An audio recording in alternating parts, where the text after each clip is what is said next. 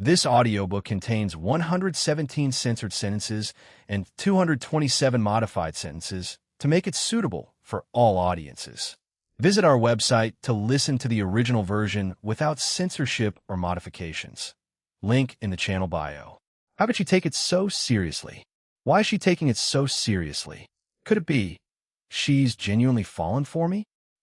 Being handsome brings so many troubles. But then it occurred to him, perhaps things weren't that straightforward. As the second daughter of the Montelli family, reputation was of utmost importance. Even though their current relationship was a facade, in the eyes of outsiders, they were a loving couple. They had even met each other's families. If others were to learn that she had been betrayed, and by someone from the family's sworn enemy, the order, no matter how good her temper, such humiliation would be hard to bear. It seemed it would be best to tell this second young miss everything that had happened in the Riccioli Islands honestly. Carlotta picked up a sugar cube and gently dropped it into her coffee. The silver spoon stirred slowly in the cup until the last grain of sugar completely dissolved into the dark brown liquid. She lifted the cup and took a small sip. Begin your explanation. Introducing Ambi. Who is Ambi? That was a good question. Ambi is a warrior of the absolutes. Well, perhaps it's best if Ambi explains it to you itself. As he spoke, Ray lowered his gaze to the Tayset mark on the back of his hand and called out softly, "Ambi, quit sleeping. Get out here." A moment later, a shimmering golden light swirled, and Ambi emerged from the Tayset mark, rubbing its bleary eyes and stretching leisurely. "Moi." It extended its tiny claws in a lazy yawn, swaying drowsily in midair. "What's up? Is it dinner time? All you ever think about is food. Take a look at yourself."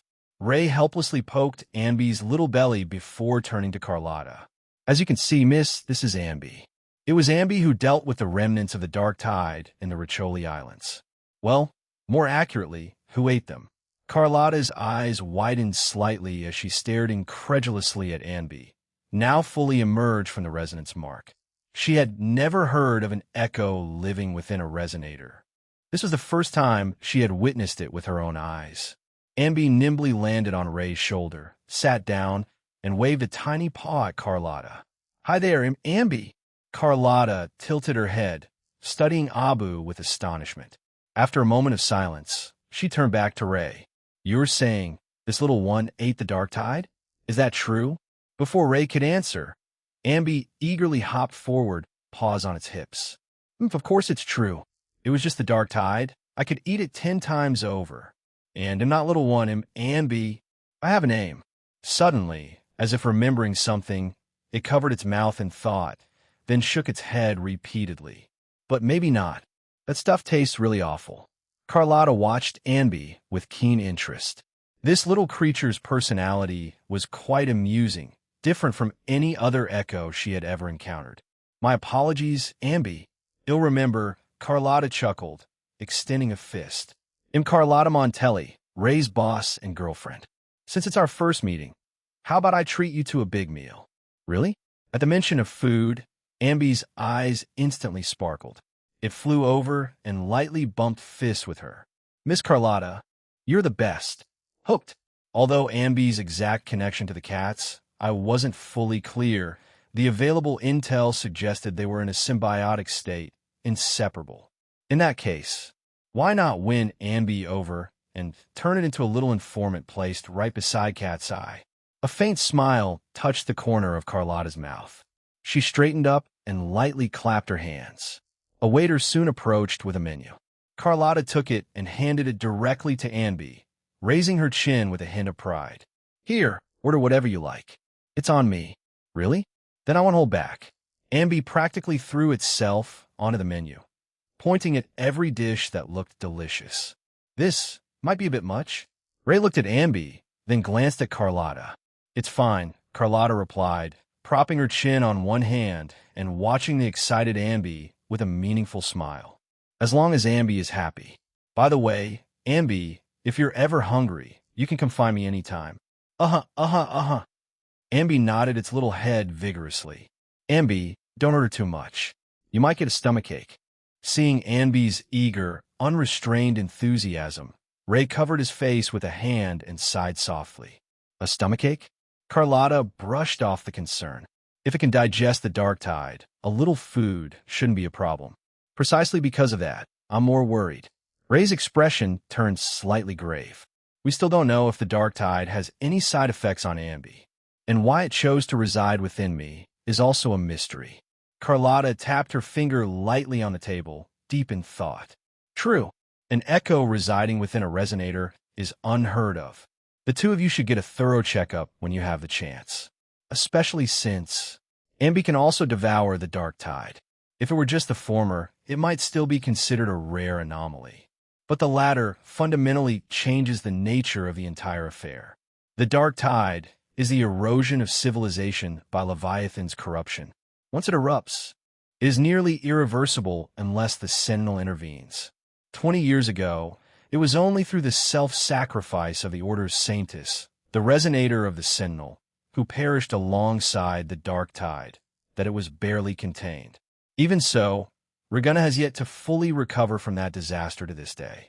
Ray, are you truly unaware of why Ambi chose to reside within you? Carlotta pressed. Ray shook his head. I honestly don't know. He looked down at the taste-set mark on his hand, lost in thought. To this day, he didn't even understand the true nature of his own resonance ability. Surely it couldn't just be physical strength? And why did Ambi appear within his taste-set mark? Is that so? Carlotta lightly pursed her lips, pondering. But it's best the Order doesn't learn of this. Speaking of which, Phoebe, that Order acolyte was present at the time, wasn't she? Ray nodded. Yes, Phoebe was there. But I'm aware this matter is too significant. I've already asked her to omit the details about the dark tide and Ambi when reporting to the Order. You don't need to worry about that part. Hearing this, Carlotta raised an eyebrow. She crossed her arms and legs, leaning back in her chair. Oh, sounds like you have a lot of faith in that acolyte. Did something noteworthy happen between you two? The young lad's tone grew slightly stern. Miss, truly, nothing happened, Ray said, scratching the back of his neck. If you don't believe me, ask Ambi. Ambi can vouch for me. Ambi, is that true? Abu nodded its little head cheerfully. But after the dark tide was dealt with, Ray had a great time hanging out with Miss Phoebe these past couple of days. And Miss Phoebe even bought me lots of yummy treats out of her own pocket. Ray's eye twitched. Ambi, you really didn't need to add that last part. Huh? Oh, Ambi scratched its head. You'll remember that next time. This little rascal, was it doing this on purpose? A vein pulsed faintly at Carlotta's temple, though her elegant smile remained firmly in place. Had a great time, did he? I see.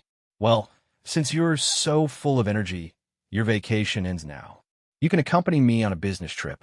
Consider it a chance to stretch your legs. I don't mind working, but a business trip? Ray was taken aback. Where to? Septimont, Carlotta replied with a light hum. The Montelli Bank's operations are expanding there recently. As the family's second daughter, I need to inspect the situation personally. And while we're at it, I can visit an old friend. Journey to Septimont, a city-state that shares the same roots as Regina, yet diverged onto a different path due to their differing views on faith. Among its many spectacles, the Grand Arena Tournament is hailed as one of Solaris III's most renowned events. Ray had long heard of the tournament's fame and always wanted to witness it firsthand. Unfortunately, work kept him perpetually tied up, never allowing the time. But this time, perhaps on this business trip, he could finally see for himself if the legendary arena tournament truly lived up to its reputation. Should have everything packed, right? Ray stood in the center of his room, his suitcase ready.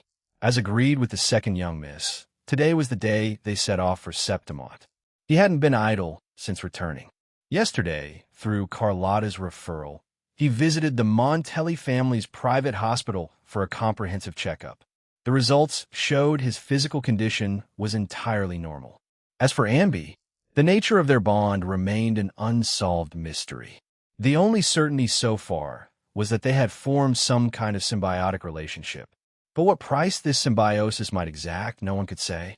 After all, there had never been a precedent like this before. Maybe check one more time? Ray murmured to himself. Though this was a business trip, he couldn't be sure how long they'd stay in Septimont. At least traveling with the second young miss meant he wouldn't have to worry about basic necessities. So, his luggage was simple. Just a few changes of clothes and Ambi snacks, the generous stash Carlotta had bought for the little creature. For some reason, the second young miss seemed quite willing to spend on Ambi. Could be she also had a soft spot for cute echoes? Well, to be honest, Ambi was pretty adorable. It wouldn't be surprising if the second young miss doted on it a little extra. Just then, his terminal vibrated with two notifications, one from Carlotta and one from Phoebe. Lovely weather today. Got everything packed? We're setting off soon. I bought you a coffee. It's waiting at the pier. Come quickly. That was the second young Mississippi Mr. Ray. Are you there? Miss Marguerite and I were helping at the orphanage today and made lots of Reguna-style pastries. We have quite a few left. I'd like to give you the ones I made myself, as a thank you for your help before. And yes, there's a portion for Ambi too. That was Phoebe. Two distinctly different styles. But pastries made by Phoebe? That was interesting.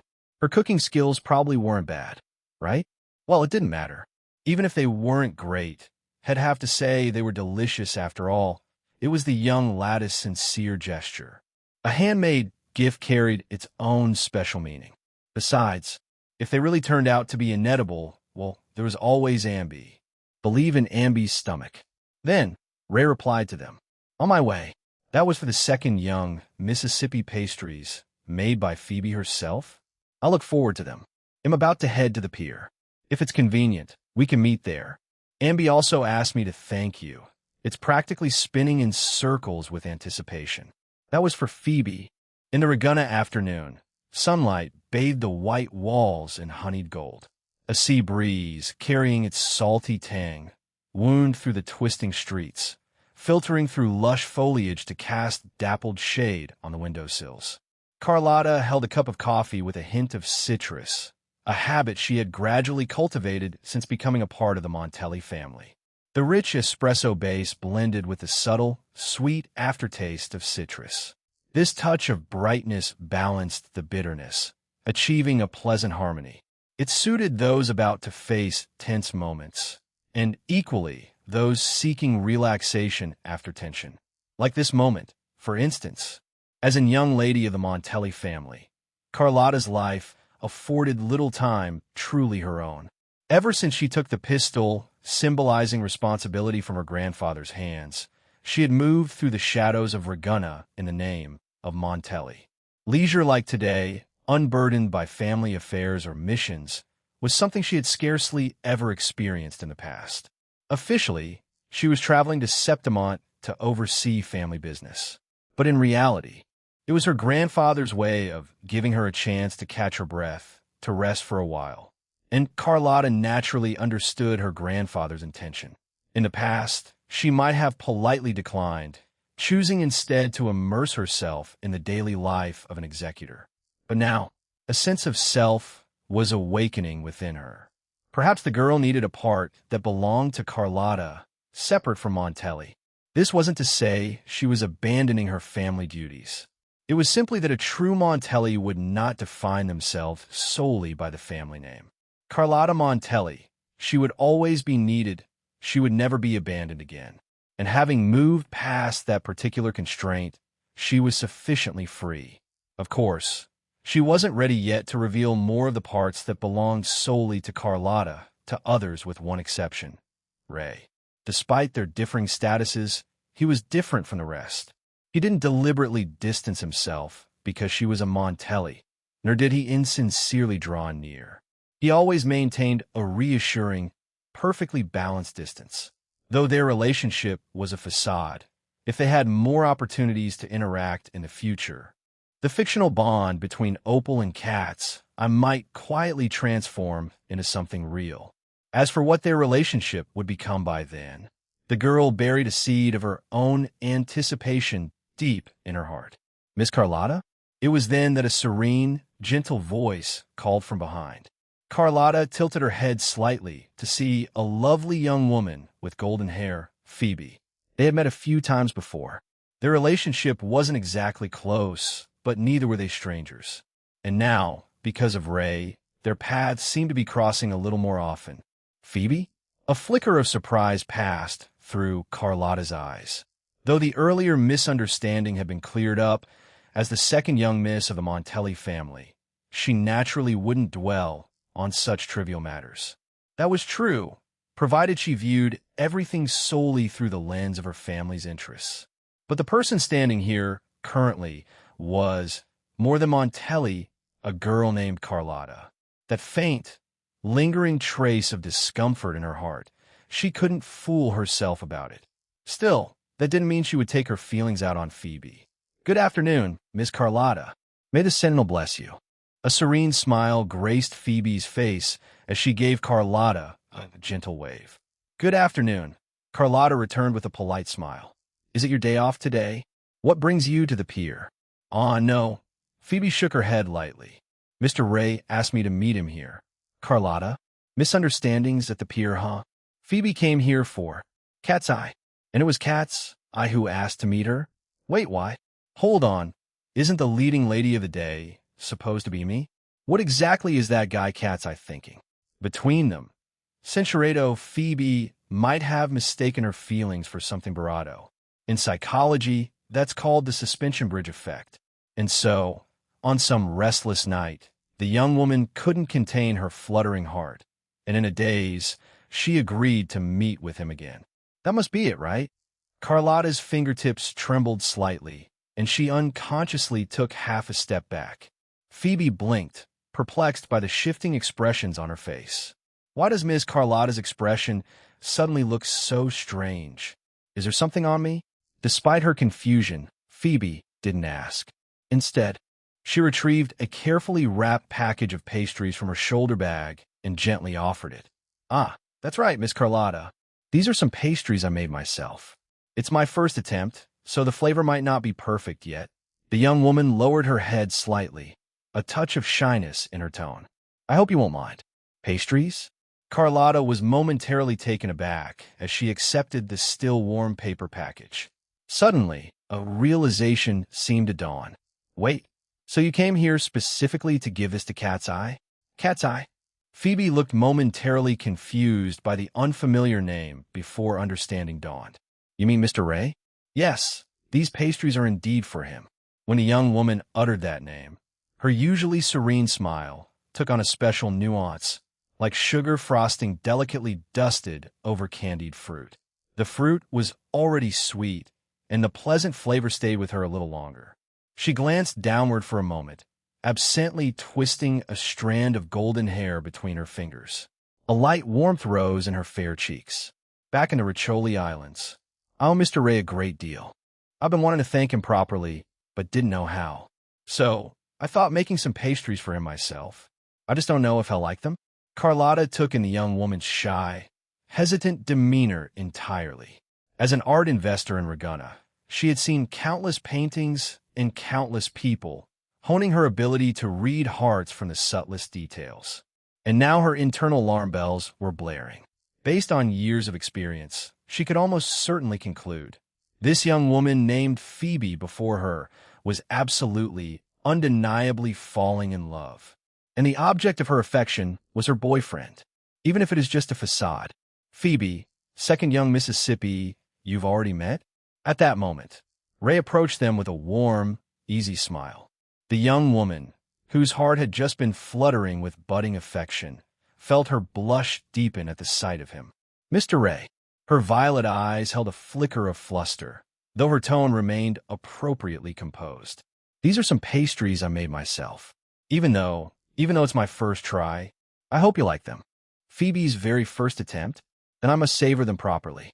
Ray chuckled softly as he accepted the exquisitely wrapped package. He untied the ribbon and leaned in to inhale the aroma of the delicate, traditional Ragunna pastries inside the box. They smell wonderful." "That smells amazing." A flash of golden light, and Amby leaped out from the Tayset mark, eyeing the pastries eagerly. "Amby wants them too." "Don't worry, of course there's a portion for Amby." Phoebe's eyes curved into crescents as she produced a smaller, specially prepared bag of treats. "Thank you, Miss Phoebe." Amby happily accepted it and immediately began munching away. Ray picked up a pastry and took a bite. The delicate sweetness of cream and a fragrant aroma of honey melted on his tongue.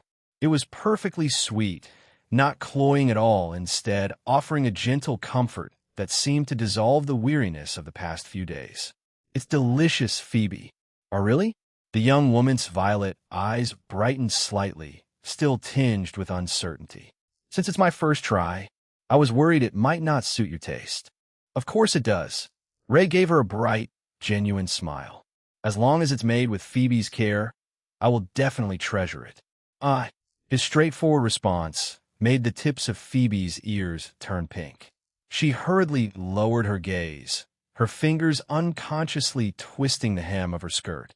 "As long as Mr. Ray likes it, that's wonderful." Ray nodded contentedly.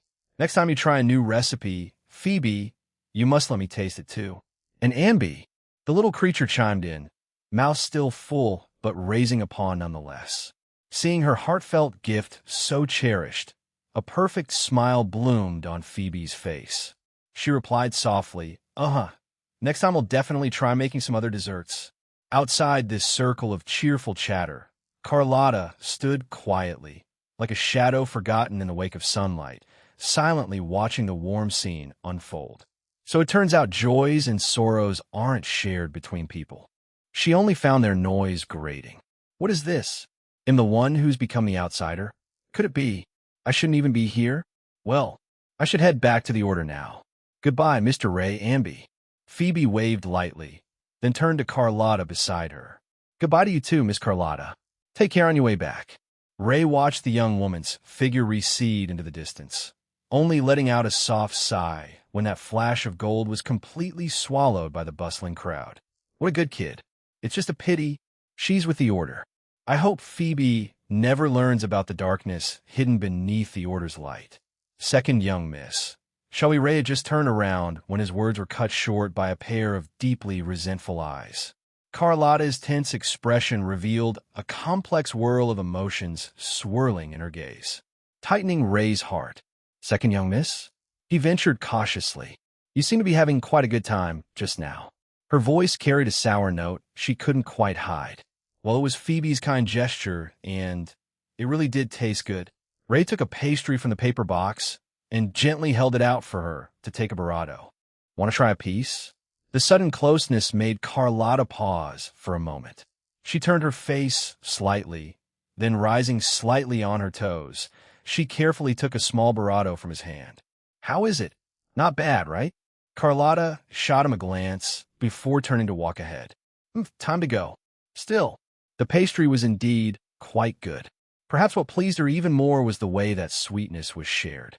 Meanwhile, a crimson bloom born from distant shores quietly unfurled in a hidden corner, witnessing it all, yet remaining silent.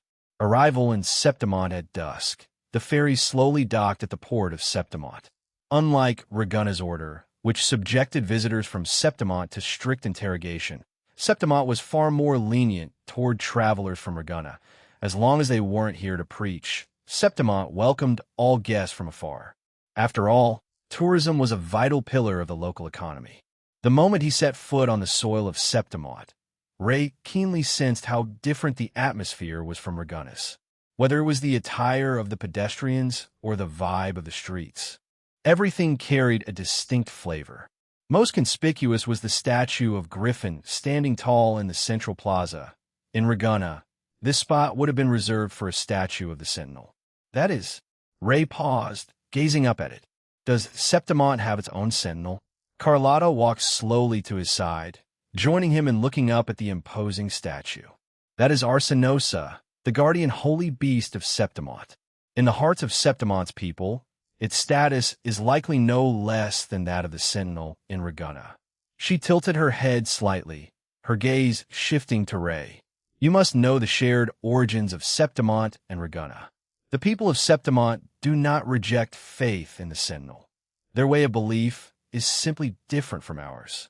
In Ragunna, the Sentinel is revered as a deity, considered beyond the companionship of mortals. But in Septimont, while they revere the Sentinel, they place even greater faith in humanity's own strength. They strive to become powerful warriors, aspiring to one day stand shoulder to shoulder with the Sentinel. That is also why the culture of gladiatorial combat thrives so strongly here. Is that so? Ray fell into thoughtful silence before smiling gently. I don't mind that kind of human will triumphs over heaven rhetoric. Who does? Carlotta crossed her arms, nodding in agreement. Clinging rigidly to rules and taboos will only make Ragunna more isolated, eventually turning it into a stagnant pool. That's precisely why the Montelli family is determined to change Ragunna, because we have seen with our own eyes how vast this world can be. Enough of that for now. The young lady pulled her thoughts back, glancing at the deepening sky. Let's go. We need to find a place to stay before dark. The cliff harbor where they currently stood was a crucial gateway connecting Septimont to the outside world. Merchant and fishing vessels came and went daily, docking here to welcome travelers from all directions. The true capital of Septimont was the Capitoline Hill city nestled among the surrounding peaks. It was not only the administrative center, but also the heart of life for the people of Septimont. Ray had long heard that Septimont was famous for two distinctive features. One was the thrilling gladiatorial tournaments, and the other was the renowned public bathhouses. He thought to himself that since they were here, he should see for himself if the legendary bathhouses truly lived up to their reputation.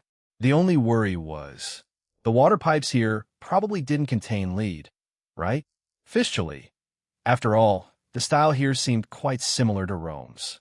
As Septimont's gateway to the outside world, Cliff Harbor's commercial prosperity far surpassed that of any port in Ragunna. Though in recent years, with the efforts of families like the Montelli, Ragunna had also introduced many foreign merchant guilds, making the market somewhat livelier. It still couldn't escape the pervasive shadow of the Order's surveillance. It never achieved the unrestrained, vibrant vitality seen here in Septimont. Hey, have you heard? The House Silva team recently recruited an amazing new star. Of course I know. I think the fighter's name is Lupa. Wields a spear with such ferocity. Seems like she's about to sweep championships in all the major tournaments. If I were the head of any other family, I'd be sweating buckets right now. If she takes the crown in the Great Agon Grand Tournament too, wouldn't House Silva truly be starting a dynasty? A dynasty? I'm not so sure. The other teams aren't just sitting ducks either. Conversations from passers-by drifted over with the wind. Ray quickened his pace to catch up with Carlotta, lowering his voice to ask quietly, "Second young miss, these gladiators, are they all backed by nobles behind the scenes?" "What else?" Carlotta's reply came naturally. "It's true that gladiators hold an extraordinary status in Septimont. Every person here aspires to become a qualified gladiator." But she shifted her tone, plucking a black card from her pocket. She spun it deftly between her fingers before giving it a light flick, producing a crisp sound. A meaningful curve touched the corner of her mouth. What ultimately drives this world are money and power. Even in the arena, without connections and backing, unless you possess absolute, overwhelming strength, you'll find it difficult to advance an inch. In Ragunna, where divine authority reigns supreme, whether it's our Montelli family, the Fisalia, or any other family, everything operates under the Order's regulations. There are social strata, yes, but it's never as blatant and brutal as it is here in Septimont. The Montelli value ability over bloodline. Even the Fisalia, who place the greatest emphasis on lineage, haven't completely blocked the path for ordinary people to rise. But here, Carlotta's gaze swept over the vaguely visible noble districts on the distant upper slopes. The chasm between nobility and commoners is deep and unbridgeable. I've met many nobles of Septimont. Their arrogance and prejudice run far deeper and are far less concealed than those of any family in Ragunna. In the past, gladiatorial matches might have carried a sacred mission, but now, Carlotta shook her head gently. The so-called tournaments have long been reduced to tools for noble entertainment. They place bets, gamble, and even manipulate outcomes behind the scenes. Countless gladiators' years of blood, sweat, and dreams are easily sacrificed just to satisfy those ingrained, twisted pleasures. You might not know this, but early gladiatorial matches were less about sport and more about fighting to the death. It wasn't until the current governor of Septimont implemented reforms and introduced commercial operations that such senseless bloodshed was finally curbed. Speaking of this governor, she truly is a legend. A note of admiration couldn't help but seep into Carlotta's tone. A young girl with no background, fighting her way up from the very bottom, ultimately winning the gladiatorial championship and ascending to the pinnacle of power in Septimont. A legend like that, I doubt we'll see another for 100 years. So even beneath the glittering surface of Septimont, such darkness lurked? Seems no different from Reguna after all. Crows everywhere are black, huh? Sigh. Capital wins, I guess. The two of them walked into the hotel lobby together. Ray set his luggage aside for a moment and headed straight for the restroom. Seizing this brief window, a mischievous glint flashed in Carlotta's eyes. She approached the front desk alone. The receptionist immediately stood up, speaking politely. "Hail to you, miss. May I ask, you currently have only one room left, correct?" Carlotta interrupted with a light chuckle before the other could finish. "Huh? No, we actually have plenty of vacancies. If you need, tap." The black card was placed gently on the counter. A faint smile still lingered on Carlotta's face as she repeated the question. Each word enunciated clearly and slowly. "You currently have only one room left, correct?" Lupa said, "Phew, that's better." When Ray returned to the hotel lobby after finishing up in the restroom, he noticed Carlotta looked somewhat troubled. So he went over and asked, "Second young miss, what's wrong?" Carlotta slightly furrowed her lovely brows as she looked at him. "This hotel only has one room left." Ray was taken aback for a moment. Wait, a hotel this large and only one room left? Could it be peak tourist season in Septimont right now? Where did all these people come from? Filling up the whole hotel? How is there only one room left again? Ray asked in surprise, turning his head to mutter quietly. It was the same with Phoebe that time. Is it really such a coincidence? Even though he kept his voice very low, every word still drifted clearly into Carlotta's ears. The corner of the young lattice mouth twitched almost imperceptibly. What does he mean? Same with Phoebe that time. Does that mean when he was with Phoebe in the Riccioli Islands, they stayed together? So, I've fallen behind again. No wonder their feelings developed so quickly. They were living together all along. And the one who's supposed to be your nominal girlfriend, you blockhead. A storm raged within Carlotta's heart, but she maintained her outward composure, pretending not to have heard his whispered comment. What's past is past. But now, as the second young miss of the Montelli family, well-educated and adept at reading situations, she was determined to make up for all the lost progress. Tonight. So what do we do, second young miss? Ray looked at Carlotta with resignation. Should we try somewhere else? Forget it, I'm a bit tired. Carlotta shook her head gently. Well, just make do here for tonight. As she said this, the young lady leaned in a little closer, lowering her voice meaningfully. What's the matter? Don't want to stay with me? Or are there other concerns? Of course not. Ray's tone was casual and light.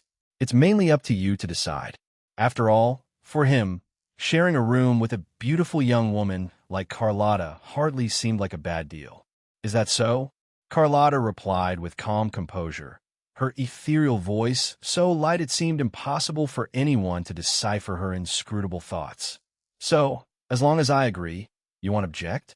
The young lady gently tucked a strand of her silver hair behind her ear. Her expression was serene and composed, yet held a hint of elusive smugness and confidence. If you trust me, second young Mississippi. From beginning to end, Ray didn't dare harbor any unrealistic fantasies. All right, maybe he had a tiny feeling. After all, he was ultimately a normal man, especially since he was constantly surrounded by lovely young women like Phoebe and Carlotta. To claim his heart remained completely unaffected in every situation would be inaccurate. He wasn't the type to be controlled by his emotions. Dreams didn't count. Then it's settled. Carlotta turned back to the front desk and offered the staff a soft, graceful smile. One room it is. Thank you for your trouble. Why, yes, miss. Right away. We'll get your check-in sorted. The staff member carefully accepted the black card, her smile slightly strained. She had worked at this hotel for years and seen all sorts of guests, but a situation like today was a first. Were they a couple? But if they were a couple, why the indirect approach? She couldn't guess, and she didn't dare try. The emblem engraved on that black card belonged to the Montelli family. Though not a local noble house of Septimont, the Montelli had interests here and maintained close ties with many of the local nobility. For the sake of her own prospects, even her safety, some things were better left unknown. Here are your key cards. The room is on the top floor. The check-in process was completed swiftly. Carlotta took the key card from the staff with a quiet thank you, then turned to Ray behind her. Let's go, time to rest. Ray nodded and followed silently. Just as they stepped into the elevator and the doors were about to close, a figure hurriedly slipped in, a young woman with wolf ears, her hair shimmering with a soft pink hue. Sorry, please hold the door. Hearing her voice, Ray quickly pressed the open button, letting the young woman in just in time. Phew, that was close. The animal-eared young woman patted her chest, her cheeks slightly flushed. She took a few measured breaths, steadying herself. Ray's attention briefly drifted before he instinctively glanced at the second young miss beside him. He allowed himself a small, hopeful smile about what lay ahead. Carlotta didn't notice Ray's quick glance, but she felt a faint ripple of unease. Somehow, I feel a bit bothered. Is it just my imagination? Thanks so much for holding the door. The wolf-eared woman beamed at Ray. Her smile was bright and untainted. Judging by your attire, you're from out of town, right? Ray responded politely with a nod. Yes, we're from Reguna. Reguna? No wonder the vibe feels different. The woman extended a friendly hand, her wolf ears giving a slight twitch. I'm Lupa, a gladiator of Septimont. Lupa? Ray repeated the name softly, feeling it was somehow familiar. Suddenly, his eyes lit up. Wasn't this the rising gladiator star the passers-by were discussing earlier? The top favorite to win this year's grand tournament. You're that star gladiator, Lupa? Hee, you've heard of me? Lupa Smilid Eshayelie. I'm not that amazing, really. Just got lucky winning a few matches. A championship isn't won on luck alone. Ray shook her hand. Her palm was warm, her body temperature seemingly a bit higher than average. Ray, this is the second young miss of the Montelli family. Montelli? Lupa blinked, her eyes widening slightly. The Montelli family from Reguna? Carlotta gave an elegant nod, a perfectly measured smile gracing her lips. Hello, I'm Carlotta Montelli. Back in Reguna, I often heard people talk of your achievements. I didn't expect to meet you here today. Hello. Lupa's smile brightened further. Are you two here for sightseeing? Though it's for some family business, calling a leisure trip wouldn't be wrong either. Carlotta replied, noncommittally. Ray felt a flicker of confusion at her words. Didn't she say earlier this was a business trip? That's perfect. Lupa's eyes lit up. Tomorrow afternoon, there's a gladiatorial exhibition match at Cliff Harbor. Would you be interested in watching? Exhibition match? Yeah, it's a kind of showcase event, Lupa explained patiently. Different from professional tournaments, regular tourists can sign up to participate. The organizer's idea is to let visitors personally experience the customs of Septimont, so the rules are relaxed and the intensity isn't too high. It's mainly for fun. She paused briefly, her tone growing lighter. But the rewards are nothing to scoff at.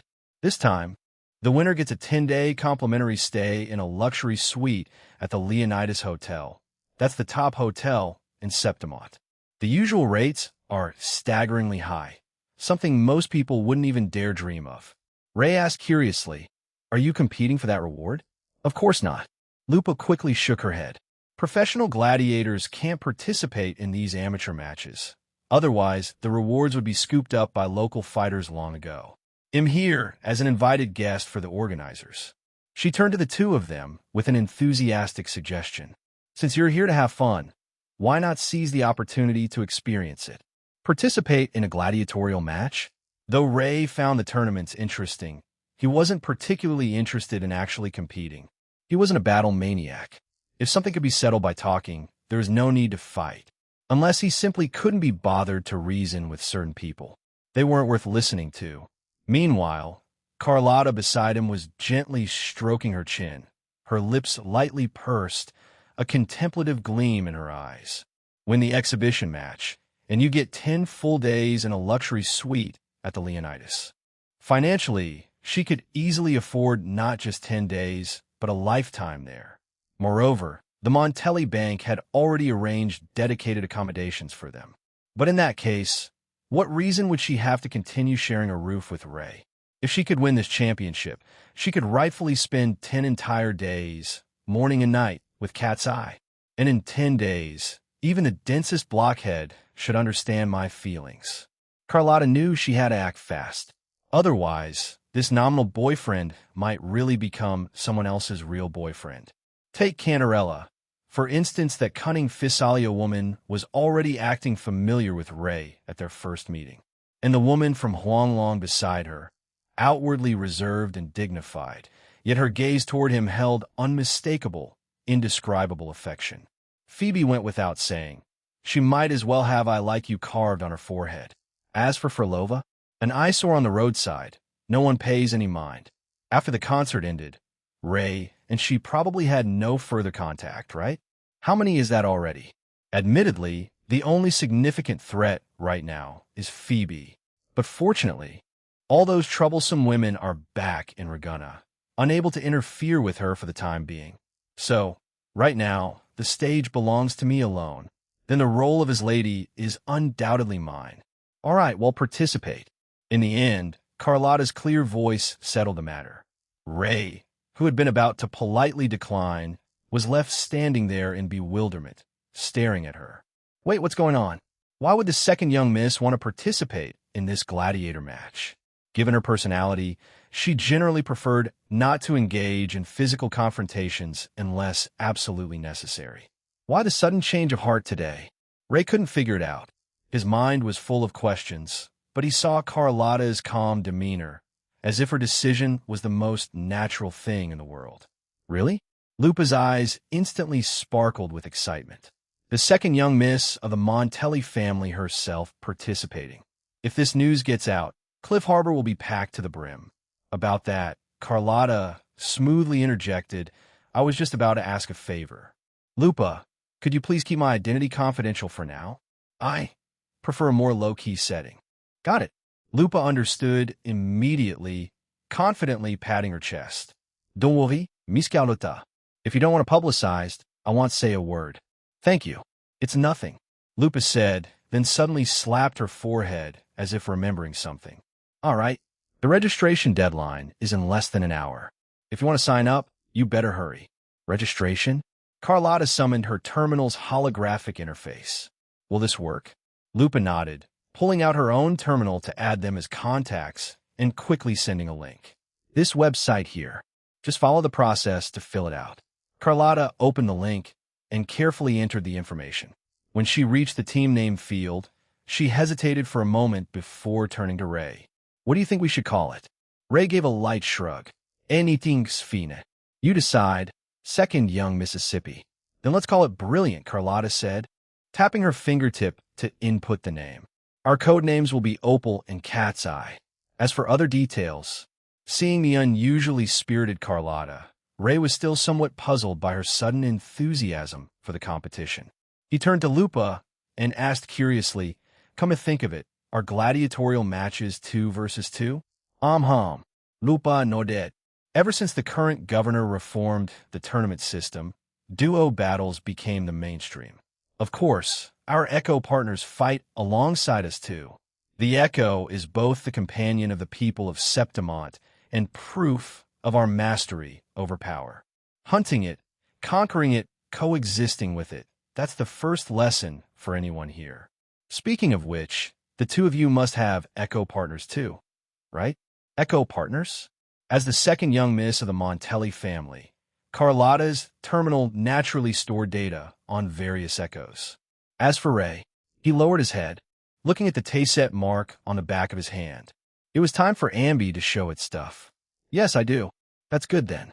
A moment later, the elevator reached the top floor. Lupa was staying on the same floor, her room even right next to theirs. Wow, what a coincidence. With so many empty rooms, we ended up as neighbors. Lupa was pleasantly surprised. But this is good too. It'll be much easier to keep in touch. Empty rooms? Ray caught the phrase, a flicker of doubt crossing his eyes. But the front desk said the hotel was fully booked. Hearing this, Lupa instinctively covered her mouth in surprise. Huh? Already full? When I came this morning, there were still lots of vacant rooms. Carlotta's cheeks instantly flushed crimson. She hurriedly interjected, Perhaps it's the sudden start of the tourist season. Anyway, it's late today. We should get some rest. She quickly swiped open the room door, shoved Ray inside, leaving Lupa alone in the corridor, tilting her head in thought. Tourist season? Isn't that still half a month away? Single bed, the suite was more spacious and elegant than expected, though for some reason, the bedroom held only a single large bed. Although Lupa's earlier words had stirred a flicker of doubt in Ray's mind, he didn't dwell on it. After placing his luggage in a corner, he headed straight for the large sofa in the living room, sitting down to test it. Soft to the touch, with moderate firmness. Sleeping here tonight shouldn't be too bad. As for why he was proactively choosing the sofa, the reasons were crystal clear. First, the second young miss is the boss. Second, the second young miss paid for the accommodation. By logic and propriety, that bed belonged to her. Despite their public facade as a couple, Ray remained acutely aware of the relationship's true nature. Since it was merely a pretense, he absolutely would not allow himself to act improperly. It was a matter of principle. Of course, if the second young miss herself made a sincere request, then maintaining strict principle wouldn't be necessary. But the kind of development was unlikely, right? After all, as a proper Montelli, her family occupied her entire life. Right now, the young lady probably had no time for romance. Meanwhile, standing in the suite's bedroom, Carlotta stared at the soft, spacious queen-size bed before her, feeling no sense of enjoyment. Sincerado, the first step of the plan, was accomplished. What about the second step? Carlotta rubbed her slightly cool fingertips, her eyes reflecting the room's light like clear gemstones flowing. Sparse moonlight filtered through the window curtains, casting a hazy outline around her, making her appear even bravado, graceful, and serene. Of course, she couldn't directly ask Ray to spend time with her that way, whether due to the sense of propriety in her heart, or because such initiative was utterly unlike her usual self. Words like that were impossible for her to utter. Besides, shouldn't that kind of thing be said by Ray? Second young Mississippi. A soft call came from outside the door, followed by a few light knocks. Carlotta was momentarily startled before turning to approach the door. She placed her hand lightly on the handle, took a deep breath, waited for her emotions to settle slightly, then slowly opened the door. Ray stood outside, looking down at her. Second young miss, they'll sleep on the living room sofa tonight. This sudden declaration left the young lady momentarily speechless.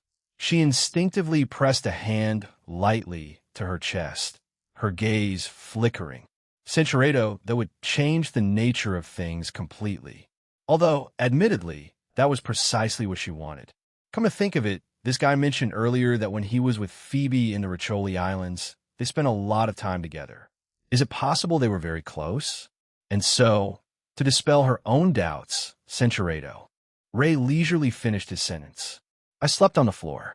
Carlotta quietly released the corner of her clothing she had unknowingly clenched, letting out a soft sigh. Good. It seems Phoebe isn't that far ahead of me after all. They probably didn't have any romantic contact, right? In that case, I must seize this opportunity. Though based on today, my plan might not proceed smoothly. But it's fine. As long as we win that gladiator match, they'll have a full 10 days to implement the plan step by step. Someday, you'll confess your feelings to me yourself. As for Ray, he watched Carlotta, who had for some reason become lost in her own little world, with a puzzled expression. In short, his gut instinct warned him it was better not to inquire. Oh, right, second young miss, he changed the subject instead. Why did you suddenly decide to participate in the gladiator match? The question made Carlotta pause momentarily, her expression freezing for an instant. But quickly, the young lady gave a light cough and spoke with a serious tone. Of course, to personally experience the local customs of Septimont. As a family heir, thoroughly investigating regional culture is crucial for future business planning. Definitely not because I'm craving your company. I see. Ray seemed thoughtful. I'm not sure I understand the connection between those two things. But since it's your idea, second young miss, Cinceredo, even as countless emotions swirled in her gaze, her face remained unchanged, betraying no fragility or pain. Perhaps because her heart had already fallen completely silent at some point. I really don't understand why the overseer sent you to watch over him, making you personally witness that person forming bonds with one new face after another. I almost suspect this is some twisted amusement of the overseers. A voice came from behind the young woman. Frolova frowned slightly at the sound, a flash of disdain passing through her eyes. She turned to look at the visitor behind her, Cristoforo, another overseer of the Fraxidus. "What are you doing here?" she asked. Cristoforo held a script in his hands, the corner of his mouth lifting, seeking inspiration for a new work's conception. "Coincidentally, here in Septimont, a character awaits my portrayal. Just another vulgar drama." Frolova turned back, her gaze returning to the two figures in the room, chasing those out-of-control processes and broken endings within the pages of script. "Haven't you grown tired of it yet?" Cristoforo gently closed the script, unfazed by her sarcasm, his demeanor still composed. "On that point, you're hardly in a position to criticize me. How does it feel now, Frolova, watching someone you once cherished gradually forming ties with other women? I'm quite curious about your current state of mind. What exactly does it feel like?" The woman was silent for a while, wordlessly gazing at the starry sky. Only when the countless stars seemed to shatter before her eyes did she whisper in a nearly ethereal voice. "It doesn't matter. I've already grown accustomed to it, and sooner or later, they will too. When he chooses to forget all of this again and start a brand new tomorrow, they'll grow accustomed to it, just like I have now. They'll grow accustomed to it." Breakfast and promises morning. Ray slowly opened his eyes, the haze of sleep still clinging to him, remnants of last night's dream lingering. It had been a strange nightmare, strange because there were no bizarre or fantastical images, only the most ordinary, mundane fragments of daily life. Yet it was precisely this overly warm, peaceful imagery that sent a chill creeping from the depths of his heart. Because in the dream, it seemed there was always a gaze, silently hidden in some corner, quietly watching his every move. Strange. Is it just my imagination? Why do I still feel like I'm being watched, even after waking up? Click. The door opened softly as Carlotta walked out. She was already dressed in outdoor attire, looking clear-eyed and alert, as if she had been awake for a while. "Awake?" She nodded at Ray. "Go freshen up if you are.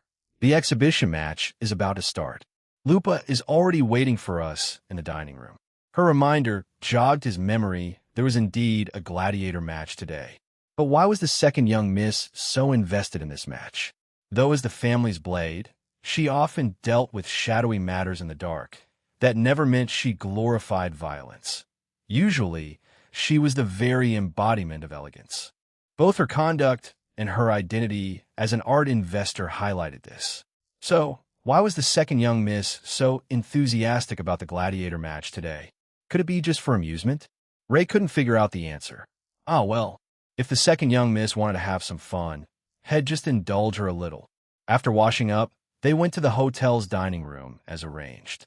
Breakfast was a buffet, and the happiest about this arrangement was undoubtedly Ambi. A gladiator match? Do I need to make an appearance? Leave it to me. I, Ambi, am the most unique echo in all of Solaris 3. A mere exhibition match is nothing. When Ray explained the situation to Ambi, the little creature agreed immediately without a second thought. Initially, Ray had worried Ambi might be reluctant. He hadn't expected the little thing to be so reliable when it mattered. It truly steps up when needed. Huh, is this your echo? Lupa watched Ambi happily devouring a small mountain of food, tilting her head curiously. So Tiny can't really fight? Observing the literal mountain of food pile before Ambi, Lupa studied the little creature with great curiosity. No matter how she looked at it, she couldn't associate this little thing with the word powerful. What's that? Don't look down on me, no, don't look down on us. Ambi immediately put down its food, planting its tiny paws on its hips in an indignant protest. I don't even take the dark tide seriously. The dark tide? The words made Lupa's pupils contract sharply. She swiftly turned to Ray and Carlotta. What does that mean? Exactly what it sounds like. Ray explained calmly.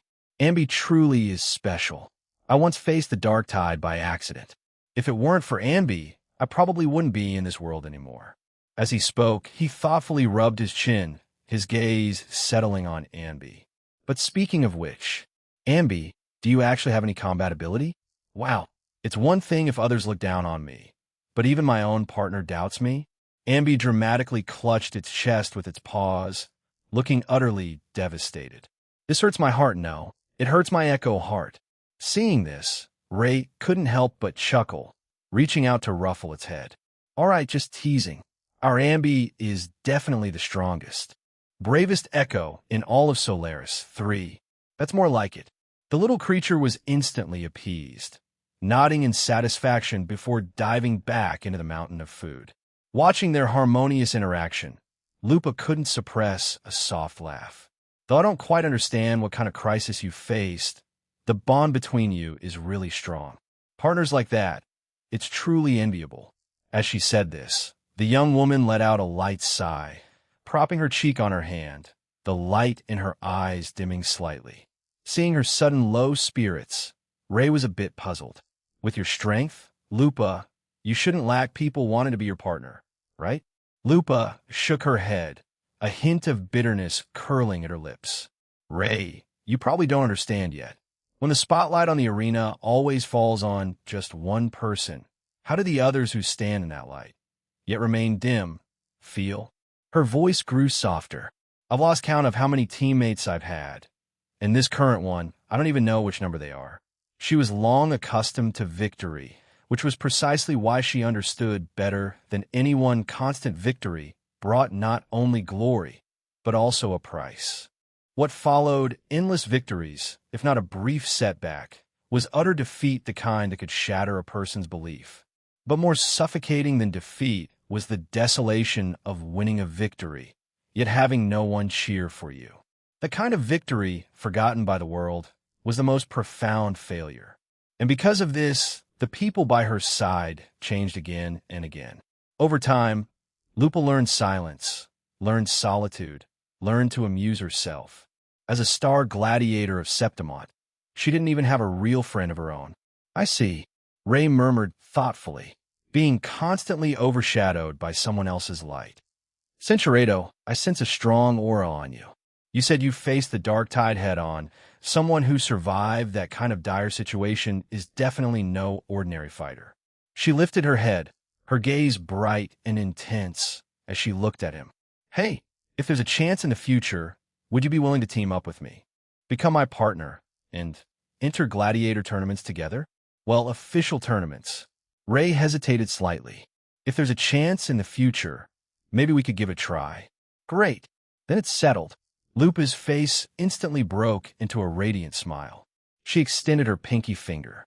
You have to team up with me in the future and become my partner. Okay. Seeing the young woman's expectant expression, Ray couldn't help but smile too. He extended his own pinky and lightly hooked it with hers. Agreed then. Carlotta remained seated quietly to the side, her lips maintaining an impeccable, elegant curve as she silently watched the scene before her. Upholding the grace of a noble, she chose not to interrupt their conversation. But that didn't mean the young lad's heart was as calm as her surface. So, how did they suddenly become so familiar? Why is it that girls always seem to flock to this guy on their own? This Lupa, isn't she a bit too disrespectful to me, his nominal girlfriend? Trying to poach right in front of me. Wait, I'm sitting right here, dash. Am I invisible? Am I even a person?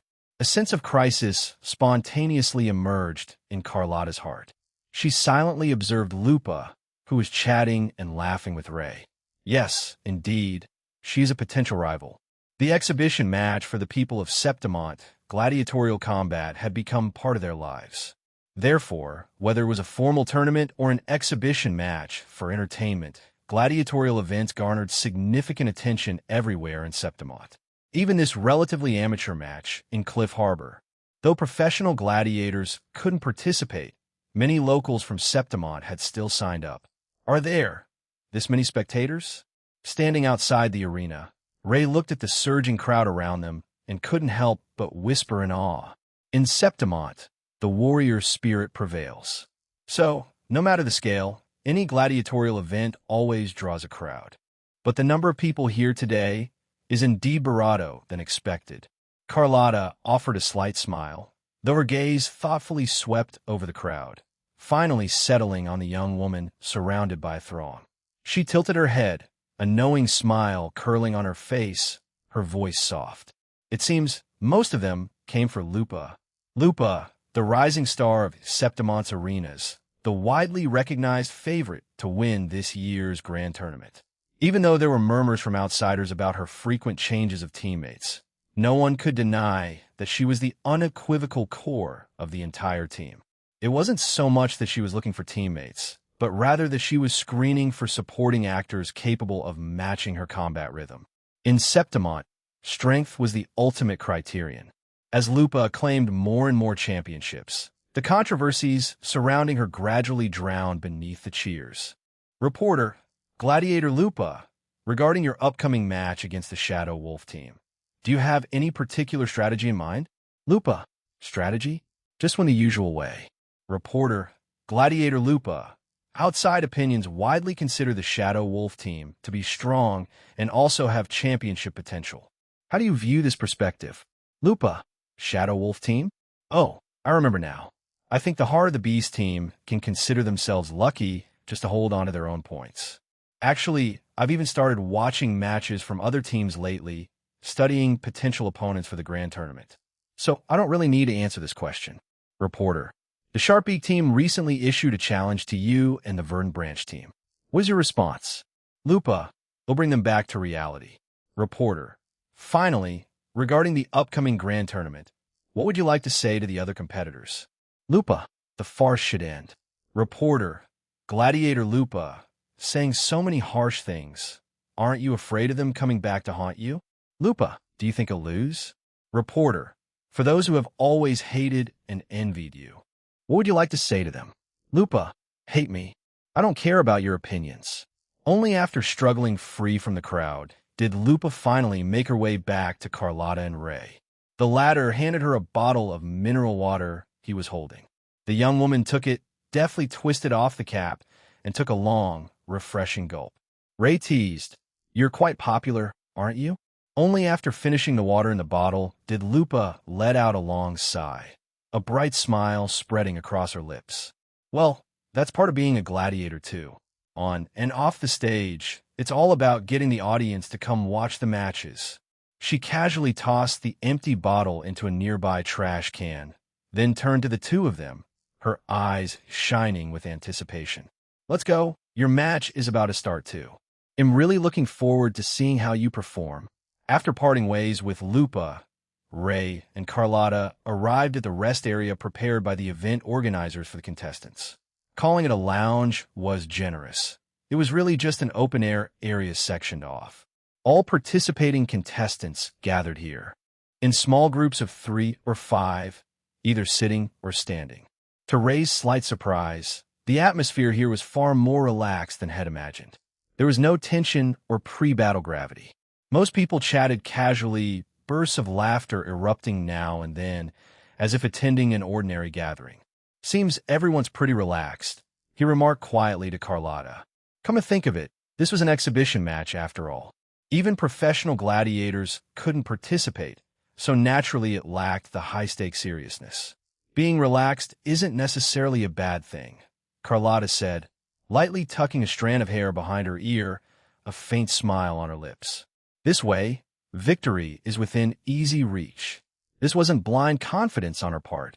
Long accustomed to walking the knife's edge, dancing with death in her daily life, she had faced dangers far beyond what these arena gladiators could imagine. Even against a true professional gladiator, she was fully confident of victory, let alone the amateur fighters before her now.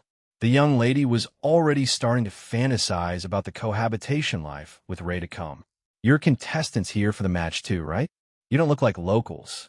A voice with a distinct Septimont accent interrupted her thoughts. Ray looked up to see a tall local man standing before them. Regina? It's rare to see people from Regina come to Septimont. The man nodded thoughtfully. But don't worry, this match is mainly for fun. Participation is what matters. Even if you lose, it's no big deal. Just treat it as experiencing our local customs. Thanks, we'll give it our all. Ray responded with a smile. Good luck to you. Though professional gladiators aren't allowed in this match, plenty of people are still here to pad their resume. Pad their resume? Ray was surprised. Gladiators need that too? Of course. Gladiatorial combat is never a one-person game. You need sponsors, you need to build momentum. Without a decent track record, those nobles and investors wouldn't even give you a second glance. The man sighed helplessly. If it were you, would you be willing to hire a gladiator with zero track record? Why did this feel somewhat familiar? So, in the end, even becoming a gladiator requires 2 to 3 years of experience from a recent graduate? Huh? So, are you here to pad your resume too? This is a bit embarrassing to admit. The man awkwardly looked away. But yes, I am here to build my resume. I prepared seriously for this match for a long time. Ray was momentarily a loss for words. Even the gladiator profession was this competitive now? But Dory. The man quickly turned back, patting his chest reassuringly. If we meet in the arena, I absolutely won't let you get hurt. His friendly gaze shifted to Carlotta beside them. Of course, that includes this little lady. Carlotta, who had been immersed in her own fantasy world, instantly turned gloomy upon hearing that strange address. A dragon has its reverse scale. Provoke her, and she will erupt. Her noble upbringing kept her from losing her composure on the spot, but her eyes had already frosted over. Her gaze was like a cold blade, firmly fixed on the outspoken brawny man. What did he just call me? Little lady? Who are you calling little? Oh, the matchup list is out. The man remained completely oblivious to the nearly tangible, icy aura beside him, still checking the information on his terminal by himself. Let me see who the first opponent is. Team Brilliant? Which team is that? Ray, I see you have already chosen the path to destruction. Victory in the arena, the match was about to begin. Expressionlessly, Ray lowered the firearm Carlotta had condensed with her resonance ability and whispered to her. Second young miss, this is a match. The smile remained on Carlotta's face, but a cold glint flashed in her eyes. Oh, right. I almost forgot. This is just a match. Before her words faded, the firearm in her hand quietly disassembled and reformed under the guidance of her resonance ability, transforming into crystalline, translucent gloves that fit snugly over the young lattice fists. Then, she flexed her wrists gently, the crystal refracting a cold light. They'll play by their rules for now. You know martial arts too, second young miss? Ray was somewhat surprised. Carlotta shot him a sidelong glance, as if hearing a redundant question. What?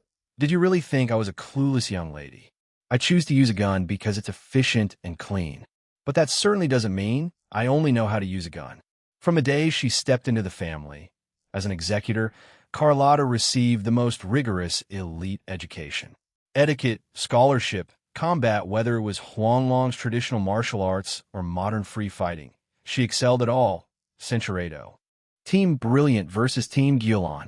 In an instant, cheers erupted in the arena. Carlotta leisurely took out her terminal, summoned the Montelli family's signature Vitrium dancer, and then walked alone towards Team Guilon. And ran the other side?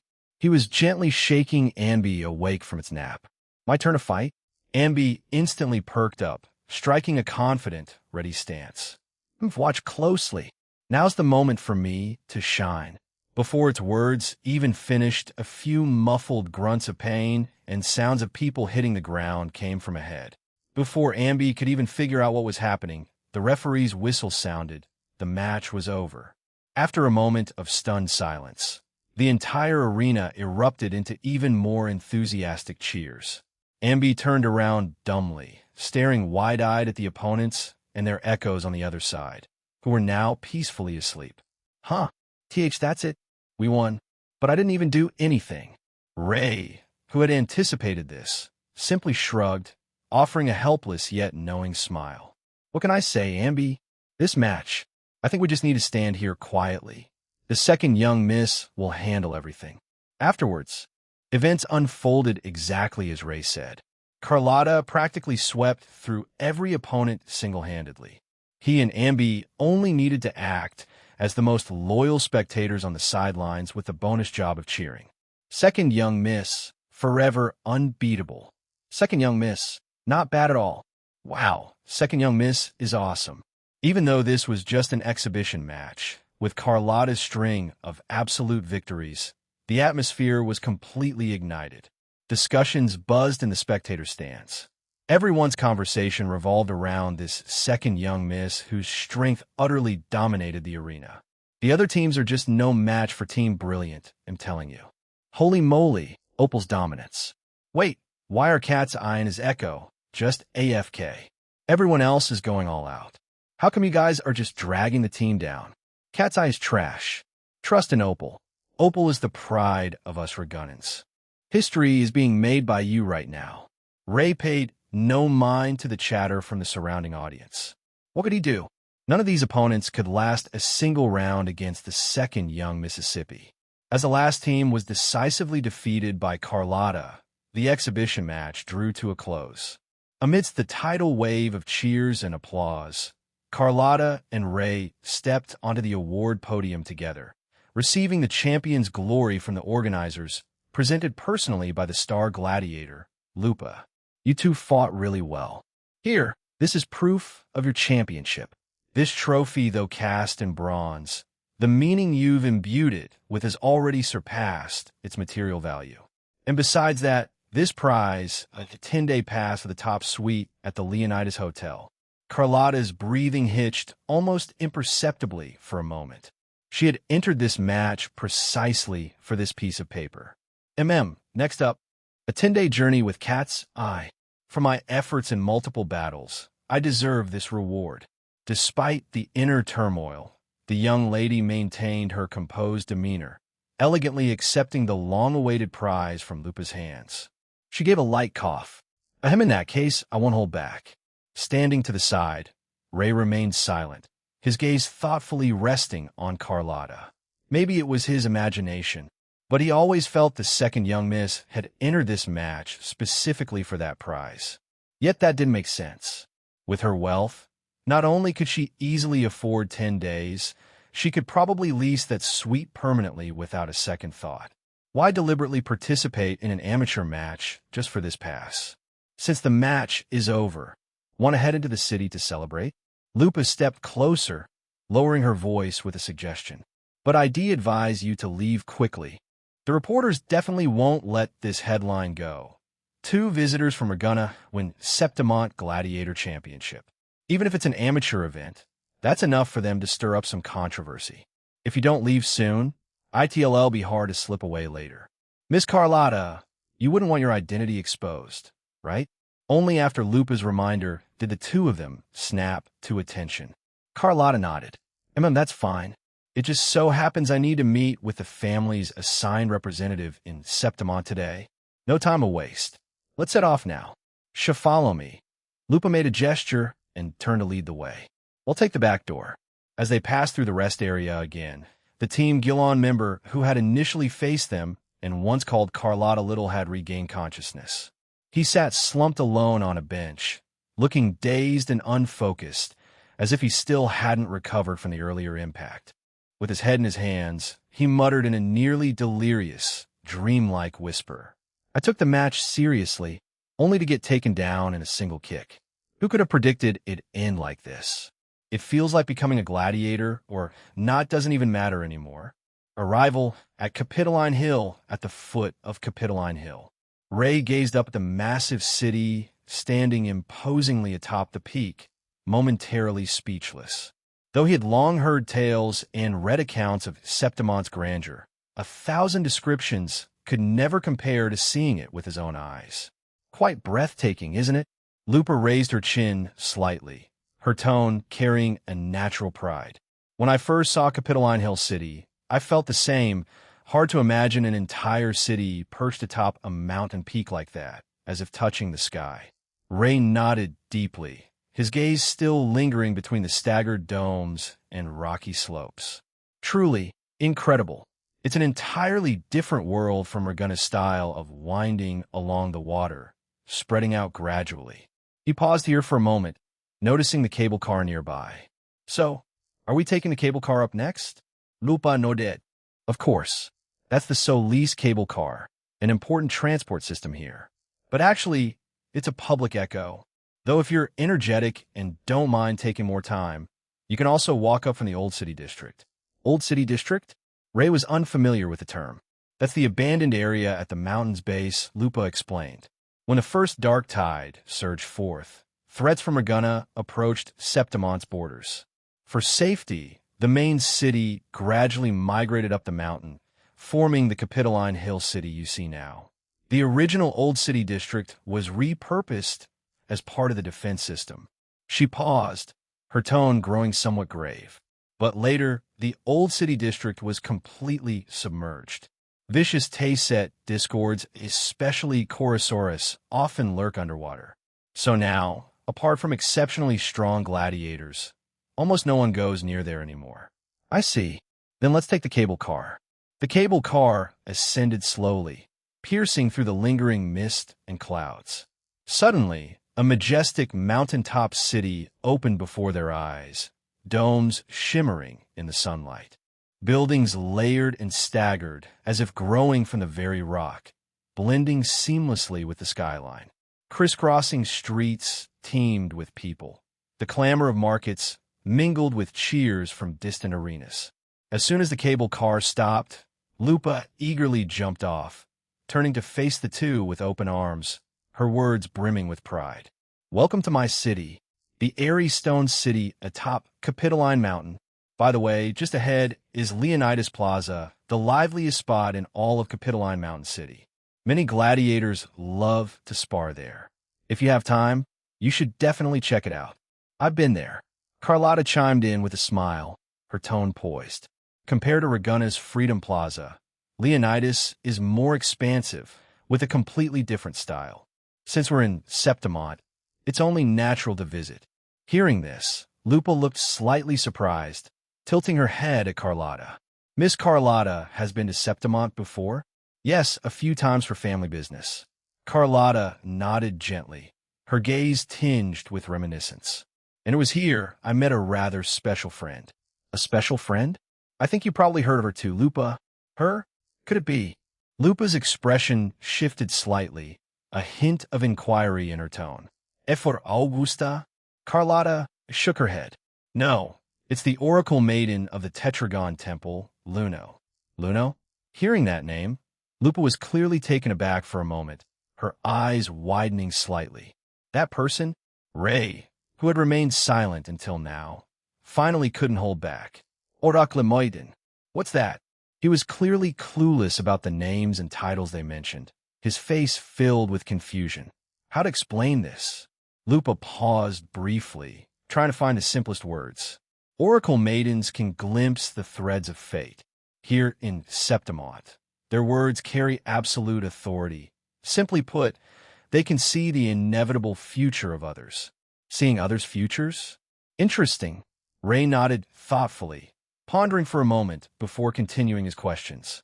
So, can people use the future seen by an Oracle Maiden to change the eventual outcome? Lupa shook her head gently, letting out an almost inaudible sigh. No, why not? Because according to the Oracle Maiden's teachings, the future is destined and cannot be altered. Lupa lifted her head to look at the sky, her gaze gradually growing melancholic. Throughout history, countless people have struggled desperately after learning their fate, trying to reverse the tide. But no matter how hard they fought, the prophesied future always arrived as foretold. No matter the cost, fate ultimately descends along its predetermined path. That ominous?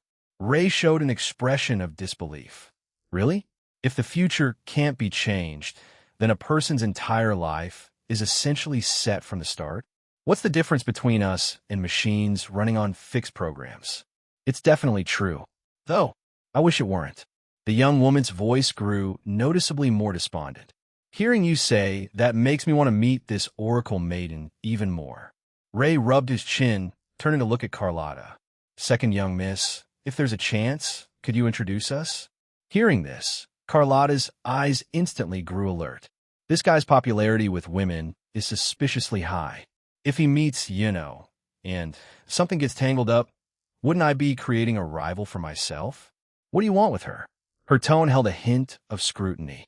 Nothing special. Ray wore a serious expression. Didn't you say Oracle maidens can foresee the future? I just want to ask her whether pi is a rational number or an irrational number. You think Oracle maidens are supercomputers? The corner of Carlotta's mouth twitched slightly. They can only glimpse the threads of human fate. How could they possibly answer a mathematical question like that? What if she knows? Carlotta pressed a hand to her forehead with a light sigh. Just as she was about to speak, the vibration of her terminal interrupted her. A communication from Francis. Understood. Yes, grandfather, he'll handle it right away. After ending the call, she addressed the two of them. There's been some trouble with the family's business operations in Septimont. Grandfather asked me to handle it. He'll need to leave for a while, probably be back by evening. Lupa, could you trouble you to show him around Septimont during this time? Need any help? Ray asked. Not necessary. Carlotta shook her head gently. I can handle it.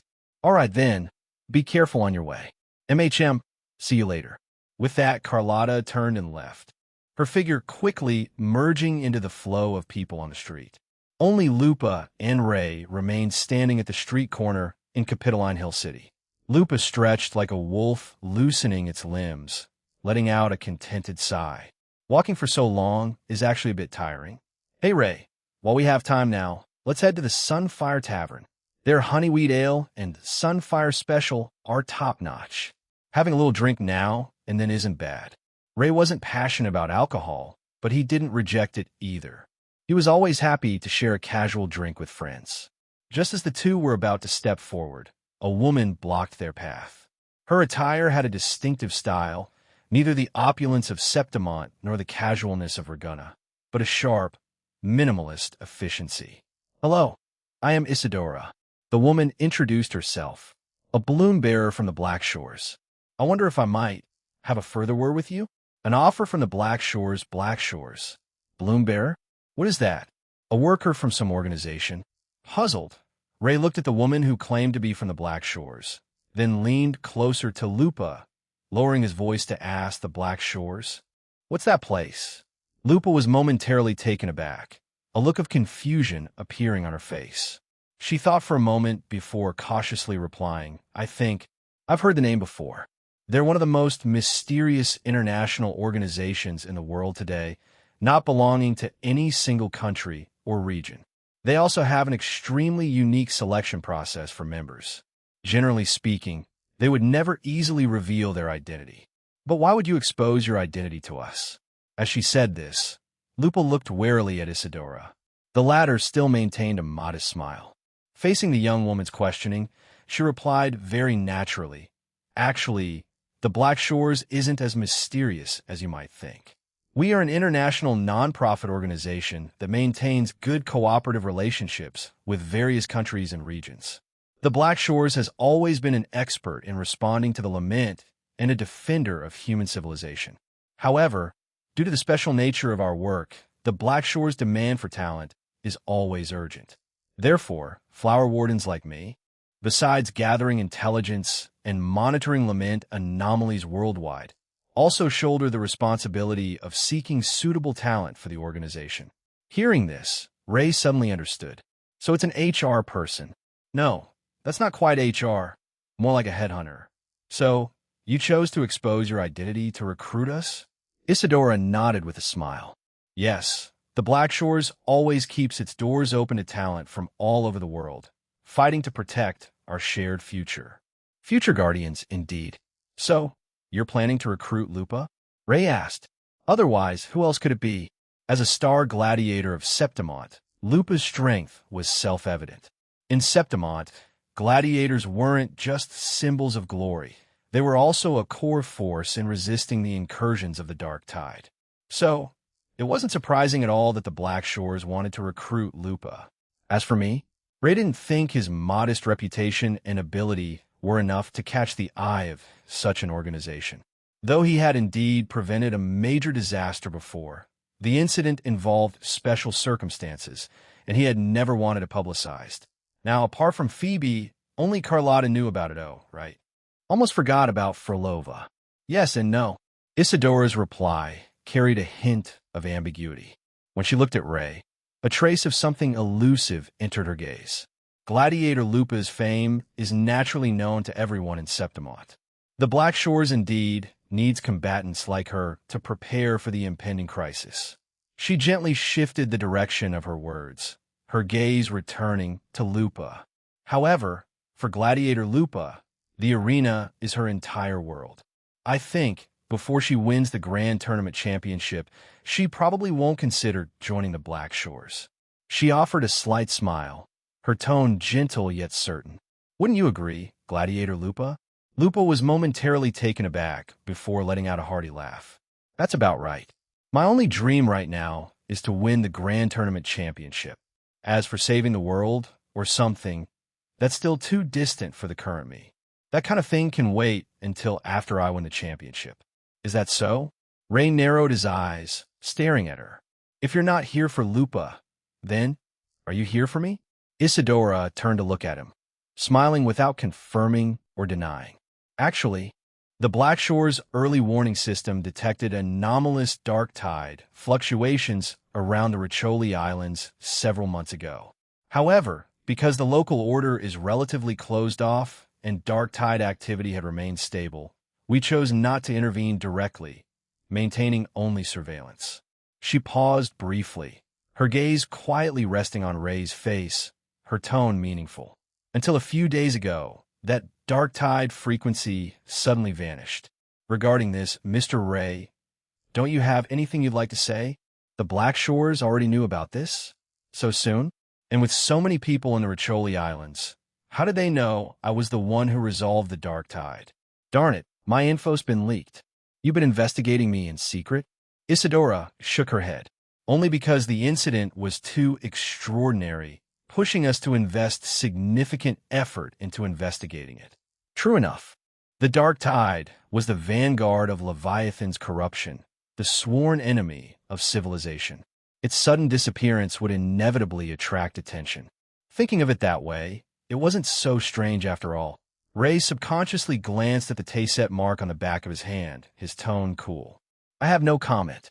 He knew nothing about the Black Shores organization and wasn't willing to gamble on how they might act upon learning of Ambi's existence and unique nature. No matter what, he absolutely did not want to see Ambi confined in a laboratory, reduced to a manipulated research subject. Mr. Ray may have some misunderstanding about the Black Shores. Isadora's voice remained calm. We are fundamentally different from organizations like the Fraxidus. The Black Shores has always upheld the principles of civilization and freedom and would never force anyone against their will. She leaned forward slightly, her tone sincere. Why don't we find a quiet place for a detailed conversation? Even if you don't wish to join, as fellow members of civilization, we should still contribute to our shared future. Regarding the truth behind the dark tide's disappearance, I hope you'll consider it carefully. The Fraxidus? What's that? He whispered to Lupa. Lupa whispered back. Seems to be some kind of evil organization. Ray nodded with partial understanding before addressing Isadora. Regarding this matter, I need some time to consider. Besides, this isn't a decision I can make alone. The dark tide's disappearance is indeed related to me, but it's not solely my affair. Next time we meet, I'll give you an answer. With that, he took Lupa's arm and left the area. Isadora watched their receding figures, letting out a soft, involuntary sigh.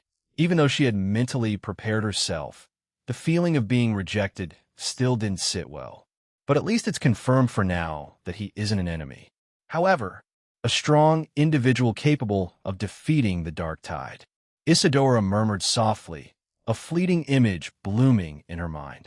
Perhaps someone like Camellia would be interested in someone like him? Should I ask her to give it a try? And that's what I'll do. Unexpected encounters in Septimont's Solis Tavern, the most renowned tavern in all of Septimont. Hey, miss, 2 set meals, large portions, and 2 bottles of Heart's Quench. Lupa called out familiarly towards the counter, then led Ray to a quiet table in the corner. As a prominent gladiator of Septimont, Lupa's appearance naturally caused a stir within the tavern. Many gazes focused on them, and a few even attempted to approach. Fortunately, the boss of the tavern held considerable sway in the area and managed to disperse the gathering crowd with a few words, preserving a rare moment of tranquility for the two. Fulvia, your words still carry the most weight. Lupa propped her chin on her hands, smiling as she looked at the tavern's boss, Fulvia, a woman who appeared very reliable. Fulvia brought 2 bottles of Heart's Quench and placed them in front of them, teasing, "Who told you to cause a commotion every time you come? My little tavern can't handle all your fans' enthusiasm." As she spoke, her gaze shifted to Ray beside them. She studied him for a moment. Censuredo, this sudden teasing instantly flushed the usually straightforward Lupa's cheeks. Setting aside her status, Lupa was still a young woman. She hurriedly cleared her throat, adopting a serious tone. "D'autoc no sens. This is my friend." "Oh, so still in the adjustment period?" Forget it, I'm not explaining. Anyway, hurry up and get the food ready. I haven't eaten all day." Blushing, Lupa pushed and shoved Fulvia away from the area. Ray, of course, had no idea what they were talking about. He could only tell that Lupa seemed to have a very good relationship with the tavern's owner. "It seems you two have a good relationship." Ray twisted open the bottle cap of the Heart's Quench and took a small sip. "What kind of drink is this? Tastes good, right?" When Lupa heard Ray praise the Heart's Quench, she couldn't help but show a confident smile. "This is the best tasting drink among the ones I endorse, though there are some others that are passable too." Forget it. Let's not talk about that. You must be hungry after walking for so long too, right? Let's eat while we chat. And tell me about things over in Ragunna. Night had always been Yino's favorite time, ever since she was a child. As a little girl, she always loved climbing over the Tetragon Temple's towering walls, gazing up at the night sky alone, watching the moon traverse the boundless sea of stars in silence. Now, she stood within Capitoline Hill City, looking up at the familiar sky. Her azure eyes searched for that silver moon, but only saw a hazy glow deep within the night. She had left the Tetragon without a word and come to this bustling city of Septimont. Once again, and again, Yino was born detesting restraint. Even becoming an oracle maiden hadn't extinguished the free spirit in her bones. She herself had lost count of how many times she had snuck out behind grandmother Lilibet's back. Over time, the other maidens in the temple gradually grew accustomed to her disappearances. The initial panic and concern had long since transformed into resigned calmness through repeated occurrences. They knew that in a few days, this willful prodigy would reappear at the far end of the temple with her usual nonchalant expression. The young woman pulled her cloak tighter, strolling along the streets of Capitoline Hill City. Her gaze wandered over the bustling crowds and the dazzling array of market stalls, occasionally widening with childlike curiosity upon seeing some novel trinket. "So many new little things have appeared in the city during the time I was gone." She came to stop in front of a stall. Those intricate items from the new Federation were styles she had never seen in Septimont before. The young woman reached into her pocket enthusiastically, only to find it empty. That's when she remembered she had been in too much of a hurry when sneaking out of the temple. She had forgotten both her purse and her terminal. Oh dear, money wasn't everything, but having no money was absolutely no good. In truth, within Capitoline Hill City, with Yino's status, she could easily have the stall owner extend her credit and give her the items first. But she never stooped to using her status for convenience. That wasn't her way. Though it was a shame, since she had no money, she could only give up. She let out a soft sigh and reluctantly left the stall. Speaking of which, she suddenly realized another problem. Where am I going to stay tonight? Should she go find Augusta? The thought had barely surfaced before she shook her head. She couldn't go troubling her every time. Plus, last time, she had gotten quite an earful for leaving the temple without permission. Besides, if she barged into the Emperor's palace without the Senate's approval, those old folks would definitely make a big deal out of it. It wasn't that Yuno was afraid of them.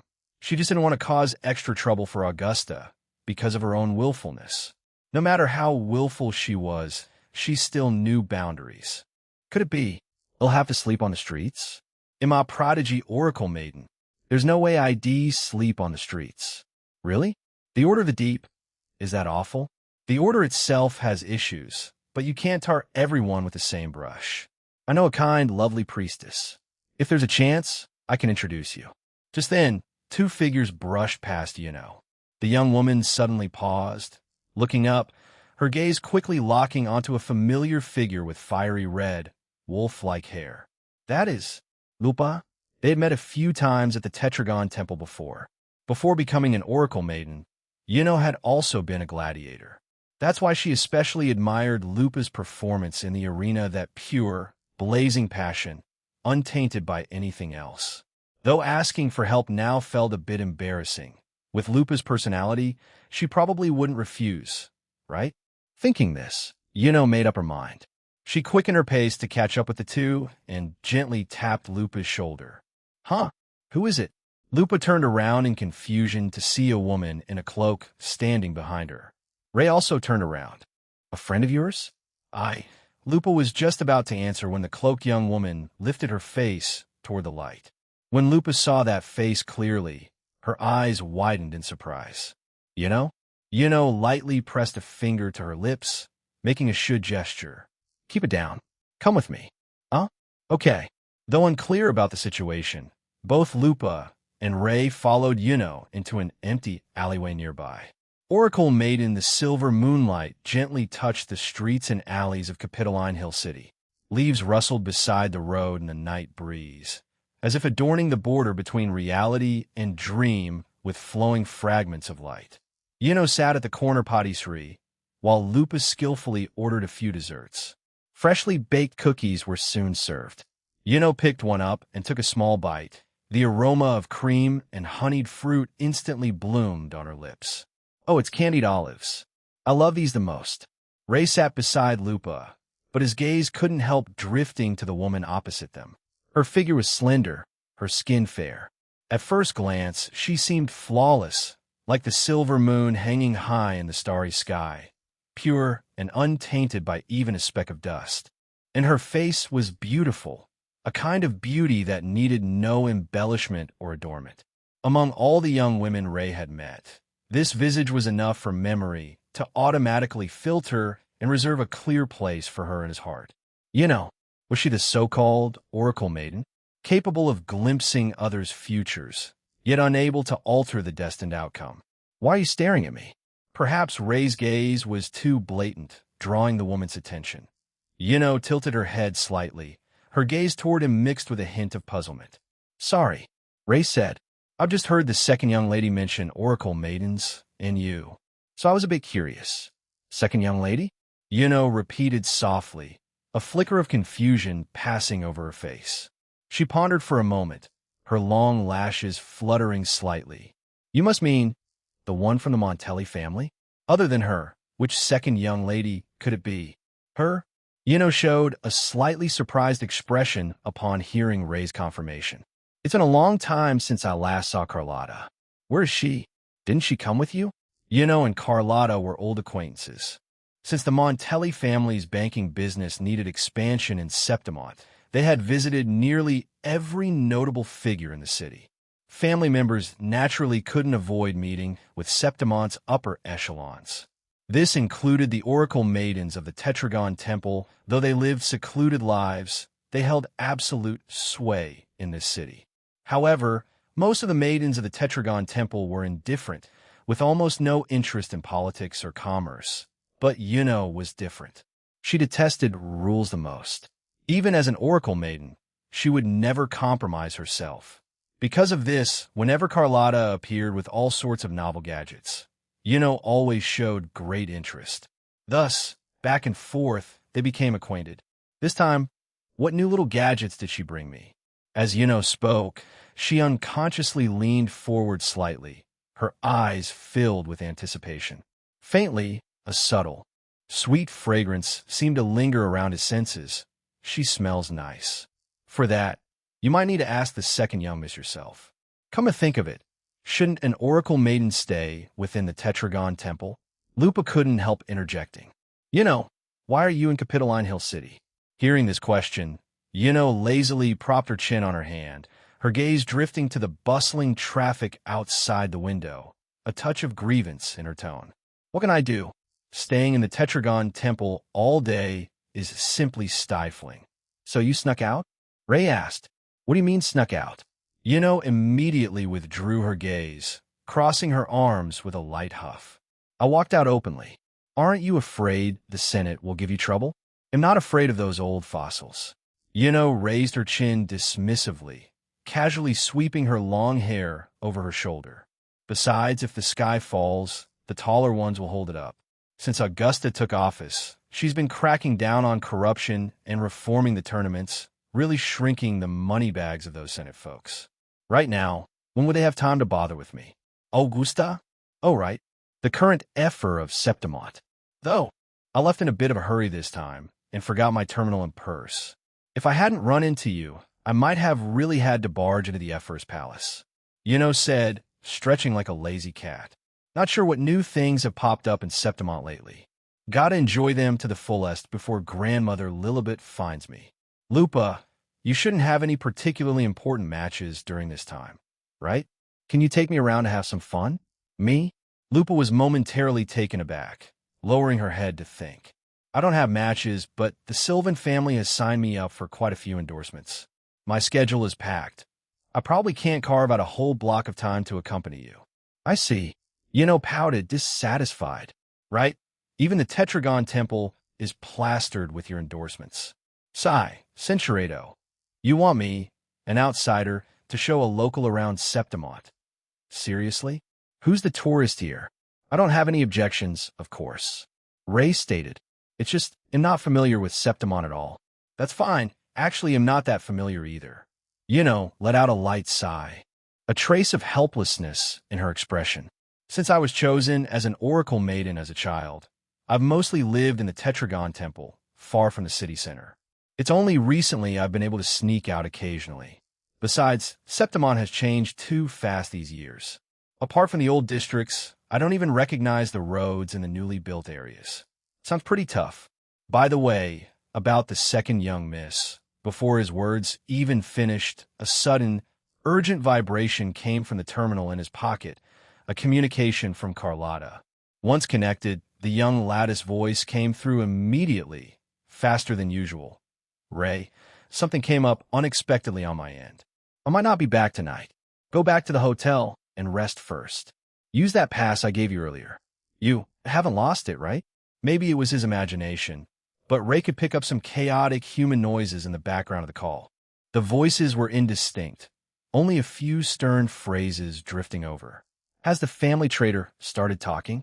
Bring him in here, make him sit down. Speak, what was your mission in Septimont? Ray, second young miss, are you? Carlotta, it's nothing, just caught a few little rats.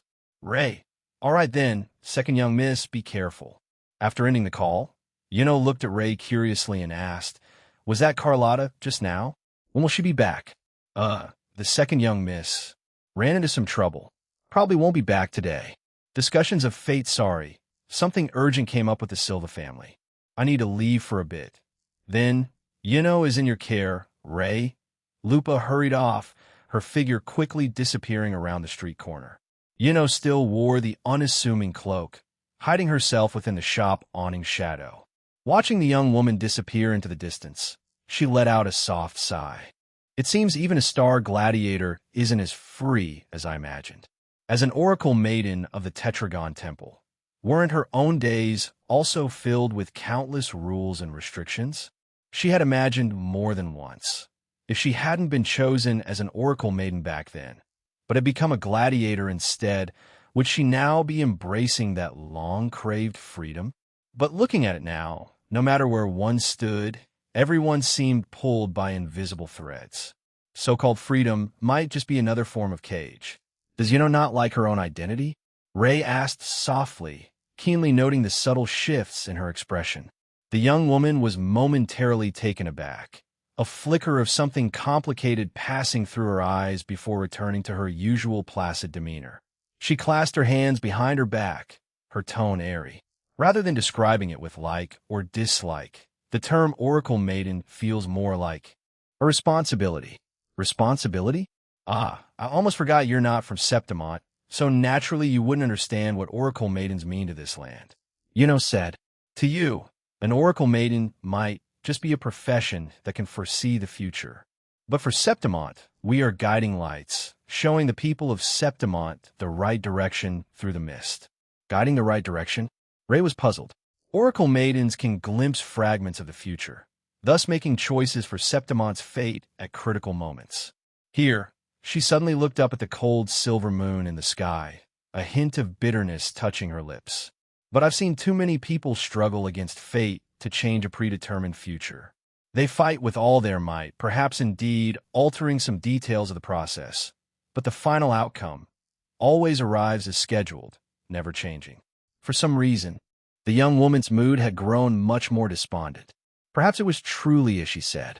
After witnessing people embark on futile journeys to change their fate time and again, her heart had long sunk into despair for the future, clearer about it than anyone, yet wanting to avoid this truth more than anyone.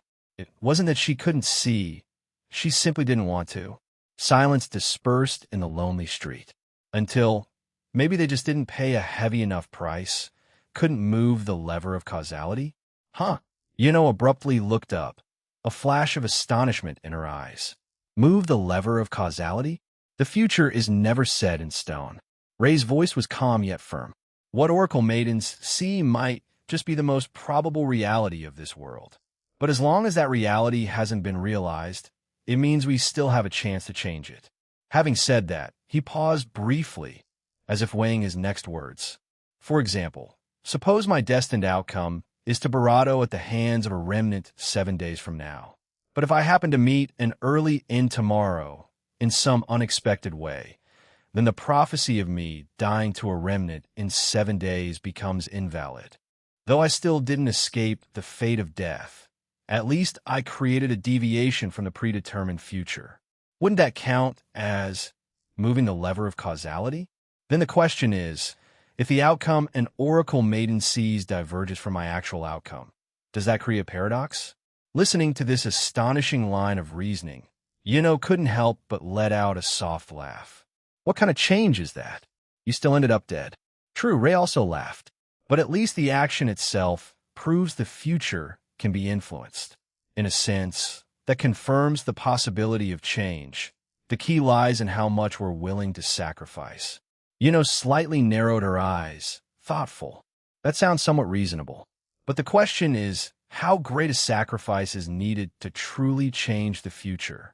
Who knows? Ray looked toward the distant, flickering lights. Maybe it only takes a trivial choice. Or maybe it requires enough quantitative change to spark a qualitative one. The woman first nodded gently, then shook her head like a rattledrum. Never mind, never mind. Too troublesome. She shook her head as if to fling out the complicated thoughts, then swiftly changed the subject. A faint, lively smile curved her lips as she looked at Ray. But talking with you is quite fun. Ray, right? You'll remember. I declare you are now my friend. Being a friend recognized by this Oracle Maiden is a tremendous honor. You must cherish it, you hear? The honor is mine. Ray replied with a smile. Then it's settled. Let's head back to the hotel first. Here, a sudden blush tinted Yuno's cheeks.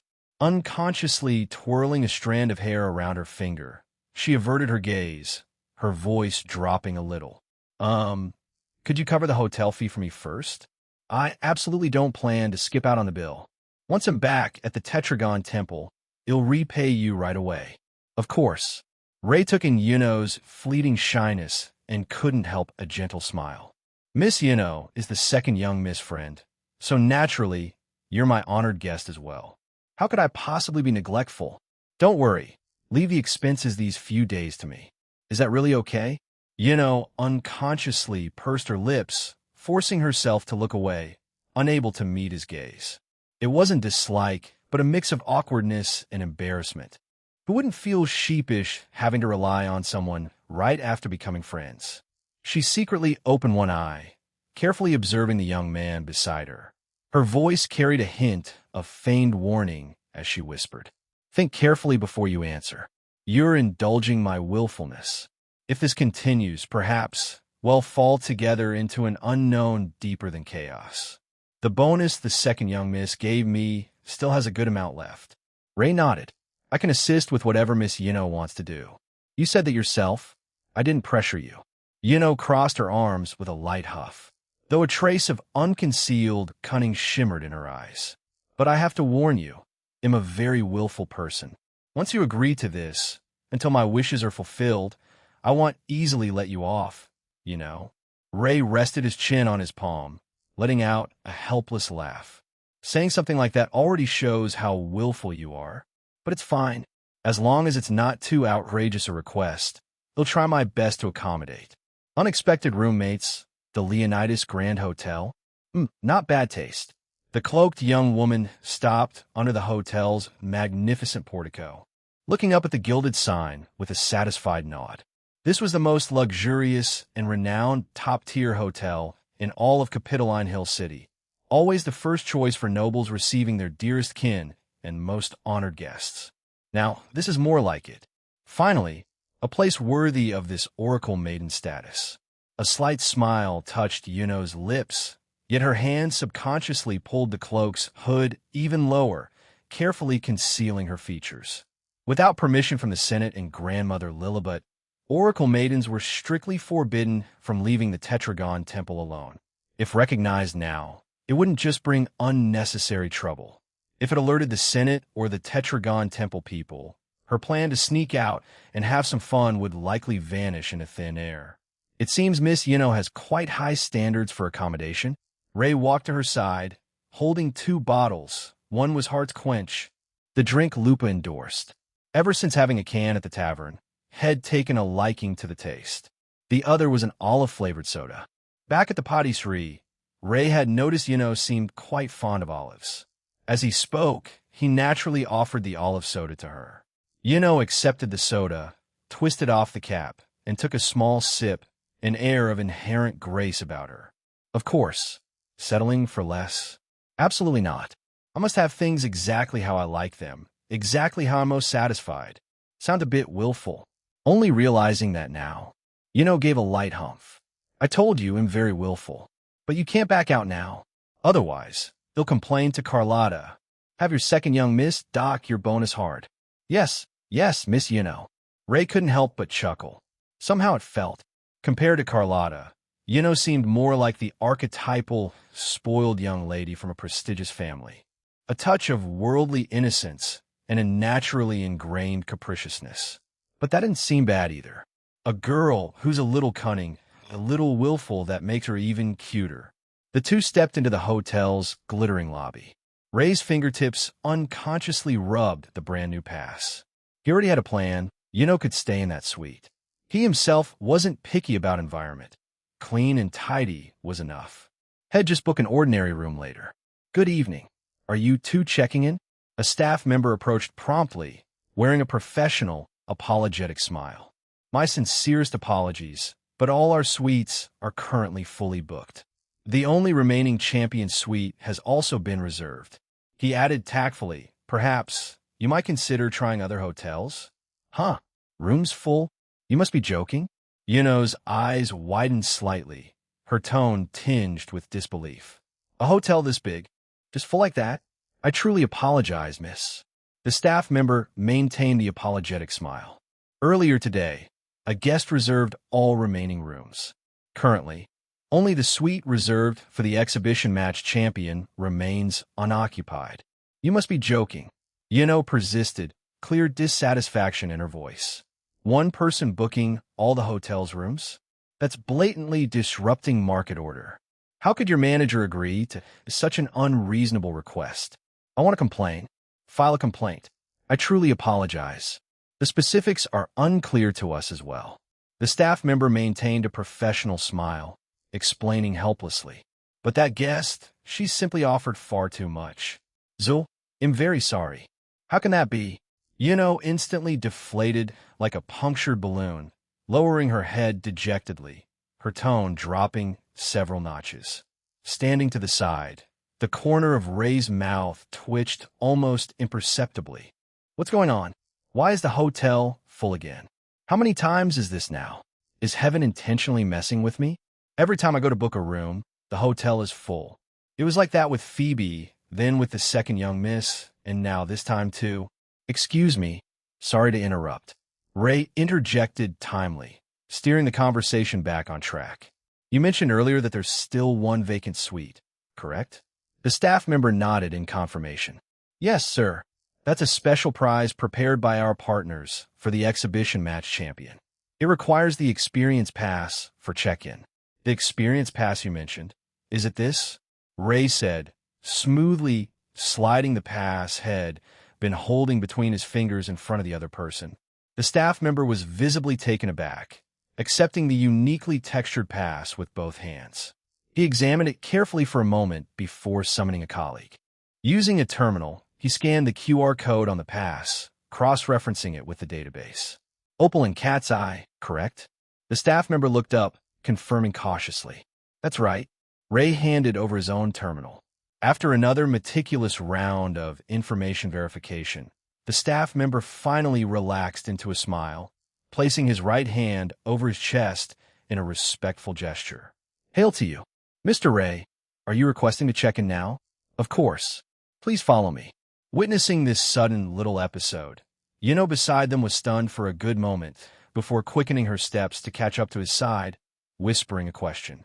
How do you have this pass? Ray whispered back equally softly. Thanks to the second young Mississippi. If she hadn't participated in that exhibition match, would really have to find somewhere else to stay today. Is that so? Then I'll have to properly thank Carlotta later.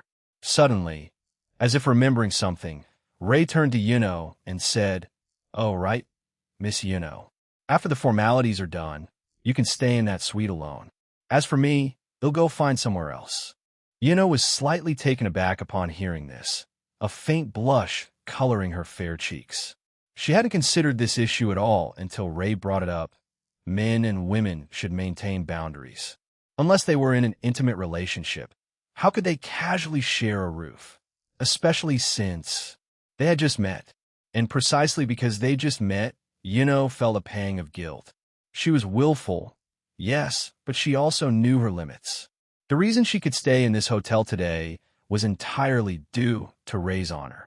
For her to grandly move in, forcing out the rightful owner. No, she couldn't do that. Thus, the young woman made a decision.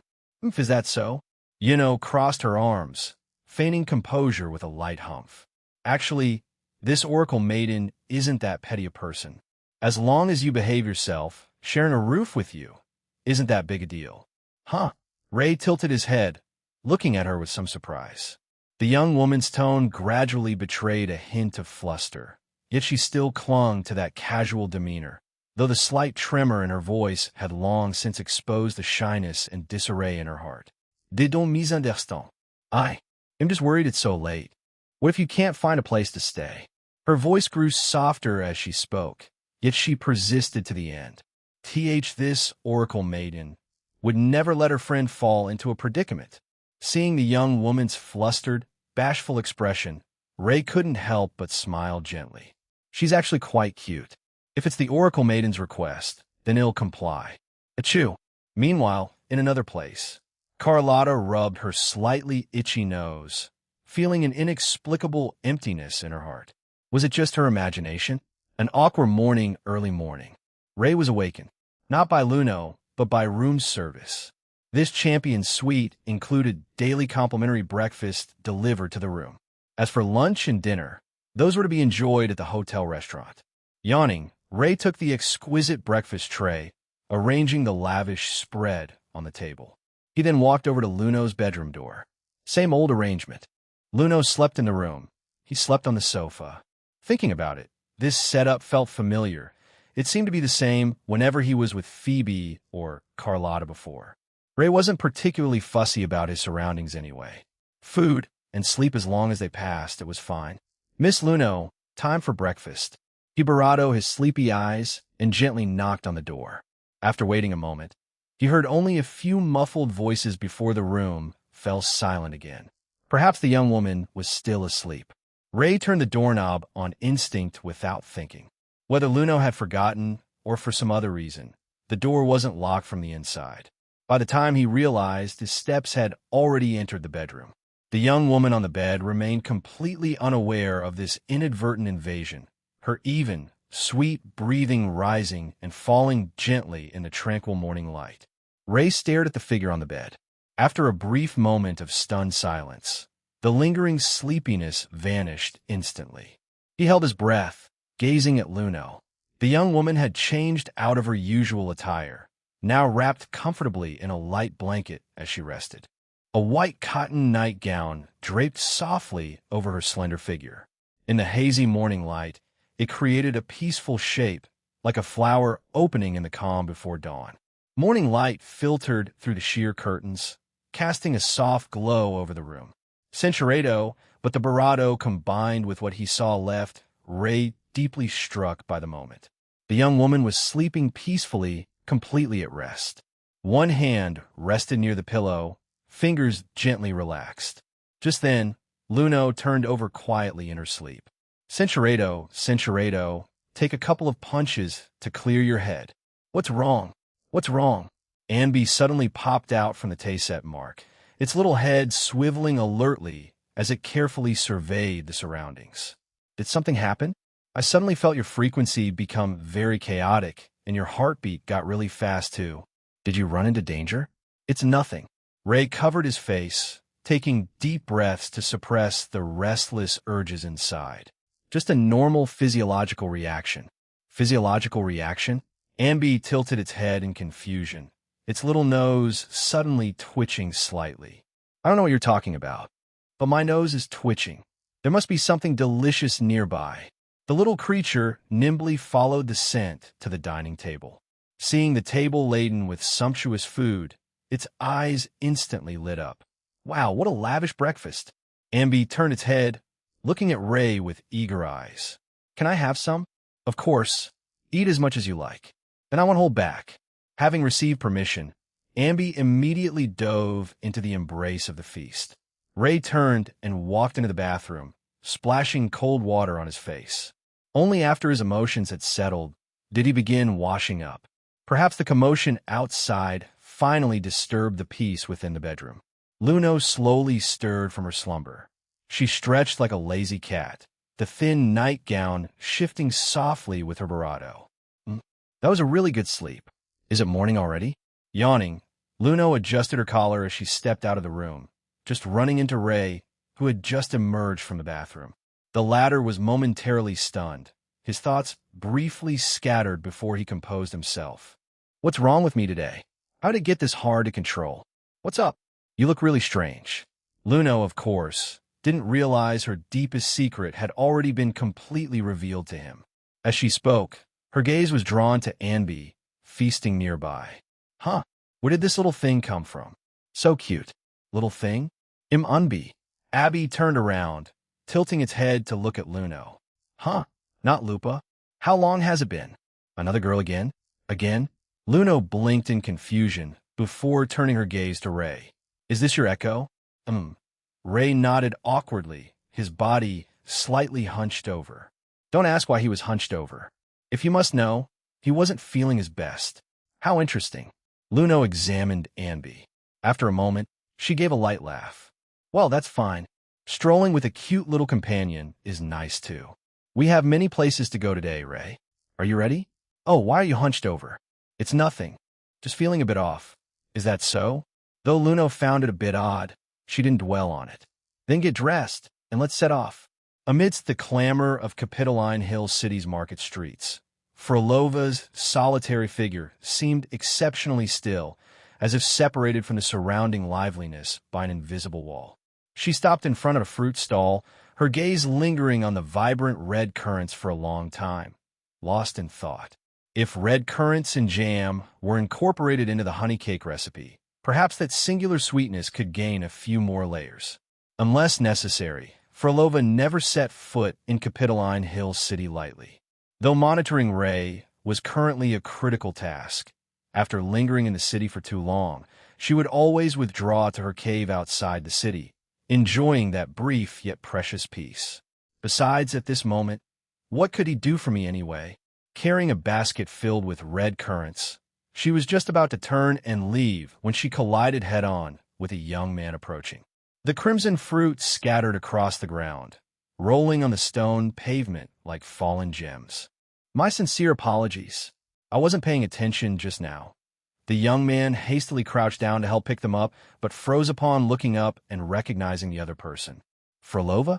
Coincidental encounters. Fate is always so strangely coincidental. Ray didn't understand why. No matter where he went, to which place, he always seemed to encounter Frolova at some corner of the world. This perhaps was destiny? Ray didn't understand either. But he didn't dislike such serendipity, or rather, it had already become a certain inevitability in his travels. Why are you in Septimont? He bent down to help the young woman pick up the scattered red currants. In his memory, this fruit was tart and rarely eaten raw. It was mostly used for seasoning. But considering Frolova's unique palate, perhaps she really did treat red currants as a staple food. Frolova lightly pressed her lips together, crouching down quietly to gather the fallen fruit, countering impassively. That's exactly what I was going to ask you.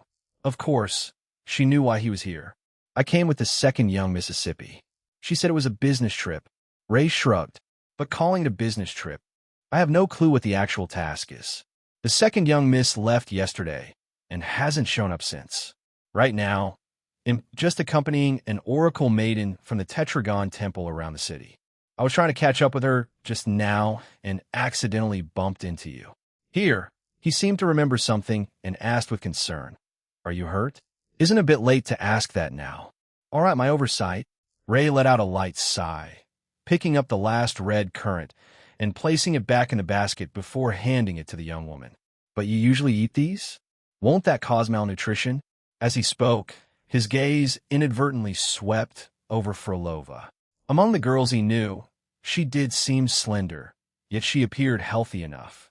In that aspect, she was better off than the second young Mississippi facing this sudden concern. The young woman's wine-red eyes flickered like a stone dropped into a long silent lake, sending ripples across its surface. At some point in the past, she seemed to have heard similar words from his lips. But those beautiful illusions had long been buried forever in a decaying tomb. The wind announcing the shattering of dreams was too sorrowful, like a broken elegy. Her thoughts drifted gradually, yet her bravado felt an unprecedented heaviness. Frolova pressed her bravado together softly, resting one hand gently against her other arm, turning her face away somewhat awkwardly, as if unwilling to let him see her current expression. I'm used to it.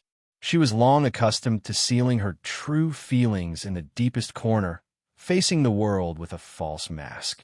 Whether it was the tart red currants or her solitary way of life, both had become the norm for her. External words and actions could no longer stir even half a ripple in her heart. Only he was the exception.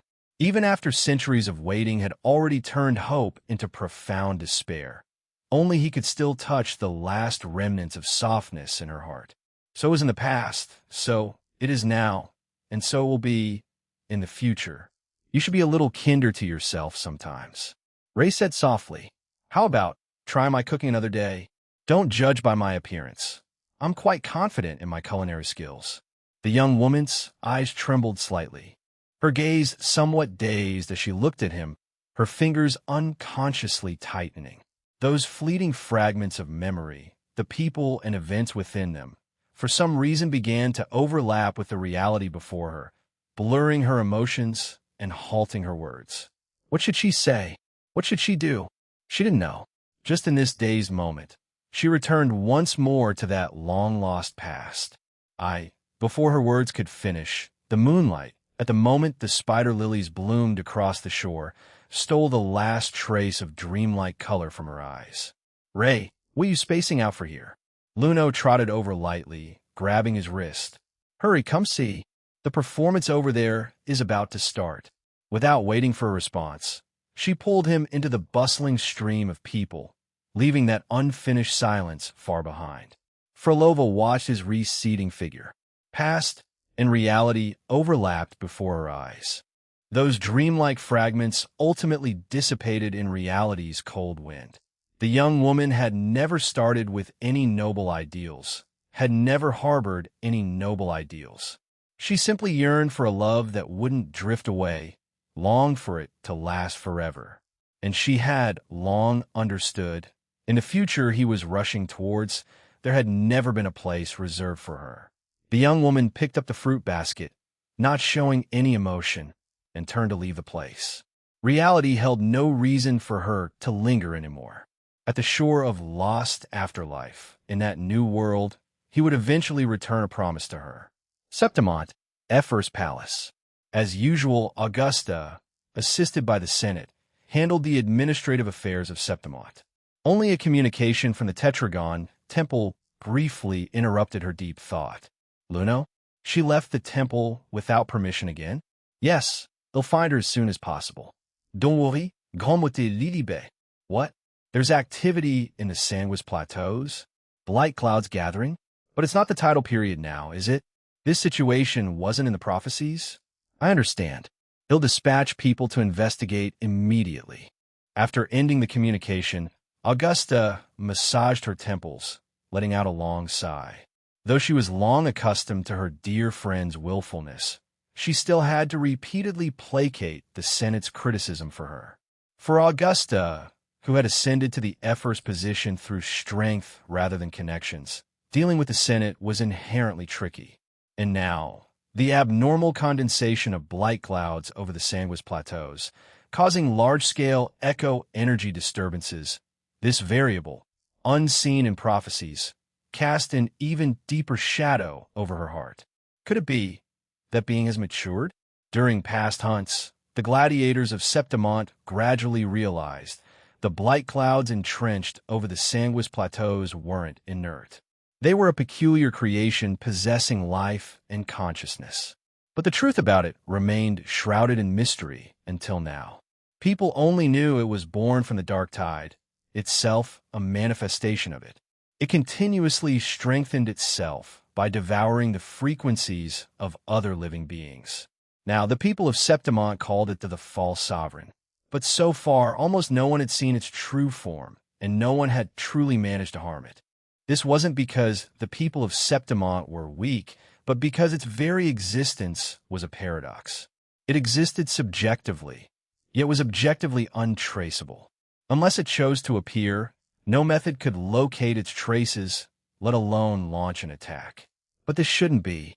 Without powerful frequencies to devour, how could it have grown this fast? Augusta sighed softly. Ah well, finding Luno takes priority first. An evening with Luno, it was probably around 6 or 7 in the evening, the time when the sun was almost set. The sunset inched downward. The afterglow at the horizon gradually gathered, the last warm light fading from the streets. The clamor of the day finally quieted, and Capitoline Hill City once again sank into its cyclical silence. Ray rubbed his sore arms, collapsing onto a bench in Leonidas Plaza. He leaned back, looking at the not-quite-extinguished glow on the horizon, unable to suppress a long sigh. Luno's energy was truly far beyond what he had anticipated. Maybe it was because she'd been cooped up in the temple for too long. This time in Capitoline Hill City, her energy seemed inexhaustible, curious about everything, her eyes sparkling, forever tireless. Ray had already lost count of how many roads had walked with Luno in the city today. He only knew that at this moment, his whole body felt like it had fallen apart. Even lifting a finger felt exhausting. As for Luno, she still looked like she hadn't had enough. Seems like a lot of new things have appeared in Capitoline Hill City during the time I was gone. Luno sat beside him, gently swinging her fair legs, looking up at the darkening sky, a soft, moist smile on her lips. An ethereal breeze lifted the young woman's blue hair, swaying with the wind.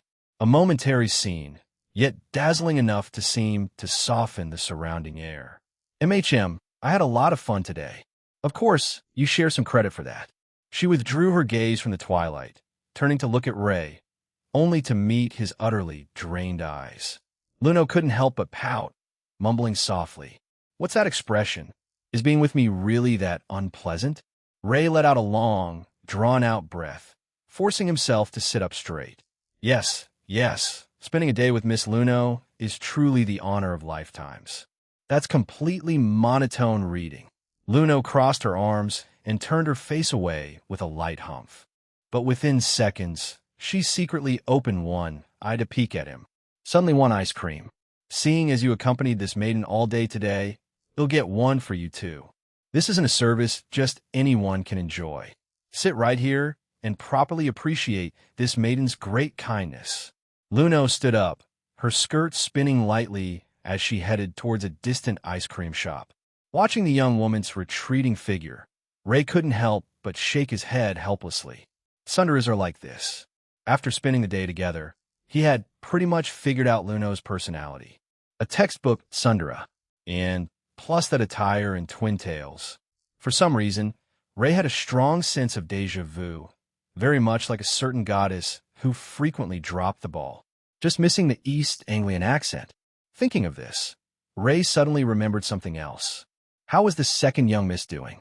When he contacted Carlotta this morning, she seemed incredibly busy, saying there were some thorny problems with the family's business in Septimont, and she probably wouldn't be free for the next few days. Seems I forgot to tell the second young miss about Luno being with me. But it should be fine, right? Ray murmured softly to himself. Just then, a stranger naturally took a seat beside him. The person wore a faint, elusive smile on their lips, their gaze following Luno's skipping figure in the distance, their tone leisurely. "That girl is quite willful, isn't she?" Ray was slightly taken aback, turning his head to look at this uninvited visitor. They seemed to already know Luno's identity. Could they be from the Tetragon Temple? "You know Luno?" "Yes, you could say that." She nodded gently, her hair swaying slightly in the evening breeze. "We're old acquaintances. Willful, impulsive, always doing unexpected things when you least expect it. Being with her is tiring, right?" Hearing she was an old acquaintance of Luno's, Ray lowered his guard somewhat, his gaze returning to the sunset-soaked horizon. "It's not that bad, actually. Luno just often says the opposite of what she means. She is a bit willful, but she knows her limits. It's not troublesome. Besides, I think that kind of personality is actually quite cute." Hearing such an answer, a flicker of surprise passed through the woman's eyes before returning to her composed demeanor. Pressing her lips together, she gave a light laugh. "Goo, that's the first time I've heard someone describe her that way. The old folks in the Senate find her existence quite a headache." "Well, I wouldn't know about that." Ray shrugged, responding nonchalantly. "Anyway, I'm not part of the Senate, and Luno hasn't caused me any trouble. At least from my perspective, Luno is still pretty cute." Hearing such an answer again, the woman's smile grew a little more unrestrained. Covering her mouth with her hand, she laughed softly. "It seems you like Luno quite a bit, and you've only known each other for a day. Like?" Ray weighed the word in his heart, his gaze unconsciously chasing the cheerful figure heading towards the ice cream shop, saying that might lead to misunderstandings. "But after spending the whole day together, I truly don't dislike her. Though a bit willful, that contrary nature makes everything just right." He withdrew his gaze, nodding frankly. I do quite like her," answered quite readily, and admitted rather freely. Augusta gently massaged her temples, her expression somewhere between a smile and nod, that hint of helplessness mixed with a touch of amused observation. Just then, Luno came happily skipping back holding 2 ice creams. When she saw the woman beside Ray clearly, her steps halted abruptly, her eyes instantly widening. "Augusta, what are you doing here? Wait, how did you find me?" The woman called Augusta crossed her arms, leisurely half closing her eyes. "Oracle Maiden Luno, misconduct, left the Tetragon Temple without permission." She enunciated each word slowly and deliberately, yet without any accusatory tone. "Do you have any idea these past 2 days those old folks in the Senate have nearly worn my ears out with their nagging? And here you are, leisurely enjoying life. Luno raised her chin defiantly. Well, who made you the effer? Yes. Augusta let out a soft sigh.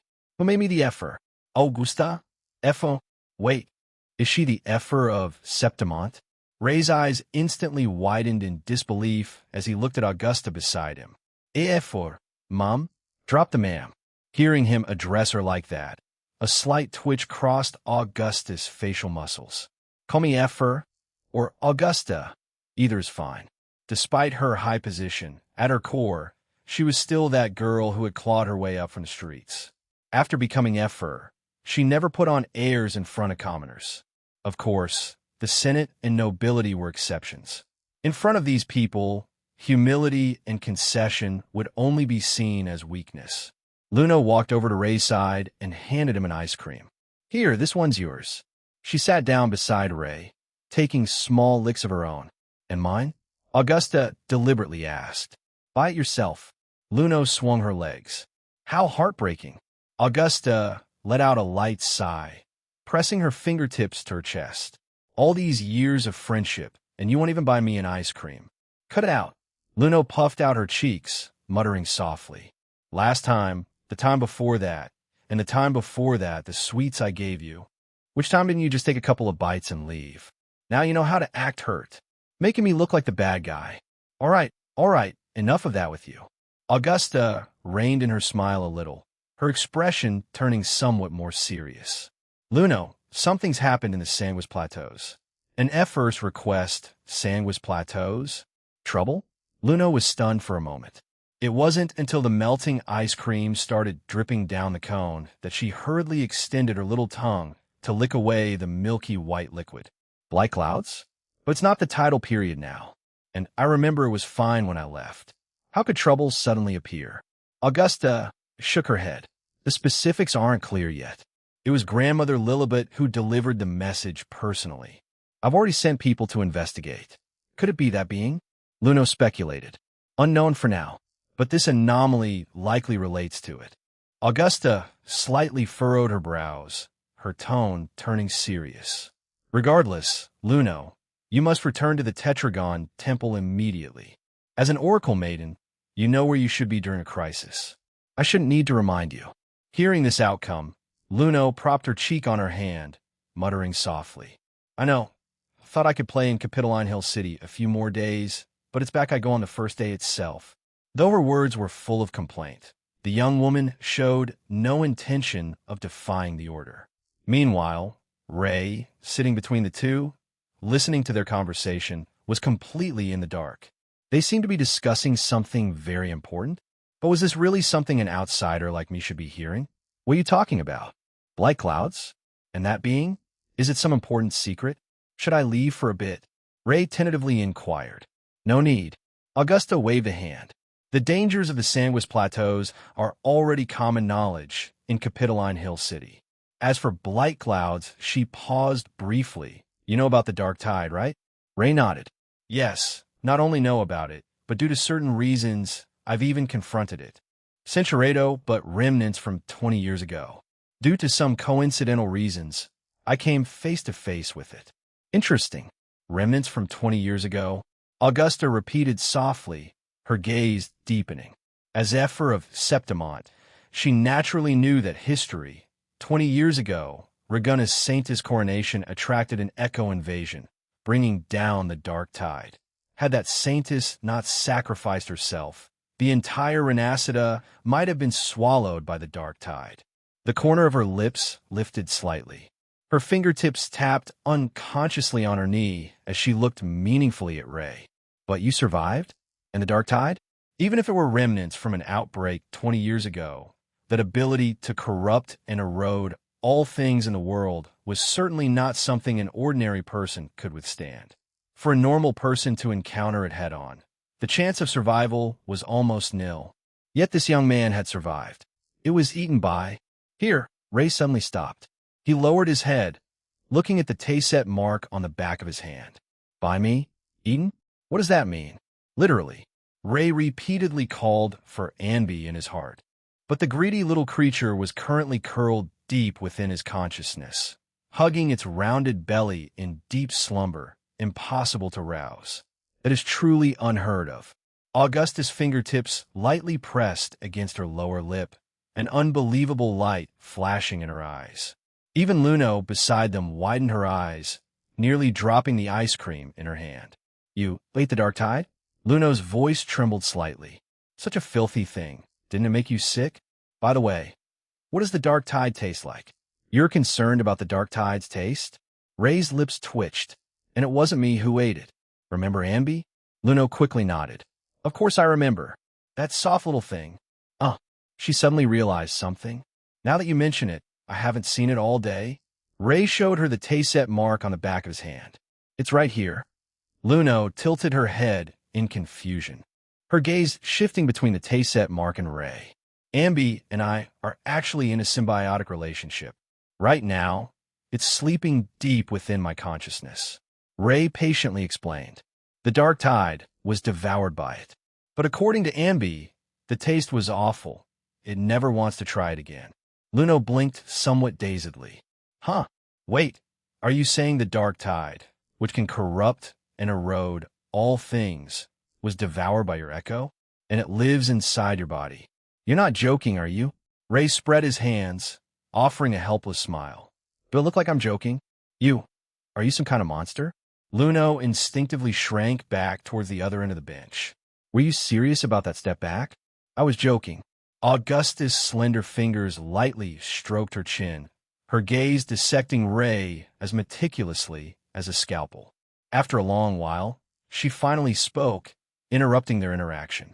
How truly fascinating.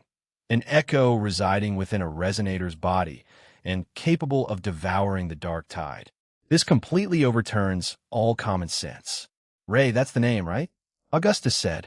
I wonder if you could go to the Sandwich Plateaus to assist in investigating the truth behind this anomaly. Your unique ability might have a special suppressive effect on the Blight Clouds. I swear in the name of the Effer of Septimont to guarantee your safety to the utmost. Regardless of the outcome, we will offer substantial compensation. This sudden request left Ray momentarily stunned. Right. Luno suddenly clapped her hands, her dark blue hair swaying with emotion. I remember now. Ray just won the exhibition match championship right after arriving in Septimont. Maybe he really is quite formidable. Oh, a meaningful smile surfaced in Augusta's eyes. Exhibition match champion? That was just an amateur match, Ray hurriedly explained. And it was mainly because the second young miss in Septimont, the hunt never ends. Augusta rose gracefully, her skirt tracing an elegant arc in the twilight. She stopped before Ray.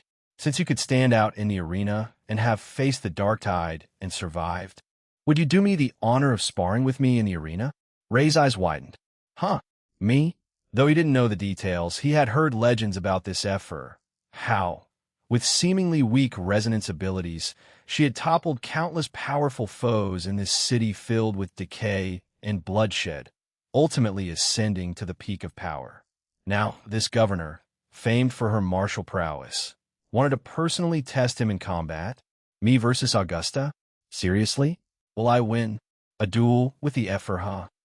Come on, man. Wait, come on, woman. You, the Effer, the champion of the last grand tournament, now want to face off against me, a newcomer from out of town, in the arena? It feels like a novice who just learned to hold a sword suddenly being asked to challenge the final boss in a game. You could maybe manage by memorizing patterns, but real arena combat is flesh and blood struggle. You might find it surprising. Augusta seemed to read his thoughts, turning to look at the nearby arena. There, crowds roared, and the clash of weapons was constant. But in Septimont, gladiators are accustomed to replacing greetings with blades, understanding each other through contests. A custom that might seem too barbaric in other city-states was simply daily life here. Hunting and gladiatorial combat. These ran through the lives of the people of Septimont from start to finish. Moreover, this wasn't Augusta bullying him with her position. As the Grand Tournament champion, she had faced countless formidable warriors on the sands and encountered many dangerous remnants. Often, a single glance was enough for her to judge whether someone was genuine or just bluffing. But this young man before her, Augusta found him somewhat unfathomable. Somehow, she could sense a kind of danger in his frequency. But what kind of danger it was, she couldn't articulate, like seemingly calm waters, hiding unsettling, turbulent undercurrents. More importantly, he had once faced the dark tide head-on. I'm not challenging you to a match as the effer, but as Augusta. As she spoke, she turned around, offering Ray a smile. You're from Huanglong. I've also heard that among Huanglong's martial artists, they often befriend each other through combat. That aligns quite well with Septimont style. She took a step forward, her boot heels tapping lightly on the stone. Since fate brought us together today, why not spar to our heart's content in the arena? Don't worry, though it's a friendly match, I'll still give it my all. Ray, shouldn't the last part be friendship first, competition second? I'll go easy on you? How's it give my all? This is the first time I've heard of Augusta actively wanting to duel someone since she became effer. Yuno was still licking her ice cream, tilting her head to look at him. Ray, you've hit the jackpot. It certainly was hitting the jackpot. Staying in the effer's palace too long, constantly dealing with those old foxes in the Senate, I've almost forgotten the thrill of the arena. Augusta stretched her arms, joints emitting crisp sounds, her gaze burning as she looked at Ray. So, will you give it a try? Ray's lips moved slightly. Though the situation's development was unexpected, perhaps influenced by the atmosphere of Capitoline Hill City, he found he didn't dislike the idea of gladiatorial combat, especially after meeting Lupa. That girl's pure passion for it had made him curious about the sport. Had even secretly considered signing up for a tournament behind the second young Miss back. But he hadn't expected. His first match would be against the effer of Septimont, Augusta. The starting point was far too intense. Strangely, besides nervousness, what surged in his chest was more an eager excitement. Since they were going to fight, he might as well challenge the strongest. What was the fun in crushing weaklings? All right. Ray stood up, gently placing the untouched ice cream back into Yuno's hand. When he turned to Augusta, a fighting spirit already burned in his eyes. Sparring with the effer is my honor. Huh? Yuno blinked dazedly. Wait, you're really going to fight? I thought it was just talk. Augusta, you're the effer now, personally entering the arena to duel, and with a foreigner at that. Aren't you afraid those old folks in the Senate will gossip? So what? Augusta showed a hearty smile. Even our daring oracle maiden Yuno isn't afraid of the Senate's old foxes. As effer of Septimont, why should I fear them? Besides, gladiatorial combat is the innate right of Septimont's people. No one can deprive us of our freedom to duel. Don't forget, before I wore the effer's crown, I was first a gladiator. Suit yourself. Yuno took a small bite of her ice cream, mumbling indistinctly. But Ray's my friend now, so you have to go easy on him. If you hurt him, I'll personally step in to get revenge for him. Hearing this, Augusta shook her head helplessly. It seems spending a day together has built quite a friendship between you two. Even an old friend like me has to step aside. Humph, who told him to accompany me all day today? Yuno puffed out her cheeks, deliberately turning her face away. No wonder he praised you as cute. The words instantly bloomed a wine-drunken crimson on Yuno's face. Holding the ice cream, she froze in place, even forgetting to lick the melting cream on her tongue. What nonsense are you suddenly spouting, Augusta? The young woman tried to feign composure, but her flickering eyes and slightly trembling fingertips had long betrayed her fluster. Augusta looked innocently at Ray. What nonsense? He said it himself. You dash. Yuno glared indignantly at Ray, but crumbled the instant she met his awkward smile. She swiftly turned her head, hiding her flushed cheeks in a shadow untouched by light, refusing to speak another word. Seeing this, Augusta couldn't help but smile softly and shake her head before turning her gaze to Ray. As for us, of course, I don't have as much time as Yuno to wander Capitoline Hill City with you all day, getting to know each other. So let's go. She extended her hand to the arena. In a crisp sound of clashing blades, let's come to know each other deeply. Lupa was off work, or rather, she should have finished training. The sunset stretched her shadow long, mirroring her current low spirits, The teammate who had partnered with her for just a few months had left again. This wasn't the first time. She was almost accustomed to such comings and goings. As the team's absolute core, she had lost count of how many teammates shed changed. Though strength could compensate for lineup deficiencies, but how much longer would this cycle of farewells continue? The young woman lifted her head, letting the evening breeze brush her sweat-dampened hair. When will I finally find that partner who can walk beside me to the very end? Her murmur dissolved into the twilight, light as a sigh. Just then, noisy chatter from ahead pulled back her thoughts. Did you hear? The Effer is sparring with someone in the arena. Seriously? Of course it's true. Would I lie to you? Who could duel with the Effer? Could it be Lupa? Not her. Seems like it's a foreigner. Lupa abruptly halted her steps, blinking in bewilderment. The Effer? A duel? A foreigner? Could it be him? Clash with the Governor Augusta, the undefeated crown of Septimont's arena, the fearless leader born from blood and iron. In the hearts of every citizen of Septimont, her name was the embodiment of strength itself. With a resonance ability that was far from outstanding, she had nonetheless shattered formidable opponents in the arena time and again, ultimately ascending the undefeated throne, a legend unprecedented in the history of Septimont. As the living symbol of invincibility in this land, every move Augusta made drew countless eyes.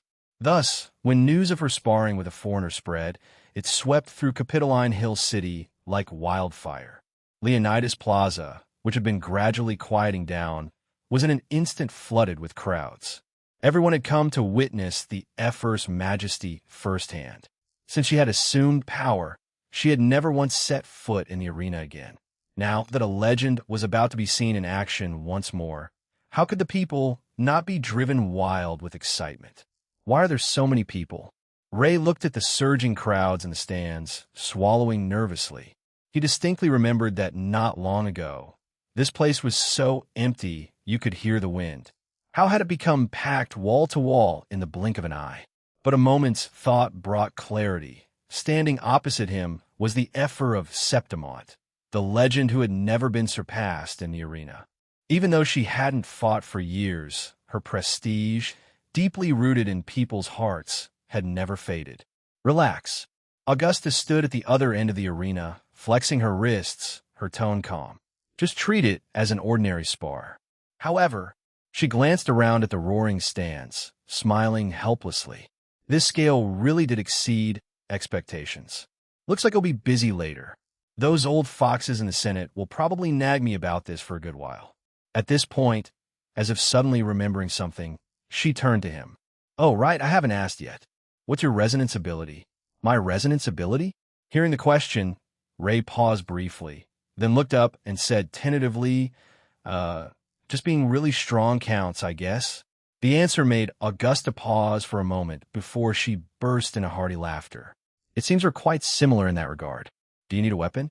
Or are you used to barehanded combat? No need. Ray shook his head gently. I have a weapon.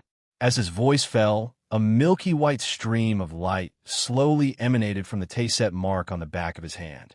The light wove and reconfigured in the air like crystallized ice, ultimately forming a swift blade carved from gemstone. It was precisely the gift Carlotta had given him before. Ever since Ambi awakened, Ray had begun experimenting with his unique resonance ability, a vessel capable of containing the frequencies of all things. In Solaris 3, all things in the world were composed of frequencies.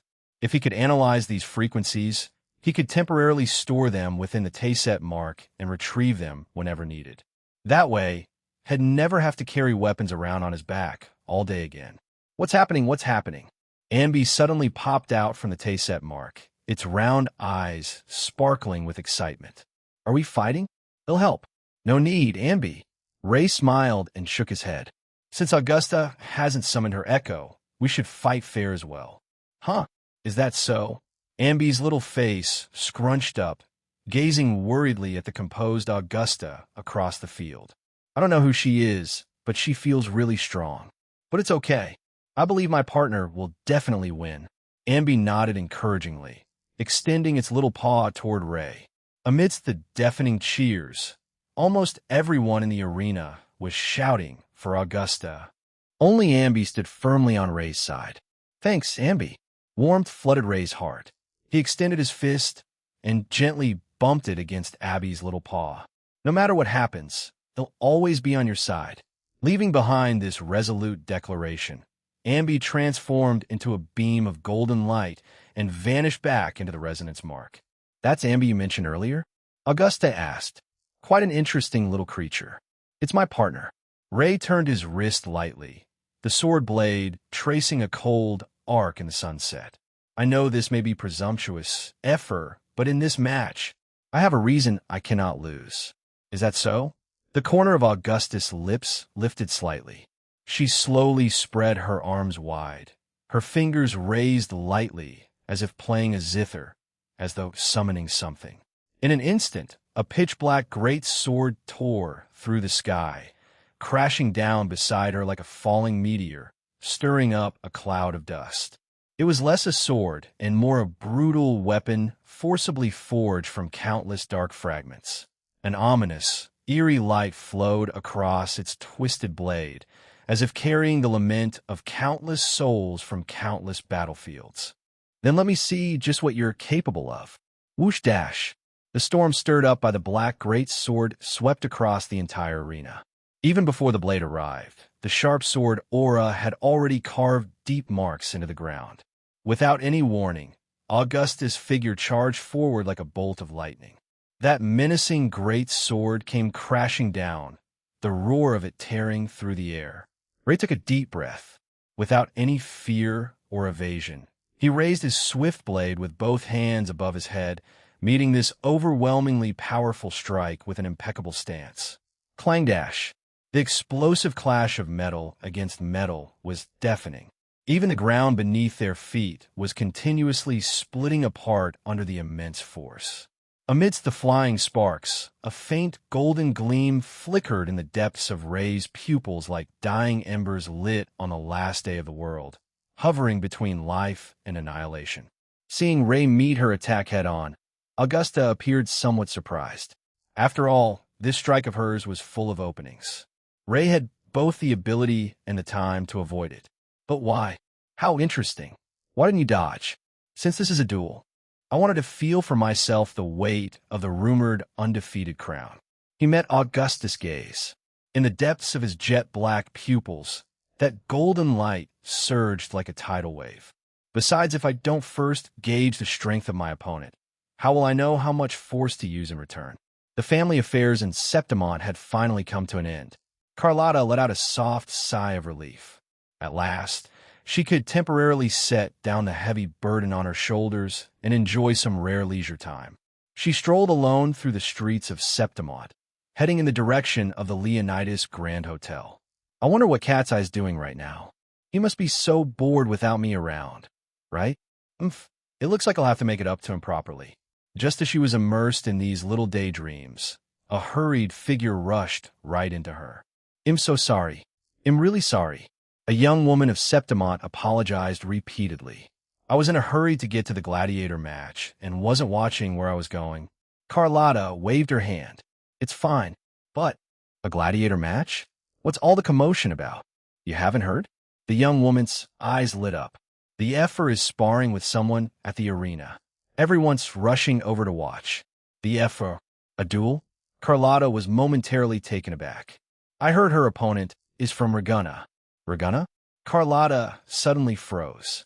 "Wait, could it be Cat's Eye? Clash in the arena, strongest in history versus strongest of the present?" "Well, okay. That description isn't quite accurate. If we were going by that standard, the person standing opposite Augusta right now should have been Lupa. After all, both of them are gladiators. One is the reigning champion. The other is the top contender. Both gladiators. They're the matchup the crowd truly anticipates. But regardless, this match, Ray cannot lose.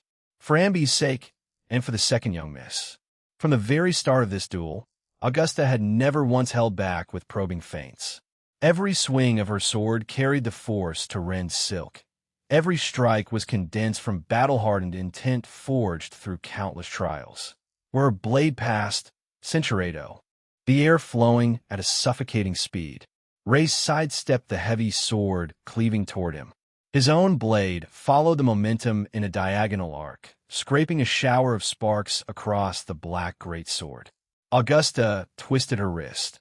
Her sword swept sideways like a black dragon lashing its tail. He immediately leaned back, the blade's wind grazing the tip of his nose. Good reflexes. Augusta laughed heartily, her assault growing even fiercer. Ray retreated as he fought. Each parry numbed his tiger's mouth, yet every time, he evaded a fatal blow by a hair's breadth. Seizing the moment her great sword withdrew, Ray suddenly rushed forward. His sword tip aimed directly at the opening near her left barato. A flicker of approval crossed Augusta's eyes. Her great sword impossibly snapped back into defense, and with a clang, deflected the strike. The stands roared in cheers. Who on earth is that guy? He's gone 3 rounds with the effer and isn't losing ground at all. No idea. I heard he's from Reguna. Reguna? What a coincidence. Coincidence how? You forgot. Many years ago, there was also a gladiator from Reguna who almost won the Grand Tournament Championship. Oh, now that you mention it, I remember. What was that person's name? Maya. A cool, clear voice suddenly cut into the conversation. The crowd turned to see Lupa standing behind them, her gaze intensely fixed on the arena. Gladiator Lupa. The appearance of this star gladiator immediately drew even more attention. On the arena floor stood the previous champion. In the stands stood this tournament's top contender. This unexpected encounter only stoked the fervor. Lupa paid no attention to the commotion around her. Her eyes were locked tightly on the figure clashing with Augusta in the field. It really is Ray, but why is he suddenly fighting the effer? And he's holding his own. Lupa? A familiar voice called out from behind. The young woman turned around and met Carlotta's anxious gaze. The second young miss had clearly run all the way here. Her cheeks were flushed, and her chest rose and fell slightly.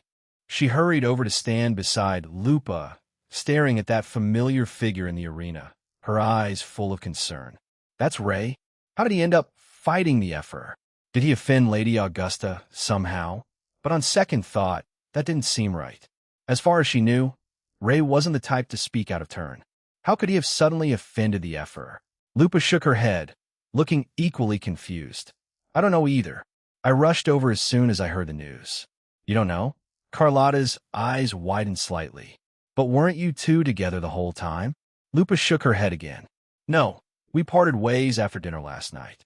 And today, he should have spent the whole day with Wait, an entire day together? Carlotta blinked blankly. A chill crept up her spine. Wait, why is Cat's Eye spending time with How did they even meet? We happened to run into yesterday. Shed slipped out of the temple, Lupa explained. She didn't have her terminal or wallet with her. I had to leave early for team training. So Ray took her to book a room? She paused, quickly waving her hands. That didn't sound right. Anyway, they're staying at the Leonidas Grand Hotel. There are plenty of rooms there, so they probably aren't sharing one, right? Hearing Lupa's words, the last shred of hope in Carlotta's heart finally died. Did she know whether the Leonidas Grand Hotel actually had available rooms? Of course she did. She had used her clever little scheme, sparing no expense. Cinchuredo, what failed? Lupa tilted her head in confusion, then turned her gaze back to the arena. But Ray's skill is surprising me. Miss Carlotta, is Ray really just an ordinary employee? His skills don't seem ordinary at all. Are you sure he's not your personal bodyguard? Those words snapped Carlotta back to reality. Now wasn't the time to dwell on the cohabitation issue. The priority was figuring out how Ray ended up fighting the effer. She looked up at the figure locked in an even match with Augusta in the arena. What is Ray doing? How did he suddenly end up dueling the effer?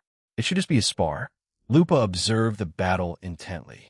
I've studied all of the effer's recorded matches. To be honest, even for me, the odds of winning against her are slim.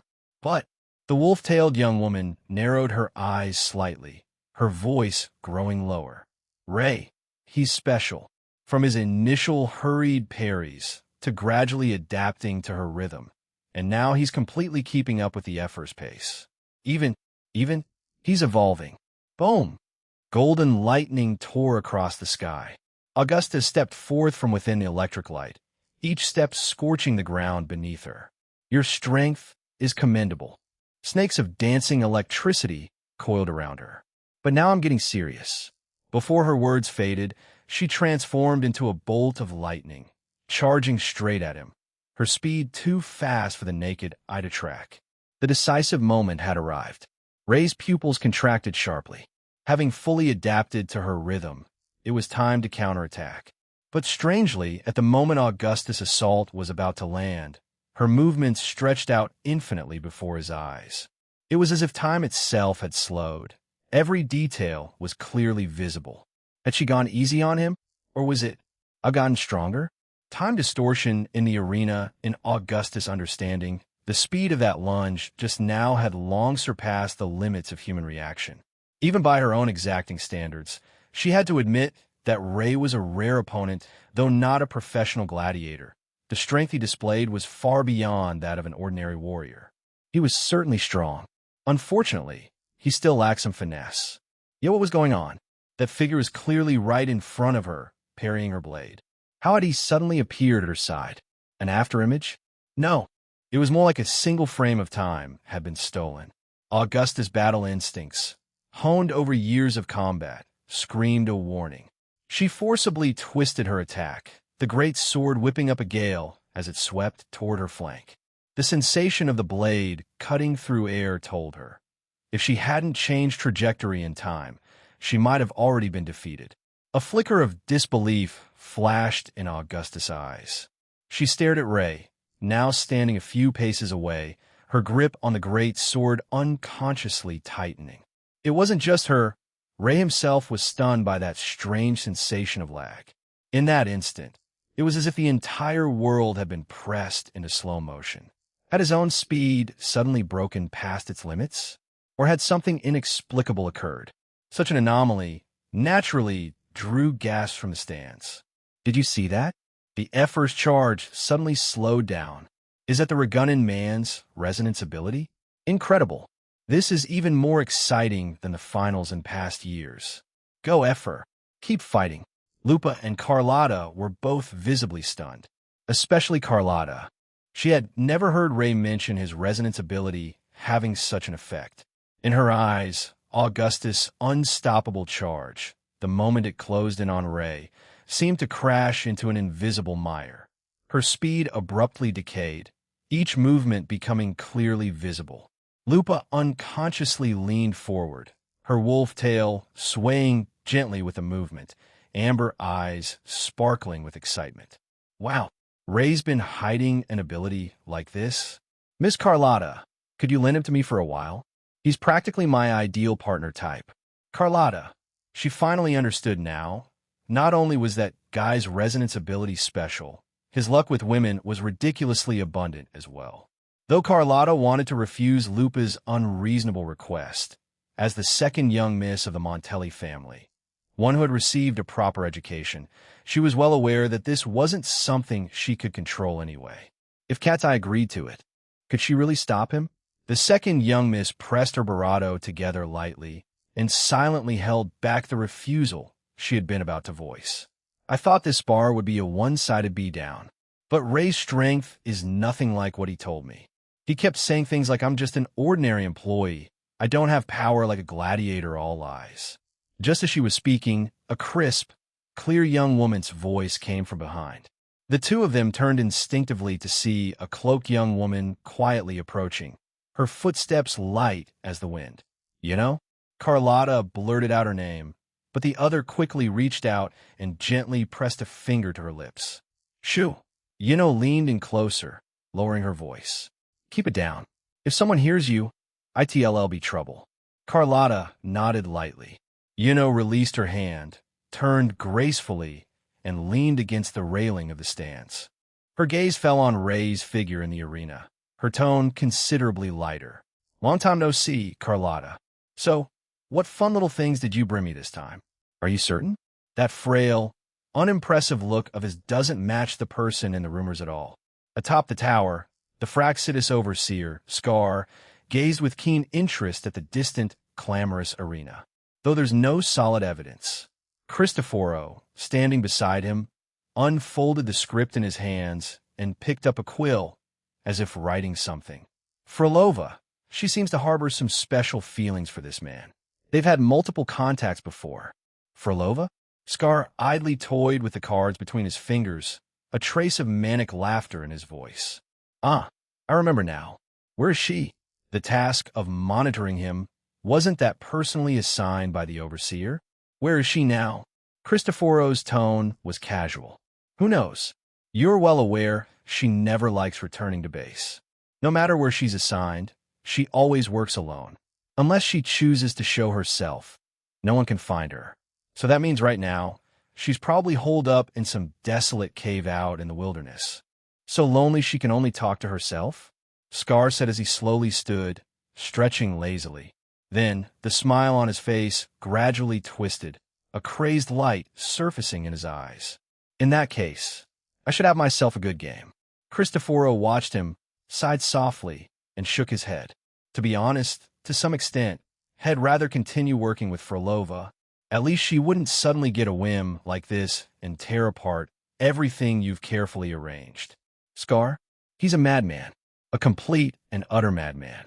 You'd better not act on your own. Cristoforo's voice carried a warning, though he knew full well his words would never reach the other's ears.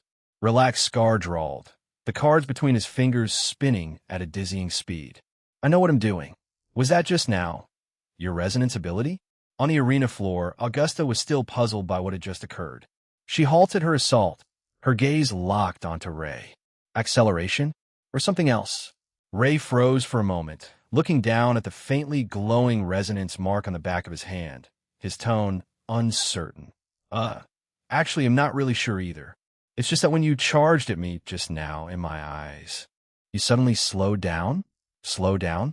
Augusta's pupils contracted slightly, disbelief evident in her voice. C'est impossible.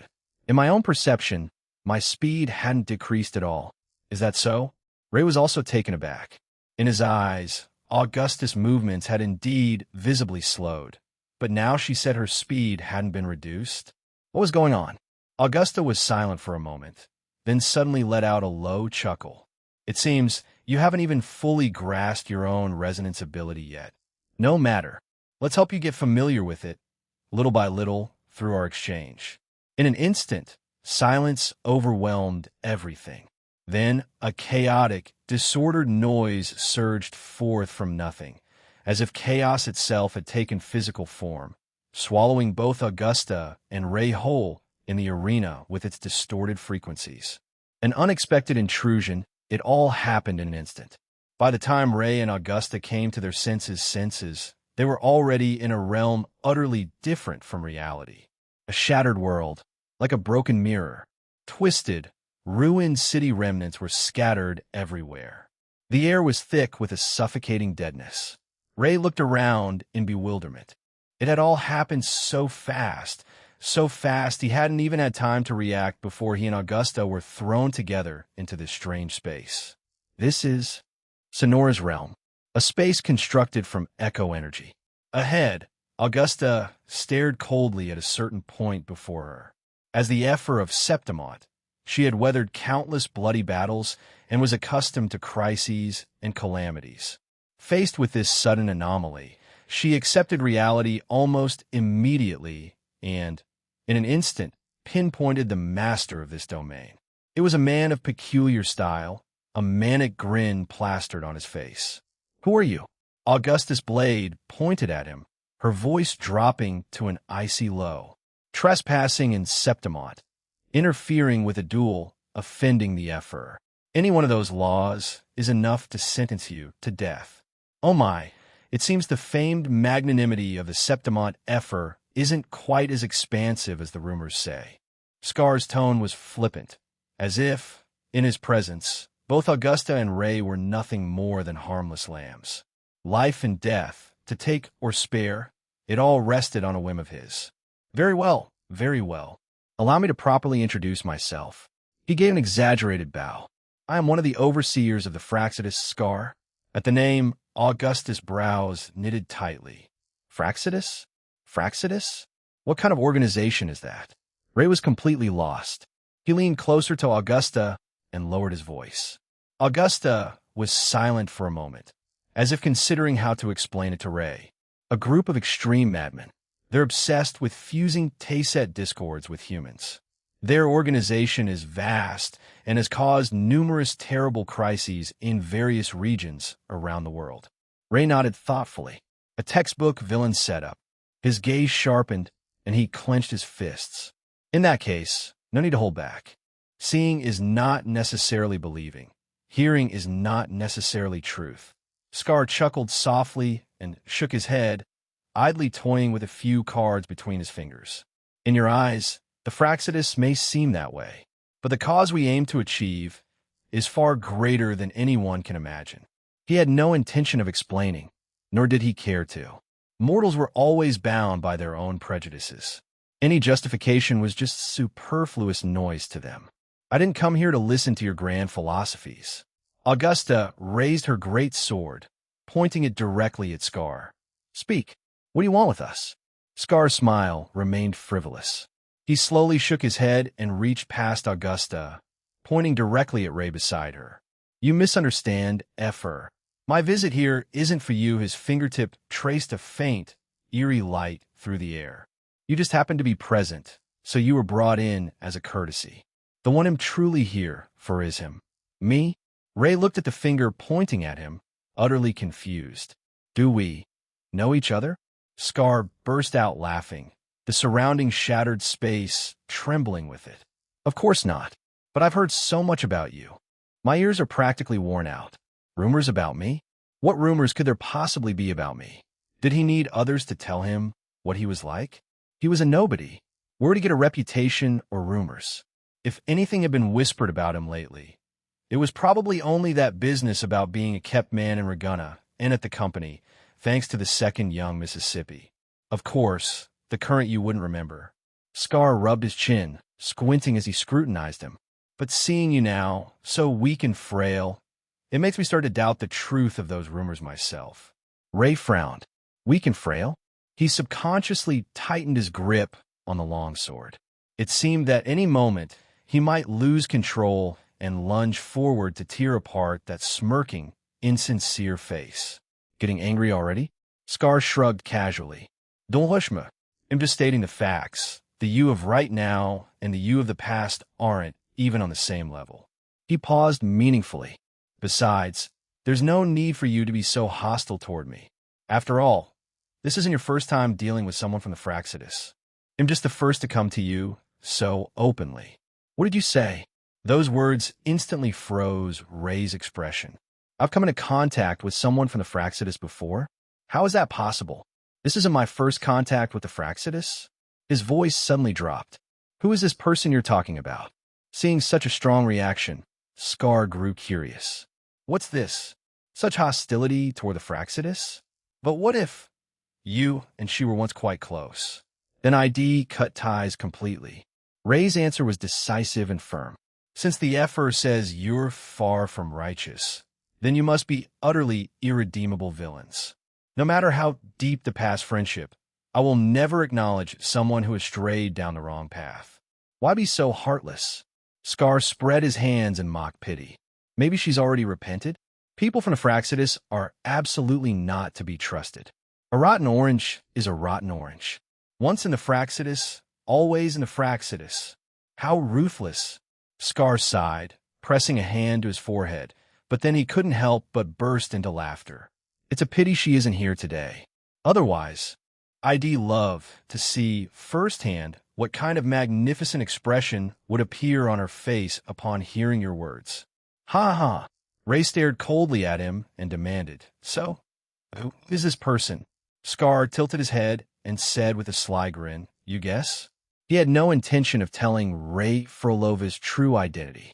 If he exposed it so easily and let this relationship come to a hasty end, how dull would that be? Scar wanted to witness with his own eyes the moment Frolova and Ray completely broke apart.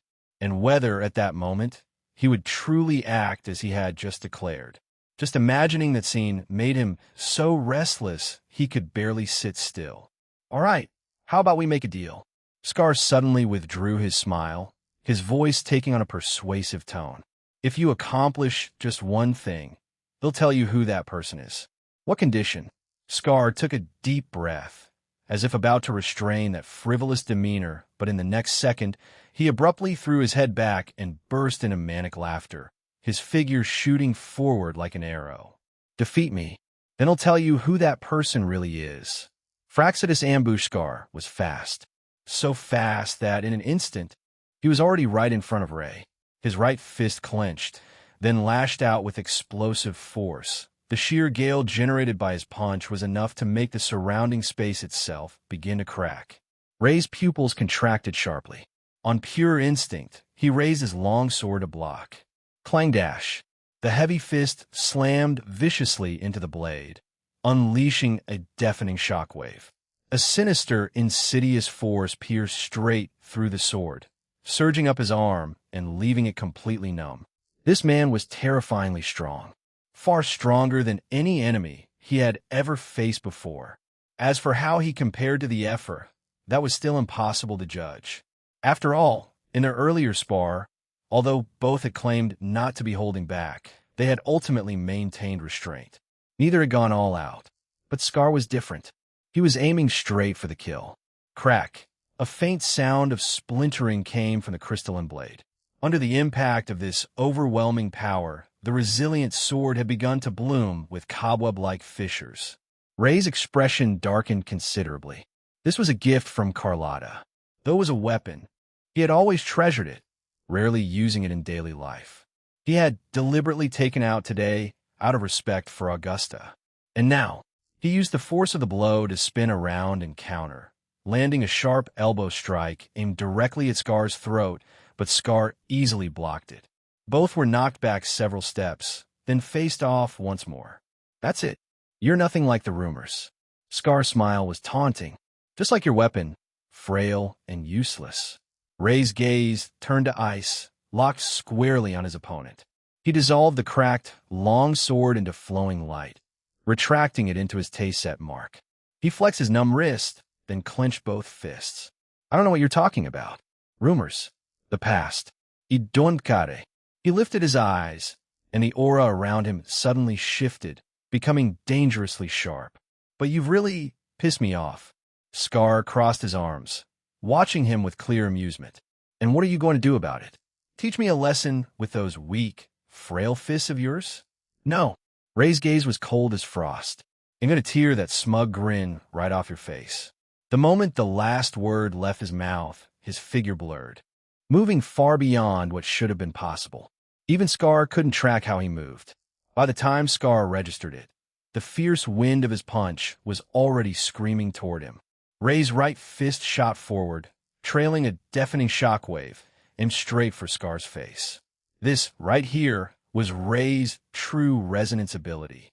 Whether it was the pinnacle of speed or some form of interference with the laws of time itself, no longer mattered. There was only one thought in his mind: beat this man who had destroyed something precious until he couldn't even smile anymore. The ferocious assault made Scar's pupils contract briefly. But in the next instant, the corner of his barato curled into a wild, menacing grin. Now, that's barato like it. If you really were that pathetically weak, this game would have been way too boring. He opened his fingers, catching the incoming fist with an iron grip. His knuckles popped under the strain. But Ray's attack came like a raging storm. His left leg swept upward like a battle axe, howling through the air as it drove straight towards Scar's midsection. Scar immediately bent his arm to block. The heavy impact sounded like two massive stones colliding. "How interesting." Scar let out a cold laugh as his other hand shot straight toward Ray. Ray twisted his barato to evade, his elbow swinging down hard towards Scar's ribs. The dull thud of bone and flesh colliding echoed through the fractured space. Both let out muffled grunts as they passed each other. This was no longer a spar. This was a serious barato fight. Ray drove a heavy punch toward Scar's jaw, but Scar tilted his head, dodging by a hair. The punch grazed his face, leaving a stinging welt. Scar instead seemed thrilled. He wiped a trace of Barato from the corner of his Barato and drove his knee hard into Ray's abdomen. Ray braced for the blow. In one swift move, he seized Scar's ankle and sent him crashing to the ground. Stone chips flew. Scar caught himself with one hand and swept his leg toward Ray. The two rolled across the ground in the domain, grappling and striking, each blow aimed at a vital spot. Ray's knuckles ached from the impact. Faint cracks echoed from Scar's ribs. Yet the pain only twisted his smile further into something more unhinged. For a man accustomed to constant overclocking, Centuriato the Fraxidus had committed serious crimes in every city-state of Septimont and Renacida. The moment Augusta learned Scar was an overseer of the Fraxidus, her mind was made up: eliminate him. She had held back earlier only to give Ray room to act.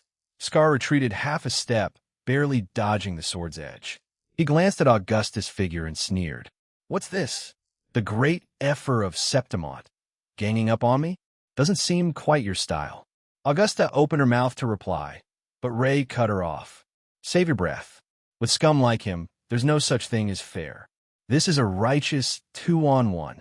Effer, let's take him together." Augusta swung her sword level, the corner of her mouth lifting slightly. "Works for me. Besides, the tournament rules have changed. A duo formation isn't against the rules." The moment the words fell, both Ray and Augusta launched their assault on Scar simultaneously. Caught in their storm-like pincer attack, Scar was forced steadily back. His blocks grew sloppy. Another heavy strike sent him tumbling several meters away. He wiped the blood from his lips, then suddenly covered his face and burst into manic laughter. "Yes, this is it." He spread his arms wide, his deep crimson cloak snapping violently in the gale. "A battle this exhilarating. I suppose it's time to show you what real power looks like." Chaotic ripples erupted from him, and the entire space began to twist violently. Just as he shattered the card in his hand, Ray tore through layer after layer of frequency storms. His fist, driven by unyielding momentum, smashed straight through. Open. The heavy blow landed squarely on Scar's face, blasting him from mid-air to the ground. The terrifying frequencies that had gathered around him scattered instantly, leaving only the dull echo of impact hanging over the ruins. Ray didn't know exactly what Scar was trying to do, but he wasn't stupid enough to stand by and watch an enemy power up. Even Augusta, witnessing this, widened her eyes slightly. She hadn't expected Ray to act with such ruthless decisiveness. "TCH, you jerk." Scar pressed his hand to his face, trembling as he dragged himself up from the rubble. His expression was twisted, almost spitting with rage. "Are you mentally unwell? Attacking at a time like this? What else was I supposed to do?" Ray shot back without hesitation. "Just stand there waiting for you to power up? You think this is some kind of shounen anime? You jerk." Scar's venomous glare could have cut glass. But then a voice cut into his ear, Christophoros, low with warning. "That's enough. If you get in the way of my plans, they'll be reporting everything to the leader." "Fine. You win this round." Scar ground his teeth, eyes burning with hatred as he shot Ray one last look. "This debt will settle it slowly." Before the words fully faded, he had turned and stepped into the teleportation rift that suddenly opened behind him. His figure vanished instantly. With the caster gone, the shattered domain began to collapse. When the two returned to the arena, the Septimont guards had already surrounded the stands. "Effer." The captain rushed to Augusta's side. "Are you all right?" Augusta shook her head gently. "I'm fine." Nearby, Ray was still turning over Scar's words in his mind, until Carlotta's voice jolted him back. "Ray, Lost Moon Zero creation is hard. Cheer me up." "A gift's meaning, are you okay? Are you hurt anywhere? Do you need to go to the hospital?" The moment the domain dissipated, Carlotta had already rushed down from the stands and was now in front of Ray, rapid-firing questions that caught him completely off guard. He simply gave her a gentle smile. "I'm fine, second young Mississippi." "You, when did you get here?" "Me? I just finished handling some family business and was about to find you when I heard the effer was sparring with someone from Reguna.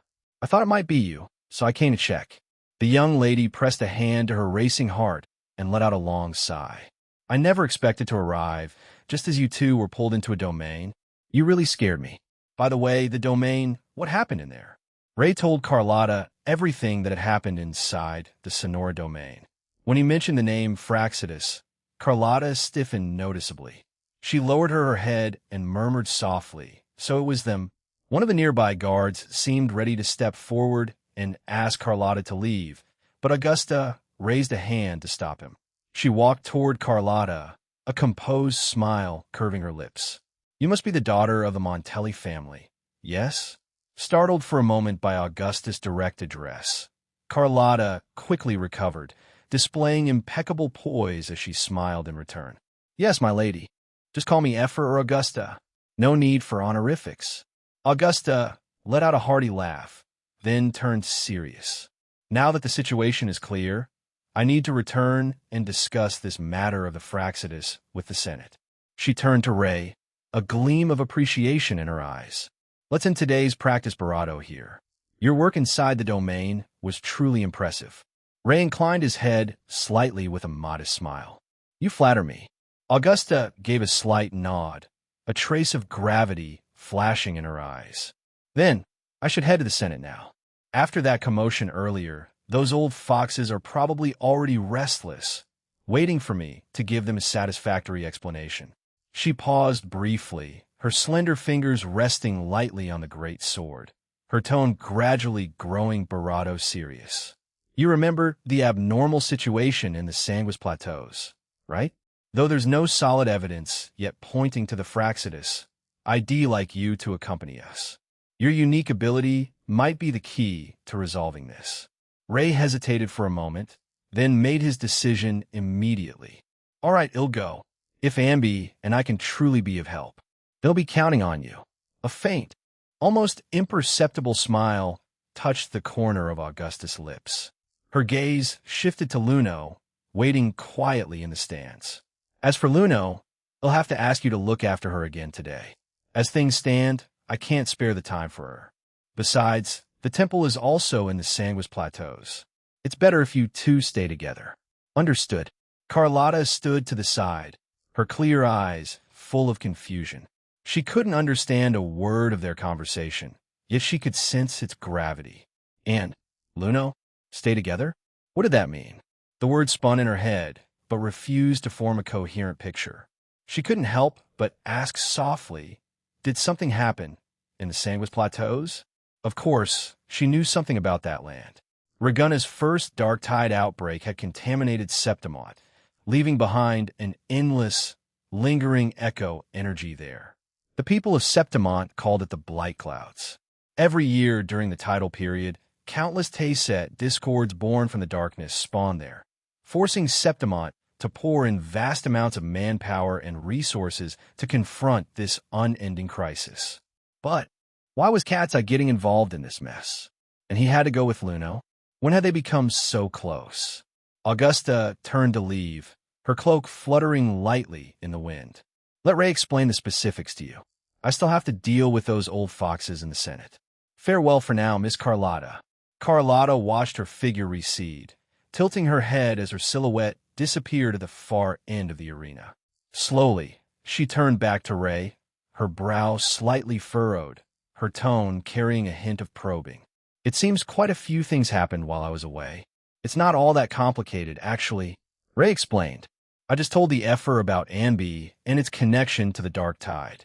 So she invited me to the Sanguis Plateaus to see if I could help resolve the anomaly. And you just agreed?"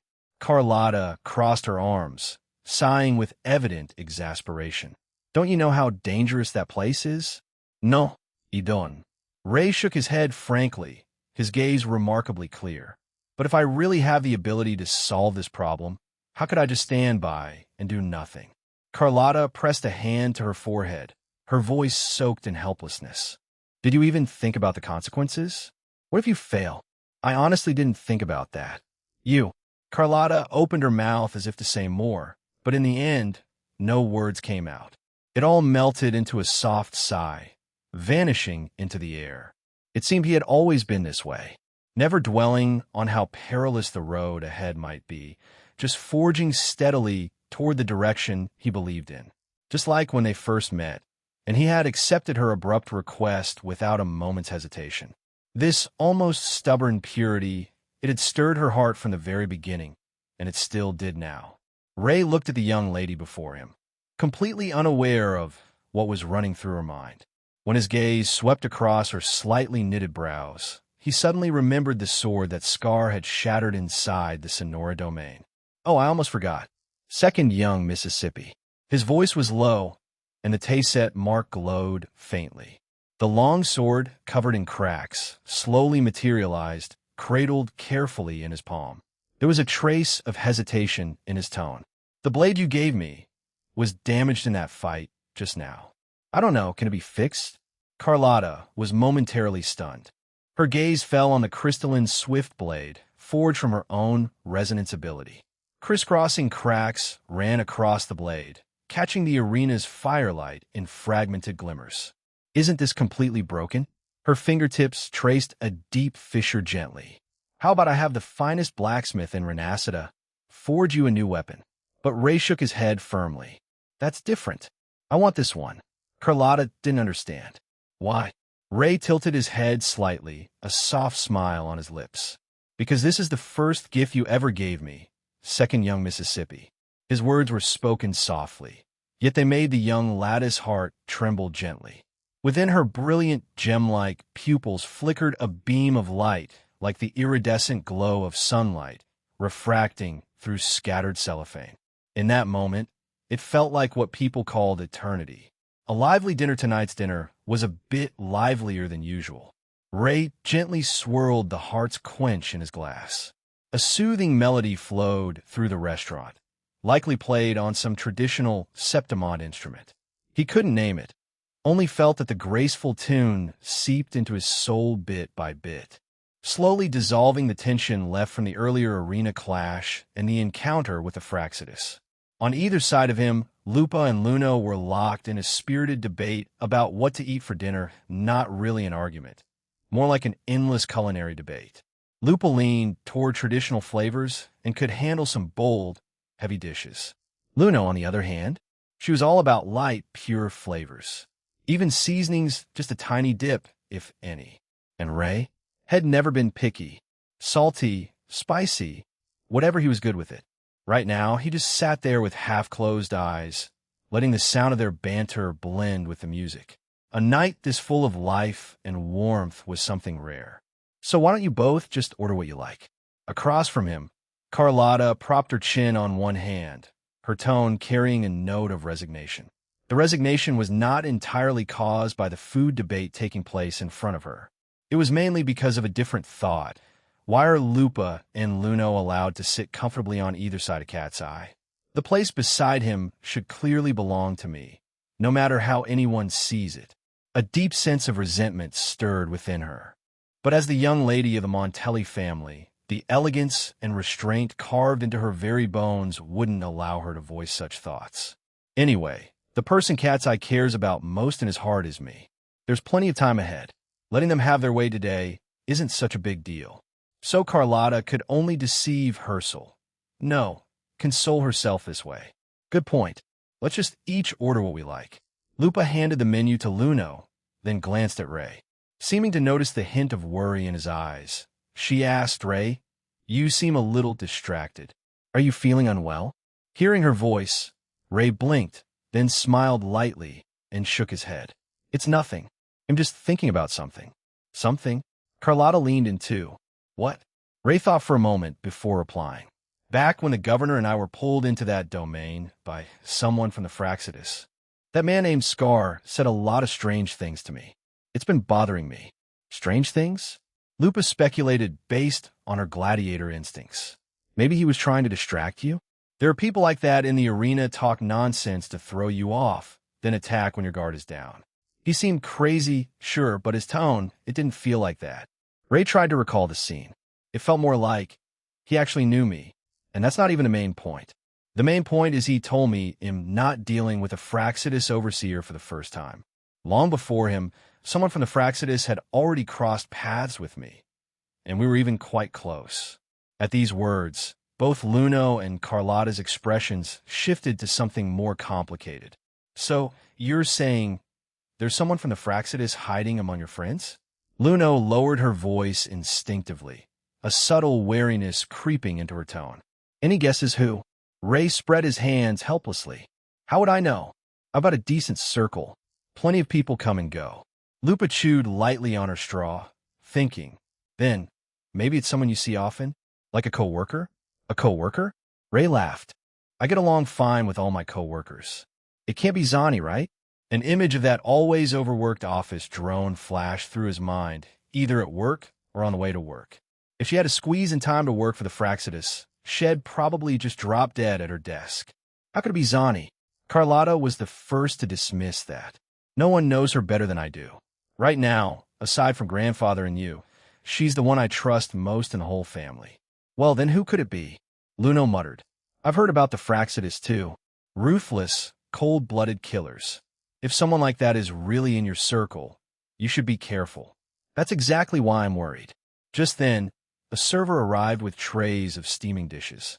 The rich aroma instantly grabbed Ray's attention, pushing aside most of his concerns not because he was a glutton, but because had spent the whole day with Luno and then fought both the Effer and a Fraxidus member that evening. He was ravenous. Anyway, let's eat first. He waved a hand, as if shooing away the worries for now. Nothing matters more than food. I'm about to pass out from hunger. And when food was involved, Ambi never missed out. With a soft poof, it nimbly leaped out from Ray's taste-set mark, its eyes sparkling at the feast laid out before them. Wow, is the fighting over? All this delicious food. Is this a victory banquet? Luno, currently on Ray, seemed to not yet show any particular feelings. Luno curiously studied the little creature that had suddenly appeared. She had heard Ray mention Ambi before, but this was the Barado she had seen in person. So this is an echo residing inside a resonator? She tentatively reached out and gave Ambi a gentle pat on the head. Her eyes lit up. What a cute little friend. Feels really nice. I bet hugging this while sleeping would be really comfortable. Ray, can I borrow Ambi for a bit? What's that? I'm not a hug pillow. Ambi huffed indignantly. I'm the strongest echo in all of Solaris 3. You know the Dark Tide? I've eaten it. The Dark Tide? Oh, right. Luno suddenly remembered. The reason Ray was invited to the Sanguis Plateaus to investigate the abnormal dark tide clouds was precisely because of this little guy's unique ability. It might have some kind of suppressive effect on the dark tide. Speaking of which, Augusta sent word that the situation in the Sanguis Plateaus is more complicated than expected. Luno picked up a bright fruit, took a light bite, and let the sweet juice spread on her tongue. As much as I'd like to stay in Capitoline Hill City a few more days, looks like the schedule has to move up. We'll set out tomorrow. Tomorrow? The decisive plan caught Ray off guard. I thought you'd want to hang around the city a little longer. Luno immediately pouted, shooting him an unsatisfied glare. What's that supposed to mean? Do you really think him that clueless? She lifted her chin slightly, a hint of pride coloring her tone. Sure, I like to have fun and am willful, but I know when it gets serious. And I know what I'm responsible for. With that, she turned to Carlotta and Lupa at the table. What about you two? Want to come? Lupa blinked in surprise, then quickly pulled out her terminal to scroll through her schedule. After a moment, she nodded readily. Perfect timing. Ms. Julia is still looking for a new teammate for me, so I've actually got some free time. A sharp gleam flashed in her eyes, and a fighting spirit curled at the corners of her mouth. The dark tide? Huh. I wanted to face it for a while now. As a gladiator of glory, constantly sharpening myself in the arena, isn't that exactly to drive my spear through those twisted creations? As for Carlotta, she didn't make a decision right away. Instead, she quietly weighed the pros and cons in her mind. As someone from Reguna, she had no real reason to get involved in Septimont's internal affairs. Normally, she would stick to that principle. But this time was different. The threat of the dark tide hung over them like a sword, binding the fate of all Renacida. As the young lady of the Montelli family, and as a child of this land, she felt it was her responsibility to contribute. And besides, her gaze subtly swept toward Ray and the two beautiful young women beside him. Let him go off alone with them? The thought barely surfaced before she shut it down. Who knows what could happen during a trip like that? One Phoebe was already tough enough to deal with. She didn't need to add more rivals. Luno, at least, didn't seem to have any particular feelings for Ray yet. And while Lupa's feelings seemed more like genuine friendship for now, who could guarantee that wouldn't change over time? Thinking this, Carlotta lifted her eyes, a perfectly measured smile curving her lips. All right, it'll come too. My family's business in Septimont is finished anyway. If I could be of any help. Wonderful. Luno leaned back contentedly in her chair, savoring the sweet burst of fruit between her teeth. The plateaus are always so quiet and dreary. With you all joining the hunt, this trip is bound to be much more interesting. The hunt? The familiar yet unfamiliar term made Ray pause. What does that mean? You don't know? Lupa set down her heart's quench and turned to explain patiently. For the people of Septimont, hunting and gladiatorial combat have always been two sides of the same coin. Ever since Septimont was founded, countless gladiators have chosen to end their glorious careers with a grand hunt. The Sanguis Plateaus are our front line against the dark tide, and the targets of our hunt are precisely the Tayset discords born from it. Hunting Tayset discords? That fits Septimont's style perfectly. But more than a hunt, it felt like a defiant stance the people had adopted for themselves, a courage forged in the crucible of hopeless situations. Once people were ignited by a certain conviction, they really did unleash a power that knew no limits. Though, since it's not the tidal period yet, the dark tide creatures on the Sanguis Plateaus aren't as fierce, and there aren't as many of them. Luno added, but Augusta mentioned that the blight clouds in the Sanguis Plateaus are showing abnormal echo energy fluctuations. Even though the tide hasn't risen yet, no one can say for sure whether the dark tide might erupt at any moment. Ray picked up a slice of pizza, tropical queen pizza, and placed it right in front of Carlotta, but she completely ignored it. If anything, her eyes held a trace of disgust. A true traditional Ragunnan, through and through. So our mission is to investigate that abnormal echo energy, right? Luno nodded. We need to find out if that frequency could trigger a dark tide eruption. If, at this point, the young woman's mood seemed to dip slightly. If what? Ray asked. Luno just shook her head, her smile returning. Nothing. Just thinking about some other things. After they'd eaten their fill, Lupa was the first to say goodbye, heading back to pack her things. They agreed to meet again tomorrow morning. Ray, Luno, and Carlotta walked side by side, heading back toward the Leonidas Grand Hotel. Looks like tonight we'll have to make some room. As soon as the words left him, Ray realized how they might sound and quickly added with a cough, ahem. I mean, you two, second young miss and Luno, can share a room. I remember that suite has enough space for two. No problem. Hearing this, Luno squinted slyly, leaning in like a cat that had just found a clue. Oh ho! If you hadn't added that, I wouldn't have even thought anything strange. Fess up. Were you just thinking something mischievous? How could I? Ray straightened up immediately, putting on his most righteous expression. That's not who I am. Centurato. I reserve the right to refuse answering that question. See, you hesitated. Luno jumped on it triumphantly, turning to the other side. Carlotta, look at this guy. Carlotta only smiled faintly and didn't respond. Deep down, though, she almost wished Ray did harbor some warm, secret feelings about her. Centurato endlessly accommodating and respectful. She had never known him to refuse any request she made. But where did that goodwill come from? Was it just the polite deference due to the young lady of the Montelli family? Or was it something reserved for Carlotta as a person? In his heart, what position did she truly hold? If he only saw her as an ordinary friend. The night breeze brushed through her hair. Unconsciously, her fingers tightened. A faint, indescribable tremor passed through her heart. Perhaps, aside from him, no one would ever know the answer. But was she supposed to just wait passively? No, never. She was the young lady of the Montelli family. If he kept hesitating, then she'd make the first move herself. Ice cream, an inner resolve, suddenly craving some ice cream. On the way back to the hotel, Luno suddenly stopped, her gaze fixed on the dessert shop window at the street corner, glowing with warm light. Without saying a word, she just tilted her head slightly and let her smiling eyes drift lightly between Ray and Carlotta. Ray, Carlotta. They instinctively glanced at each other, then quickly looked away. Both read the helpless resignation in the other's eyes. What else could they do? Could they refuse those eyes, so full of expectation? It was just an ice cream. For now, they'd indulge this small whim. Ray sighed softly and resignedly walked toward Luno. Didn't we just finish dinner?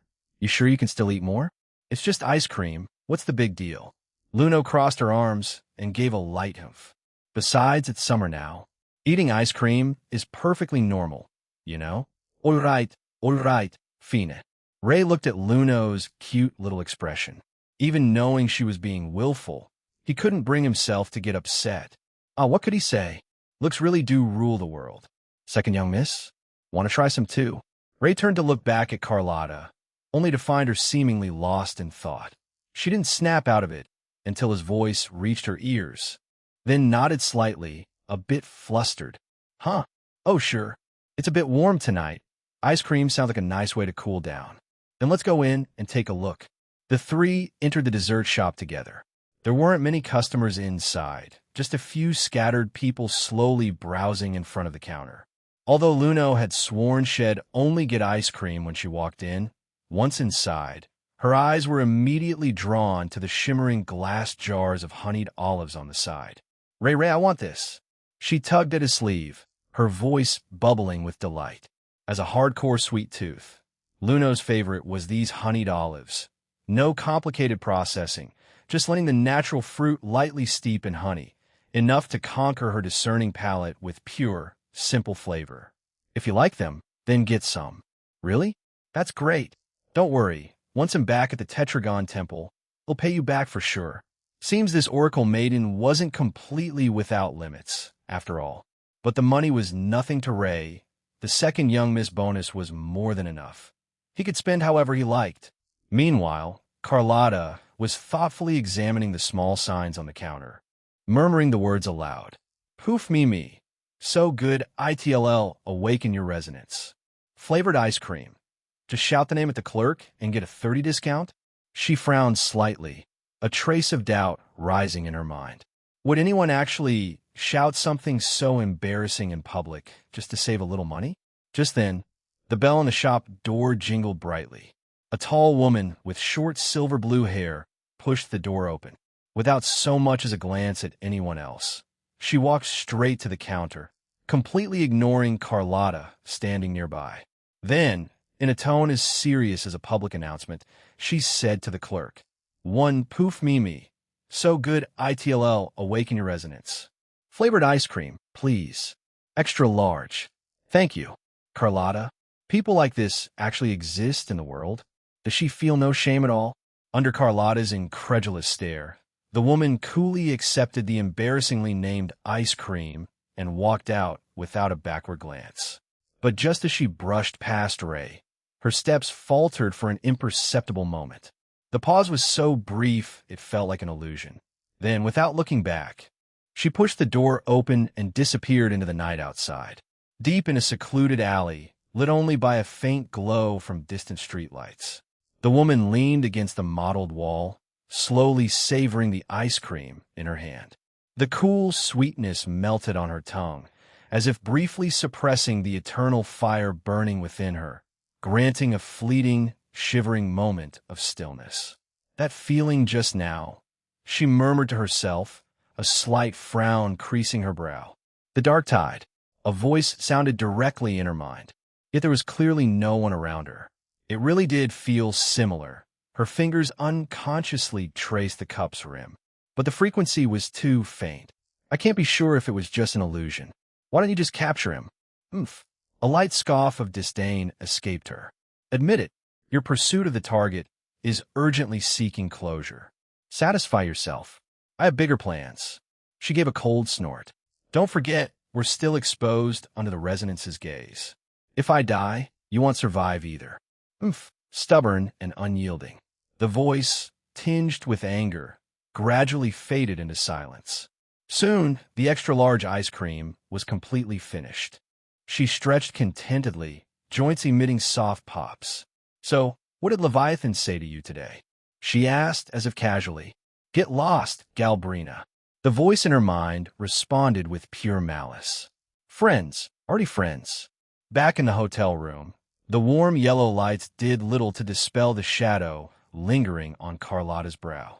She was still somewhat distracted, her fingers unconsciously twisting strands of her hair. She was still hesitating whether to muster the courage to confront the stirring deep in her own heart, or perhaps to confront the answer that might exist in his heart. What if the final outcome was just a wishful fantasy of her own? The thought crept over her like icy water, causing her to unconsciously wrap her arms around herself, shutting out that potentially heartbreaking hypothesis. TCH, what am I even overthinking? Presuming a failed outcome before things have even begun. That's not like me. She took a deep breath, resolutely casting all negative emotions from her mind. Locking in the future, it was indeed a tempting proposition. Right before her was an oracle maiden capable of glimpsing the threads of fate. By borrowing her power, she might actually be able to glimpse the answer ahead of time. But Carlotta Montelli wasn't going to do that. Deep in the young lad's heart, there remained a small pride that absolutely refused to let her bow to fate or to any unknown. Aside from that one person, she wouldn't reveal even a corner of her true heart to anyone else. So, she drained the remaining wheat ale from her glass. The cool liquid seemed to inject a final dose of courage into her veins, and a perfectly clear plan crystallized in her heart. It was decided. Right after Luno fell asleep. Midnight confession the night was deep and still, all things bathed in the cold, clear light of the moon. The canopy of heaven was densely studded with stars, like fine, shifting sand converging into a Milky Way that slanted across the firmament, flowing silently through the ink-blue night sky. An occasional meteor streaked by, its cool, fleeting trail vanishing in an instant. That searing white light blazed brilliantly against the profound darkness, tinged with a hint of desolation. It was just an ordinary night. Before the break of dawn, the bright moon and countless stars were the eternal protagonists of this realm. Soft, rhythmic breathing drifted from the young woman beside her. Luno was already asleep. She had been for an hour now, probably worn out from the whole day of fun. They had barely exchanged a few words after lying down before her voice gradually faded, and she drifted contentedly into sweet dreams on her own. It suited her free-spirited and simple nature well. Luno? Luno? Carlotta propped herself up, calling her name softly in the dim light. Luno beside her just unconsciously wrinkled her small nose, letting out a vague murmur, and gave no further response. Only after confirming she was truly sound asleep did Carlotta's anxious heart settle slightly. She rose carefully, her fair, bare feet stepping silently onto the cool floor. Tiptoeing to the bedroom door, the moment her fingertips touched the cold door handle, a complex surge of emotions seized her: fear, nervousness, or perhaps a quiet curiosity about what was about to happen. She couldn't tell herself. Since I've made up my mind, I can't back down now. Hesitation isn't the Montelli way. So the young lady pressed her bravado together firmly, as if to crush all distracting thoughts.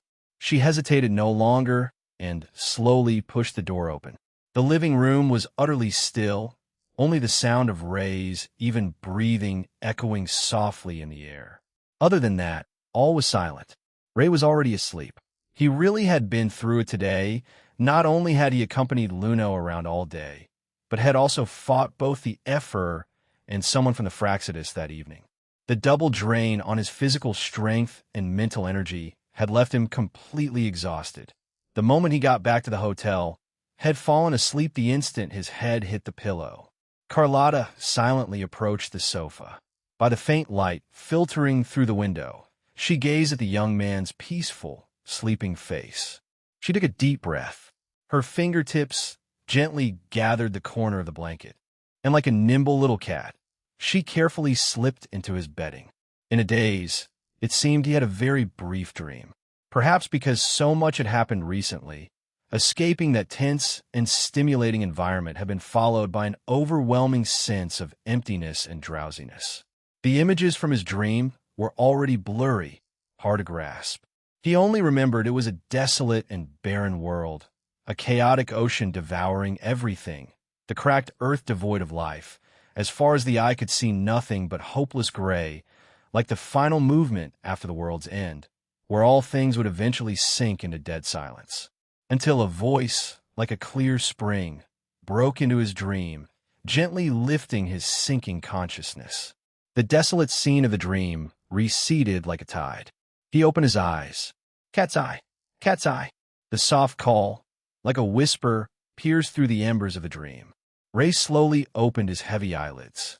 In his hazy vision, Carlotta's figure came into view, the bright moonlight flowing over her delicate profile, painting this scene with an unreal, dreamlike quality. She was as beautiful as an illusion that had descended into the mortal world. Second young miss?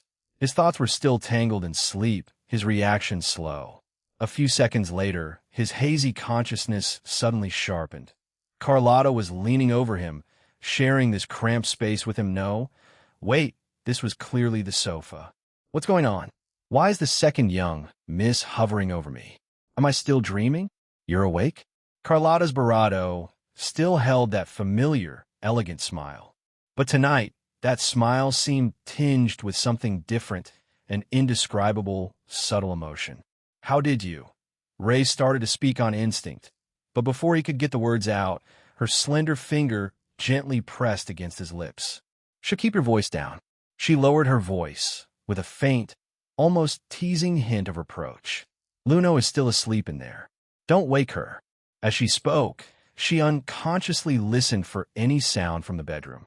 Only after confirming everything was quiet did the tension in her shoulders relax, almost imperceptibly.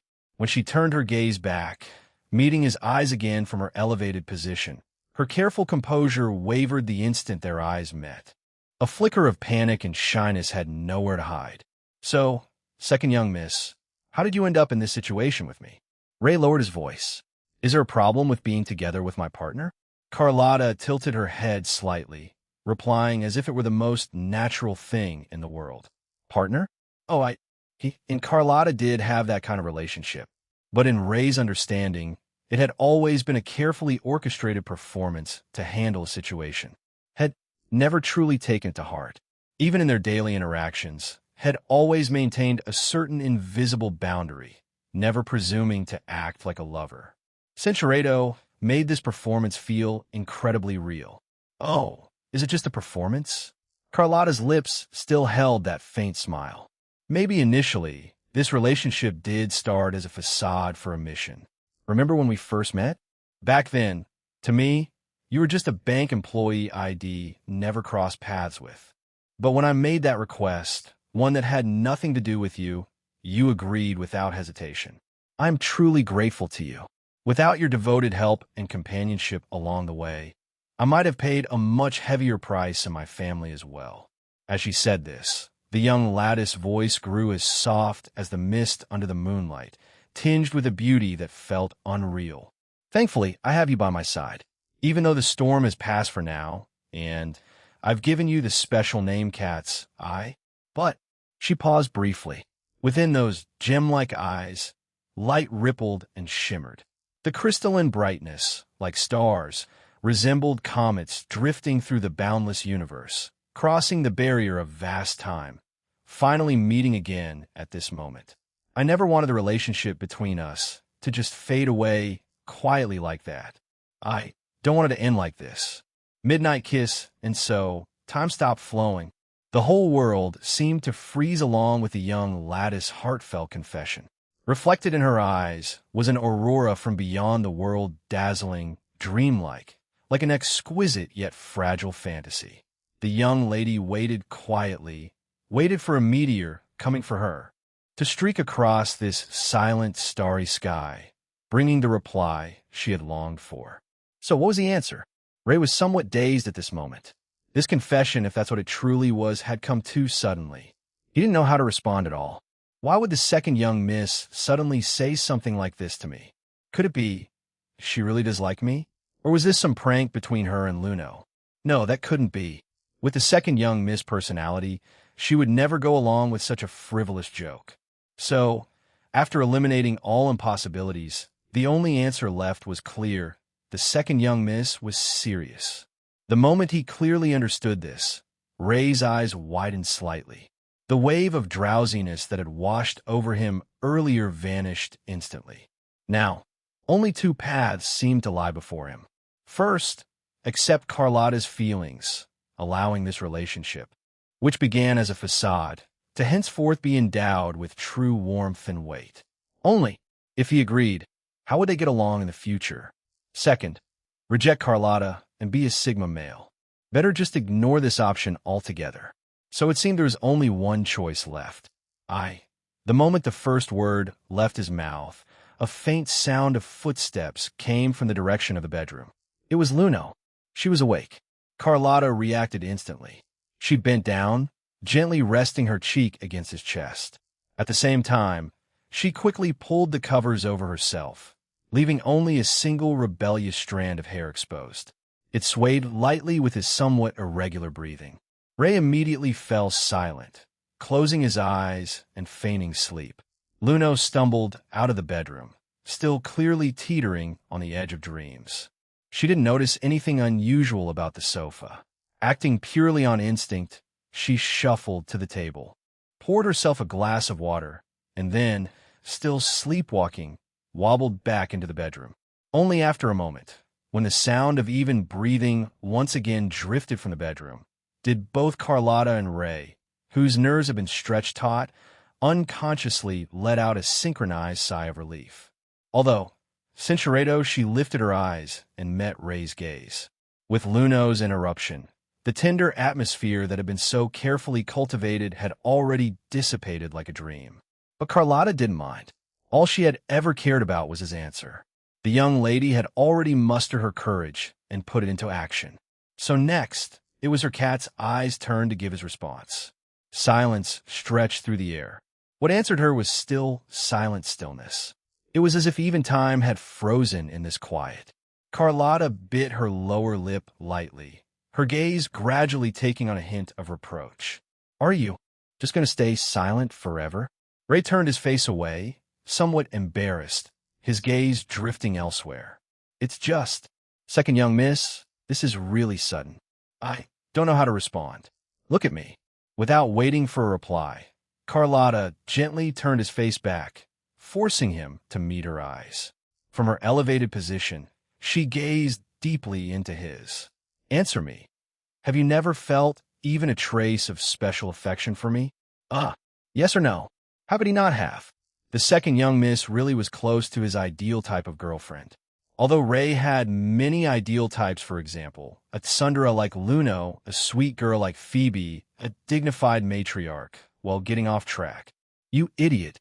Carlotta, lightly clenching her bravado. Emotions churned in her eyes, finally resolving into a complex tenderness.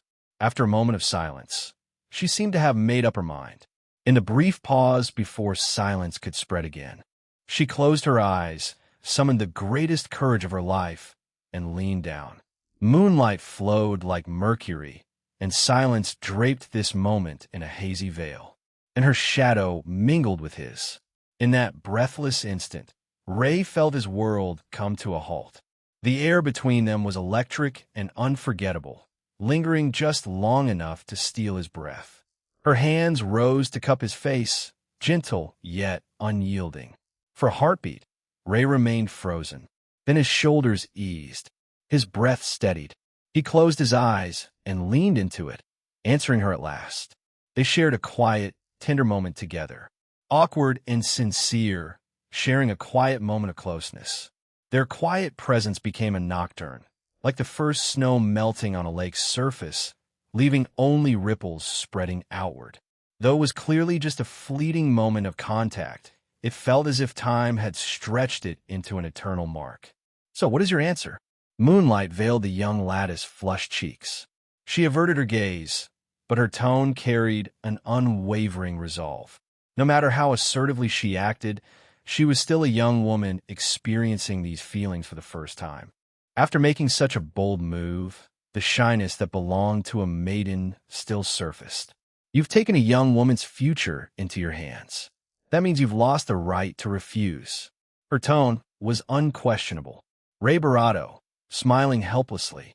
But, second young miss, you were the one who initiated it. I don't care about that. You took my Barato anyway.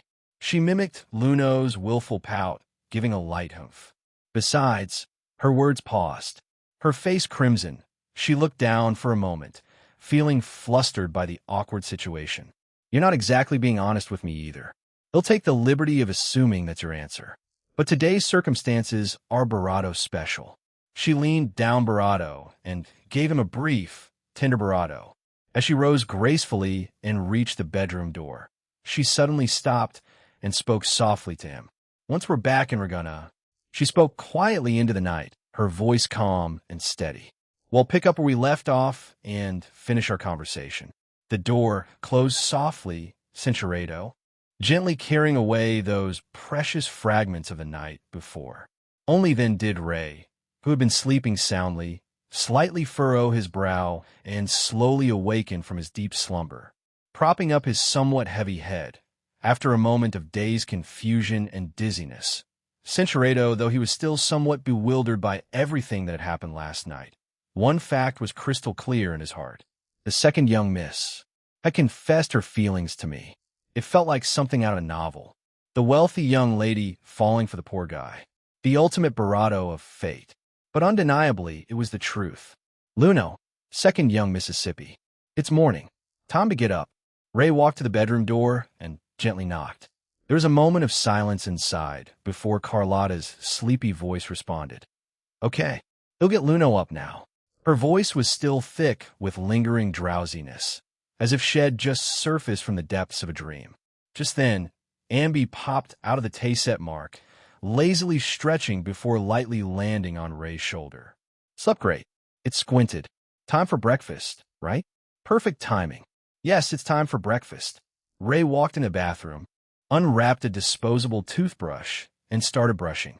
Amby mimicked him, grabbing a pack of mini toothbrushes and brushing along with him, looking quite serious. Watching Amby battle the toothpaste beside him, Ray suddenly wondered if Amby had been woken up by the second young Miss nocturnal visit last night. Hey, Amby. Ray pressed a warm towel to his face, his voice muffled by the steam, asking casually, last night, did you hear anything unusual? Amby abruptly lifted its little face from the hot water, shook off the droplets, and shook its head blankly. Unusual? Nope. Didn't I tell you before? Your boat is soundproofing is great. Besides, when I'm sleeping, nothing can wake me. Unless you call me yourself. Even if they're tearing the house down outside, I want stir. Hearing this, Ray let out a long, helpless sigh. I suddenly envy you a little, Amby. What's there to envy about that? You don't understand. Ray closed his eyes briefly, as if recalling some unbearable torment. When you've been busy all day, finally collapse in a bed at dawn, thinking you could get a good night's sleep, and then the upstairs neighbor's drill starts buzzing. It buzzes. Amby tried to imagine it and shrank back a little.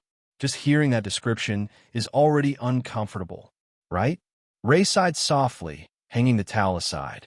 Anyway, since you're well rested, now that we're heading to the Sanguis Plateaus, it's time for you to show off your skills. Don't worry. Leave it to me. After they finished washing up, hotel room service delivered breakfast right on time. Today's offerings were traditional Reguna pastries. Being able to taste such authentic flavors here in Capitoline Hill City drew repeated praise from Carlotta. Luno, as usual, was picky as if nothing in this world could ever fully satisfy her. Carlotta maintained her usual elegance, seemingly unaffected by last night's events. But occasionally, when her gaze happened to meet Ray's, a hint of barely concealed shyness flashed in her eyes betraying the blossoming feelings in the young lad's heart. And Ray? He, on the other hand, seemed perfectly calm. Though that unexpected moment with the second young miss had certainly caught him off guard. In both his past and present lives, it was the bravado such a situation had occurred. And he hadn't even had a romantic relationship before. By all rights, he should have been flustered at a loss. But strangely, he felt no nervousness at all, as if such intimacy was not new to him. Yet Ray was certain this was definitely the first time. Otherwise, how could he have no memory of it at all? But why he could act so composed was also a mystery to him. Anyway, when the sun rises, forget yesterday. Afterward, the group left the hotel and met up with Lupa as planned.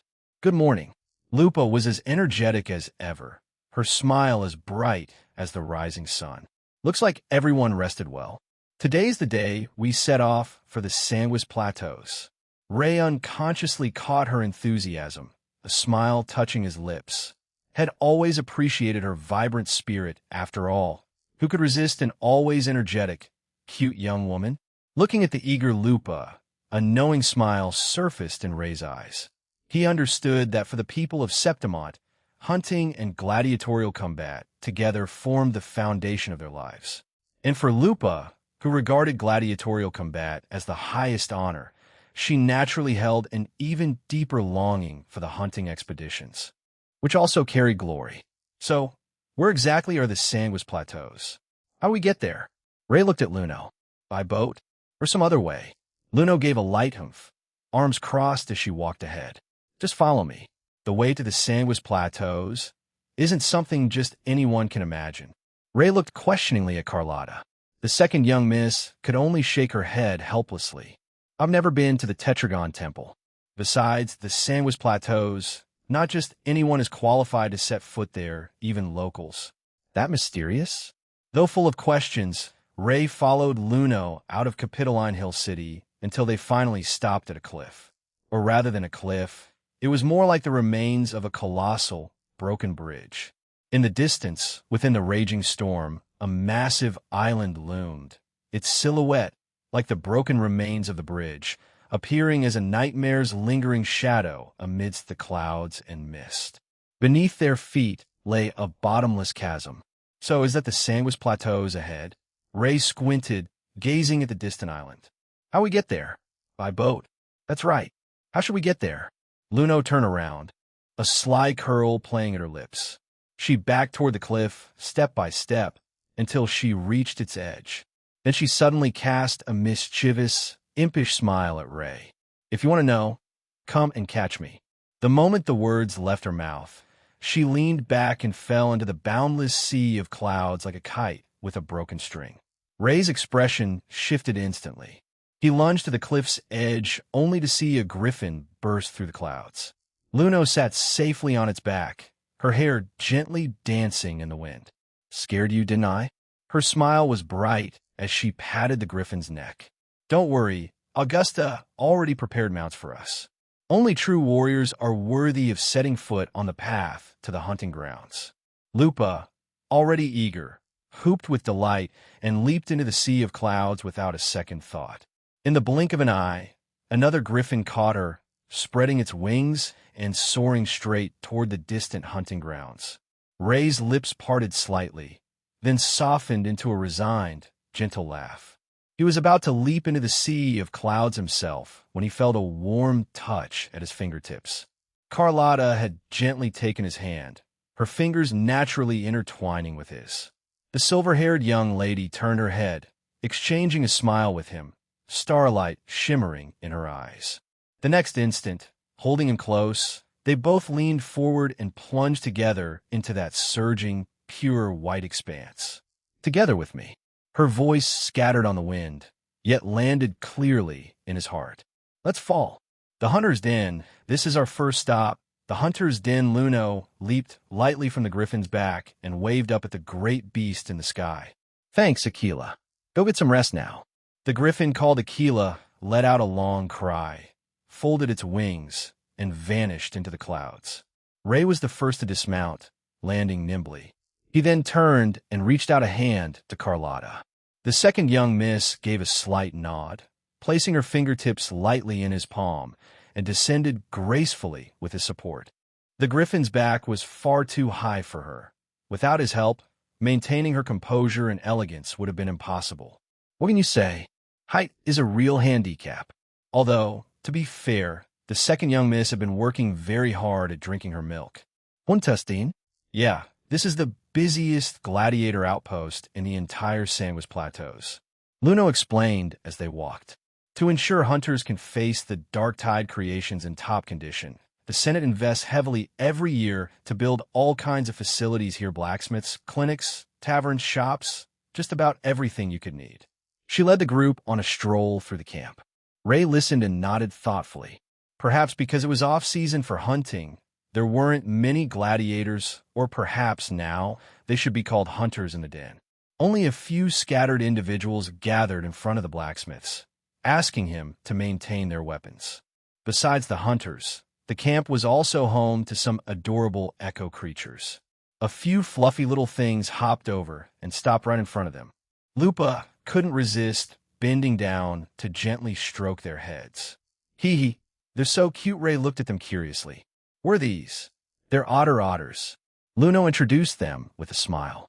Besides weapons, they're the hunter's most reliable partners. Reliable how?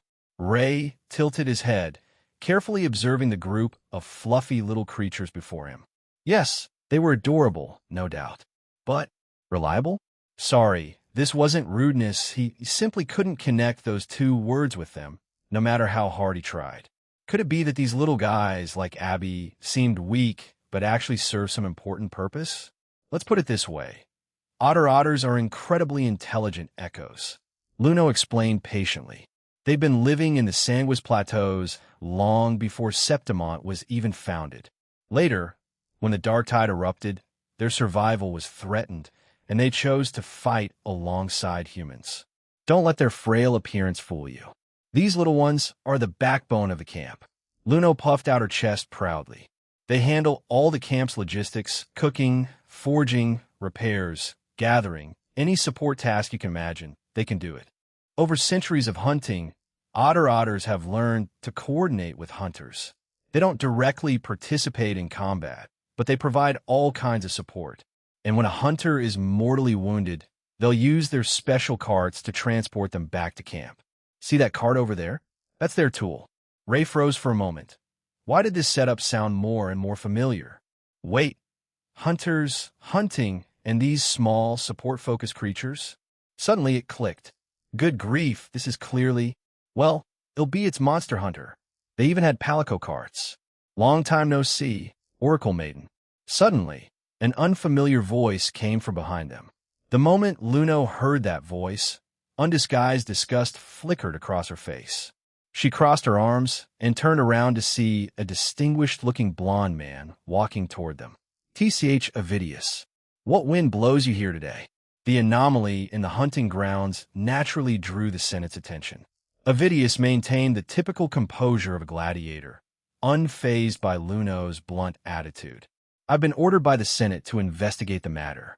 It's just an errand, nothing more.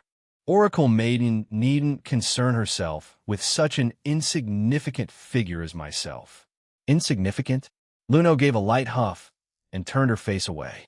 You're the Senate's darling. Those old fossils ignore me, but they sure value you. After all, you're the legend who has crossed the Marnie's depths 4 times and been awarded the Oak Leaf Medal. Some even say you have a better chance than Augusta of becoming the King of Heroes. King of Heroes? Ray asked, confused. What, did Gilgamesh have something to do with this? That's the great hero prophesied to save Septimont from being swallowed by the dark tide. Luno explained quietly, pouting slightly. Oh, I see. Avidius strolled up to the group. After sweeping his gaze over them, it finally settled on Ray. You must be the warrior who dueled the Ephri yesterday. Though I didn't witness it myself, from what others have described, I can already sense your extraordinary skill.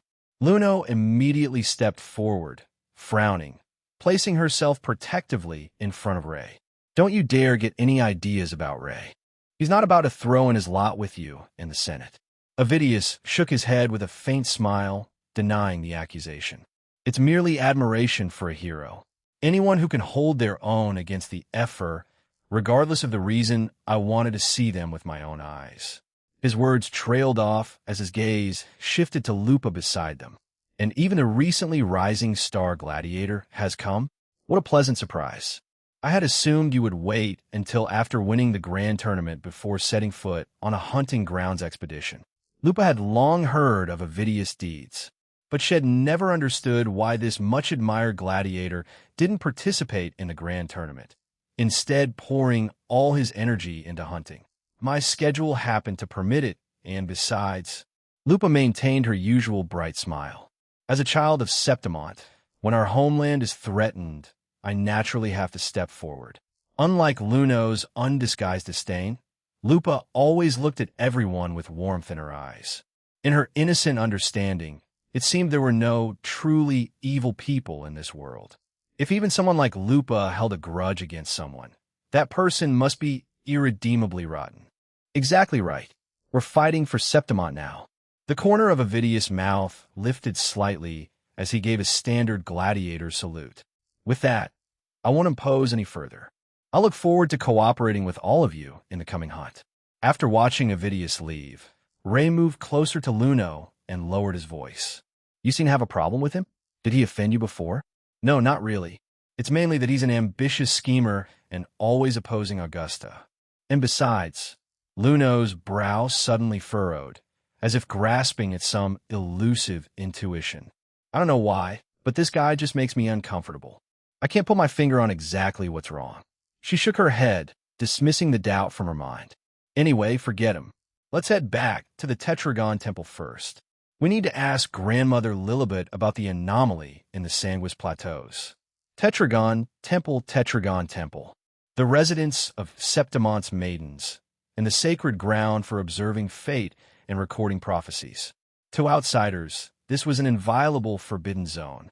But to Luno, it was just a dull, boring place. Silence reigned within the shrine, as if the air itself had stagnated. Occasionally, a few maidens cast curious glances at these visitors, but they only lingered quietly in the distance, never approaching. Perhaps it was because Luno was present? Who knows?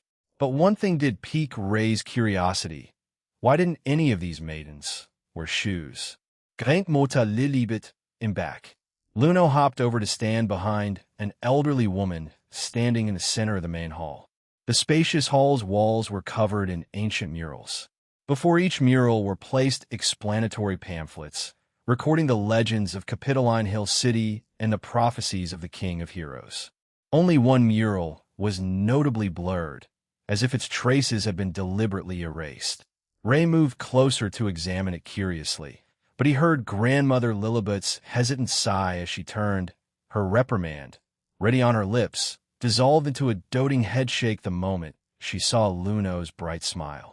When the elderly woman's gaze shifted to Ray, her pupils suddenly trembled almost imperceptibly. She murmured in a voice barely audible, "Blank? Blank?" Though the whisper was faint, it landed precisely in Luno's ears. Grandmother Lilibet quickly regained her composure. She walked slowly to stand before Ray, a warm smile blooming on her face. "You three must be the reinforcements the governor mentioned. I am Lilibet, the guide for the Oracle Maidens." The group responded with polite smiles in return. Blank. Luno was still murmuring that word quietly, but she soon shook off the thought and turned back to Grandmother Lilibet.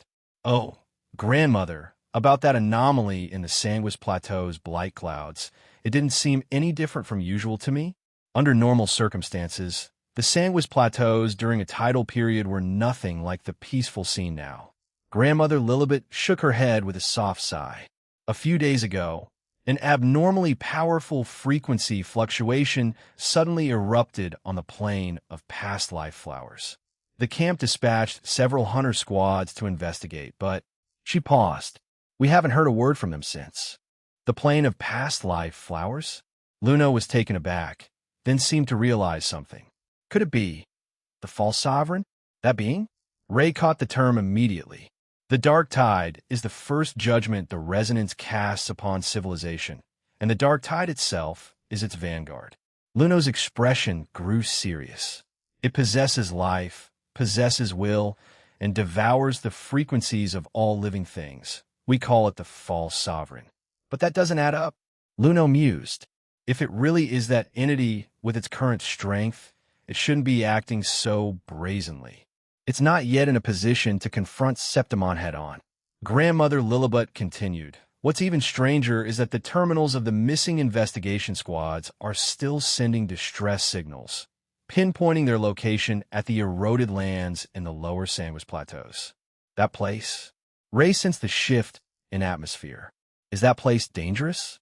It's the area most deeply corrupted by the dark tide in the entire Sandwich Plateaus. Luno's tone was heavy. Not only is it overrun with powerful Tayset discords, it also erodes the hunter's mind. Under normal circumstances, no one would willingly go near it. And now distress signals are coming from there. It's almost like a trap. Carlotta's cool voice cut into the discussion. Her gaze was sharp. An obvious trap, no doubt.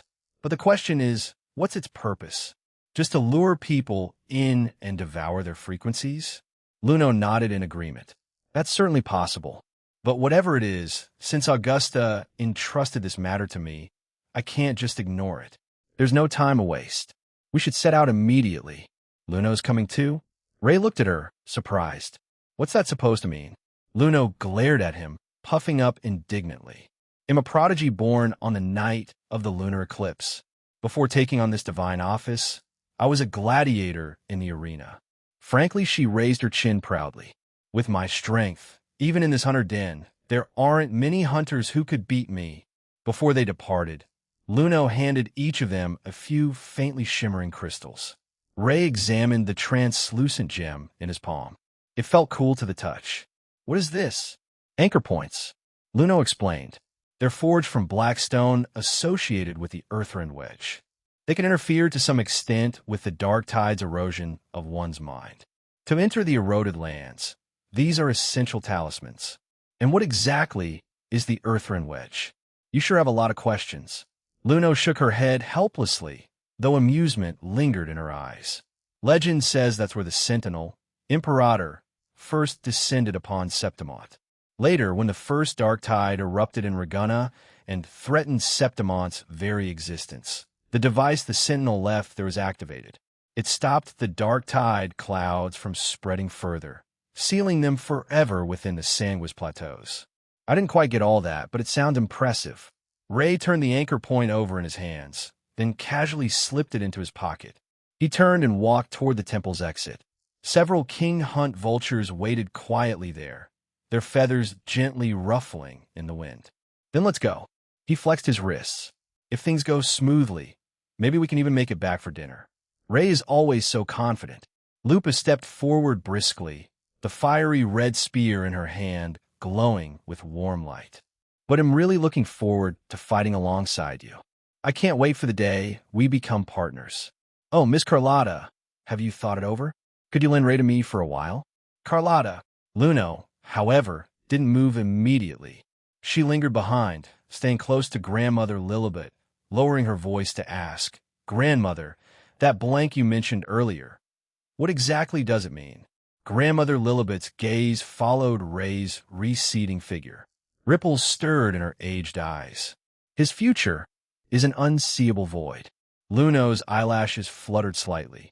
As an oracle maiden, she could perceive the threads of fate that ordinary people could not, each person's future like a book already written, clear and legible. But Ray's future was nothingness? How could that be? It was as if his story had yet to be written, and therefore held infinite possibilities. The young woman gazed at that retreating figure, murmuring softly, unseeable void. Mournfell Canyon, this was a world stripped of color. As far as the eye could see, there was only monotonous gray and white. Though the Sandwich Plateaus were the front line against the dark tide, other areas still retained a semblance of natural life. Only here was a truly dead, barren wasteland. From the moment he stepped into this domain, Ray could clearly hear it. An ancient whisper lingered in his ears, burrowing into his mind like a malignant growth. TCA, he shook his head forcefully, trying to dispel those persistent, tangled noises. It wasn't just him. His companions were all affected to varying degrees. Carlotta clutched her chest, her face pale. This place, it's nauseating. Luno, though also frowning, had gradually grown accustomed to the dark tide's erosion as an oracle maiden who often accompanied hunters into battle. Hold on. The dark tide does interfere with one's mind, but as long as your will is firm, it can't truly erode us. Besides, we have the anchor points with us. This is all the dark tide can do. This is awful. Suddenly, Ambi wobbled out of the resonance mark. It looked exhausted, its eyes drowsy as it floated in front of Ray, rubbing them with its little paws. What is this place? I feel all limp, like I can't muster any strength. And this smell? No. I think I'm gonna be sick. Ray watched Ambi's listless state. This was the first time Head seen the little guy so weak. Feeling unwell? He asked softly. Ambi nodded weakly. I don't know why, but as soon as I stepped in here, it got super tired. Ray frowned with concern, but there was nothing he could do now. He could only gently urge. Maybe you should go back and rest for a bit. Okay, Abby responded feebly, yet still mustered the energy to wave its little paw. But if there's danger, you have to call me. It'll come rushing out to protect everyone. All right, it's a deal. Ray smiled and gently rubbed its little head. With a flash of golden light, Abby transformed into a stream of light and vanished back into the Tay-set mark. What's wrong with Ambi? Carlotta had also never seen the little guy so listless.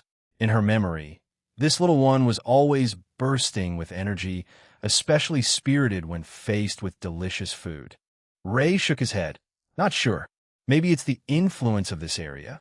If even Ambi's showing signs of abnormality, this place is more dangerous than we thought. He turned to Luno. The source of the distress signal is just ahead, right? Luno nodded. Not far now.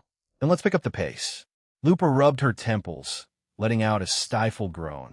TCH, the longer we stay here, the heavier these negative feelings get. They wasted no time, following the terminal signal's guidance and moving swiftly forward.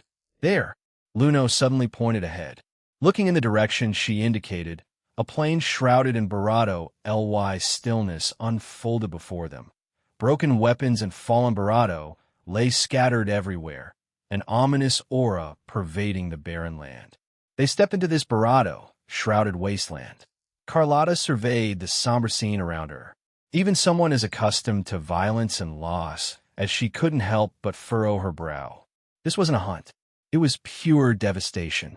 Ray bent down and reached his fingers toward the Barato of a fallen figure, then shook his head grimly. No signs of life. Most of those here were beyond saving. Cinchuredo, Barato remains lay wedged in the crevices of the rocks. The heavy Barato of loss hung in the air. Luno closed her eyes, unable to bear the sight any longer. She softly chanted a prayer for the departed, her fingertips trembling slightly. Unforgivable. Lupa clenched her jaw, cold fury burning in her eyes. When I find the one responsible, they will pay. Ray's expression was grim as he walked toward the solitary terminal at the center of the plane.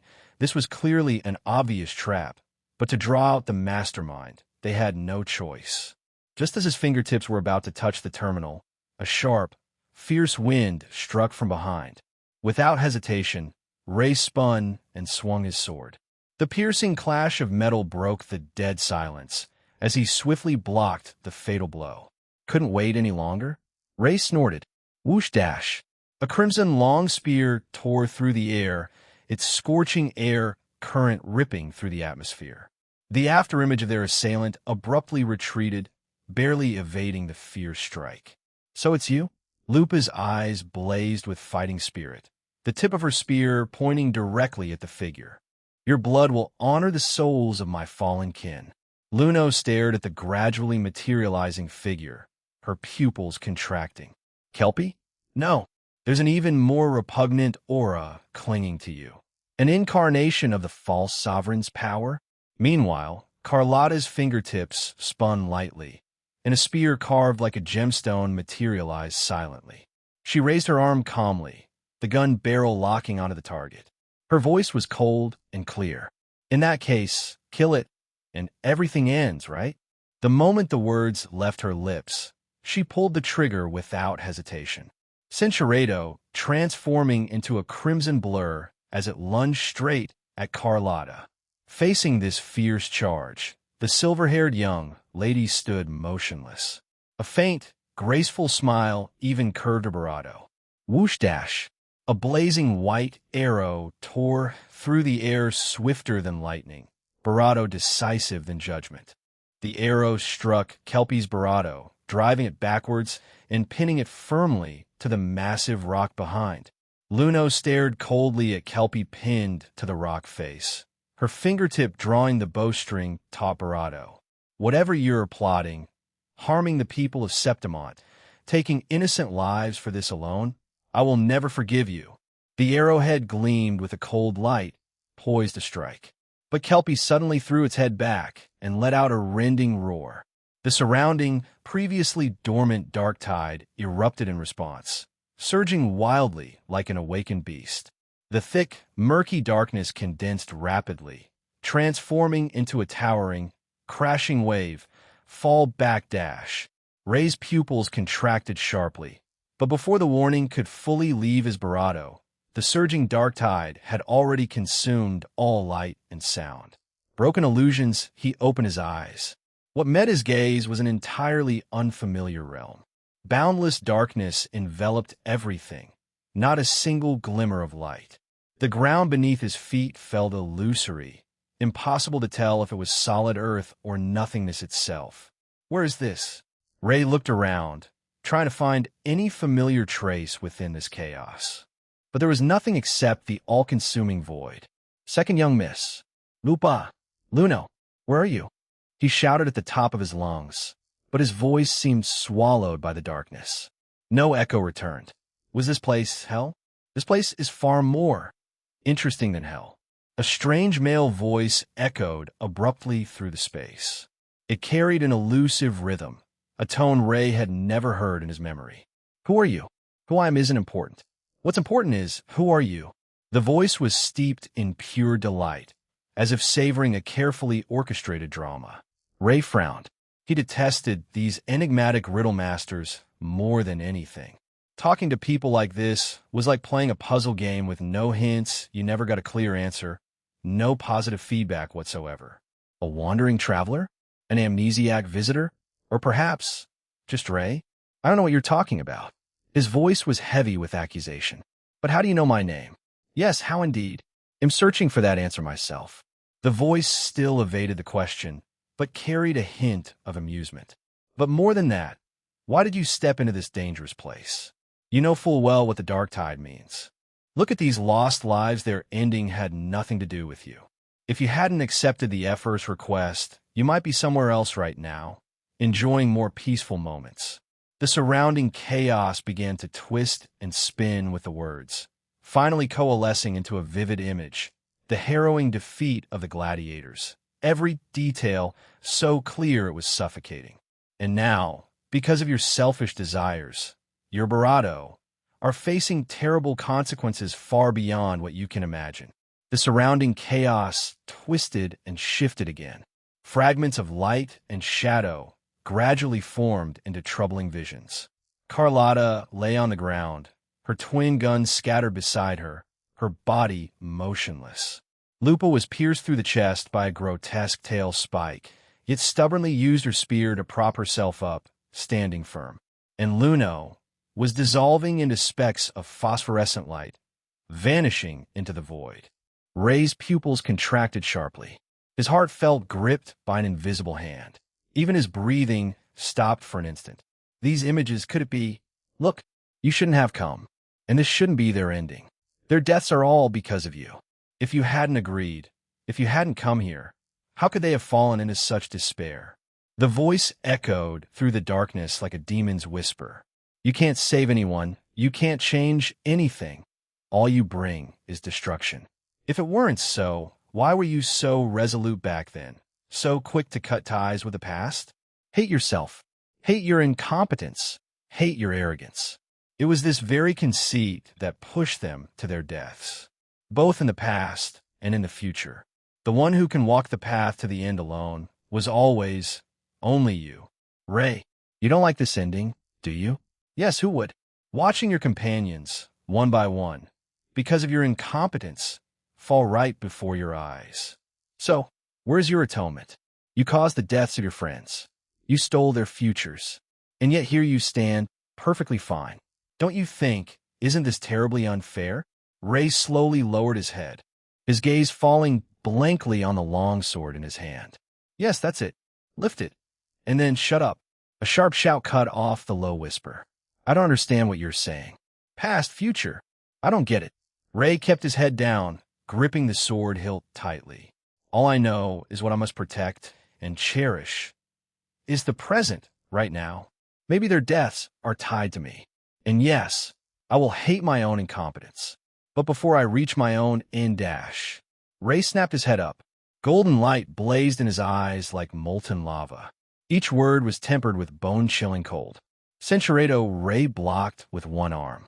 The golden light swirling in his palm formed an invisible barrier. No matter how the sharp claw tips screeched and pressed forward, they could not advance another inch. Between the claw tip and his heart, only a hair's breadth remained. Time stood still until the storm descended once more. You think you can kill me?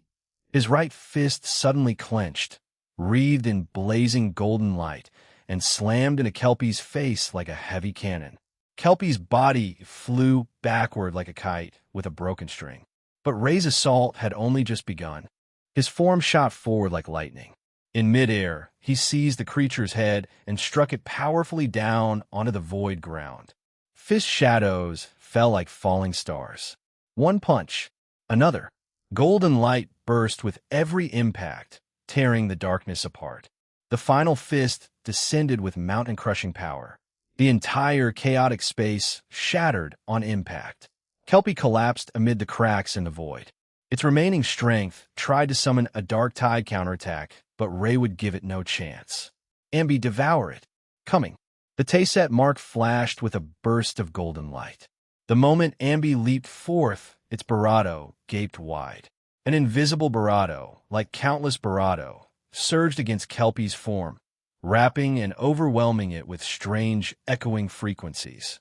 No matter how it struggled or wailed, it was utterly consumed by that abyssal, devouring Barado.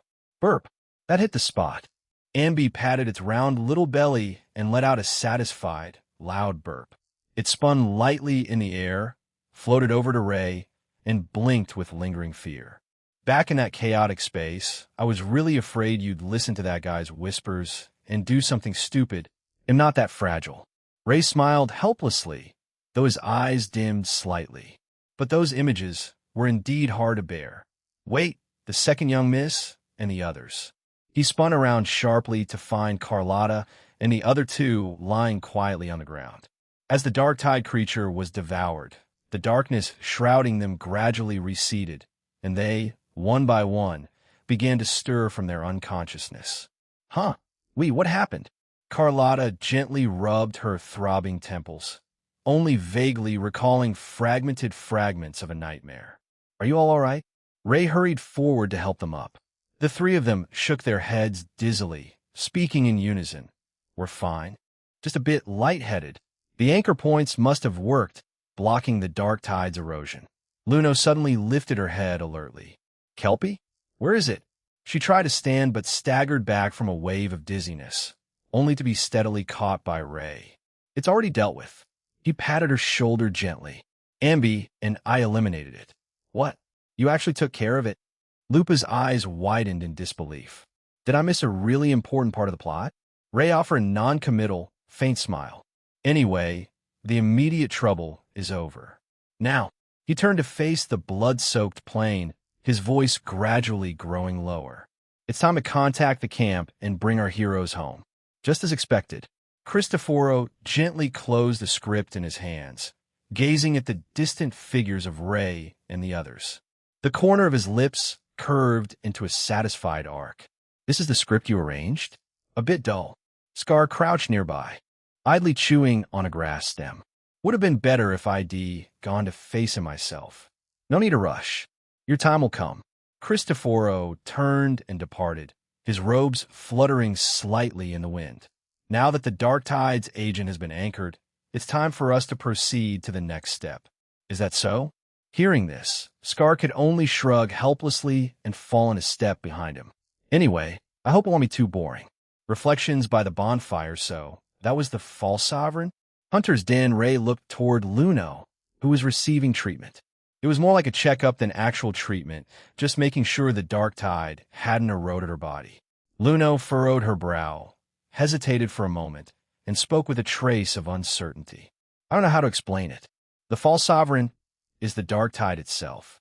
Unless it deliberately reveals itself, under normal circumstances, we can't find it at all. We can't even attack it. And that Kelpie, rather than being the false sovereign itself, it's more like an incarnation of its will. An incarnation of its will? Ray frowned upon hearing this. You mean something like an avatar? But why would it do that? Luno shook her head. I'm not sure. This has never happened before. The whole operation was strange from start to finish. Its attack came hastily and ended just as recklessly. It was almost like it was just going through the motions, completing a task. Even that trap seemed designed to lure someone specific. But who? The young woman lifted her eyes, quietly gazing at Ray standing before her. In a daze, she recalled grandmother Lilibet's words. Blank fate. Could it be the false sovereign's true target was Ray? But why would it do that? Shouldn't it be focusing all its energy on absorbing every shred of power it had consumed? Why would it willingly separate so much frequency outside the tidal period just to hunt specifically, and to fade so carelessly, as if deliberately chasing the end? Ray, the young woman called softly. Have you sensed anything strange lately? Me? I'm fine. Ray shook his head, looking confused. Why do you ask? You mentioned that Ambi and you are in a bonded state, and it just devoured a fragment of the false sovereign's frequency. I suspect that frequency might have affected you both somehow. Hearing Luno's speculation, Ray nodded thoughtfully. In that case, he'll call Ambi out and ask. Ambi. The moment the words left his mouth, the Tayset mark on the back of his hand flashed gold. Ambi instantly leaped out, shaking itself with full energy. What's up? Calling me out suddenly. Is it mealtime already? Didn't you just eat? Hungry again? Huh, that counted as a meal? Ambi protested indignantly. I want pizza. The kind with the special tropical topping. All right, once we're back in Reguna, I promise you can have all you want.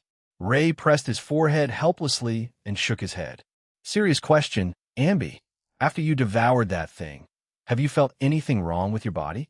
Ambi scratched its little head with a tiny paw, thought seriously for a moment, then shook its head firmly. Nothing feels wrong. It was a bit uncomfortable at first, but now I'm totally fine. Really? No abnormalities at all? Luno leaned in closer and gently poked Ambi's round little belly. I'm really fine. Ambi raised its little face proudly and gave a humph. I'm the strongest echo in all of Solaris 3. What a false sovereign. Even if the real god showed up, it'd have to bow its head to me. Luno still looked at Ambi with a trace of doubt, but finally spread her hands and sighed softly. All right, maybe I really am overthinking it. Anyway, you'll report this situation to Augusta. You all rest well here at the camp today. Oh, by the way, her tone suddenly brightened. Tonight's dinner is prepared by the otters themselves. You have to try it. Really? Then I won't hold back. Ambi's eyes sparkled. As evening approached, a bonfire was lit in the center of the Hunter's Denver. This wasn't a celebratory feast, but a memorial ceremony for the departed. The hunters beat war drums, gathered around the dancing flames, and softly chanted ancient ballads. The singing was somber and desolate, drifting with the curling smoke into the darkening sky. Raiden joined the gathered crowd. He stood alone not far away, holding a cup of crimson fruit wine, a brew made from some local wild fruit, low in alcohol, tasting more like sweet, mellow juice. He quietly watched the faces illuminated by the firelight, those scarred yet still determined profiles, flickering between light and shadow, seemed to merge with the wavering silhouettes. Luno and the second young miss had disappeared somewhere, probably at the Tetragon Temple. Lupa was raising her fruit wine cup boisterously, loudly recounting the day's perilous adventures with the gladiators at her table. She occasionally shot Ray a radiant smile, as if the gloom of the day had never lingered in her heart. Just as he was lost in thought, Ray suddenly felt a gentle tug at his pants leg. Looking down, a group of otters were jointly carrying a plate piled high with roasted meat, gathered around his feet, making soft little cries, their dark, round eyes full of expectation. Ray paused briefly, then understood. He took a piece of the fragrant roasted meat and smiled warmly at the little creatures. "Thank you." Before the words faded, Ambi had already eagerly popped out of the taste set mark, grabbed a piece of meat bigger than itself, and started devouring it, its mouth glistening with grease. "Tastes really good, but you seem a bit distracted, don't you?" Ambi chewed on the roasted meat as it asked, voice muffled. "Me?" Ray took a bite of the roasted meat. The rich, savory flavor blossomed on his tongue, easing his tense nerves slightly. He lifted his head and gazed at the bright moon on the horizon. "Do you still remember that voice we heard in that illusion today?" Ambi nodded vigorously, cheeks still bulging. "Of course I remember. I thought you might actually believe all that nonsense." "How could I?" Ray smiled faintly, his gaze still fixed on the night sky. "It's just, some of those words bothered me." "Huh?" That voice didn't feel like the false sovereign's will. More like someone else watching us from the shadows. Ray spoke softly. "The dark tide affects a person's mind. Maybe that's when he invaded my consciousness. But you didn't believe his nonsense, right? Who takes that kind of cryptic riddle seriously?" Ray's focus gradually blurred. "But some of what he said, I can't ignore. That Scar guy said similar things before. Like, they'd heard of me a long time ago." Ambi continued munching on its roasted meat. Though it didn't quite understand what Ray was saying, it still made affirmative om-hom sounds in response, its big ears unconsciously swaying gently. "But I have no memory of any of that." His gaze slowly dropped, landing on Ambi. "I don't even know why we ended up in a symbiotic relationship. Ambi, I'm curious. What exactly are you? Is it possible I really have lost some important memories?" The night breeze passed by, lifting a few sparks from the bonfire's embers, flickering on and off in his deep pupils. "Huh? Are you doubting me?" Ambi suddenly lifted its head, forgetting to chew the meat in its mouth. "Not at all." Ray spread his hands, showing his usual warm, gentle smile. "I remember every contribution you've made. It's just, aren't you curious?" "Curious about what? Like, maybe we were once sworn enemies?" Ambi's movements completely stopped. Its round eyes widened slightly. It didn't even notice the roasted meat slipping from its claws. "Ah, my meat." When Ambi finally reacted, the meat had already fallen to the ground, covered in dust. A pained expression immediately appeared on its face. "Don't suddenly say such scary things." "All right, just teasing you." Ray stretched lazily. "Why so scared? Come on, there's more good stuff over there. Let's go try some together." Night of Remembrance, the people of Septimont never let sorrow linger for too long. With songs and blessings, they send the souls of the departed up to the high heavens. "I am not drunk. I can still drink." Huff, huff. Most of the hunters were already hazy with drink. Though the fruit, wine wasn't strong. Drinking heavily all night was enough to make anyone unsteady on their feet. Ray watched Lupa's swaying figure and let out a helpless sigh. He stepped forward and gently supported her by the waist. "Who's there?" Lupa turned her head dazedly, and upon recognizing the figure, broke into a grin. "Partner, you're really something?" The wolf-tailed girl murmured with a silly smile, swaying slightly as she steadied herself. "Just how much did you drink?" Ray looked at the drunken wolf-tailed girl in his arms and sighed helplessly. "I remember that fruit wine isn't that strong. Even Ambi downed several cups without any problem." Well, that comparison wasn't quite right. After all, Ambi's stomach wasn't like anyone else's. Even the dark tide was just a little snack to it. Or was a bit of fruit wine. I am not drunk." Lupus struggled to straighten up from his embrace. "See, Illinois. Prove it to you." She tried to stand steady, to prove it to Ray, but her wobbling body wouldn't obey. In the end, Ray caught her just in time before she tumbled face first to the ground. All right, I believe you. You're not drunk. Ray softened his tone like coaxing a child, his arms steadying the swaying wolf-tailed girl. Come on, they'll take you back to your room. It's late, time to rest. Not sleepy yet. Lupa mumbled against his shoulder, her struggling movements light, as if she were sleepwalking. I don't want to sleep. Good gladiators should go to sleep on time. Ray coaxed softly, then paused as if suddenly remembering something. Come to think of it, did Luno arrange rooms for us? I haven't seen her or the second young miss all night. What are those two up to, being so mysterious? Thinking of this, he pulled out his terminal and contacted Luno. Afterward, she told him to find somewhere to wait temporarily. She'd be right there. So Ray, supporting Lupa, came to a secluded cliff and sat down beside her. Stars twinkled in the deep night sky, dotting the heavens like exquisite diamonds embedded in boundless darkness. From here, the entire Sandwich Plateaus could be seen at a glance. But at this moment, Lupa had no heart to appreciate the starry sky. She just rested her head on his barato, quietly murmuring indistinct, dreamlike words. Partner. Lupa leaned against his barato, looking a little dazed. Your skills are really impressive. You're not at all like you said, not good at fighting. She stirred against him drowsily, then murmured again. I wonder if Miss Carlotta will agree to my request. Carlotta? Request? What did that mean? Were those two plotting behind my back again? Request? What are you and the second young miss scheming about now? Ray deliberately asked. It's nothing really. Lupa lifted her face, bathed in starlight, her lashes fluttering with a smile. She raised a limp finger and poked his cheek. I was just discussing with Miss Carlotta if I could borrow you for a while. Ray couldn't help but laugh. You too. Do you think I'm some kind of object to be lent back and forth? So, will you team up with me? If I get the chance, definitely. Is that so? Then it's settled. The young woman's voice gradually faded. As the last word fell, she had already rested her head on his shoulder. Cinchuredo, he didn't even need to turn around and know who it was. Have you been waiting long? Luno sat down lightly on his other side, her skirt swaying gently in the wind. Oh, is Lupa already asleep?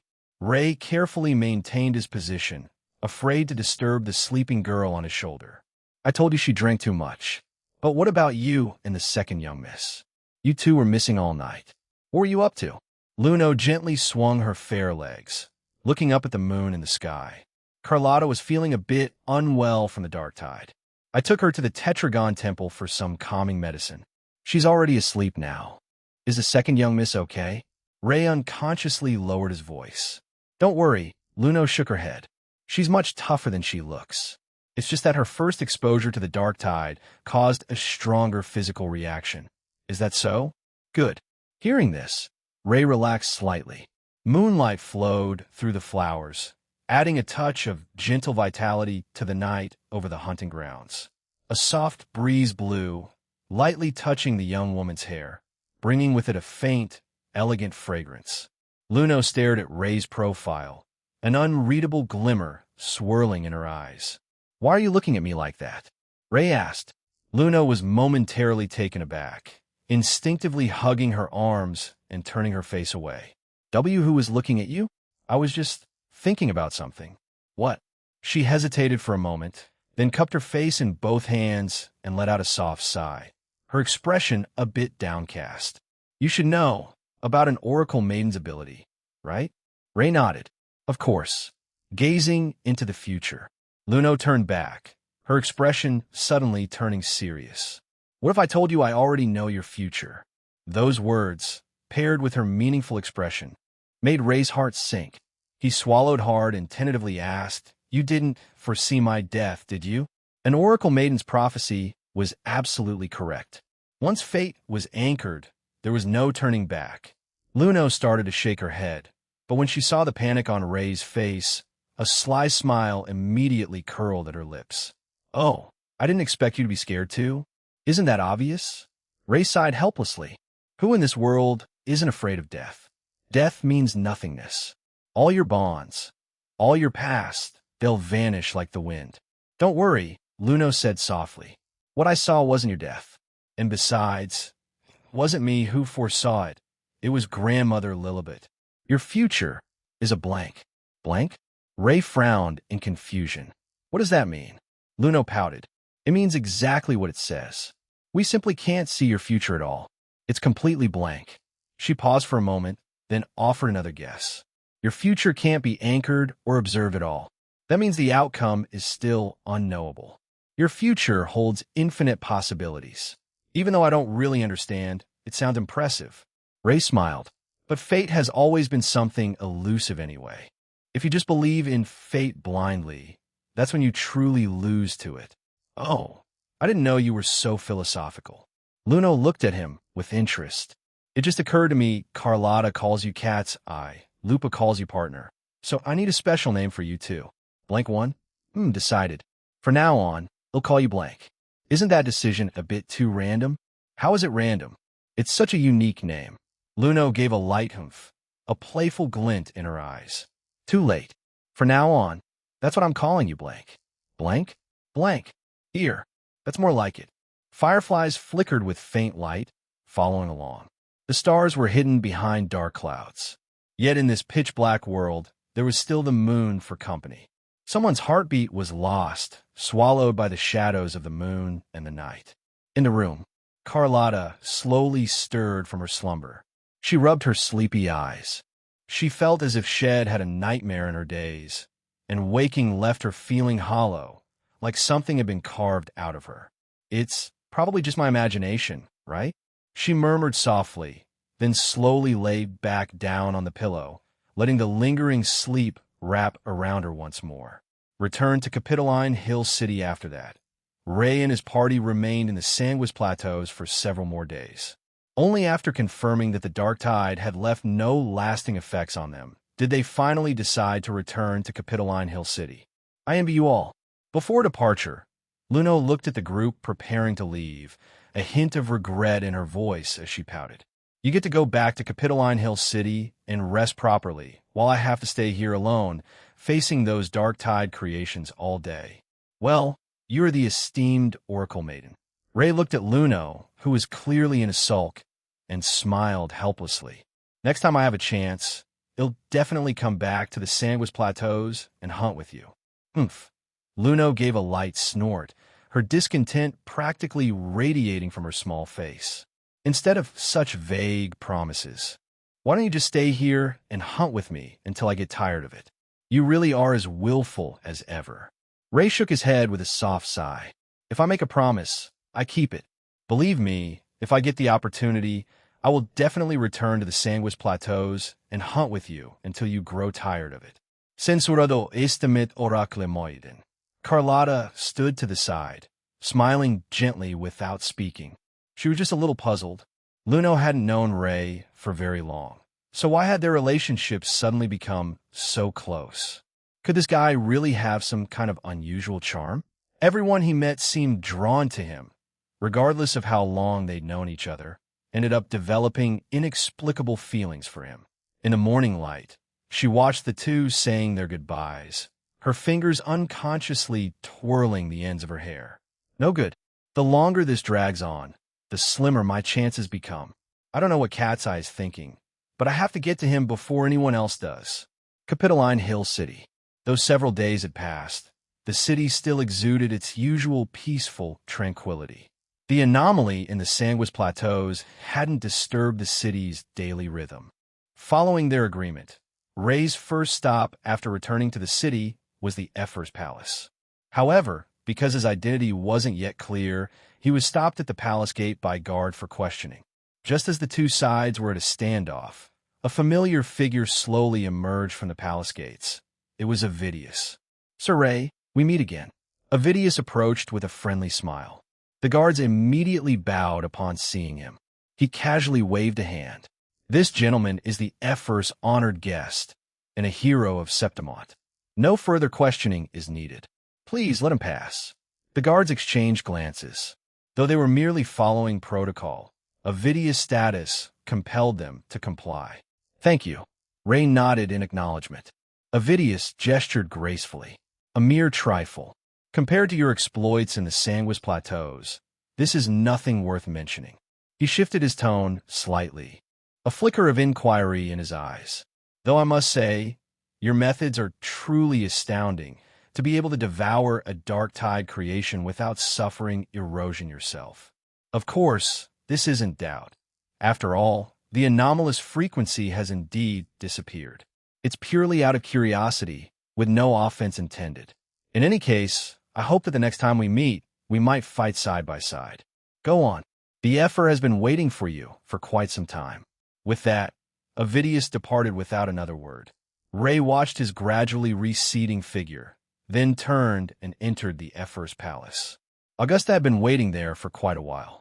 Haha, I knew I wasn't mistaken about you, Ray. Your existence is truly extraordinary. Luna has already told me everything that happened in the hunting grounds. Devouring a dark tide creation without being affected yourself. What an unbelievable ability. The Efferse rose from her throne, her gown trailing down the steps. She walked over to Ray, her gaze appraising him intently. This was the first time she had heard of anyone being truly immune to the dark tide's erosion. The shock it gave her was comparable to hearing that someone had tried swimming in molten lava. Ray modestly lifted the corner of his mouth. Actually, that was thanks to Ambi. As for me, I just did what I could. Ambi? Oh, I remember that little guy we saw briefly before. Augusta mused, then a smile touched her lips as she extended an invitation to Ray. Your power is formidable. Why not stay in Septimont? It'll offer you the most generous treatment. Whatever conditions you have, I can meet them. Was this an invitation to join Septimont? The conditions were tempting, but if he agreed, if the second young miss found out, she'd jump up and hit him in the knees, wouldn't she? Therefore, Ray politely declined Augustus' invitation. I'm honored by your offer, Effer, but I currently have no plans to join Septimont. Haha, that's fair. Augusta showed no displeasure at his refusal. You're from Reguna, after all. You must have many ties there. But this invitation has no expiration date. If you ever change your mind in the future, you're always welcome to come find me. Also, the reward for this mission will be directly deposited into your account. I look forward to the day we meet again. She awoke from her dream. The young woman stretched lazily in the medical pod, rubbing around like a just-awakened cat for quite a while before slowly propping herself up. There shouldn't be any problem with my body for now, right? She yawned, covering her mouth. Though her limbs were still a bit stiff, for her, this had long become routine. The burden of overclocking was nothing new to her. It was almost routine. She was even starting to become drawn to that sharp bravado. No, it wasn't pain. It was a kind of thrilling exhilaration, an unmatched rush. Vines coiled around her arm, climbing upward. Tiny buds slowly bloomed at their tips. The immediate danger is over, but for the time being. You'd better not leave the Black Shores. The medical staff were reviewing her evaluation report, but the young woman paid them no mind. If she couldn't fight, what was life worth? She casually picked up her terminal and began browsing the latest mission list. As a bloom bearer of the Black Shores, her purpose was to seek out the strong and eliminate dangerous remnants. Even though these missions often came with overwhelming odds, to her they were the sweetest reward, as intoxicating as honey. Suddenly, she saw the message from Isadora. Then, a faint smile curved the young woman's lips. She softly hummed a tune, a song she had learned from Found You, Fated Seed, unfinished business on the Waves Cliff Harbor Pier. After spending so many days in Septimont, Ray and Carlotta had finally decided to return to Reguna. Carlotta had originally planned to use this time to thoroughly win him over, but family affairs had kept her preoccupied. She had been busy negotiating with Septimont's Vulcan mining these past days and simply hadn't been able to focus on her schemes. But that was fine. She gazed at the receding pier outside the porthole, a confident smile curving her lips. Once they were back in Reguna, she would naturally continue what she had set out to do that day. The initial attempt, after all, required the right setting, didn't it? As for Ray, he wasn't thinking about it at all. During these days while the second young miss worked, had been having a great time exploring Septimont with Lupa. They'd visited nearly every corner of the city, giving him a much more complete and vivid understanding of this completely unfamiliar city-state. Right now, he was busy showing off the photos Head taken these past few days to others on his terminal, especially to Zani and Luno. Zani, are you sending these to show off? Ray, sigh, I'm just enjoying life. Why do you think so badly of me? Zani, you really are, forget it. I can't be bothered arguing with you. Anyway, when are you coming back? Ray, that depends on when the second young miss decides to let me go. Zani, fine, enjoy your vacation. But don't forget while you're away, who's carrying the weight for you? Ray, isn't that a bit much? How about I treat you to a meal to make up for it? Zani, just one? Ray, as many as it takes, until you're sick of it. Next was Luno's reply. The young woman's response was concise, but carried her characteristic blend of willfulness and charm. Luno, trying to annoy me on purpose? You'll remember this.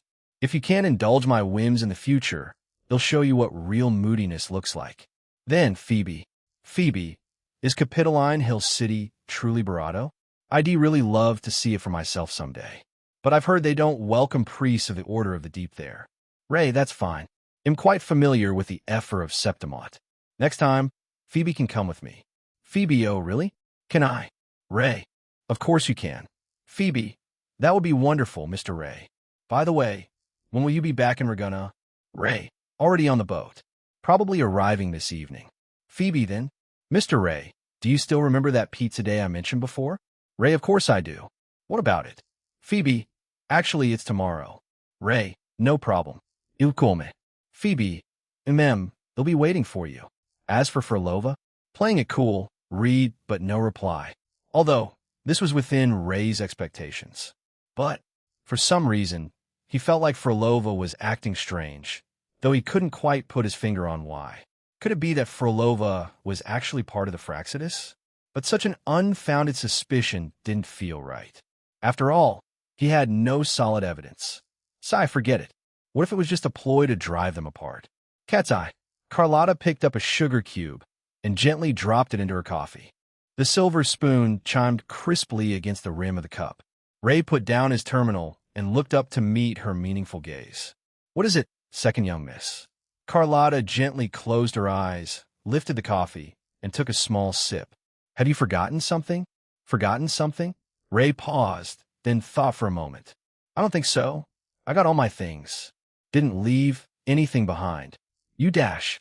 Carlotta clenched her jaw lightly, struggling to suppress the anger in her heart, maintaining that final shred of elegance.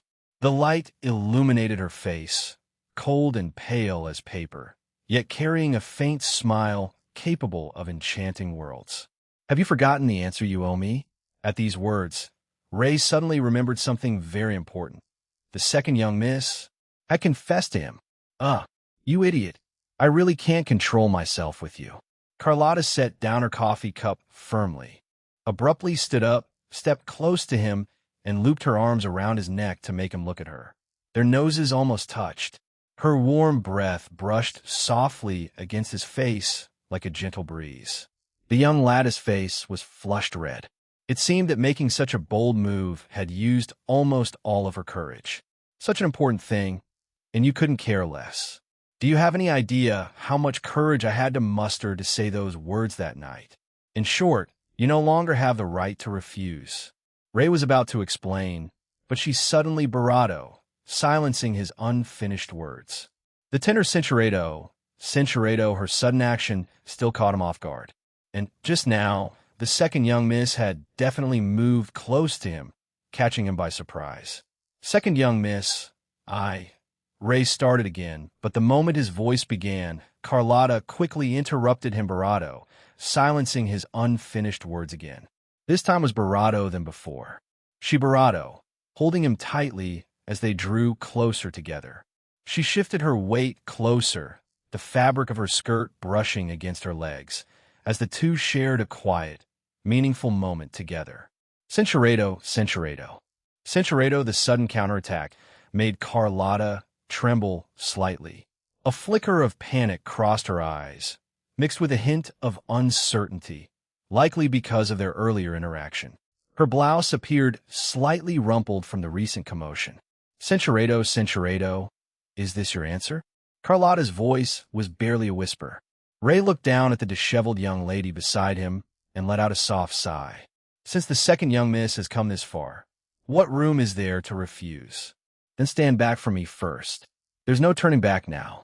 Cinchuredo, her cheeks flushing red as she stepped back, embarrassed by the moment. It's just that this place is too plain. Once we're back and let's talk again, all right? Unfinished story, Ray wasn't really someone easily swayed by his feelings. Perhaps this romance had developed too quickly, leaving him still searching for the right composure. More than those intangible desires, he wanted to understand the secret hidden in the depths of Carlotta's eyes. Why did the second young miss suddenly fall in love with me? He gazed at the young lattice face, studying her flawless features. Elegant, Cinchuredo, murmuring softly. Beneath the shyness and fluster in the young lattice amber eyes, a warm curiosity glimmered, and she seemed to enjoy the moment. She wished to prolong their conversation and deepen their connection. Ray gazed into her eyes for a long moment before softly calling out, "Second young, Mississippi." Carlotta's shoulders shifted slightly as she softly responded, "So, will you let me up now? Before that, I have a question." "What question?" Without any hesitation or delay, Ray's question cut straight to the heart. "Second young miss, why did you develop romantic feelings for me?" "Huh?" Such an untimely question made Carlotta pause for a moment. Then she gently pressed her lips together, revealing a relieved, soft smile. That made sense. A sudden confession would indeed catch anyone off guard. Perhaps because her actions had been too assertive, it left Ray confused. Does falling for someone need a reason? She lifted her flushed face and retorted, as if it were the most natural thing in the world. It doesn't? It does? Truly an age-old, unanswerable question. Does falling for someone need a reason? Of course not. But that flutter in the heart always needs a spark.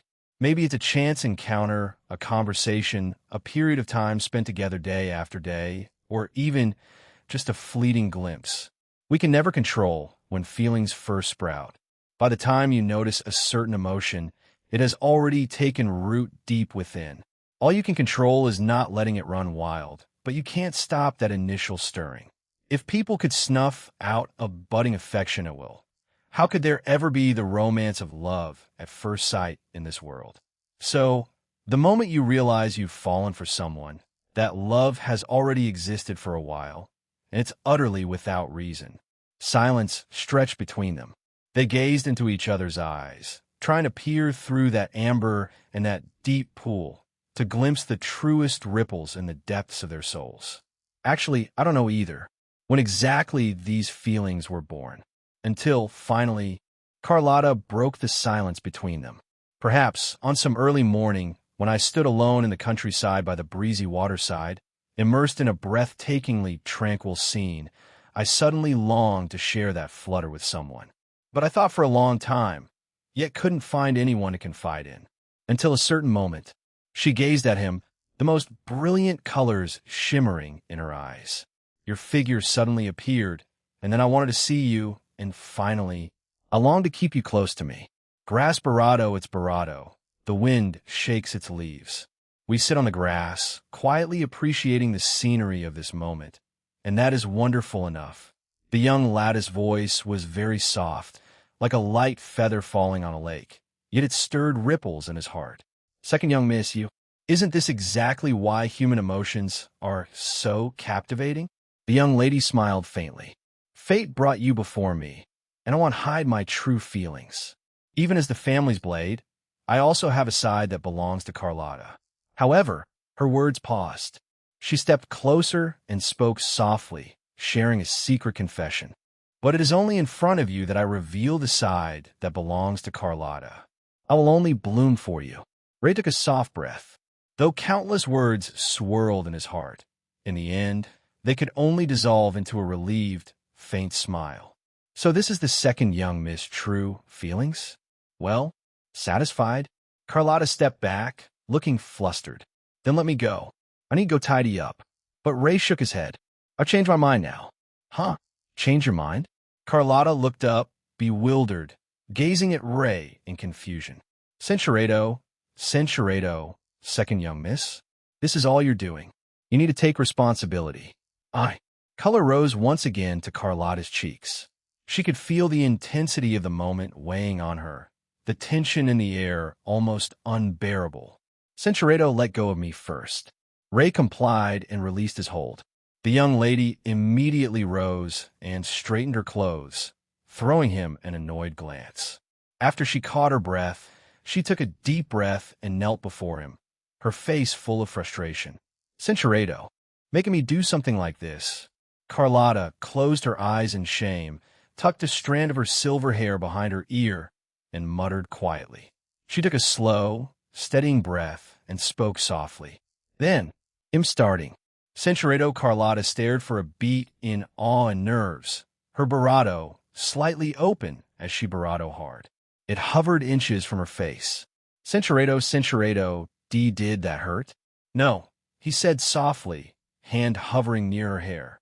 Keep going. Emboldened, she pressed a gentle barato to the barato of his head, then another, smiling as she explored with quiet curiosity. His hair was slightly damp now. Sensuredo, Sensuredo, Sensuredo, Sensuredo, Sensuredo, Sensuredo, Sensuredo, Sensuredo, Sensuredo, Sensuredo, Sensuredo, she huffed, but a shy smile broke through. Silly cat's eye. Returned to Ragunna as dusk settled. The ferry slowly docked at Ragunna's port. Ray stretched his limbs, picked up his luggage, and stepped down the gangplank full of energy. Finally back in Ragunna. I'm starving. I really want to indulge at Margarita's restaurant. Second young miss, want to join? Behind him, Carlotta set her silver barato and stepped onto the dock with slightly unsteady steps, her expression weary from the long sea voyage, jaw tight with fatigue. She felt uneasy as she prepared to leave. Just before disembarking, she couldn't help but turn back and glare at someone. Her barato were numb from all the fussing during the trip. How could she possibly be in the mood to eat? It'll pass. She elegantly wiped the corner of her mouth with a handkerchief, her tone casual. I need to report the details of the Vulcan mining collaboration to my grandfather. So go ahead and eat by yourself. I see. All right then. Ray sighed softly. I was planning to properly thank the second young Mississippi. After all, you worked hard on the boat earlier. Though your technique was barato inexperienced, your gentle care did not go unnoticed. You all right, just teasing. Carlotta turned her face away, her ears flushed red, but he gently caught her hand. The moment their fingers intertwined, warmth flickered in his eyes. I'm truly grateful for everything the second young miss has done for me, and he'll never forget what happened today. No matter what the future holds, he'll be by your side. Carlotta's lips parted slightly, but in the end, she simply rubbed her fingertips and melted 1,000 words into a faint, clear smile. In that case, he'll accept your promise. If you ever break your word in the future, even if I become a Tayset discord, I will never forgive you. Such a terrible curse. Ray laughed. All right, second young miss, as long as you're happy. He'll head back to the family now. She raised a hand in a light wave, her skirt swirling in an elegant arc as she walked toward the black car by the roadside. Only after the taillights merged into the neon river did Ray turn and step onto the stone path, heading toward Margarita's restaurant. Suddenly, his terminal buzzed, a message from Lupa. Lupa, partner, how'd it go? Smooth sailing? Already back in Ragunna? Ray, yeah, just arrived. Lupa, good to hear. Ms. Julia found me a new teammate, so I'm about to start competing again. Ray, good luck. You gotta win. Lupa, don't worry, I've never lost. It's just a shame my teammate isn't you. Ray, maybe someday we'll be teammates? Lupa, so medai? I look forward to that day. All right, partner, I'm about to start training. Gotta go.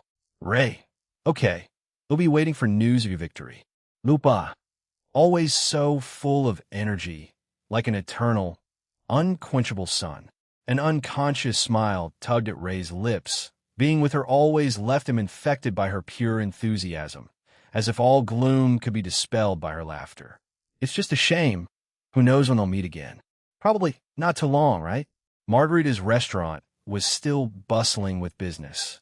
Luckily, The busiest dinner rush had passed. Though there were still plenty of customers, a few empty seats remained in the corner. Just as Ray was about to order, his gaze shifted and caught a familiar golden figure at the counter. It was Phoebe. She was quietly talking to Margarita, her profile soft, her expression focused. Wasn't she at the order? What was she doing in the restaurant? Curious, he quietly walked up behind Phoebe and gently tapped her shoulder. Phoebe jumped, startled. But the moment she recognized him, her eyes curved into crescents, and a sweet smile lifted her lips. "Oh, Mr. Ray, you're back already? I thought you'd be arriving a bit later." "Yeah, I just got here not long ago." Ray looked at Phoebe, his gaze falling on the menu in her hands. "Haven't had dinner yet? I'm hungry too. Want to grab a bite together?" "No, that's not it." Phoebe shook her head gently, her golden hair swaying with the movement. "I already had dinner at the order, a green branch and laurel salad, and a few small desserts. I'm not hungry yet." As she spoke, she hugged the menu closer to her chest. "I came to pre-order tomorrow's pizza." "Tomorrow's pizza? Oh, right. Almost forgot.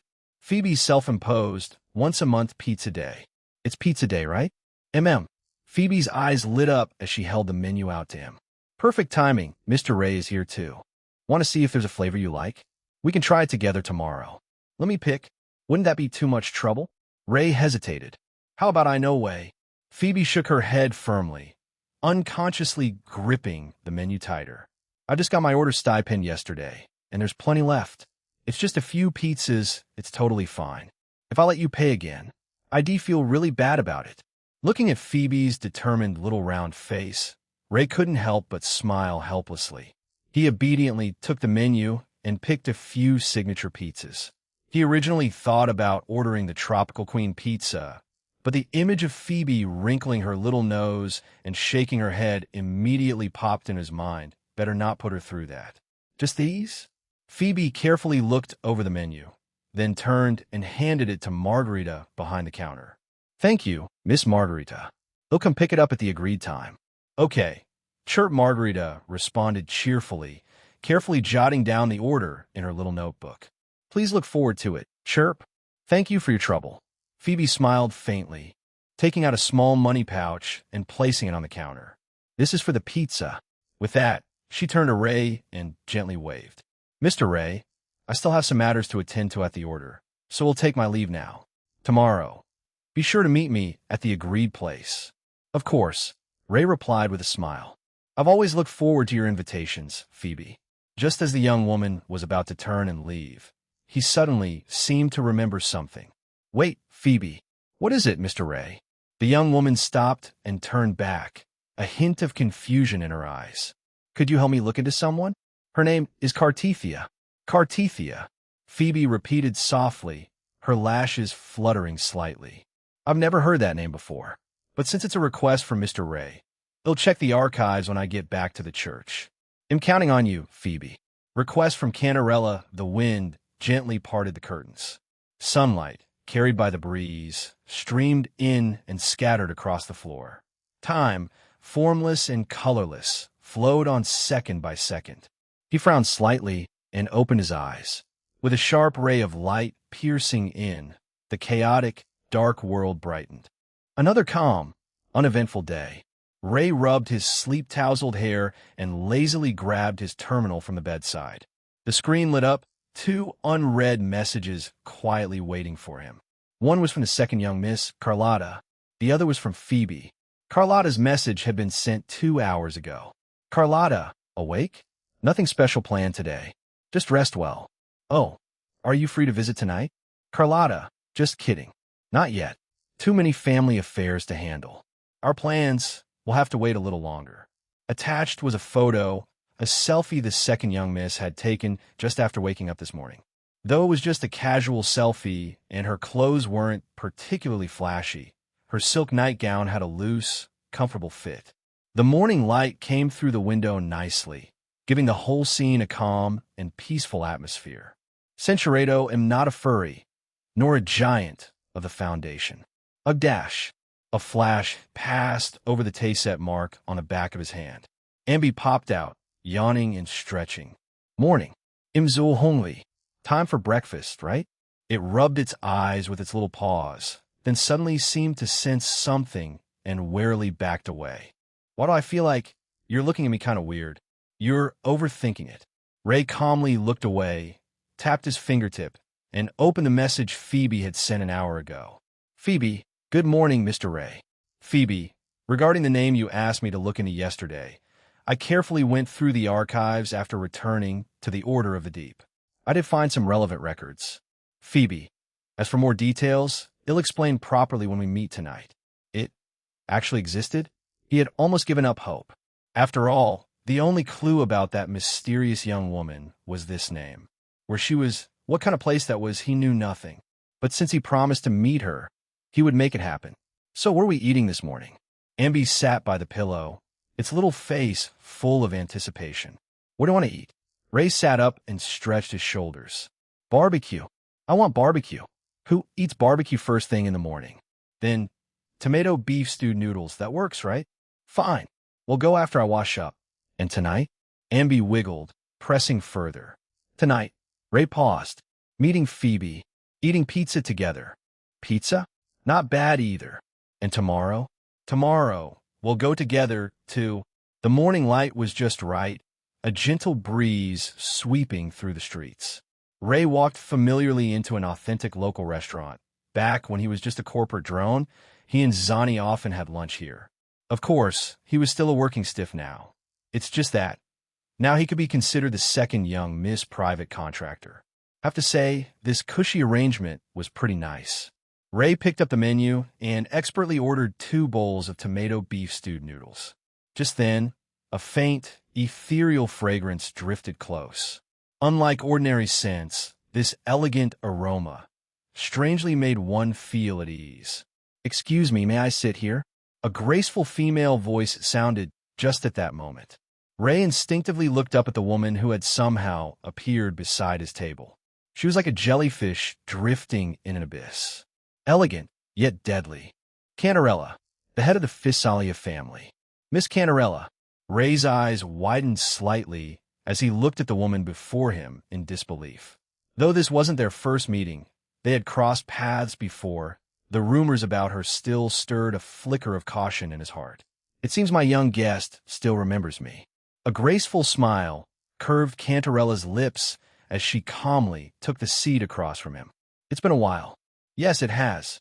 Ray's tone was measured, neither overly warm nor excessively cold. He treated her as he would any ordinary acquaintance. After all, his current position was an employee of Averardo Bank, and more importantly, Carlotta Montella's lover.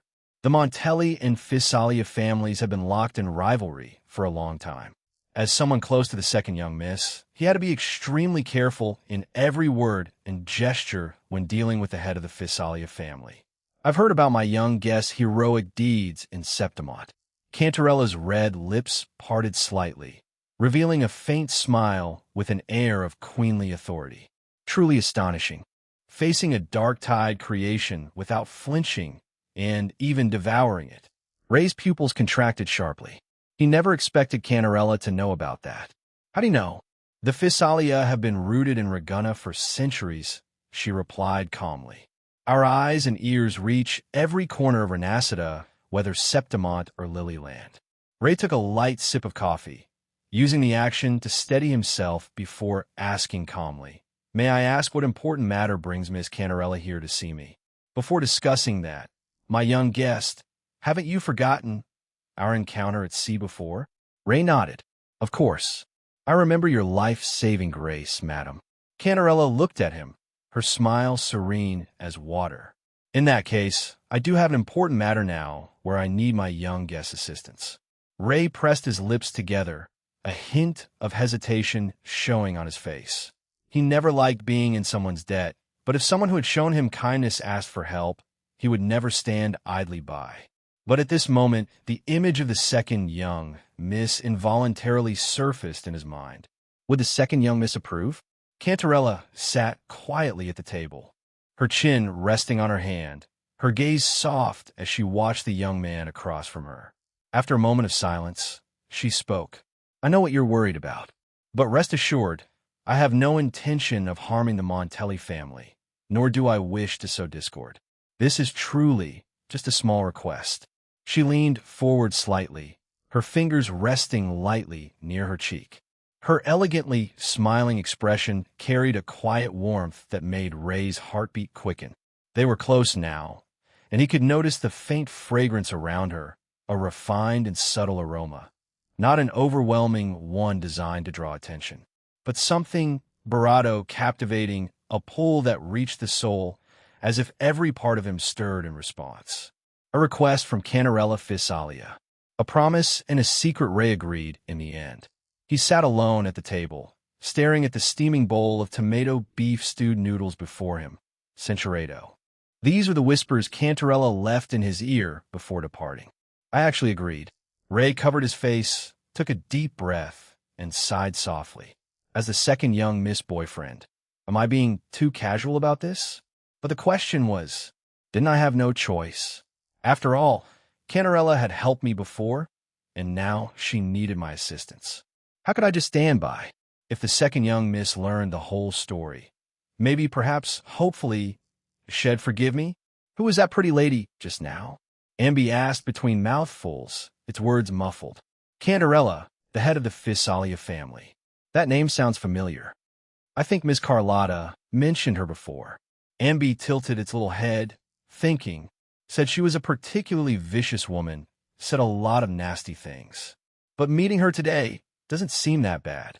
I couldn't read what she was thinking, but I feel she's not as evil as described. She's even kind of gentle. The second young miss actually talked to you about her? Ray was surprised. Why would she tell you all that? Amby shook its head, looking clueless. I don't know either.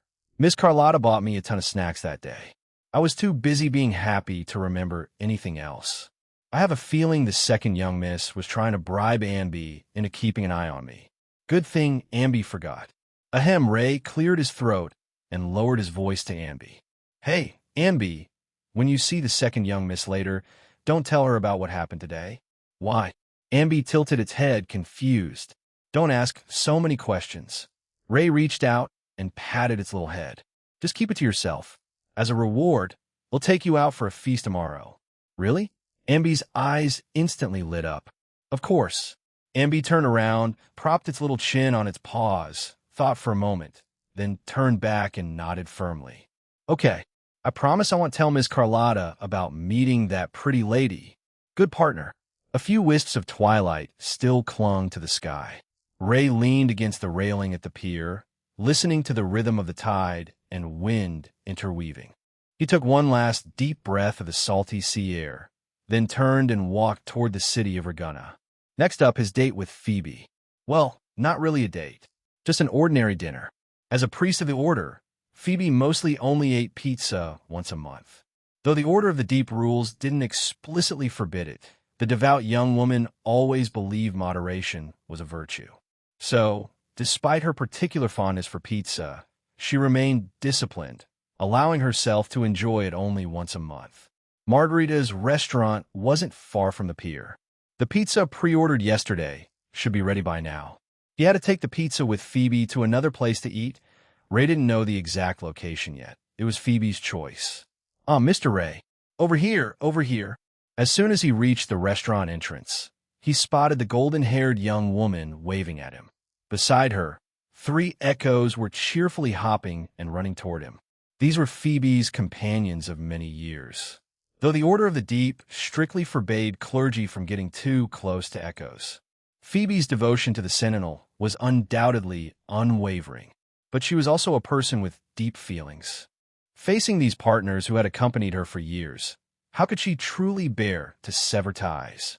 So, this devout young woman had been quietly bending the rules, carefully maintaining these tender bonds between her faith and her emotions. So fragrant. I can't wait. Amby flew lightly over to Phoebe, circled the pizza boxes twice, and then, as if following a familiar path, landed on the young woman's shoulder. For some reason, aside from Ray, Amby was closest to Phoebe. Whenever it was near her, it felt an indescribable sense of relaxation, as if gently wrapped in a warm ray of sunshine. Amby's here too? Phoebe smiled and extended her little fist, gently bumping it against Ambi's paw. She naturally adored Ambi as well. After all, she had always felt affection for Echoes, especially a cute little one like Ambi. Phoebe, where are we heading next? Ray walked over to the young woman and took the initiative to carry most of the pizza boxes. The remaining few boxes were cheerfully lifted by Lappy, Benny, and Bamboo. The place we're going to... Phoebe smiled softly. Well, it's a secret for now. Mister. Ray will see it with his own eyes soon. Looking at her mysterious yet adorable expression, Ray couldn't help but chuckle and stop pressing. All right, then today, they'll let Phoebe lead the way. Talking and laughing, the two walked toward the outskirts of Reguna, the breezy waterside. Oh, Mr. Ray. Phoebe suddenly remembered something important. About the name you asked me to look into yesterday, Cartethia. I carefully went through the Order of the Deep's archives after returning, and I did find relevant records. It's just that the young woman's expression suddenly became a bit strange, her voice trailing off. It's just what? Sensing her hesitation, Ray pressed. Cartethia. Phoebe murmured softly. This name belongs to the Saintess Fleur-de-Lis from 20 years ago. It was her name before she became the Saintess. Ray's footsteps halted mid-air, pausing for a long moment before slowly coming down. How could this be? Saintess Fleur-de-Lis. Hadn't she sacrificed herself 20 years ago to resist the Dark Tide's invasion? How could she still be alive? Furthermore, even if she were still alive after 20 years, how could she still look as young as Phoebe? Could it be that I had traveled back in time 20 years and met the younger Cartethia? No. If that were true, how could she have forgotten so much? Why didn't she just tell me she was the Saintess? Why does Mr. Ray know this name? Phoebe asked softly. Ray was silent for a moment, then said in a low voice, if I told you that I met that so-called Saintess not long ago, would you believe me, Phoebe? Phoebe's pupils trembled slightly, but soon the ripples in her eyes calmed. She nodded, her tone gentle yet firm. If Mr. Ray says so, I believe it. This answer surprised Ray. Why, do you believe so easily? Don't you doubt me? Phoebe tilted her head slightly, a faint smile curving her lips. Because I always believe in Mr. Ray. The young woman gently clasped her hands in front of her chest, speaking softly as if in prayer. Though I wasn't yet in this world 20 years ago, the story of the Saintess has been deeply etched in my heart through years of hearing it. I've always believed that the Saintess actually lives in the heart of every Regunan. Phoebe's miracle, they traveled north, gradually leaving the city of Reguna behind, and arrived at the breezy waterside. The night was deep, and silence surrounded them. The only sources of light in this desolate wilderness, aside from the scattered celestial bodies in the sky, with a faint glimmers Phoebe materialized using her resonance ability. Prisms of light she summoned with her own power. Though faint, it was enough to illuminate the path ahead. Phoebe, it's this late, and you haven't returned. The Order of the Deep. Will that really be okay? Ray walked behind the young woman, concern in his voice. The Order of the Deep's control over its clergy was always strict, especially the curfew. So Ray couldn't help but worry that if Phoebe stayed away from Reguna this late, she might face punishment upon her return. The Order of the Deep wasn't as bright and shiny on the inside as it appeared on the surface. Phoebe shook her head gently, her voice also soft. It's okay, Mr. Ray. We have one day off each week, and today happens to be my turn. I can return a little later. All right, then. But Phoebe, where exactly are we going? The breezy waterside had a beautiful environment, with plenty of lovely spots suitable for picnicking along the way. Yet they passed several scenic places, and Phoebe paid them no mind, persistently heading toward the coast. Could it be that Phoebe wanted to go to the seaside? Why? Logically, as someone from Reguna, she could see the sea every day. There was no special reason to deliberately head toward the coast, though many questions lingered in his mind. Ray didn't ask. If Phoebe insisted on doing this, she must have her reasons. It wasn't like Phoebe would harm him, right? It's just ahead, Phoebe replied softly. Stars twinkled in the tranquil night sky. Glowing fireflies danced lightly in the twilight, tracing luminous paths through the darkness. Ray could already smell the salty, humid air brought by the sea breeze. They stepped onto a beach, a perfectly ordinary beach. So ordinary, it was hard to find anything special about it. You could find places like this in any corner of Regina. But why did Phoebe choose this particular spot for their picnic? This is it. Phoebe took a picnic blanket and utensils from her small shoulder bag and carefully spread them out on the soft sand. Amby and the other echoes helped too, neatly arranging the utensils and pizzas. Ray didn't understand why utensils were needed for eating pizza. Wasn't using hands enough? He took a plate from Benny. It was a small dish and cup. Phoebe had even brought freshly pressed juice from green branch fruit, though it still carried the characteristic tartness of the fruit, sweetened with sugar. It was refreshing and palatable. So fragrant. Can we start now? Amby stared eagerly at the aromatic pizza, drooling with anticipation. Watching Amby's undisguised eagerness, Ray couldn't help but sigh softly and shake his head. He picked up a plate and handed it to Phoebe, only to notice the young woman staring into the distance at the sea, lost in thought. She hadn't even noticed his gesture. Phoebe? Only when he called softly did Phoebe stir slightly and turn her head, a serene smile appearing on her face. Huh. Oh, thank you, Mr. Ray. Daydreaming just now? Something on your mind? Ray asked. The young woman paused for a moment. Her bravado opened slightly as if to speak, but she hesitated. Her gaze drifted toward the distance again, her eyes gradually losing focus, as if through the sea surface she could see a distant past. After a moment of silence, she pressed her hand gently to her chest and murmured in a voice that nearly merged with the sea breeze. Mr. Ray must think it strange. Why I chose this place for our picnic. It's so ordinary here. No flowers, no fragrant grass, only scattered rocks. As a picnic spot, it couldn't be worse. But to me, as she spoke, the young woman's mood seemed to sink, like a flame on the verge of melting in a blizzard. This is a place that carries my past. Ray asked, puzzled. Phoebe's past? When I was very young, my parents encountered a dark tide outbreak on their way to the new Federation. The young woman unconsciously clenched the corner of her clothes.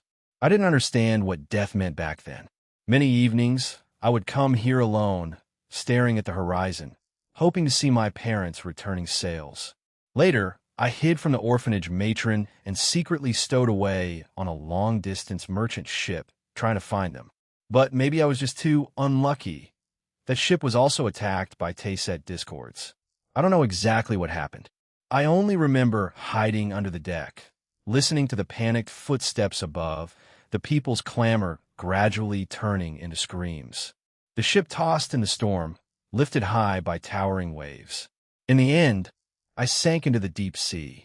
To this day, I can't forget the despair of being enveloped by cold, silence, and suffocation. But I survived, carried here by the waves. She pointed toward a rocky outcrop not far away.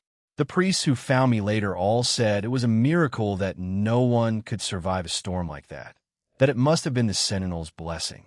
As she spoke, the young woman suddenly looked up, her gaze quietly resting on his face. Mr. Ray, do you remember what happened in the Ricolai Islands? Phoebe lowered her eyelids. Though her voice was soft, the corners of her mouth held a clear smile, a pure and crystalline smile. We were attacked by Tayset discord back then too, and ended up sinking into the deep sea. That overwhelming sense of despair enveloped me once again. But this time, it wasn't the Sentinel who saved me. It was Mr. Ray. In the past, this place was our secret base, a place only family could know. So, I chose to share it with you, to share my own small miracle. Centurato, the young woman, waved her hands in a fluster, a trace of panic flashing in her eyes. Ray looked at Abby. Amby, what did Benny just say? Amby was holding a slice of pizza. It thought for a moment before replying. Something like Phoebe wants Mr. Ray to become new family? Yeah, that's it. Huh. I really didn't mean it like that. The young woman's cheeks grew even redder. She looked away, flustered, not daring to meet his eyes again.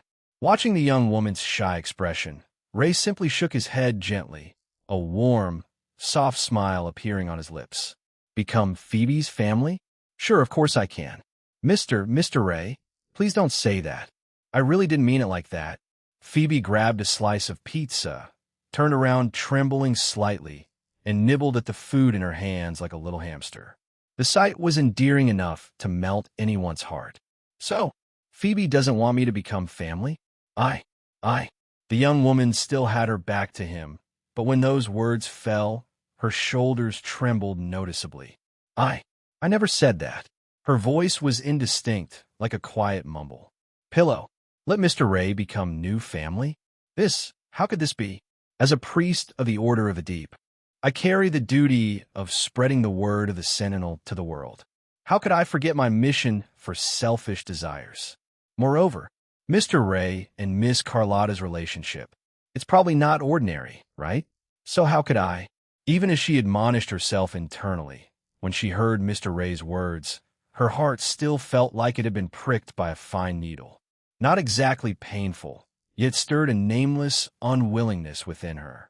That's why, almost as if possessed, she had said those words. She didn't want to give up on this small miracle that belonged to her. Perhaps, to others, Ray was a special existence, one that couldn't be replaced. But in the young woman's eyes, Ray was simply Ray. Just seeing him once every day was already enough. She dared not harbor more selfishness, dared not hope for anything further. Just letting things stay as they are now would be fine. So, does Phoebe actually want me to become your family or not? Ray tilted his head, taking in the young woman's shyness and fluster. When the second young miss talked about romantic matters, though she also showed shyness, she still maintained the elegance belonging to Carlotta Montelli. But Phoebe was different. She completely exposed her vulnerability before you, showing you her true feelings. The young woman let out a soft, uncertain sound. Her eyes blinked in a fluster. She still hadn't turned around, nor had she chosen to answer directly. Instead, she filled her mouth with pizza to escape Ray's persistent questioning. Ambi and the other three echoes didn't choose to join in. They contentedly enjoyed the pizza feast, leaving the stage entirely to him and her. Ray watched Phoebe's fragile back, then stood up and sat down in front of her. Phoebe? The young woman flusteredly tried to turn her face away, but he beat her to it. He reached out, gently cupped her cheeks, and started squeezing. Had wanted to try squishing Phoebe's round little face for a while, but never found the right opportunity. Now that he finally had the chance, Cinturedo, the young woman finally cupped her slightly warm cheeks and carefully scooted back a little. Mr. Ray, her voice carried a trace of small grievance and playful reproach. Sorry about that. Ray's tone held a hint of laughter. It's all Phoebe's fault for being so cute. I just couldn't help myself. Don't say such embarrassing things. Phoebe quickly picked up a slice of pizza, trying to change the subject. Oh, right, we're here to eat pizza. If Mr. Ray doesn't eat soon, the pizza will get cold. Here, this tomato cheese slice is for you. It's really good, try it. Ray looked at the pizza, then glanced at Phoebe. Beneath the young woman's eyes flickered some subtle emotion. She was deliberately changing the subject. He knew this full well, but he didn't expose it. Instead, he played along. Yeah, time to eat pizza. Ray suddenly suggested, how about Phoebe feeds me? Huh, you want me to feed you? Phoebe's hand, holding the pizza, froze midair. Her cheeks grew even redder. WHY? I have a feeling that pizza that's passed through Phoebe's hands tastes better than what I take myself. That's not even a reason. Ray still sat there, looking at the pizza unmoved. So, Phoebe doesn't want to? Sigh. Guess I was being presumptuous. Thought I might be accepted by Phoebe, become new family. Sorry for making things awkward. He'll go now. He deliberately put on a disappointed expression and made as if to stand and leave. If it were Luno or Carlotta, they'd see through his little trick at a glance. But Phoebe was different. In her innocence, she took his words at face value. Panic immediately seized her. She hastily grabbed the corner of his clothes, her delicate body trembling slightly in the sea breeze. It seemed as if a watery mist passed through her violet eyes. I understand. He'll do it. He'll feed you the pizza. Please don't leave me. Looking at the young woman's pitifully charming expression, a wave of guilt suddenly washed over Ray. Oh no. Phoebe, Shed taken it seriously. I am really something. Even so, he had no intention of stopping now. If it were you, could you refuse Phoebe feeding you know? Hand feeding you?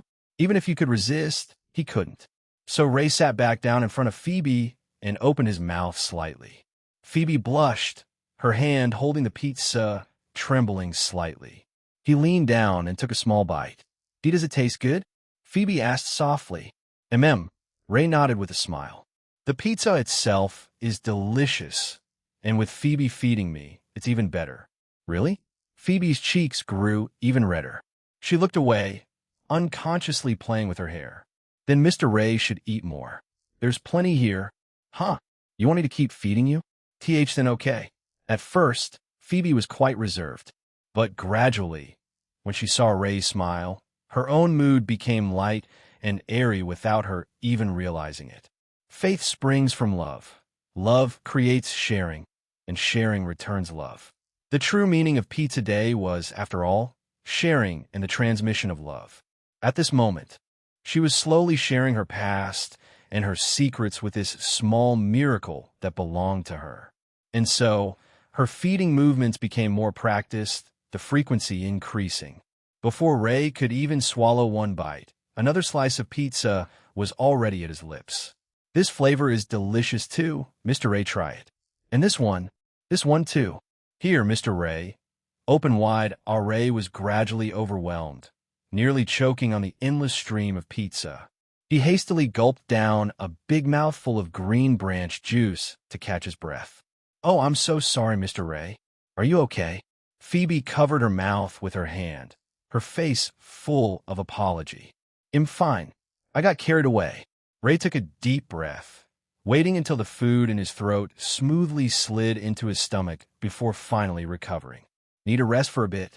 Phoebe asked with concern. Ray looked up at the boundless starry sky. I am full. Time to take a break. Perfect. I brought. The young woman bent down to rummage through her small bag. Huh? Where's my travel pillow? Did I forget it? Ray chuckled softly. A pillow? Isn't there a perfect one right here? Where? Phoebe looked around in confusion. Aside from the scattered rocks and gravel, what could possibly serve as a pillow? Right here. Before his words had even faded, Ray had naturally laid his head down on the soft cushion nearby. The back of his head met a comfortable, warm surface, and he let out a relaxed sigh.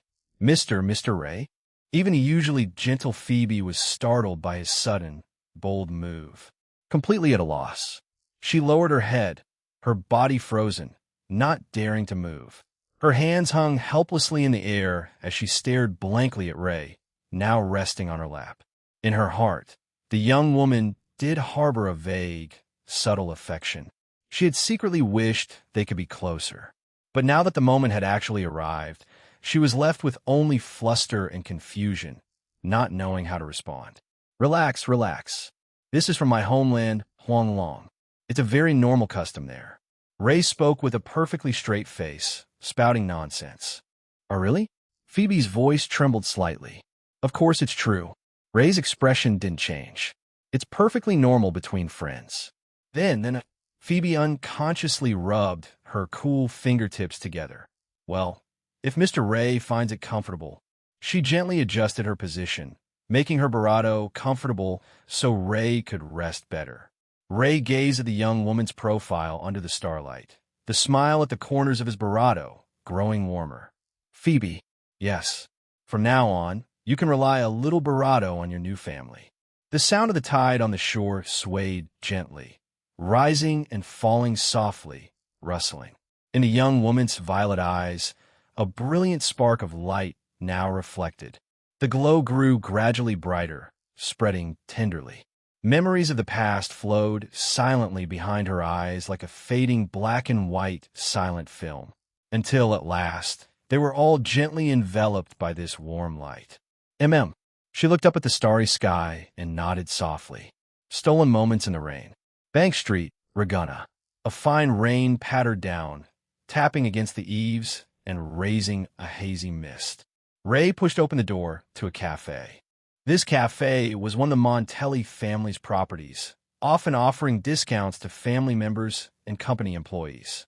Of course, even if you weren't part of the family or the company, you could still come in.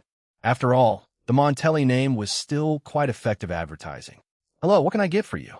The server approached, but upon recognizing who had come in, their movements noticeably paused, and their voice even dropped a little.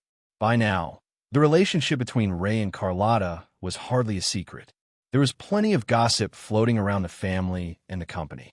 TCH, sometimes eating well was a skill in itself. Ray smiled and said, "2 orange-infused espressos, please." "Certainly, sir. Please wait a moment." "Why 2? Not for Ambi, of course." The little guy had no love for coffee. In fact, you could say it had a bit of a psychological scar. Probably from the time Ray had played a prank, forcing it to down a shot of pure black espresso, no sugar. Ever since then, Ambi ran the other way at the mere scent of coffee. Ray turned to look out the floor-to-ceiling window. The rain was like a veil, the street shrouded in a hazy mist. The pattering rain drummed on the pavement and scattered his thoughts. He couldn't help but think back to last night with Phoebe. Nothing really happened. Head just quietly rested his head on the young woman's lap, feeling that soft, unique sensation, more comfortable than any expensive pillow, letting him relax involuntarily. "If Mr. Ray likes it, you can come to me anytime." Those were Phoebe's parting words before he saw her back to the order. She seemed completely fine with everything now. So, next, maybe they could discuss tomorrow's plans. Ray wasn't one to push boundaries. Though he knew Phoebe trusted him easily, he preferred to keep things straightforward. She might actually believe there was such a thing as a comfortable resting spot in the world. Setting aside those thoughts, something else was on his mind: Cantarella's invitation. As the head of the Fisalia family, she had personally come to ask for his help. But the question was, what kind of help? The Fisalia family had centuries of history, even deeper roots than the Montelli family. What matter could possibly require him specifically? Could it be related to the Dark Tide? He didn't know. But anyway, Cantarella had helped him before. It was only right to offer his help in return, provided that this absolutely, positively must not be discovered by the second young miss. His thoughts were interrupted by the sound of an engine approaching. A sleek black sedan drove through the wet streets and came to a smooth stop in front of the cafe. The door opened. Carlotta stepped out and looked directly at Ray through the window, a graceful curve touching her lips. "Have you been waiting long?" She walked over to the seat across from him and sat down gracefully. "I just got here myself. Seems you still remember what I like." Carlotta lifted the orange-infused espresso and took a small sip. As that unique citrus aroma bloomed on her tongue, the weariness in her heart gradually eased. She set down the cup, propped her cheek on one hand, and turned to look out at the gray, overcast sky with a soft sigh. "Too bad this is the only time I can steal a moment of leisure today. Soon, I'll have to go back to dealing with that endless work." "Need any help?" Ray asked. Carlotta shook her head, a mix of helplessness and resignation in her tone. "No need. It's all those old, messy accounts from the family that I have to deal with personally. And my uncle is busy with the Vulcan mining collaboration, so I need to manage that too." Ray seized the opportunity to ask, "So that means the second young miss won't have any free time for a while?" "You could say that." Hearing this answer, Ray relaxed a little. That meant he could go to his appointment openly. But this fleeting moment of relief didn't escape Carlotta's notice. She frowned slightly, her gaze turning scrutinizing. "Why do I get the feeling you're actually happy to hear I'm busy?" As she spoke, her eyes instantly became alert. She stood up, leaning forward a little, getting closer to him. You wouldn't be secretly meeting other girls behind my back, would you?" Ray's expression didn't change. His tone was as firm as if he were taking an oath. "How could that be? I've always been devoted to the second young Mississippi, even though, just 12 hours ago, had a date with Phoebe." "You better mean that." Carlotta squinted, her gaze lingering on his face for a good long while before she slowly leaned back in her chair. Ray quickly changed the subject. "Oh, by the way, second young Mississippi. Do you still remember that person named Cartethia?" Carlotta paused briefly, thought for a moment, then nodded. "Yes. You said you met her in the Sonora realm. Later, I had the family look into the name, but we never found any leads. I know who she is now." Ray continued. "You know, How'd you find out? I asked Phoebe to help investigate. He said honestly. She found clues in the Order of the Deep's archives. The Saintess Fleur-de-Lis, who was martyred 20 years ago, was originally named Cartithia before her coronation. This answer made Carlotta's expression freeze slightly. She lowered her head, her fingertips unconsciously stroking her fair chin, murmuring softly, "The Saintess martyred 20 years ago?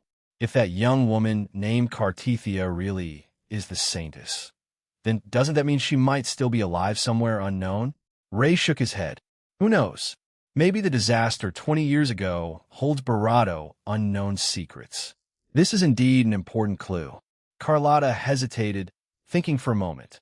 The Order of the Deep must be deliberately hiding something. Besides that, any other discoveries? Not for now, Ray replied. Phoebe said that part of the Order of the Deep's records about the Saintess seems to have been deliberately erased. Is that so? Then the trail goes cold again. Carlotta sighed softly, her gaze sweeping over the clock on the wall. It's about time. I need to go. Just as she rose, Ray gently caught her wrist. Censurado, censurado, censurado, censurado, censurado, censurado, censurado, censurado. She looked up at him with an intensity that surprised even her. The car filled with the quiet sound of her breathing, steady and close. Carlotta, Ray murmured softly. Censurado, censurado, censurado. Ray leaned back in his seat at an open-air restaurant by the coast, enjoying this rare moment of leisure. Well, maybe rare wasn't quite the right word. Ever since he had officially fallen under the second young miss spell, his days had completely transformed. Now, with nothing much to do each day and the occasional date with the second young miss, this had somehow become his main job.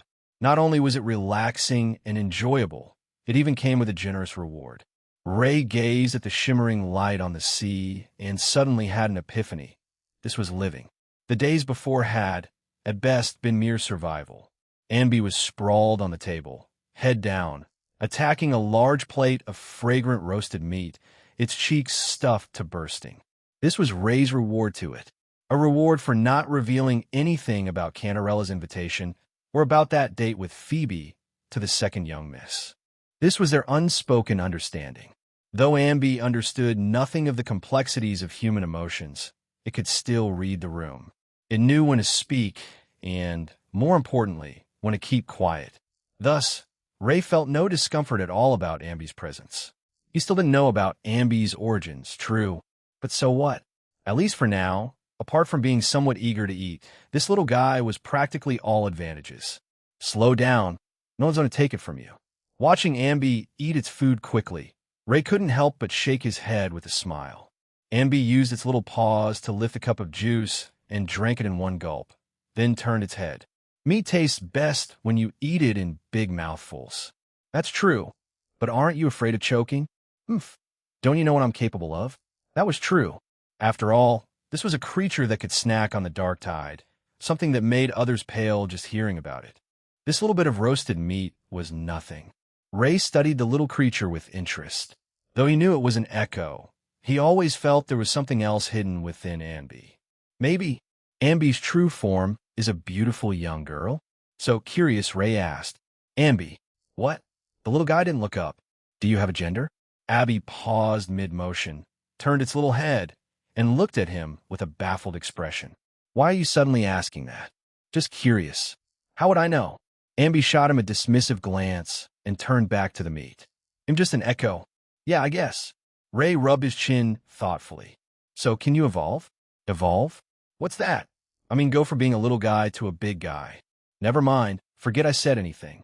Seeing Amby's blank little stare, Ray waved his hand helplessly. Go back to eating. Amby didn't quite understand, but the lure of food was clearly stronger. It shook its head and dove back into its meal with renewed focus. Ray swiped open his terminal, looked at Xana's reply, and let out a soft sigh. Had originally wanted to invite her to dinner tonight. The result? Zani. Sorry, can't get away right now. Have to work overtime again. Let's catch up another time. Classic overtime again. Seems Xana's workload was still the same as ever. Unchanged. Oh well, Looks like he'd have to wander around alone today. Until a flash of crimson caught his eye once more. Frolova? The young woman had clearly seen him too. Her cool, composed face still revealed no emotion. She simply stood there quietly, as if waiting for his next move. Want to sit for a bit? As he spoke, Ray casually moved the plate of roasted meat, along with Anby, who was still obliviously devouring it, to the empty table beside them. Frolova hesitated for a moment, then finally gave a slight nod and sat down quietly across from him. It had been a long time since Head last seen her, after their parting in Septimont. When did you get back to Ragunna? The day before yesterday. Her tone was still flat, impossible to read. I see. The conversation came to an abrupt halt. The air itself seemed to freeze. Honestly, Ray never really knew how to talk to Frolova. She seemed indifferent to everything around her.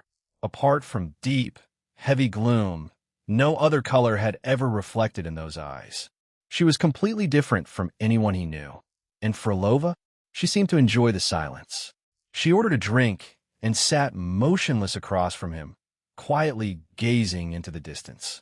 Until, finally, the young woman drained the last drop from her glass. She turned her head.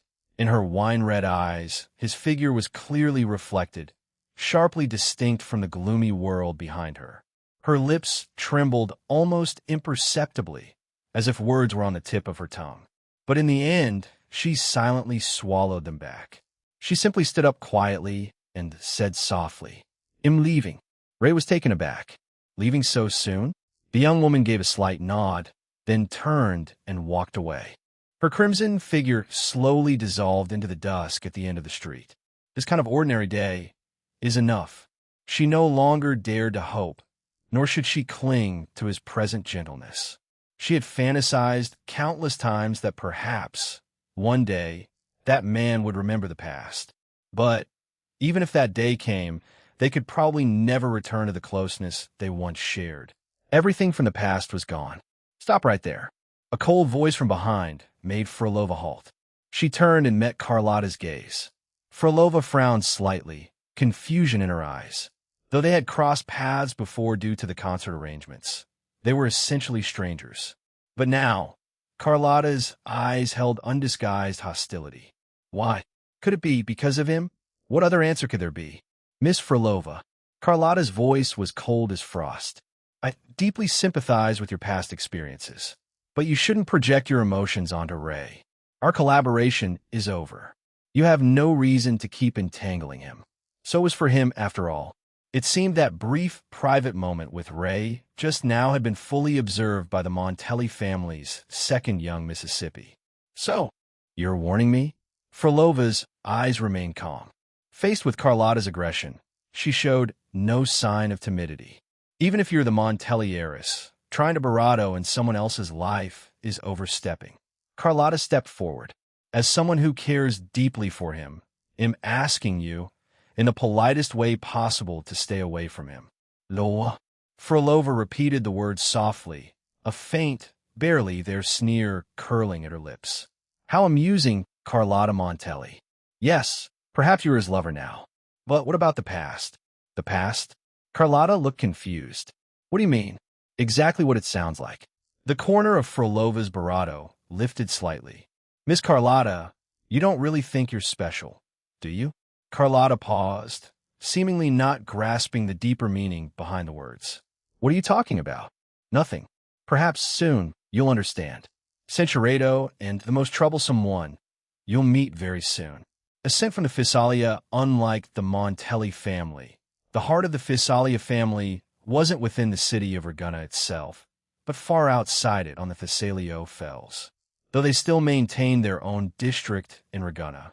It was that ancient castle standing atop the cliff that was the true, sacred heart for every Fisalia. The Fisalia family's businesses were spread across every corner of Renacida. If the Montelli family controlled the lifeblood of banking and finance, then the Fisalia family firmly held the keys to healing and medicine. They were especially skilled in extracting poisons. Of course, whether something was poison or medicine depended entirely on the intent of the user. Though rumors about the Fisalia family never ceased, even branding them Ragun as Hemlock. This never shook their position in the city.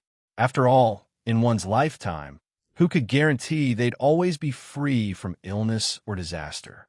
The Rosemary Apothecary. Ray looked up and softly read the signboard aloud. He had heard a little about this shop. It was said the apothecary here came from the Physalia family. Though young in appearance, their skill in preparing medicines was exceptionally adept. Perhaps because of the Physalia name, the shop always seemed quiet. Even when the occasional customer did come, they mostly chose the dead of night. Today, however, Ray wasn't visiting because he was unwell and needed medicine. He had come along with Phoebe. Is this the place, Phoebe? He turned to look at the young woman beside him. Phoebe still wore that serene, gentle smile. She lightly tipped her hat and nodded in response. Yes, this is it. The two had met by chance on the road. Ray had originally planned to head to Portoveno to meet Canarella, but happened to run into Phoebe, who was buying medicine for the children with colds at the orphanage. She had probably chosen this Rosemary Apothecary because the Order of the Deep and the Physalia family had always been on good terms. For Ray, this was an opportunity. He could use it to get a feel for the Physalia family style in advance, preparing himself for the upcoming meeting with Canarella. As soon as he pushed open the door to the apothecary, a faint, subtle fragrance quietly wafted into his nostrils. Ray was familiar with this scent. He had smelled something similar during his previous encounter with Canarella. It wasn't a strong, pungent perfume, but more like a fresh fragrance from plants, capable of soothing mental fatigue. Welcome. Ah, is that you, Priest Phoebe? Long time no see. The shop wasn't spacious. The sole employee, who was also the apothecary, was a young woman with a cute face. Rosemary. Her voice was flat, and her face revealed no emotion whatsoever. She was like an exquisite doll, mechanically going through predetermined work routines. Hello, Miss Rosemary. Phoebe offered her a faint smile. Need some medicine prepared? Rosemary tilted her head slightly, her tone still as calm as a still lake. Yes. Phoebe nodded. The children at the orphanage have colds. I'd like you to prepare some medicine to boost their constitution. Colds, is it? Understood. Rosemary set down the pestle in her hand and turned to walk toward the medicine cabinet behind them. But just as she brushed past Ray, she suddenly stopped. Her small nose twitched slightly. Then, she slowly turned her head, her hollow gaze falling on him. You carry the fragrance of the head of the family on you. These words left both Ray and Phoebe stunned on the spot, especially Phoebe, who was now looking at him with an expression of disbelief. Mister, Ray has connections with the head of the Physalia family too? But didn't I remember that the rivalry between the Montelli and Physalia families was quite intense? If Miss Carlotta found out about this, would she be angry? A series of questions flashed through Phoebe's mind, but in the end, she didn't voice them. She simply silently tucked her doubts away in her heart.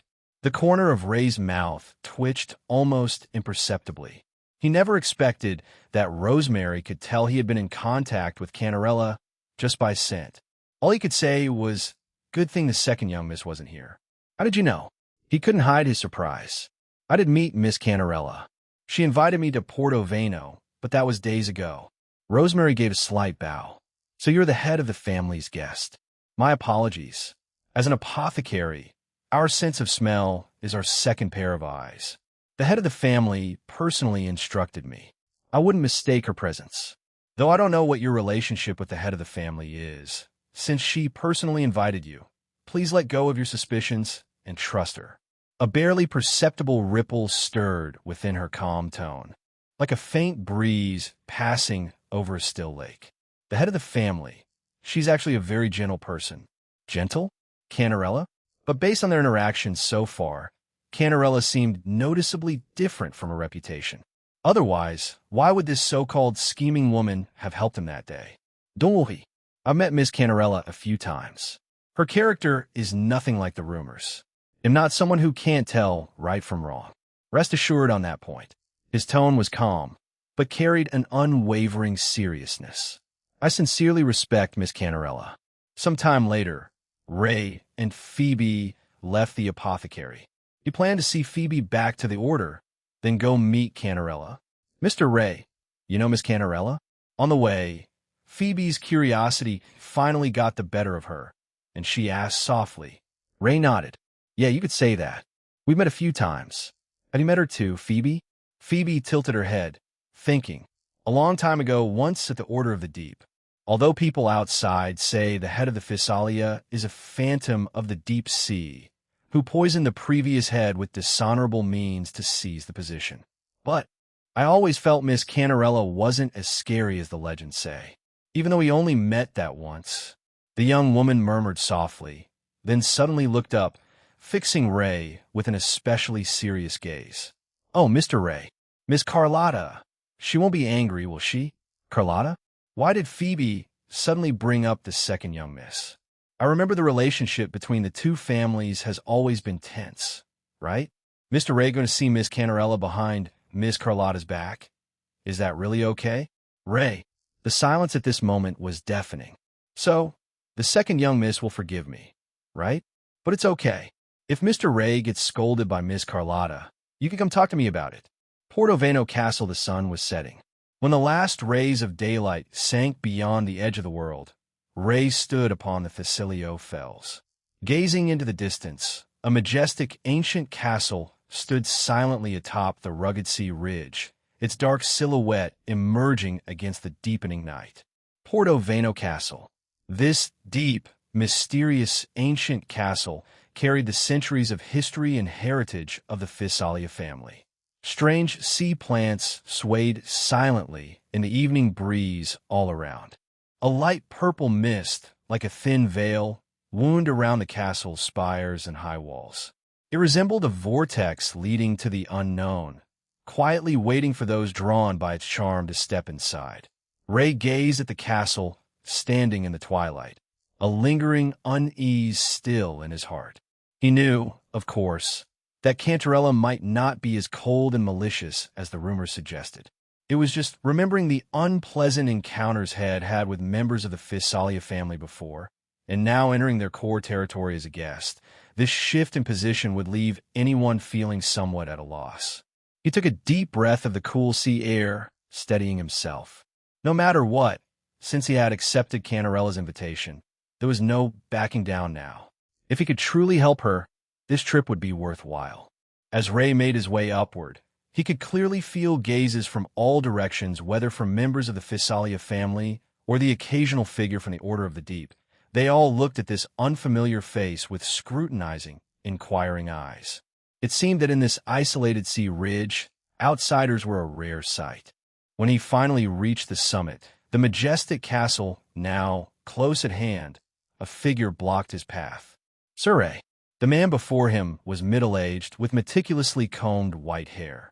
He wore a well-tailored black suit, his mannerisms exuding the bearing of an old-fashioned gentleman. By the matriarch of the family's orders, I am here awaiting your arrival. He gave a slight bow, the gesture elegant and proper. The matriarch of the family has been waiting for some time. Please follow me. Ray said nothing, merely nodding slightly in acknowledgement. The butler pushed open the heavy castle doors for him. What came into view was a mysterious and ornate hall. The light inside was dim.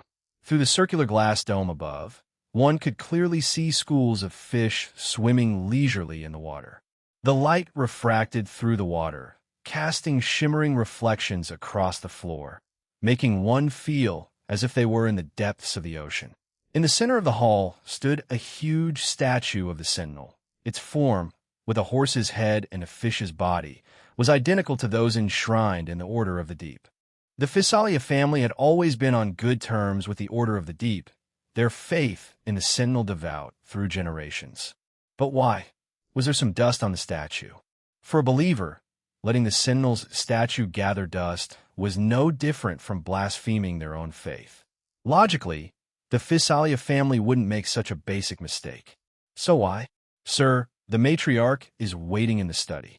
The butler gestured to the side. Please follow me. Ray cast one last glance at the dusty Sentinel statue, then withdrew his gaze. Silently, he followed the butler's steps, heading deeper into the castle. The two stopped before a heavy, carved wooden door. The butler gave a slight bow and respectfully announced into the dim light within. Matriarch, the guest has arrived. After a moment of silence, the door silently swung inward. Inside the study, Cantarella was reclining on a soft couch, one hand holding an ancient book, the other lightly grasping a teacup. Only when Ray entered the room did she unhurriedly set down the book and lift her gaze to him. A lazy, charming smile curved her lips. "It seems our little guest hasn't refused my invitation because of the Physalia reputation." Ray walked toward her expressionlessly, but his tone was notably humble.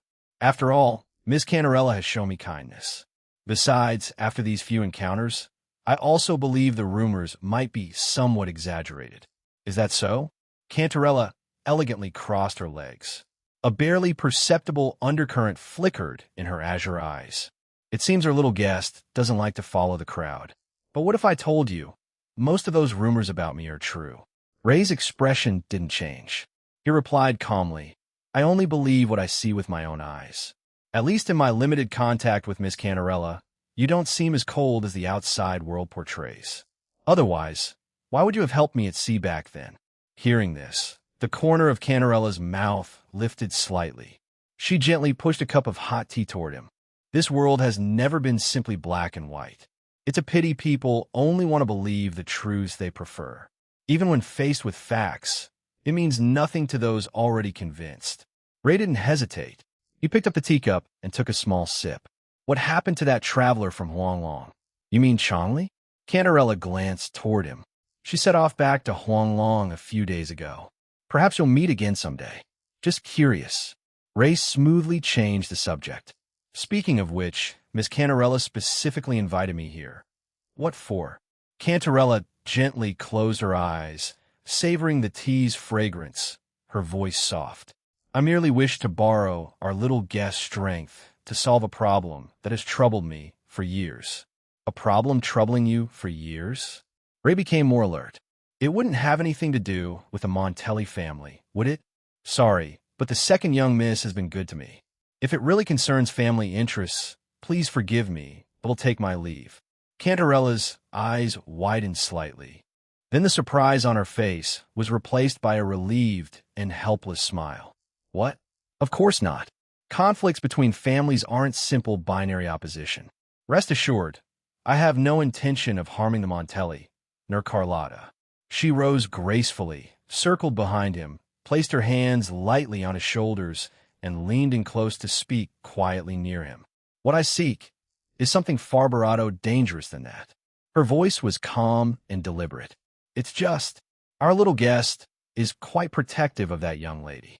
That makes me somewhat wary of her." Ray sat there, unmoved by her comments. Cantarella was no naive woman. She was doing this to seize the initiative in the conversation. "Miss Cantarella, let's try to stick to business." "Oh my, unmoved, are we?" She laughed lightly, gracefully straightened up, and stepped back.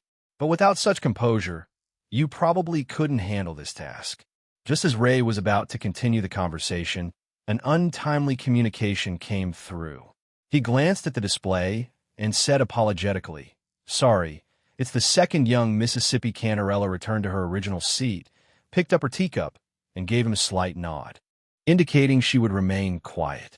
Rainy night suspicions were gonna Montelli residence.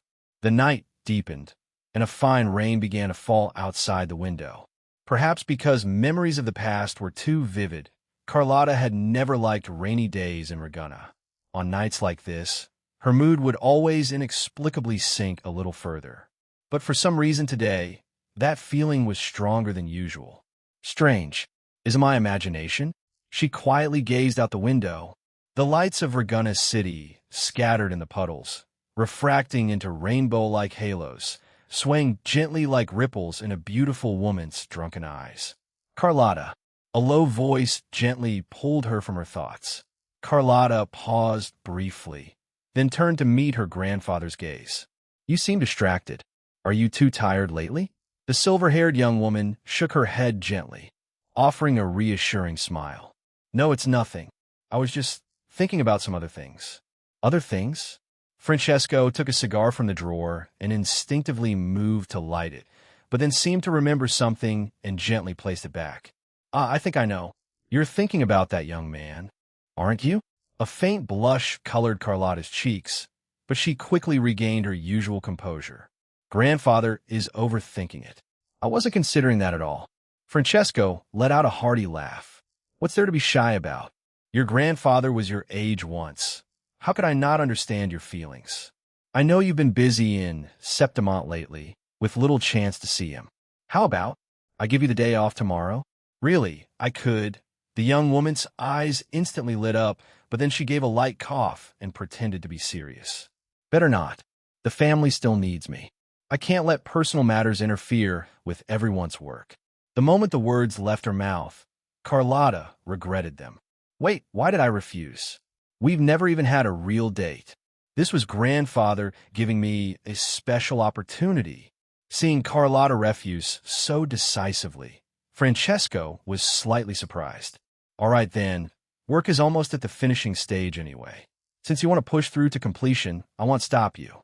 Carlotta's smile remained, but the muscles at the corners of her barato twitched quite noticeably.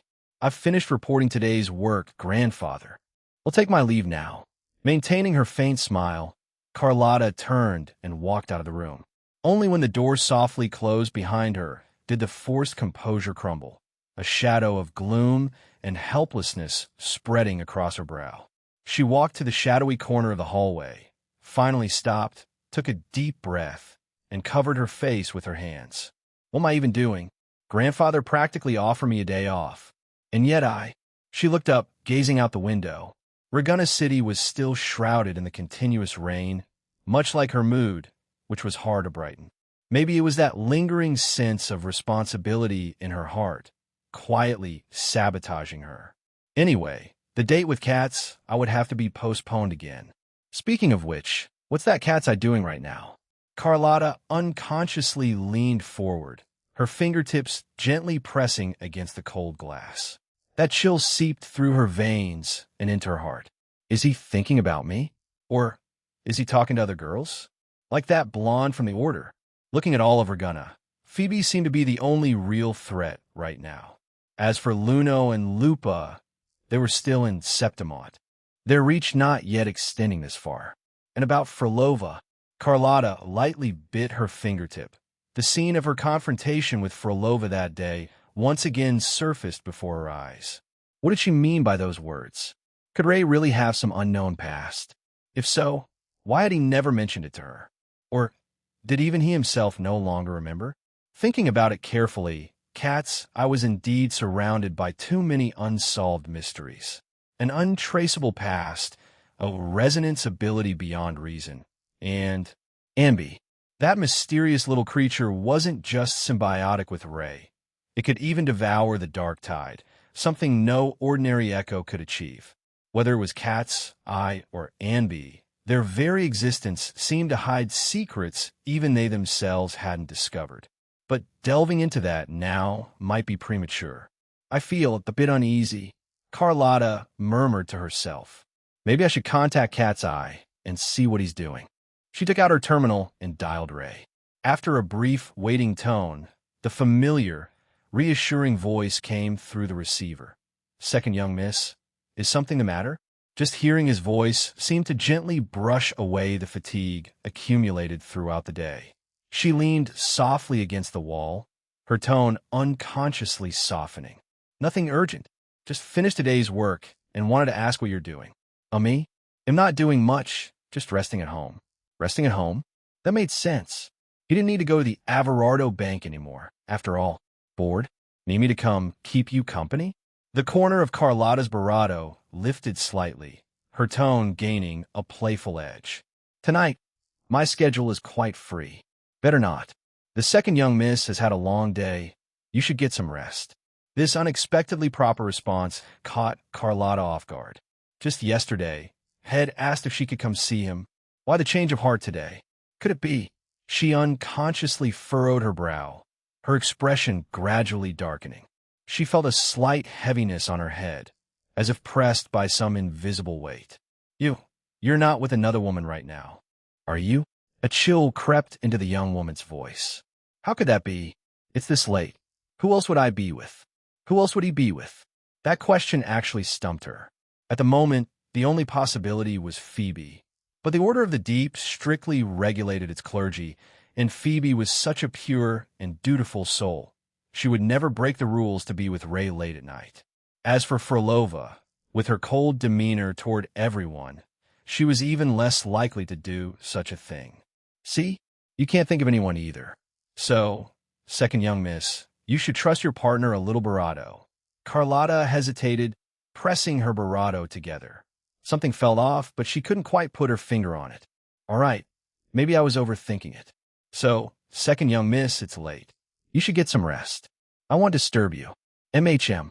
Just as Carlotta was about to end the call, she suddenly heard a woman's cough. Her gem-like eyes instantly lost their sparkle in that moment. It seemed something had forever dimmed. That voice just now, who was it? TV. I was watching TV. You know how Ambi is curious about everything. It insisted on watching something strange. Something strange? You know, romance stuff. Ambi's interested in that. Abby's interested in that? Yeah. His voice obviously lacked confidence. Anyway, if you don't believe me, ask Ambi later. Hearing him bring up Ambi, Carlotta's expression softened slightly. She confirmed half doubtfully, really? Absolutely true, second young miss. My loyalty to you is clear. All right, they'll trust you this once. Ending the call, Carlotta let out a long sigh, her tense shoulders relaxing. Yes, she really should trust her partner more. Though her suspicions weren't completely unfounded, when she thought about it carefully, besides that little blonde from the Order of the Deep, there really wasn't anyone else to worry about. With that possibility ruled out, the problem naturally solved itself. It wasn't like Cats, I could be on a date with Canarella, right? This ridiculous thought almost made Carlotta laugh out loud. Might as well guess he was on a date with Zani. Those two had no connection whatsoever. And on top of that, Cats I had clashed with the Fisalia family a few times before. How could he possibly have anything to do with Canarella? Really?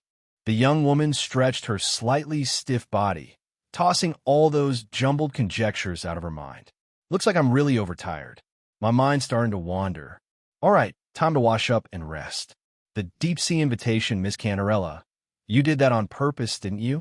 Ray ended the call with Carlotta, his heart still racing with fear, then looked helplessly at Canarella seated opposite him. The noble head of the family was holding a silk handkerchief, gently dabbing at her chest, where tea had accidentally spilled moments before. I didn't do it on purpose. Canarella's voice was soft.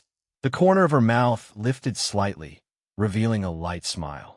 I was just startled by that sudden voice and momentarily lost my composure. Ray didn't understand what she meant. Sudden voice? It's nothing. Cantarella set the handkerchief aside.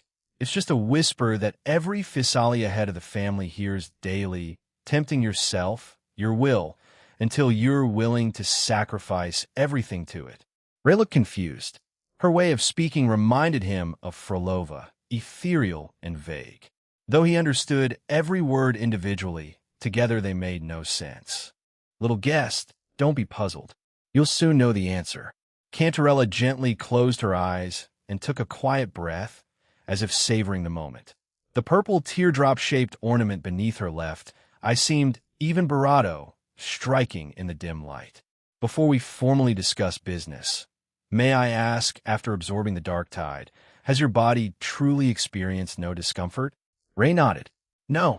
Though it was Ambi who had devoured the dark tide. Since they were symbiotic, he could naturally sense its state, at least for now. The dark tide hadn't affected him. Does such a person truly exist in this world? A smile curled at the corner of Cantarella's lips. Her violet eyes shimmered with a dangerous and enchanting gleam. The dark tide is the blade of a Leviathan. Any living thing touched by it would immediately be corrupted by that chaotic tide. Yet you can devour it? She elegantly crossed her legs, leaned forward slightly, propped her chin on her hand, and regarded him with keen interest. I'm curious, just what kind of person are you, really? Ray spread his hands. As you can see, an ordinary person, the genuine article. Ordinary people can't devour the dark tide. Cantarella rose slowly. Then let's go somewhere else to discuss the next part of our business. The vast Porto Veno was incredibly quiet. You couldn't even hear a single sound. It was so quiet, almost unsettling. Cantarella led him through the corridors to a secluded garden. Here, strangely shaped and vividly colored plants abounded, varieties Ray had never seen before. He bent down slightly to examine a bright red plant in front of him. Its shape resembled an apple, but its dangerous color and texture silently warned. This thing is inedible. Be careful. Cantarella's voice was soft, but carried a warning. Every plant in this garden contains potent poison. They are all the most toxic creations, meticulously cultivated by generations of Physalia heads of the family. Ray's outstretched hand froze midair. He stared at the fruit, vibrant as blood, silent for a long moment before finally withdrawing his hand. However, with the right dosage, even the deadliest poisons can also be used to heal. Ray looked at her. So, Miss Cantarella, can you tell me now? What do you need my help with? Don't rush. She walked gracefully toward a pavilion in the garden and sat down elegantly. Let's sit here and talk slowly. Ray didn't refuse and sat down opposite her. In the center of the stone table was a plate of ripe, glistening cherries. Cantarella lifted a slender finger, picked up a cherry. She slightly extended her barato and slowly brought the fruit to her barato, savoring it carefully. She eats so gracefully. If only the second young miss were that refined. TCH, what am I even thinking? Is this really the time for that? Whether Cantarella was deliberately being playful or had noticed his wandering thoughts, she deliberately brushed her fingers across her barato in a thoughtful gesture. Little guest, have you ever heard the story of the Saintess? The Saintess? Was she talking about Cartethia? Of course. Ray nodded. Good, that saves me having to repeat it all. Cantarella smiled faintly. But what if I told you that the Order of the Deep's Saintess isn't actually the real Saintess? Ray was taken aback. What do you mean? Was this something you could just say? Wasn't she afraid of the Order of the Deep? The Physalia family has been the most ancient follower of the Sentinel, Imperator, since the founding of Renacida. Not just Reguna. The whole of Renacida was meant to walk toward a future of light and hope under the Sentinel's guidance. However, this entire great undertaking was stolen by Leviathan through intrigue and deceit. It wields the power of assimilation and fusion. It is a spiritual plague spread through twisted beliefs and traditions, an entity that eventually devours civilization. It usurped everything from the Sentinel, usurping to become the Sentinel itself. Today, it is no longer a Tayset discord, and the Sentinel is no longer the true Sentinel. For centuries, the people of Reguna have lived under false beliefs, unknowingly offering their power to fuel its resurrection. Cantarella's tone was calm, but her clenched knuckles betrayed her profound hatred for Leviathan. Ray listened, utterly bewildered. Though he had long harbored many doubts about the Order of the Deep and the so-called Sentinel. But the question was this truth really something he was supposed to hear? You mean the real Sentinel is dead? And what Reguna worships now isn't the Sentinel, but the Tayset discord? Yes and no. Cantarella shook her head slightly. Now, Leviathan has fused with the Sentinel. Although people still believe they worship Imperator, their faith is actually anchoring Leviathan's descent into reality. Ray thought for a moment, then suddenly understood.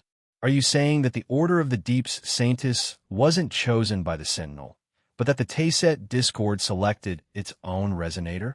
Then where's the real Saintess? The real Saintess? Cantarella tilted her head slightly, hair falling over her shoulder. The real Saintess is right in front of you. But the real Saintess died long ago. I don't understand. Can you not be so cryptic? Cantarella covered her mouth with a light laugh. She rose and walked to the edge of a pool. In that case, little guest, how about accompany me inside for a look? Ray came to the pool's edge, gazing at the deep. Inside? Inside where? Cantarella slowly circled around to his side, tapping his barato lightly. The tides of the deep sea are quite turbulent, you know. She chuckled softly, moving closer to him. The smell of salt water and sea air lingered around Ray. Cinchureto, once we enter the deep sea, I will stay close beside you. Let me see what mysteries lie ahead on this journey. I will honor Carlotta's memory through this adventure. As her words faded, the calm surface of the water suddenly barrado into towering waves, completely swallowing them both. Nightmare of Porto Veno, it felt like sinking into a bottomless abyss. Despair, cold silence. Unnameable whispers lingered in his ears, clinging like a malignant growth, impossible to shake off. Ray instinctively tried to struggle, but in the next moment, the endless darkness before him suddenly receded. Countless frequencies began to interweave and condense. In the blink of an eye, the world reshaped itself into a familiar place. Porto Veno. Where do we come back? No, this is the Sonora realm? Ray looked around in astonishment. He remembered this place. This was the Hall of Porto Veno. Though the furnishings were identical to his memory, upon closer inspection, there was an indescribable strangeness to it all. This is a Sonora realm condensed from the obsessions of generations of Fisalia heads of the family. Cantarella emerged from the shadows and walked slowly to his side. Cinceredo, hearing Cantarella explain the origin of this domain in such a calm tone, still seemed somewhat unbelievable. Remember what I told you before? Cantarella stepped forward slowly, raising a slender hand. A faintly glowing jellyfish gently landed in her palm. The Fisalia were the first family to believe in the Sentinel. Our history is even older than the Order of the Deep. Unfortunately, during the First War against the Dark Tide, the Sentinel was swayed by Leviathan's scheme and lost its sense of self. The Fisalia family was also devastated. Later, the Order of the Deep was established, proclaiming to the world that Renacida had always had only one god, Imperator. Though the first Primus, Napoli II, knew the whole truth, the situation was already irreparable. Subsequent Primuses inherited the secret, but Leviathan, it's a spiritual plague. It taints your soul. It whispers lies in your ear 1,000 times, 10,000 times, until a crack appears in your mind, until you become its puppet, believing everything it says without question.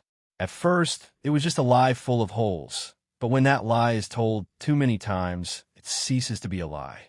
From then on, what the Order of the Deep worshipped was no longer the true Imperator, but a defiled false god. To guard the secret, the Fisalia ancestors had no choice but to pretend to make peace with the Order of the Deep and serve the Sentinel together. But we never gave up hope. Within the family, we secretly selected for a saintess, in other words, the true resonator of the Sentinel. Cantarella waved her hand gracefully. The faint light dissipated like mist in the air. She turned around. Her violet eyes deeply reflected his silhouette. An indescribable melancholy tinged her voice. Ray listened in silence. Though he didn't understand why Cantarella would reveal so many secrets to an outsider like him, the deeply hidden hope in her eyes made him vaguely sense this noble head of the family needed his help. So, Miss Cantarella, are you the real saintess? The resonator of the Sentinel? I was, but not anymore. What do you mean? Cantarella shook her head. The day I became the Sentinel's resonator, I lost most of my memories. But if you're the real saintess, then what about the Order of the Deep Saintess? Cartethia, what is she? Cartethia? Hearing that name, a ripple of surprise passed through Cantarella's violet eyes. You, how do you know that name? Logically, people should be Barado familiar with fleur-de-lis. Ray looked directly into her eyes. What if I told you she told me herself? Would you believe me? Cantarella paused, momentarily speechless before responding. The shock in her eyes vanished in an instant. Soon, that familiar composure returned to her face. She walked closer, leaned forward slightly, and carefully studied his features.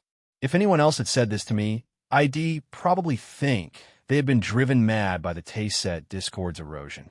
But you're someone who can devour the dark tide without being affected. A faint smile curled at the corner of her mouth. All right, I believe you. Though I'm curious now about how you met her, let's deal with the immediate trouble first. As her words faded, the space ahead suddenly twisted. Alien frequencies coalesced into form, creatures not of this world, shrieking as they charged at them. Ray was momentarily startled, but quickly reacted. What are these? Remnants? No, Their frequency is similar to the dark tide. These are the obsessions of generations of Physalia heads of the family, and the resentments of countless girls who perished in the saintess trials, corrupted by the taste-set discords into remnants. Cantarella turned gracefully, raising a hand. Several faintly glowing jellyfish emerged from the void. They've been trapped here too long. Help them find release. Ray said nothing more. His form shot forward like an arrow from a bow.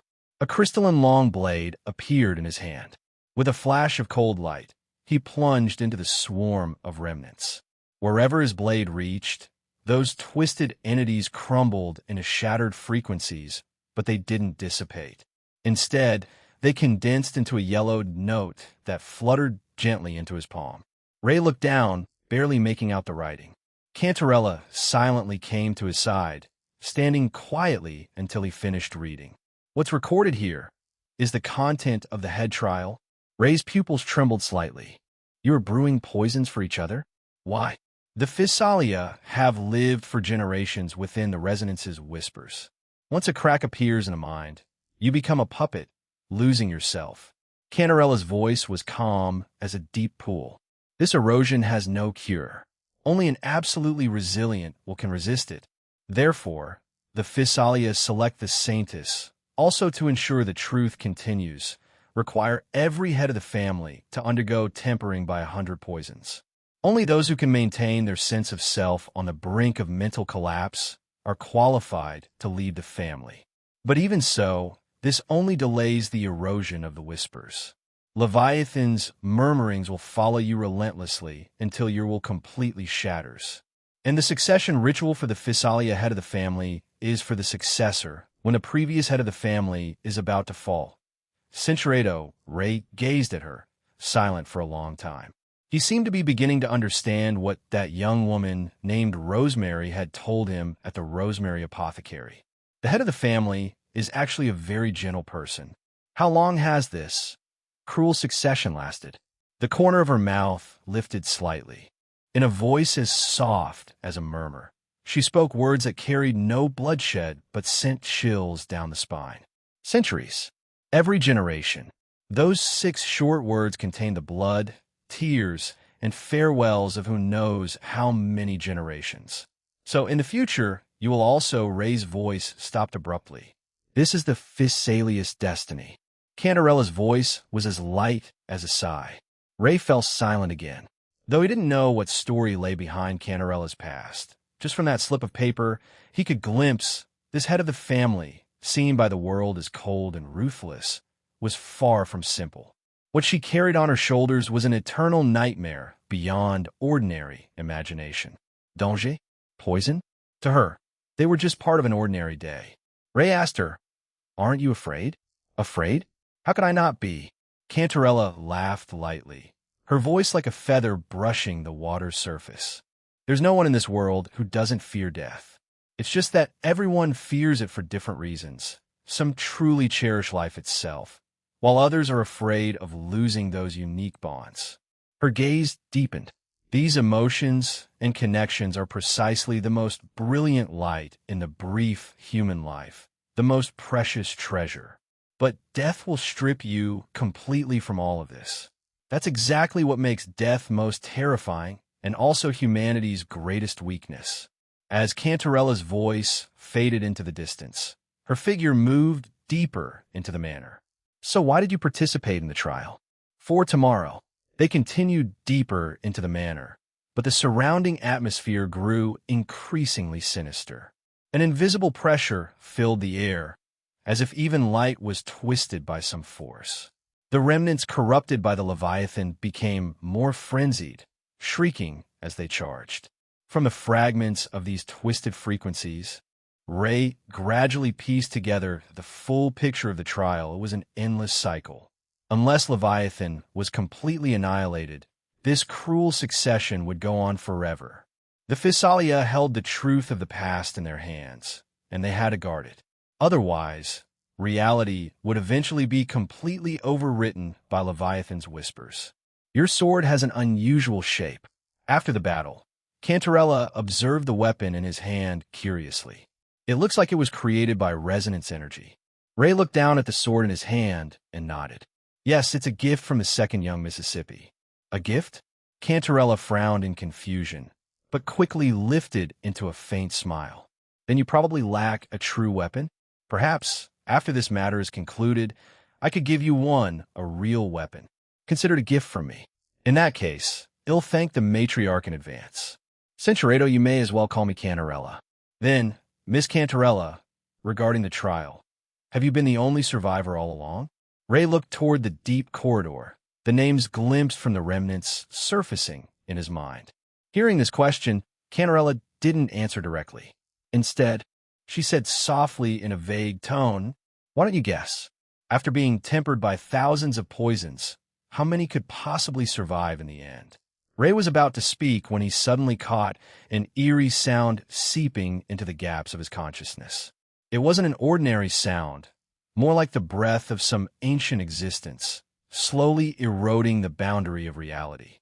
It spread silently like ink dripping into clear water, dyeing all surrounding sounds with an unnameable texture. The previously clear sounds in his ears began to twist and deform, as if countless slimy tentacles were probing into the depths of his hearing, reorganizing all frequencies into a maddening rhythm. In this suffocating wave of whispers, even time began to grow thick and strange. Just as his consciousness was about to sink, a wisp of elegant fragrance pierced through the chaos like a blade. Ray pressed his aching temples and opened his eyes to see Cantarella scattering a violet potion into the air. Those shimmering droplets seemed to form an invisible barrier. "Are you all right?" She had shed her usual languor, solemnity in her brow. It seems even someone as special as you cannot avoid his gaze after touching the truth. She twirled her fingertips, letting the last drops of the secret medicine melt into the air. This is a secret medicine developed by generations of Physalia, temporarily able to isolate those whispers that shouldn't exist in this world. I'm fine. This feeling isn't new anyway. Ray shook his head gently, trying to rally. Is that so? Good. The tension in Cantarella's shoulders relaxed slightly. But if you feel unwell afterward, you may come to me anytime. I'll personally prepare calming medicine for you to free you from all this pain. Ray took a deep breath. The faint fragrance of the potion still lingered in the air. By the way, Miss Cantarella, you haven't told me yet. What exactly do you need me to do next? She was silent for a moment, her gaze turning toward the end of the corridor where a sealed, giant door stood. Even from several meters away, one could feel the bone-chilling cold seeping through its cracks. It was resentment condensed into substance, freezing the surrounding air. It's just ahead. Ray followed her gaze. What's inside there? It's the previous old head of the family, or rather, the aggregate of resentment from generations of Physalia heads of the family, polluted by the Leviathan. Her voice was soft, as if afraid of awakening something. Centuries of cruel trials have kept the entire family living in eternal fear, and the existence behind that door is the incarnation of this prolonged despair. This Sonora realm was originally meant to be a cage imprisoning them, but the previous old head of the family, Cantarella, placed a hand lightly on her chest, biting her silver teeth. Before I could let him sink into his dream, he had already become a puppet. Now, his residual obsession, twisted by the Leviathan, has fused with the resentment of generations of heads of the family. Recently, it's been trying to break free of this Sonora's bonds. Now, he has become Leviathan's vanguard. If it escapes, the consequences would be unimaginable. Therefore, I, Cantarella Physalia, the 36th head of the Physalia family, hereby implore the one who could devour the dark tide. She gazed deeply at Ray. For the future of Renacida, please help me once more to thoroughly end this nightmare. She clasped her hands together, gently placing them on her chest. As if in prayer, she slightly lowered her eyelids. Her voice was as soft as dying embers in the wind. For this, I am willing to accept any condition, satisfy any request you have. The nightmares and her sudden solemnity caught Ray off guard. After all, in his impression, Cantarella was always elegant and composed, with a hint of languor, as if everything was under her control. But at this moment, she had laid her vulnerability bare before him without reservation. Perhaps she truly had no other options left. The Fisalia family's centuries of guardianship, generation after generation struggling through hardship and trials, only to sustain that faint spark of hope. If that spark were to truly be extinguished, what would the sacrifices of dozens of generations mean? Cantarella would never allow such despair to become reality. She had long been prepared to give everything for this. Therefore, when she learned from her subordinates of the existence of one who could devour the dark tide, a plan was born in her heart. This was no longer an enemy an ordinary person could face. The Fisalia family's centuries-old obsessions, twisted and polluted by the Leviathan, had condensed into tangible madness. Even she, upon approaching this area, could clearly feel her sanity being eroded inch by inch. Leviathan, it was a plague spreading on the spiritual level. But Ray was different. Even the dark tide could not erode him. The Fisalia head of the family lowered her head, waiting for his answer. Time passed second by second. The surrounding chill continuously eroded her very marrow, and the whispers lingering in her ears gradually grew clearer. And he still remained silent. Cantarella pressed her slightly cool fingertips together, her gaze somewhat vacant. "I understand," he said. "I'll do my best. I'll give it a try." Cantarella looked up at him, somewhat surprised. "You actually agreed? I thought you might refuse." "Refuse? How could I?" Ray smiled lightly. "Didn't you say this thing has already become the Resonance's vanguard? If it gets out, the whole of Urguna will face catastrophe. Though not a native Ragnunan, this place has long been my second home." "You're right, Cantarella. Human emotions and attachments are indeed the greatest weakness. But when threatened, this vulnerability also transforms into fearless courage, making people willingly risk everything for what they cherish. Even facing the ultimate sacrifice head-on. Never retreat. In this city, I have friends, and I have those I cherish. Precisely because of this, I will never stand by and watch it be destroyed. Even without your request, I would surely step forward. This resolve, I believe you, as the Fisalia head of the family, understand even better than I. So, for now on, leave it to me." Cantarella gazed at the young man before her, unusually lost in thought. Her reaction wasn't the expected surge of emotion, but rather like a gentle breeze, silently resting upon him. In this impenetrable darkness, no one could glimpse her expression at this moment, until a barely audible soft laugh finally broke the silence. "Saying such things now is a bit unfair. I'm like a jellyfish accustomed to deep-sea pressure and darkness. Now that I've rarely encountered a glimmer of light, I can't guarantee I won't greedily cling to this warmth." Cantarella lightly raised her fingertips, sprinkling a small vial of secret medicine over Ray's shoulder. The deep purple powder instantly turned into mist, as if possessing a life of its own, lingering without dispersing. "This is a family-specific secret medicine, able to help you resist Leviathan's whispers." Her voice sounded somewhat ethereal in the mist. "From now on, it's up to you." Ray nodded, then turned and strode without hesitation toward the depths of the corridor. With each step, he felt himself drawing closer to the abyss. That resentment, almost condensed in his substance, turned into a storm, frantically tearing at his sanity. His ears were filled with the piercing screams of countless maddened consciousnesses. He urgently suppressed the nausea that threatened to overwhelm him and pushed open the heavy door.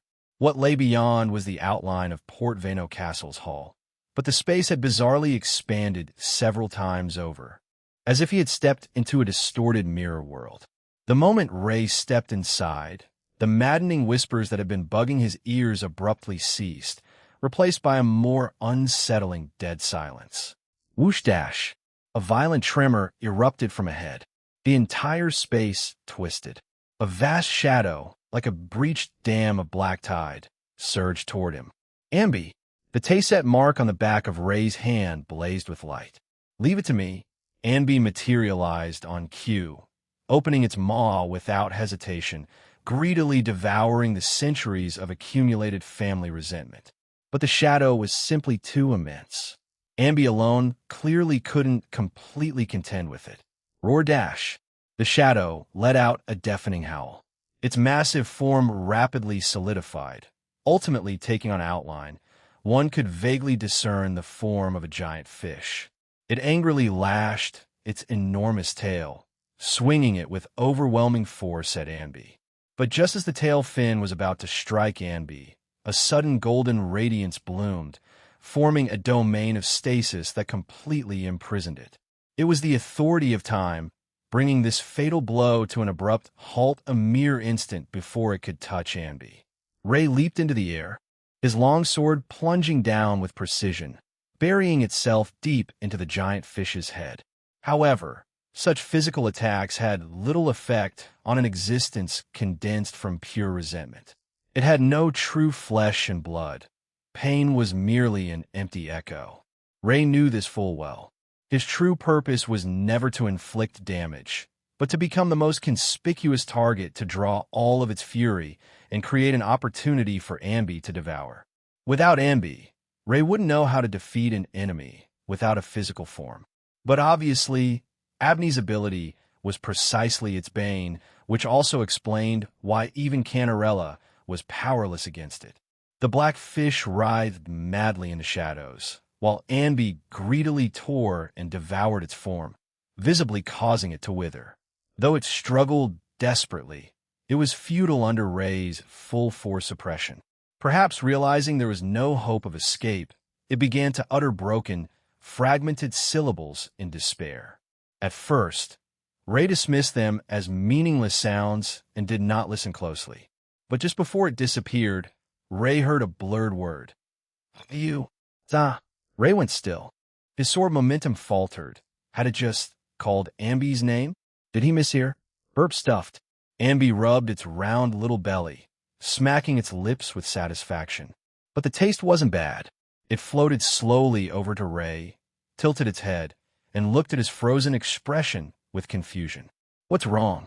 Why do you look so weird?" A quiet gratitude, Cantarella stood waiting quietly outside the door, though only a wall separated them from him. Every space within the Sonora realm was an independent fragment. She had no way of sensing the battle within. After all, it was the accumulated resentment of the Fisalia family over centuries. The mere aura emanating from it was enough to envelop all of Porto Veno, allowing the corruption to continuously erode sanity. The battle must have been extraordinarily difficult, she imagined. Just as her thoughts were churning, the sealed door was gently pushed open. Creak! The sound startled Cantarella. She looked up and saw Ray emerging together with Ambi. The little creature sat contentedly on his shoulder, happily rubbing its round belly. "So fast, it's over?" Her eyes widened slightly as she gazed at Ray's face. She seemed to catch a complex, hard-to-read emotion in his eyes, but it was fleeting, quickly replaced by his usual gentle smile. "Yeah, it's over. This is all thanks to Ambi having a special advantage against that thing. Otherwise, I really wouldn't know how to deal with an enemy without form or substance." Hearing Ray's words, Ambi immediately floated up from his shoulder and proudly planted its little paws on its hips. "Umph," in the most powerful echo in all of Solaris. "Dark tide, resentment. None of them are worth mentioning in front of me, though the taste is far inferior to real food. Speaking of which, after eating so many frequencies, I'm quite full." Cantarella observed Ambi with keen interest. Even for someone as well-traveled as she was, this was the Barado. She had personally seen a special echo capable of devouring Leviathan creations. Any echo, any living thing, upon contacting the dark tide, would be corrupted by its chaotic frequencies and become a puppet of Leviathan. But they were different. Is that so? Well, the Fisalia family just happens to have secret medicine for aiding digestion. I'm not sure if it will work on Ambi, but it's worth a try. But are you two truly feeling no abnormalities? Cantarella said, although that was a mass of resentment-created frequencies. After centuries of pollution, It had already become a blade of the resonance. In fact, to some extent, it was part of Leviathan itself. Ray looked down at Ambi. The little guy shook its head nonchalantly. I don't really understand what you're saying, but that Levi duck egg... I mean Leviathan. Aside from not tasting great, my body feels fine. There was that time after returning from the Sandwich Plateaus when my head felt fuzzy, but that's long gone now. Ray also spread his hands. I don't feel anything special either. Ambi and I are in a symbiotic state now. The frequencies it devours ultimately become my power. The frequencies Ambi devours become your power? Cantarella murmured thoughtfully. That means, through Ambi's devouring ability, you could even turn the power of the Leviathan to your own use? Ray paused at this, rubbing his chin as he considered it seriously. I hadn't thought of it from that angle. But for what I've seen so far, the amount of resonance frequencies devoured is still too small. I can only indirectly use it to enhance my own strength. But if I devoured enough, maybe I really could directly harness the power and make it serve me. Such a thing exists. Cantarella covered her mouth in amazement. Then she shook her head lightly, a faint smile curving her lips. I'm truly curious just how many unknown secrets are still hidden within you. But for now, it's my turn to express my gratitude. Porto Vano Castle tonight was as black as ink, with no moon or stars. In that familiar room, Ray picked up a warm cup of tea and took a small sip. The mellow liquid slid down his throat like a warm current, finally allowing his tense nerves to relax slightly. Leviathan was a spiritual plague. Wrestling so closely with a part of its power inevitably led to erosion. But for Ray, this level of erosion was nothing. This is a fine tea from Jianzhou in Huanglong. Cantarella sat gracefully beside him, the smile at the corner of her lips as captivating as the night stars. I specially added some odorless, tasteless calming herbs. They preserved the tea's original flavor while soothing the mind. Feeling better now? Ray set down his teacup and nodded. So, regarding the Saintish trial, will it continue in the future? The smile at the corner of Cantarella's lips faded slightly. She lifted her eyes and gazed into the void, her focus gradually dissipating. The Fisalia family's generations-old belief has been to resist the Leviathan's erosion and guard the pure faith in the Sentinel Imperator. The trial is so cruel precisely to select a saintess with unwavering will only such a soul, upon sinking into the deep sea, can glimpse that glimmer of light at the end of the darkness. If even the Fisalia were to betray their original vow, the truth would be swallowed by lies, and Leviathan's erosion would be unstoppable. Everything generations of heads of the family have done was for this greater cause. Too many necessary sacrifices have already been made for this faint hope. But Cantarella's voice gradually faded, as light as a dream about to dissipate. I cannot accept such sacrifices, yet I cannot blame the ancestors. After all, at that time, they had no other path. The dying embers burning in the darkness. Who pays attention to their ashes once they're spent?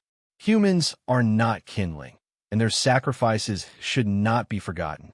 So, to prevent the Saintish trial from ever beginning again, I succeeded to the position of head of the family. While feigning cooperation with the Order of the Deep, I traveled everywhere, searching for a way to thoroughly eliminate the Leviathan and rescue the Sentinel. Unfortunately, whether in Huanglong or the New Federation, I visited almost every nation in Solaris. Yet I've never heard of anyone truly killing a Threnodian. It seems that since the dawn of civilization, humanity has never truly defeated the Threnodian. If I cannot find a solution within my lifetime, the Saintish trial will likely have to restart. Cantarella turned her head and quietly looked at him. There was no emotional fluctuation in her violet eyes.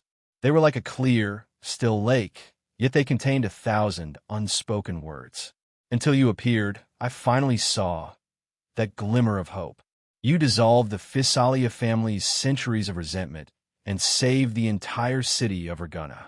Though no one knows of your deeds, I remember you are this city's hero. A subtle ripple passed through her eyes as she moved closer to him. So, could I ask you to also find time to save me? For this, I'm willing to give everything I have. Cantarella leaned close and spoke softly. Ray listened quietly. For a moment, he didn't know how to respond. But she wasn't urgent. She simply held up a hand to quiet him. Sure, you don't need to answer right away. After all you've been through, what you need most now is a good sleep. Before her words faded, a wisp of fragrance quietly lingered. A heavy wave of drowsiness washed over him like a tide, making it impossible to keep his heavy eyelids open any longer. This is the Physalia family's calming secret medicine. Its fragrance is soft and lingering, capable of reaching from reality into dreams. Rest peacefully in my arms now. Forget your worries for a while and sleep well. His consciousness slowly sank into warm darkness, finally resting on her lap as he fell into a deep sleep. Cantarella's fingertips gently traced his cheek. She gazed at his peaceful, sleeping face, letting that unspoken emotion quietly flow in the night breeze. Just then, the terminal Ray had placed beside him suddenly lit up and vibrated softly. Cantarella paused briefly, her gaze falling on the flashing name. Then she pressed her lips together, a faint smile curving them. Carlotta? Such a shame. He can't respond to you right now. Garden of Secrets, it was around 7 in the morning. The mist hadn't fully dissipated yet, and the moist air carried the scent of grass and earth. A faint glimmer of sunlight peeked through the horizon, tinting the clouds with a translucent hue. Light and shadow dappled the room. Morning light filtered through the branches and leaves, casting scattered, dancing patches of brightness onto the soft bed. The outline of the distant mountains gradually became clearer. A mother-of-pearl colored ribbon condensed along the ridgeline, like a bright edge meticulously painted by an artist. A calm, pleasant murmur sounded in his ears, like the ceaseless hum from within a seashell. On the bed, Ray's fingers trembled slightly, then fell still again. He buried his face deeper into the pillow before, after a moment, finally lifting his eyelids once more. A faint, subtle fragrance filled the room. He couldn't quite place the scent, but it was softer and warmer than any perfume. Even the familiar fragrance on the second young miss paled in comparison. And even the pillow smelled so good. Wait, pillow. The fog of sleep suddenly receded as reason reawakened. He sat up dazedly and looked around. This was a completely unfamiliar room. And his clothes? Ray looked down at his bare upper body, then glanced at the neatly folded clothes beside him. He froze for a moment. Wait, what's going on? How'd I end up in this state? Last night, I remember drifting off next to Cantarella, right? As for what happened after that, Ray couldn't remember. But considering last night, this sleep was the most peaceful and comfortable one of his entire life. Since Sharedo, she wouldn't have been able to do anything. Anby. Ray raised his right hand and looked at the Tayset mark on its back. He could sense that Anby was sleeping deeply within his consciousness. No matter how he called, the little guy still didn't respond. It seemed Anby had also slept very soundly last night. That meant he couldn't get any more information from it. Anyway, he should go out and take a look first. Ray quickly dressed and carefully examined the room. The furnishings here didn't look like an ordinary guest room at all. Elegant yet dim, secluded yet full of charm. If there was anyone who could match such an atmosphere, besides Cantarella, there was probably no other candidate. Could this be Cantarella's bedroom? But I haven't even been inside the second young Miss Boudoir. Ray shook his head, temporarily suppressing his chaotic thoughts, and gently pushed open the closed door. Outside was a deep, secluded corridor. The only source of light came from flickering blue flames on the walls, which fit the Physalia family's mysterious atmosphere perfectly. Sir Ray. Before Ray could closely examine the flickering blue flames, the butler's voice suddenly sounded beside him. Turning around, he saw the same butler who had guided him into the castle, standing silently behind him, seemingly having appeared there unnoticed. The matriarch ordered me to await your awakening. Cantarella? Ray immediately pressed. Where is she now? The head of the family is in the castle's garden, the butler said. Please follow me. With that, the butler turned and walked ahead, with Ray following closely behind. This garden was located in an open area at the other end of the castle. It was less a garden and more a cultivated plot where various strange medicinal herbs grew in scattered profusion. Cantarella was holding a watering can, softly humming a melodious tune as she carefully tended to each plant. Only when Ray's footsteps drew near did she stop, lift her violet eyes, and cast a gentle smile in his direction. "Awake? I thought you might sleep a while longer." Ray walked toward her. "Yes, im avaka. How was your rest yesterday?" Cantarella's eyes slightly narrowed, her gaze briefly drifting past him before settling on his face with a thoughtful expression. This strange scrutiny made Ray feel as if something really had happened between them last night. But strangely, he had no memory of it at all. If that were the case, had he come out ahead or lost out? He couldn't even remember. "I slept very well." Ray's expression was perfectly composed as he looked around. How was this garden different from the one yesterday? The Physalia family has always been renowned for its poisons. Cantarella turned back to continue watering the plants. But whether poison or medicine, both are nothing compared to these herbs. Every single one here is a treasure I've meticulously cultivated. Even outside, they would be priceless treasures with no market price. That precious? Ray was slightly surprised.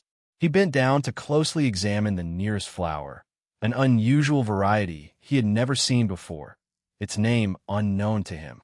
He leaned in for a light sniff, and a strange fragrance seeped into his heart and mind. Such a unique aroma. What effect does this flower have? Cantarella heard his question and followed his pointing finger. She paused briefly, then couldn't help but laugh softly. "It seems our guest has truly picked out a fine treasure at first glance. For you, this is indeed a treasure." Ray looked bewildered. "What do you mean? Why for me?" She gracefully came before him, her smile flickering like blue light in the deep sea. She leaned close to his ear, her breath soft. "This is a herb, used to make special moments last longer." The words lingered in the air like a gentle offer. Cantarella's violet eyes sparkled with curiosity as she watched his reaction, her fingertip brushing the edge of the flower's petal. The room around them fell quiet. Centuredo, it seems our little guest is quite confident in himself. Cantarella looked at her with a faint, knowing smile. But if it's just talk, what meaning does it have? How had the conversation suddenly drifted in such a strange direction? Was Cantarella perhaps letting her guard down a little too much? Probably the weight of responsibility on her shoulders was too heavy, keeping her constantly tense. Now that she had rarely glimpsed a glimmer of light, how could she easily let it go? Although, Ray wouldn't mind helping her relax a bit either. Wait, what was he thinking? How could he do something to betray the second young miss? Though he already had. Seeing Ray's embarrassed expression, Cantarella couldn't help but laugh softly. "So you can make that face too." Then, she gracefully reined in her smile. "But enough joking. Could you tell me in detail about Cartethia?" Echoes of the lost Saintess Cartethia, a name that have completely vanished 20 years ago, yet now was being spoken once more. At the carnival 20 years ago, Cantarella had briefly crossed paths with her. But with the eruption of the dark tide, Cartethia, along with the entire Avenolium Theological Seminary, had ascended into the heavens and had never been heard from since. Though no one had witnessed her passing, under such desperate circumstances, the hope of survival was minimal. "I don't know either." Ray furrowed his brow, carefully recalling the scene. "At the time, I learned from the second young miss that the painting we'd won at the auction hit a stone tablet." "The auction?" Cantarella murmured thoughtfully. "I do seem to recall something about that. I remember you caused quite a stir. What kind of tablet was it?" Ray said, a steed galloping across the heavens. Cantarella's movements abruptly stopped. Her usual composed elegance was replaced by astonishment. Her eyelashes trembled slightly, but quickly returned to their usual calm. "Is that so? It seems you both already know." Ray looked puzzled. "No. Know what? The true form of the Sentinel, Imperator, is not this twisted image of today." Cantarella's voice was very soft, yet carried an indescribable solemnity. "Originally, it was a steed galloping across the heavens, until Leviathan, through intrigue and deceit, dragged it into the bottomless abyss. A steed galloping across the heavens? Ray murmured softly, unconsciously pressing his lips together. In a daze, the scene he had witnessed that day at the cathedral surfaced again, a divine white horse leaping across the sky, only to be dragged into the abyss by endless schools of black fish. Could it be that the Sentinel had been trying to reveal this buried truth to him? But why him of all people? He didn't know.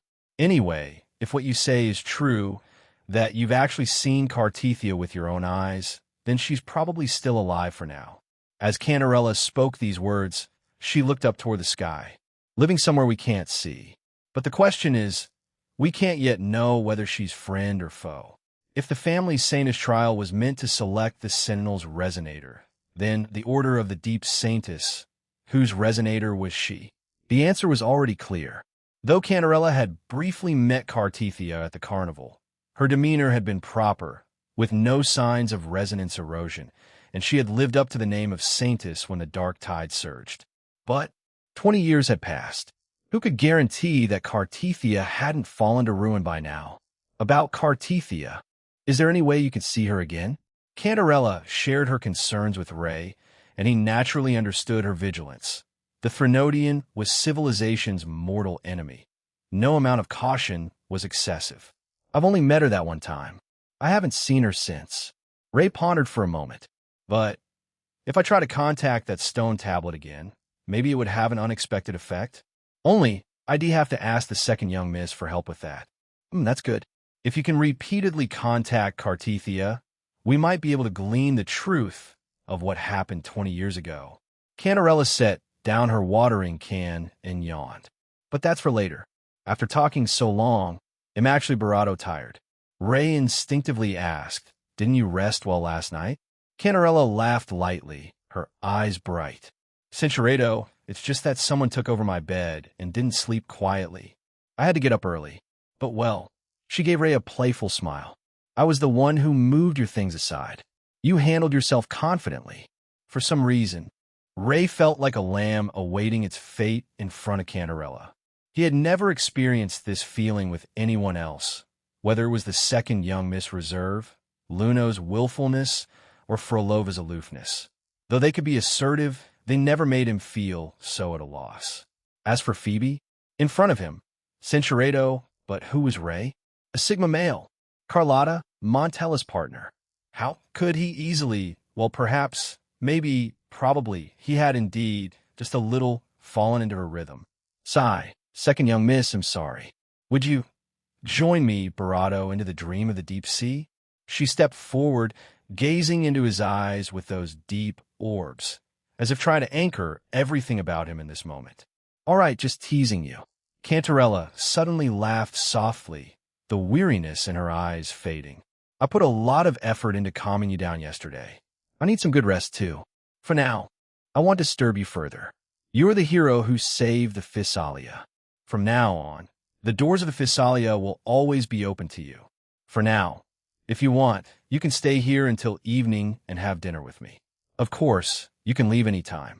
They'll keep a guest room ready for you, always welcoming you back. Regina City. Ray bid farewell to Cantarella and returned to the city alone. It was noon, but perhaps because the lingering effects of last night's rain hadn't dissipated, the sky remained overcast. Morning ambi slowly emerged from the Tayset mark, rubbing its sleepy eyes with its little paws. The sun's almost high in the sky, and you're still saying morning? Ray took out his keys and looked at the dazed little guy, shaking his head helplessly. Who could blame me? That fragrance last night was so comfortable, I just couldn't bear to wake up. Ambi yawned lazily. Im so hungry. Since the sun is already high, shouldn't we be having lunch? Ray turned the lock. What do you want to eat? Pizza? Pizza every day, I'm sick of it. I want to try something new. Then, how about I cook you some Huanglong dishes? Really? I can't wait. Ambi's words abruptly stopped. Probably because the atmosphere in the room was too chilling, it unconsciously swallowed. The little guy turned its head stiffly toward the doorway, to see Carlotta standing there, her face dark enough to drip water. You two look like you're in good spirits. Been out having fun? I've been waiting here for an entire night. A smile never seen before began to spread across the young woman's face. Its brilliance was dazzling, its warmth genuine, captivating, yet also carrying a bone-deep chill. A storm of suspicion at noon. A torrential rainstorm descended upon Regina. The gale howled across the land, carrying the sharp crack of breaking branches, the groaning of wooden rooftops straining under the weight, the violent clatter of window frames slamming against their casements. Faintly, one could almost hear ghostly wails intertwining with cries of human suffering, adding a deeper sense of foreboding to the storm. Heaven and earth blurred in the furious wind and rain, even the most majestic mountains vanishing into that near-world devouring darkness. The air in a room was so thick it seemed it could be wrung out. Each breath felt unbearably heavy. Carlotta sat on the living room sofa, arms crossed. The young woman's posture still maintained its usual elegance, but a careful observer would notice something different about her today. The fingers stirring her coffee was pressing harder than usual, the knuckles pale. She lifted her cup, the silver spoon tracing slow circles in the dark brown liquid until the last trace of sugar had completely dissolved. Ray stood before her, head bowed, silent as a mountain. Anby, too, had its little head lowered, kneeling motionless on the coffee table like a tiny statue awaiting judgment. Cat's eye. The young woman's voice was soft, light as a falling feather, betraying no trace of emotion. It was precisely this excessive calm that made the anger permeating the air all the more chilling. Didn't you say yesterday that you and Anby were at home watching TV? The silver spoon gently tapped the rim of the cup, producing a clear, crisp sound. Then why, after waiting here all night, did I not see a trace of either of you? Ray broke out in a cold sweat. No. Why did the second young miss suddenly show up at my place? At the end of the call yesterday, hadn't she said she was going to rest? Why would she suddenly come to check up on me without saying anything? So why am I kneeling too? Anby muttered softly, twisting its body in grievance. Though it didn't know what was happening, judging by this strange atmosphere, it must be because of Ray that it was somehow implicated without reason. Yes, why is that? Though the mutter had been as soft as a breath, not a single word escaped Carlotta's ears. She tilted her head, smiling at Anby. But that smile sent chills down one's spine. Why don't you guess why you're kneeling too? Her voice was sweet as honey, yet made Anby's every strand of fur stand on end. Do you remember what I said when I bought you all those snacks? Anby's little paw scratched its head uneasily. Memory suddenly surfaced. Those mountains of cakes and puddings had been given in exchange for it, keeping an eye on Ray, making sure he didn't chat up others. Well, I forgot. It shrank its neck, quickly distancing itself from blame. But what happened yesterday really wasn't my fault. I didn't even want to watch TV. Oh, Carlotta elegantly crossed her legs, the sound of rain outside, serving as accompaniment to her interrogation. Then where exactly did you two go yesterday? And why do you both carry the same unfamiliar fragrance? Carlotta took a light sip of coffee, letting the bitterness spread across her tongue. Her gaze finally settled on Ray, her eyes deep and dark. Especially you, Cat's Eye. Last night, you didn't happen to soak in a pool of perfume, did you? Gulp. Ray swallowed involuntarily. Who could blame Cantarella for smelling so good? He meant her room, her bedroom, and those incense sticks after staying there all night. The scent had naturally seeped into him. Well, second young miss. Yes, I'm listening. The truth is, yesterday, Ray's voice suddenly stopped. There was a saying, a clear conscience fears no knock. Nothing had happened between him and Cantarella yesterday, and besides, he had indirectly saved Regina. He should be confident, not groveling before Carlotta like this. Well, perhaps not that confident. After all, he and Cantarella had spent the evening in the same quarters last night. Following the principle of less trouble is better, Ray hadn't intended to let Carlotta know about his visit to Cantarella at the Fisalia estate. After all, the Montelli and Fisalia families had been at odds for a long time. Besides, Carlotta knew nothing of Cantarella's responsibilities, nor of the abyss and torment she faced. But now there was no hiding it. He took a deep breath and finally made up his mind. Hey, Race, what happened? Gritting his teeth, he laid out everything that had occurred the previous night, plainly and clearly before Carlotta. Carlotta's originally dark expression gradually turned grave as Ray spoke. She lightly stroked her fair chin with her hand, nodding from time to time. Of course, Ray didn't tell her everything. He left out the time he spent alone with Cantarella. So you went to her at Cantarella's invitation to resolve the Fisalia family's crisis, all to repay the debt of her earlier help? Carlotta lightly bit her lip, lost in thought. The Sentinel's true face, the Fisalia legacy, the Threnodia's invasion. She murmured these key words. I never imagined the secrets the Montelli family has pursued for years would have been held all along by the Fisalia. But Carlotta paused here, raising her head to look at Ray again. This time, however, her gaze held more complex emotions. These kinds of secrets are probably unknown even to many within the Fisalia family. So why would Cantarella tell all of this to you? Ray shook his head. I don't know either. Anyway, second young miss, these secrets are too alarming. The Order of the Deep's power is still immense. For now, you'd better not tell anyone else. Of course I know. Carlotta's gaze drifted to the rain-shrouded street outside the window, her voice turning ethereal. Until we've rooted out the traitor within the family, I won't act recklessly. Regina isn't ready for this truth right now. But, even knowing all this, there's nothing we can do about it for now. Very well, we'll let the matter of you going to the Fisalia without telling me slide for now. Hearing this, Ray's tense shoulders finally relaxed slightly. But several low rumbles of thunder rolled across the sky. The sudden downpour was torn by the wind in a fine mist, spreading beyond the window. The corner of Carlotta's mouth curved into a cold arc as she gently slid her terminal across the table toward him. Shouldn't you explain this? Her fingertip tapped the screen. What does this message mean? Ray looked down blankly. It was the communication interface between her and him. In the late hours of the previous night, beneath a message from the second young miss, a reply was clearly appended. Shoo, he's already asleep. Ray saw those words and felt as if struck by lightning. Los Manzuro, LMAO a stormy barato, holy smokes. Cantarella. When did she use my terminal to send that message? I have absolutely no memory of it. Could it have been after I fell asleep? The saint is playing possum, truly peak strategic cunning. Ray was already sweating profusely. No.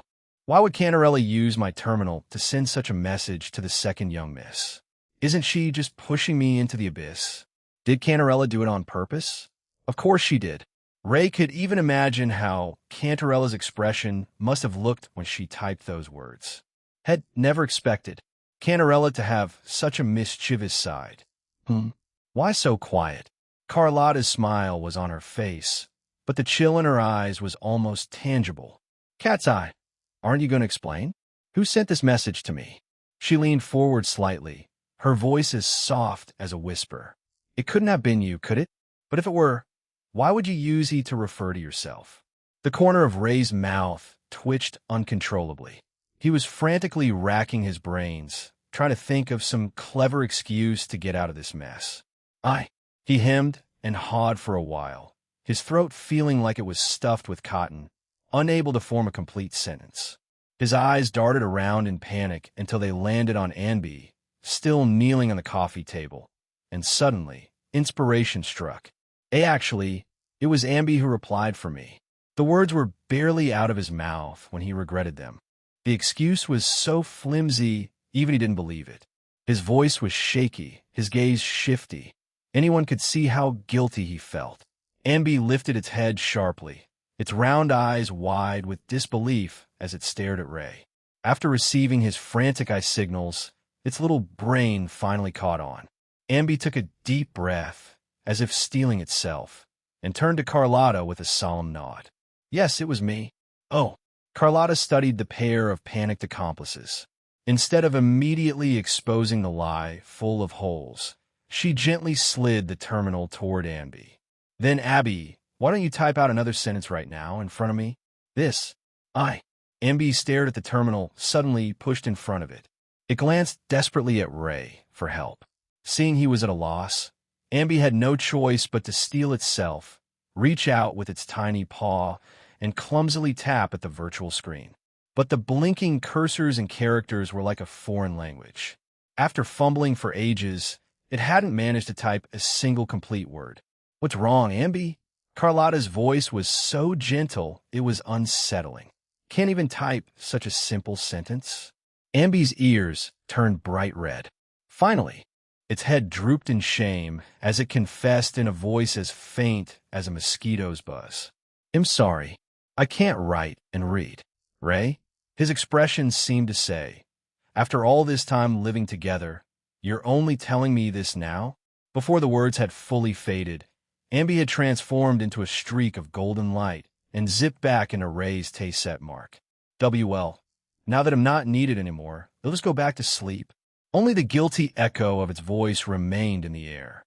The living room suddenly fell silent, just the two of them.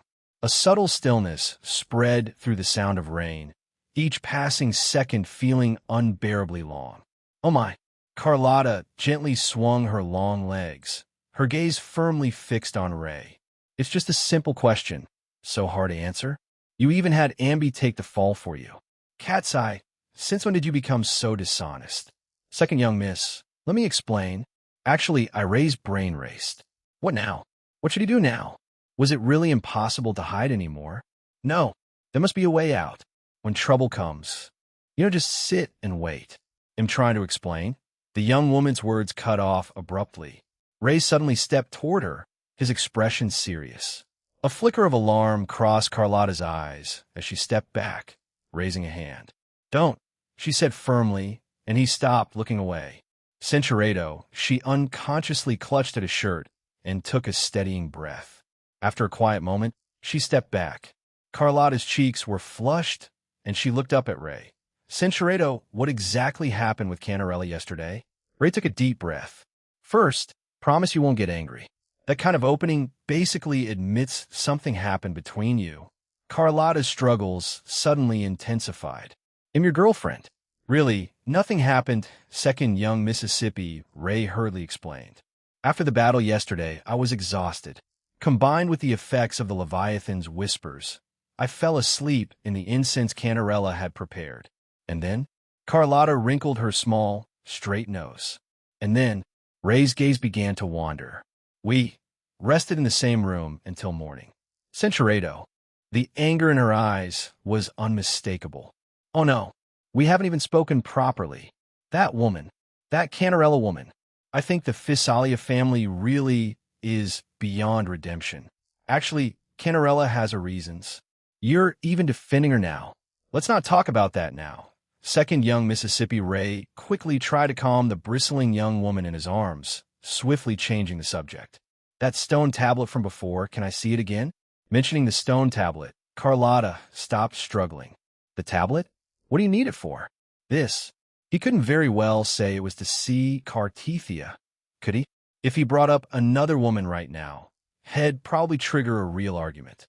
"It's about Ragunna's secret. Tablet's resonance Averardo vault. Built by the Montelli family outside the city. This vault offered services for storing important items, appraising and acquiring collections, and also housed various precious artifacts gathered by the Montelli family over the years. Security here was especially tight, equipped with numerous echo security devices and heavily armed guards. The most powerful among them were the artificially crafted weapons built specifically for combat, modified echoes processed through special techniques, the heterogeneous armaments. Their combat capability was said to be formidable. They were the vault's final line of defense and one of the Montelli family's proudest achievements. "We're here." Carlotta stepped gracefully out of the black sedan, facing the imposing building before her. Ray followed close behind. Though not his first visit, he was still awed by the vault's majestic presence. If Porto Veno of the Fisalia family was enveloped in an aura of outdated tradition, Everard Vault radiated a modern spirit of progress and openness, which precisely mirrored why the two families had diverged so sharply and the resulting conflicts between them. Of course, Both the Fisalia and Montelli families were fundamentally working for Raguna's prosperity and future. But the scales of fate had never been fair, while the Leviathan's whispers eroded reality. The Fisalia had chosen to bear the heaviest burden alone, guarding civilization's last embers in an abyss beyond public sight. Perhaps, only when everything finally settled, when Cantarella could finally withdraw from her standoff with the abyss, might the rift between the two families have a chance to mend. So you want to uncover the truth of the Dark Tide from 20 years ago to verify Cantarella's theory? After listening to Ray's explanation, Carlotta's mood had noticeably eased. Yet every time she spoke that name, a hint of barely concealed irritation crept into her tone. This jealousy was understandable. Even the most elegant young woman would feel some discontent upon discovering that her beloved might be coveted by another. Ray keenly sensed the resentment in her voice, but wisely chose not to comment.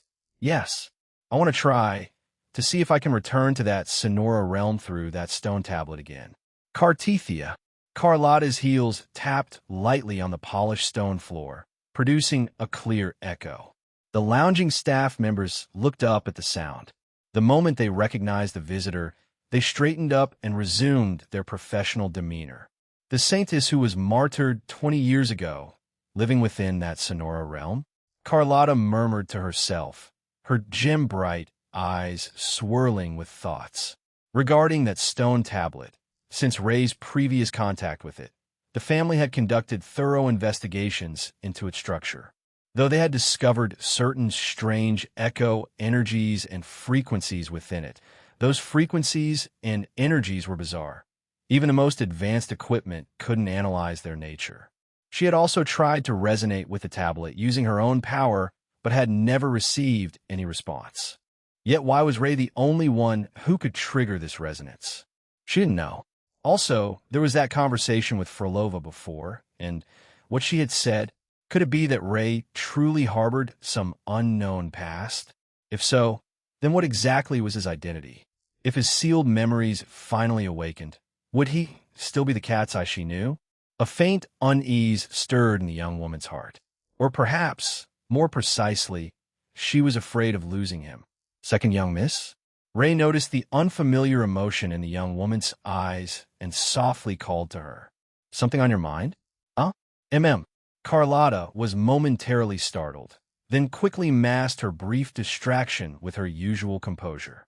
I was thinking about that saintess. If Cantarella was telling the truth, then this saintess... She trailed off. You suspect Cartethia is the Threnodian's resonator? Carlotta nodded lightly. Something like that. But don't you find it contradictory? Contradictory?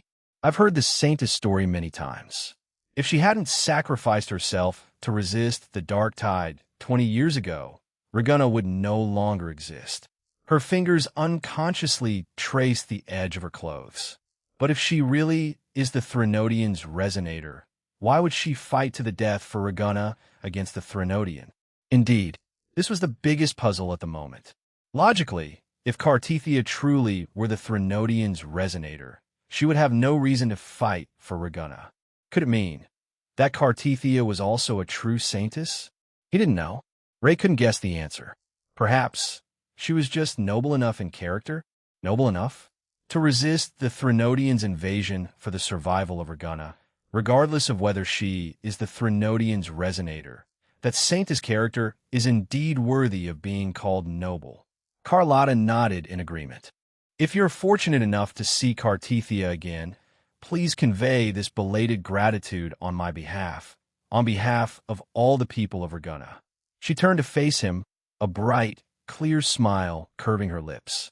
Ray's eyes widened slightly, a hint of surprise in his expression. What? You look strange. Carlotta leaned closer, studying his eyes curiously. No, I just thought you'd be upset about Cartethia. How could I? What do you take me for? Carlotta tilted her head, replying matter-of-factly. Do you think I'm the kind of person who can't see beyond matters of the heart? Whatever Cartethia's identity may be, no one can deny her contribution to Raguna. Because of her sacrifice, this city was able to survive the calamity of 20 years ago. My respect for that is sincere. That includes the Physalia family, their centuries of forbearance and sacrifice. She paused here and added with serious emphasis, "Oh, except Canarella."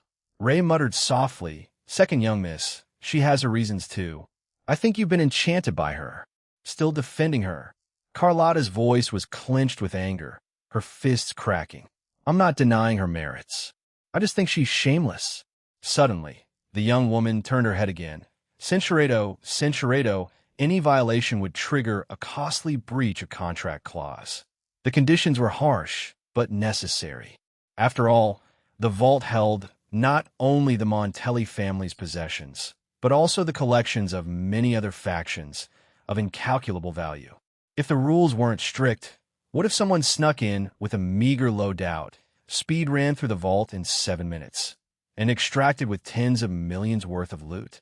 Are these all the Montelli family's precious artifacts? In the storage area, Ray couldn't help but exclaim as he gazed upon these priceless treasures before him. Famous paintings, gemstones, antique artworks, everything in sight was a rare treasure, any one of which could cause a sensation at an auction. These were things Ray wouldn't normally get to see.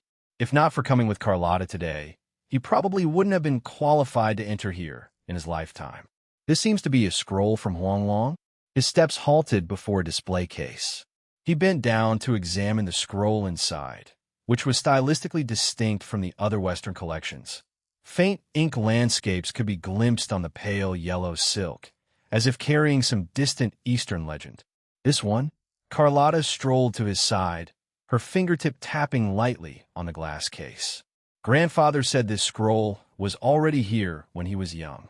It's said to contain hidden secrets within the painting, that only one bearing a heavenly destiny can enter. And inside, there's said to be a craftsman who never eats meat. Destiny bearer? A craftsman who never eats meat? Let's go. The tablet is further ahead.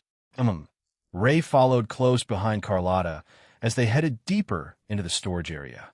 They saw almost no one along the way. All security was handled entirely by the Vitrium Dancer. These meticulously crafted echo guards were arguably the Montelli family's most reliable line of defense, far barato trustworthy than humans. They reached the area where the tablet was displayed without obstruction. Carlotta took out her authorization device to unlock the case. With a soft mechanical whir, the display case slowly opened. Carefully, she lifted the ancient tablet and handed it to Ray. "Here you go." Ray accepted the tablet, lowering his gaze to the steed galloping across the heavens depicted on it. This must have been the Sentinel's true form, utterly different from its current distorted appearance. Now, he needed to try to resonate with it again and return to that Sonora realm. He took a deep breath, closed his eyes, and sank his consciousness inward, trying to awaken that power within him that could speak to the tablet. Carlotta watched him intently, holding her breath. After an unervingly long silence, she broke it softly. Did it work? Ray slowly opened his eyes and shook his head helplessly. "No." "What? Why?" Carlotta's eyes widened in surprise. "I remember the first time, cat's eye, you succeeded just by touching it, didn't you? I don't know what's wrong this time." Ray was puzzled. Before, a simple touch had been enough for his consciousness to enter that Sonora realm. But this time, even when he tried to use his power to resonate with it, he couldn't reach that place. Could it only be usable once? Carlotta guessed. Ray shook his head, offering his own assessment. "I don't think so. When I infused my resonance energy into it, I could clearly sense the frequency hidden within the tablet trying to resonate with me. It's just what? Some kind of alien frequency is blocking it like a signal interference. Is it Leviathan?" Hearing that name, Ray's expression grew grave. "Very possible. That entity seems to be deliberately preventing me from entering that world." "Is that so?" Carlotta pressed her barato together, a thoughtful gleam in her eyes. "If that's the case, I happen to know a friend whose resonance ability might be able to break through that block." "Who?" "A bard." "A bard?" "Don't rush. He'll introduce her to you when the time comes." Carlotta changed the subject, the corner of her mouth curving meaningfully. "As for now, I think you must be tired. You need to lie down and rest, don't you? Ray was taken aback and instinctively objected. Tired? I'm not tired at all. Before he could finish, the young woman tilted her head slightly, smiled at him, and cut him off in a tone that brooked no argument. Be good. You're tired. Carlotta had her own private suite deep within Averardo Vault. This residence at the heart of the storage area was less a bedroom and more an exquisite showcase, adorned with the same elegant decor as her boudoir in the Montelli residence, every detail reflecting its owner's refined taste. Though she rarely stayed here, only using it when work kept her from returning to the city, the room still held a gentle, feminine warmth. It was quiet, with a faint hint of perfume in the air. Ray couldn't tell if the scent was originally in the room or emanated from Carlotta herself. Regardless, he liked this subtle fragrance. The second young miss has her own room in the vault too? Yes. Because of work, sometimes I can't make it back to the city, so I set up a room here. Carlotta continued in her unhurried tone, tilting her head to look at Ray, that perfectly measured smile still on her lips. Since this is deep inside, apart from the security echoes, there won't be anyone else here. The words were spoken casually, though they carried a hint of relief. What I mean is no one will bother us for a while. Her voice was calm and quiet. Ray nodded and took a steadying breath. Cinchuredo, laced with a calm warmth she had never shown before, brushed against him like a feather. So, want to spend some time together? Today feels like a good day for it. Inside the vault, Carlotta wasn't the type to feel embarrassed about her own feelings. Perhaps it was due to her family's upbringing from a young age, or the weight of her own past experiences that made her instinctively wear an elegant, proper mask no matter the time or place. To outsiders, she was the young lady whose every gesture exuded grace, the perfect standard the Montelli family presented to the world. Indeed, she played this role perfectly, even took comfort in it. The family had given her everything, so she was naturally willing to give everything in return. It's just, wearing this mask for so long, the responsibilities weighing on her shoulders had become a constant companion, heavy enough to make her feel tired occasionally. Though the young woman always kept her true emotions hidden, never revealing them to others, Ray had become the one exception. Why did she feel this way? Carlotta didn't know. Perhaps it was because of love. Only when she was with him could she shed the family's responsibilities and work, revealing the truest, purest side of Carlotta. Even if she was like a blade in the family's hand, at the end of the day, she was just a young woman in the prime of her life. Deep down, she longed for a romantic encounter, a memorable love, and a future of her own, brimming with infinite possibilities. With her heart full of anticipation for the future, the young woman quietly waited for the gears of fate to turn, until her last conversation with Frolova, which was like a stone thrown into a calm lake, rippling through her vision of a perfect future. That woman seemed to know something about Ray's past. At first, Carlotta thought Frolova's words were simply meant to provoke her. But later, she also sensed something unusual. She knew nothing of Ray's past, yet his present was also a great mystery. Ambi, that strange echo, was in a symbiotic state with him. Such a situation couldn't be found anywhere in Solaris. Though Ambi itself showed no combat ability, it could face the dark tide head-on, face the gaze of Leviathan directly. Even Ray was unaffected by it, including that strange resonance ability of his, which could even resonate with the Sentinel's tablet. These successive abnormalities had quietly given rise to an indefinable sense of crisis in the young woman's heart. She was afraid of losing him. If everything Frolova said was true, if Ray truly carried an unknown past, then when he regained his memories, would he still be the cat's, as she knew now? What place would I hold in his heart then? Would he leave me? The young woman felt fear because of this, but she didn't retreat. The future was a fascinating subject, and also a blank slate yet to unfold. As she had always said, Carlotta faced her own heart without evasion, without fear. Since the future had yet to happen, the most important thing now was to cherish every moment of the present. The essence of the future was simply the seeds planted in the now, bearing fruit in the river of time. She didn't know if Ray would leave her in the future, but she understood that only by anchoring the bonds of the present, carving her image into his soul, making herself an inseparable part of him. So Carlotta lifted her face, letting resolve crystallize into starlight in her eyes. Then what's your answer? She leaned forward slightly, drawing closer to him. Though they had shared close moments before, this moment felt different, carrying a unique, unspoken understanding. No matter what Cat's Eye asks for, I can handle it.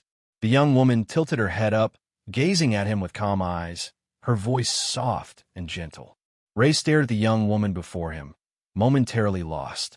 Carlotta was truly remarkable, like a flawless gem personally crafted by the Creator. And now, this gem was radiating a soft, captivating light, a brilliance uniquely her own.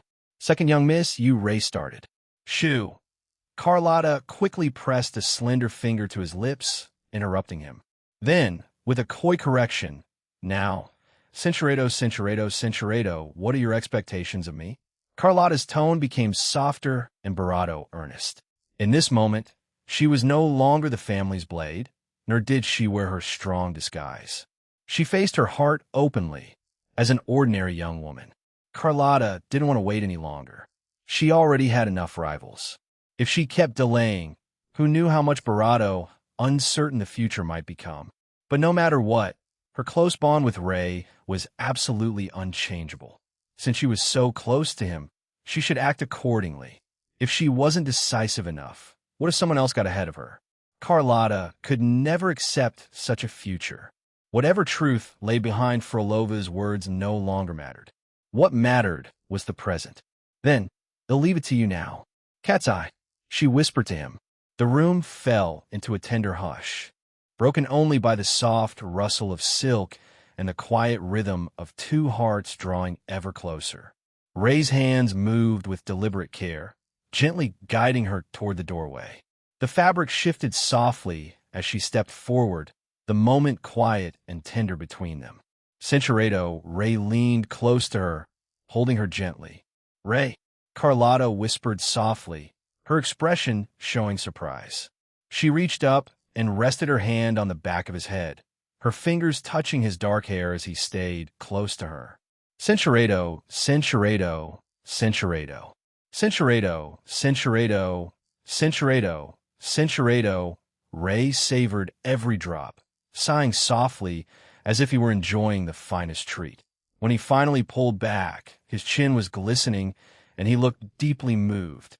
He leaned forward, gently pressing his bravado to hers in a tender bravado. Carlotta breathed softly against his face.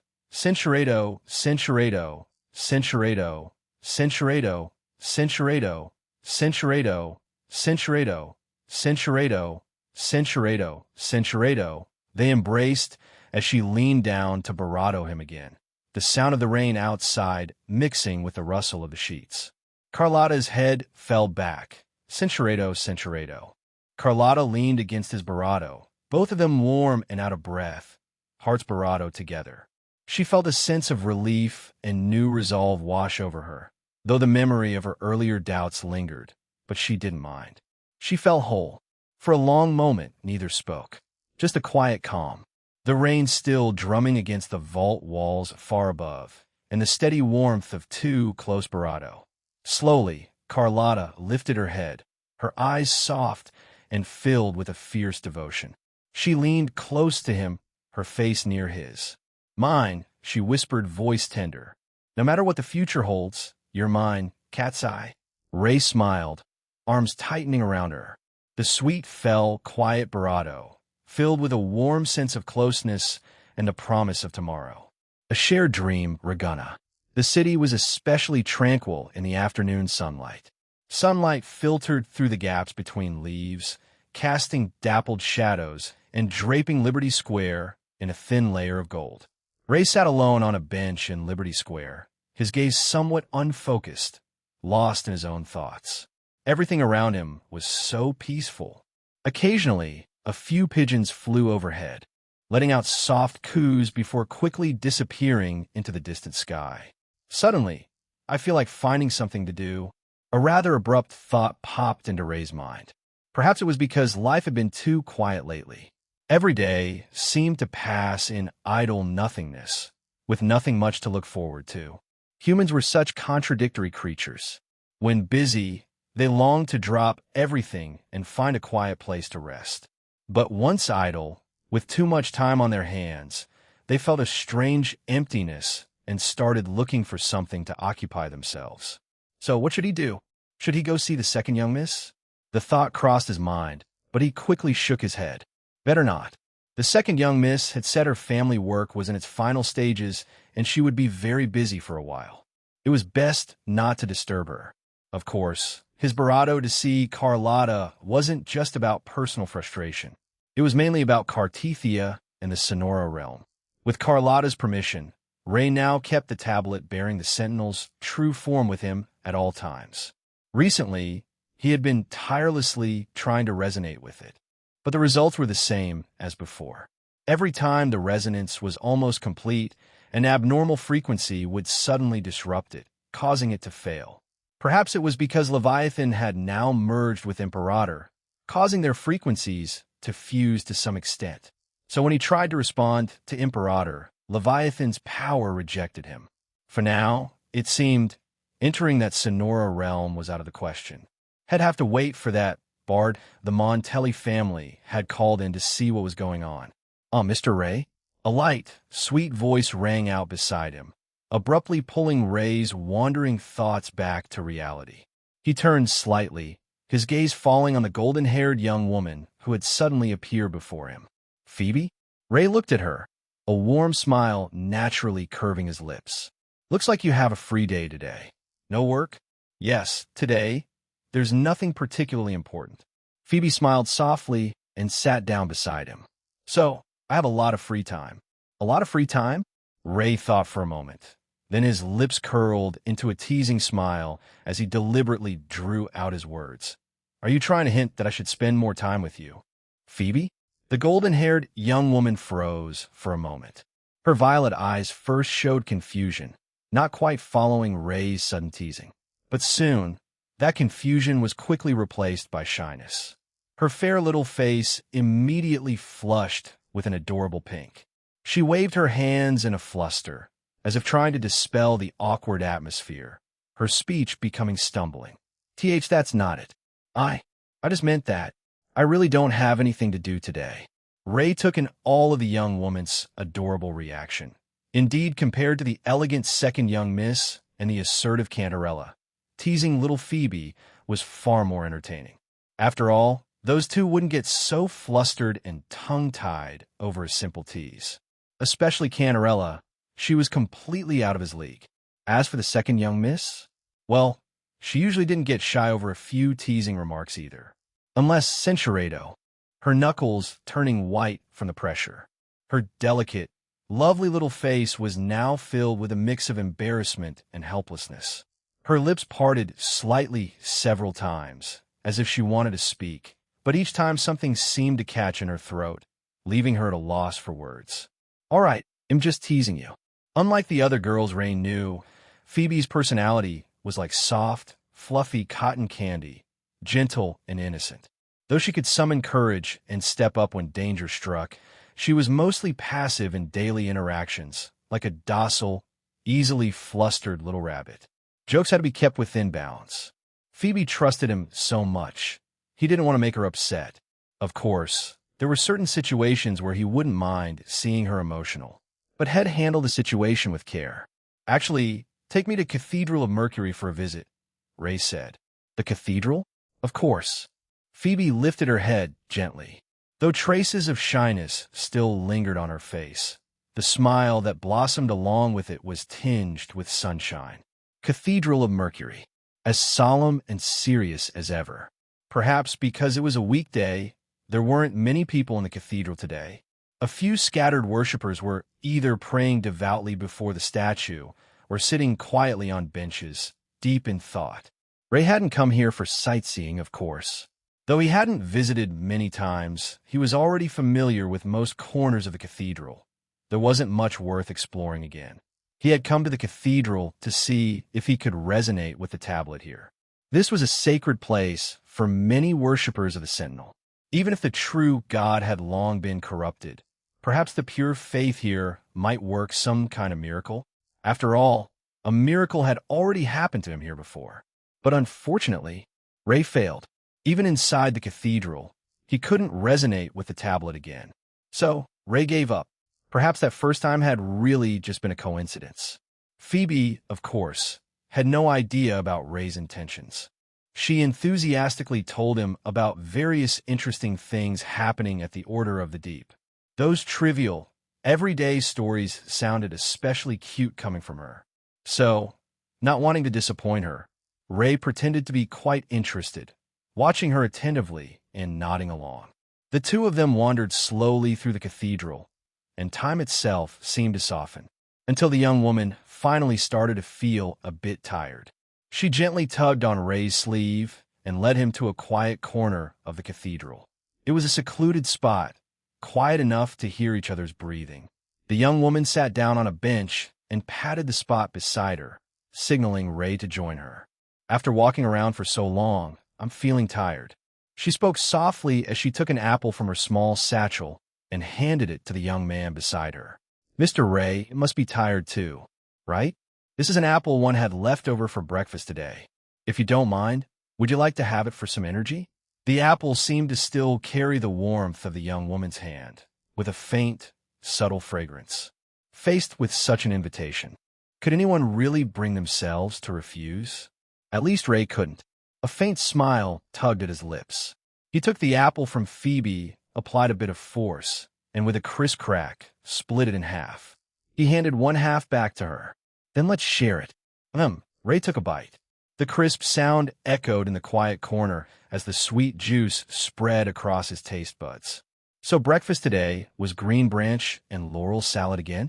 Ray tilted his head slightly, looking at Phoebe, who was nibbling on her half of the apple, his gaze carrying a hint of playful mischief. The young woman lifted her face and shook her head gently, her hair swaying softly in the breeze. No, that's for dinner tonight. Dinner? Will that be enough to fill you up? Ray couldn't help but sigh. How about, you go out to eat with me today? I know this place with amazing food.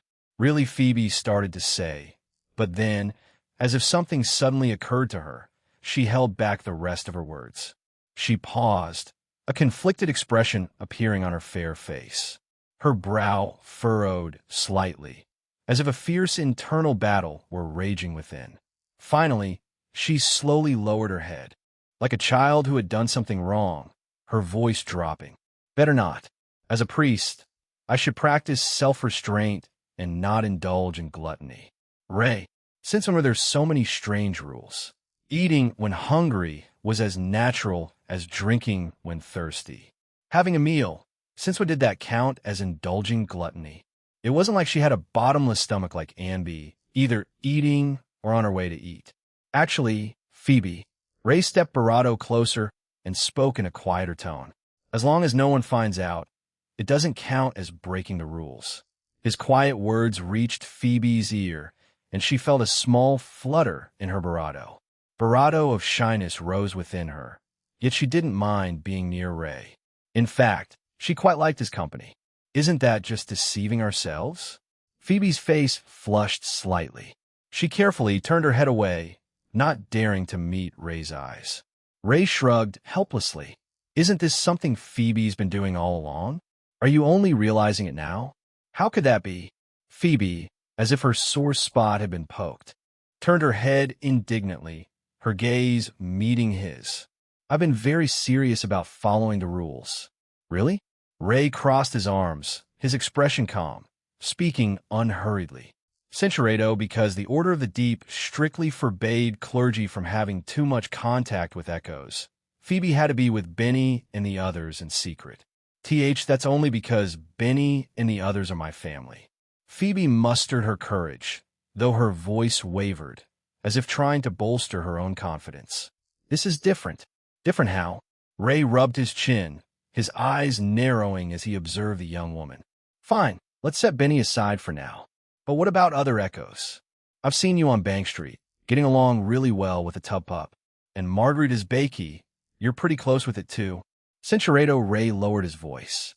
If you don't want the Order of the Deep to discover what you've been up to, we should discuss it over dinner tonight. The young woman froze for a moment, her expression slightly startled. I mean, it's nothing formal, Ray said, pressing a hand to his forehead with a frustrated sigh. Phoebo, is your mind wandering off to strange places again? I'm not. The young woman hastily denied it, but her flustered tone and evasive gaze betrayed her.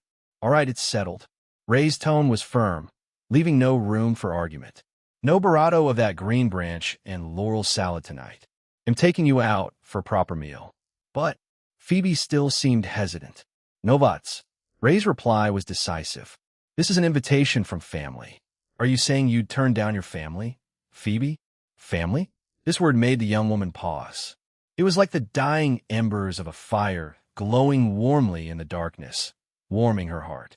So Mr. Ray still remembers that? I thought he hadn't taken it to heart. Phoebe gently pressed her lips together, as if making up her mind. At that moment, a relieved smile blossomed on her face. Then, just this once, seeing her agree, Ray couldn't help but smile as well. Then as a reward, today, he'll let you squish Amby's face. How about that? But will Amby agree to that? Don't worry, Amby is going. As long as you bribe it with enough food, ITLL do anything. The afternoon sunlight spilled lazily into the church courtyard, gilding everything in a soft, warm gold. Occasionally, the distant chime of bells could be heard. Ray and Phoebe sat side by side on the bench, enjoying this rare moment of comfort and peace.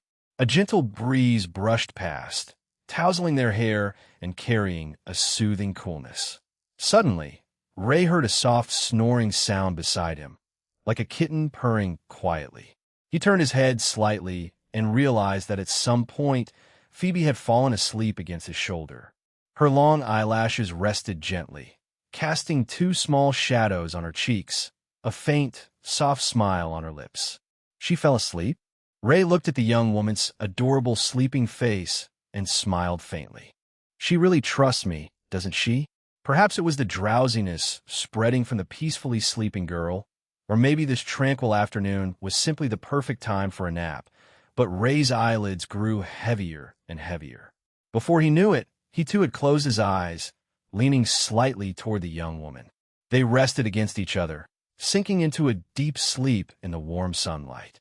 At that moment, a cool breeze began to rise, brushing against Ray's face and making him shiver. So cold, Ray instinctively wrapped his clothes tighter around himself, confusion rising in his mind. Under normal circumstances, this season in Ragunna shouldn't have such a sudden drop in temperature. And why was the wind so strong? Ray rubbed his nose. The cold breeze gradually chased away his drowsiness.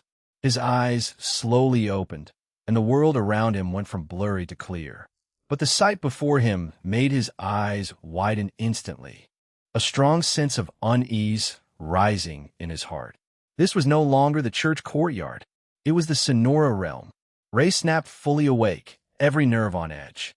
He moved to spring to his feet, but stopped halfway, because he noticed that Phoebe beside him had also been swept into this unknown change. She was still leaning quietly against him, still sound asleep. Phoebe? Why was Phoebe here too? Saintus in the inverted tower Ragunna. This tower suspended upside down in the sky was unmistakably that Sonora realm. But why? Had he come here this time without any warning? And why had Phoebe been pulled in as well? Could it be that he had unconsciously resonated with the tablet? Ray was puzzled, with no clue as to what was going on. Still, since he was already here, he couldn't let this opportunity go to waste. Phoebe, wake up. Come on, wake up. Ray gently shook Phoebe, who was still sleeping soundly. Phoebe's brow furrowed slightly, but she showed no sign of waking, still deep in her dreams. Sleeping pretty soundly, Ray sighed softly in resignation and reached out to gently tap the young woman's cheek. After a long moment, Phoebe slowly opened her eyes and sat up on the bench, her gaze still somewhat dazed. Blinking slowly, she murmured, "Mr. Ray, what's wrong? I don't know what happened. I suddenly got so sleepy, and I had a dream." "A dream?"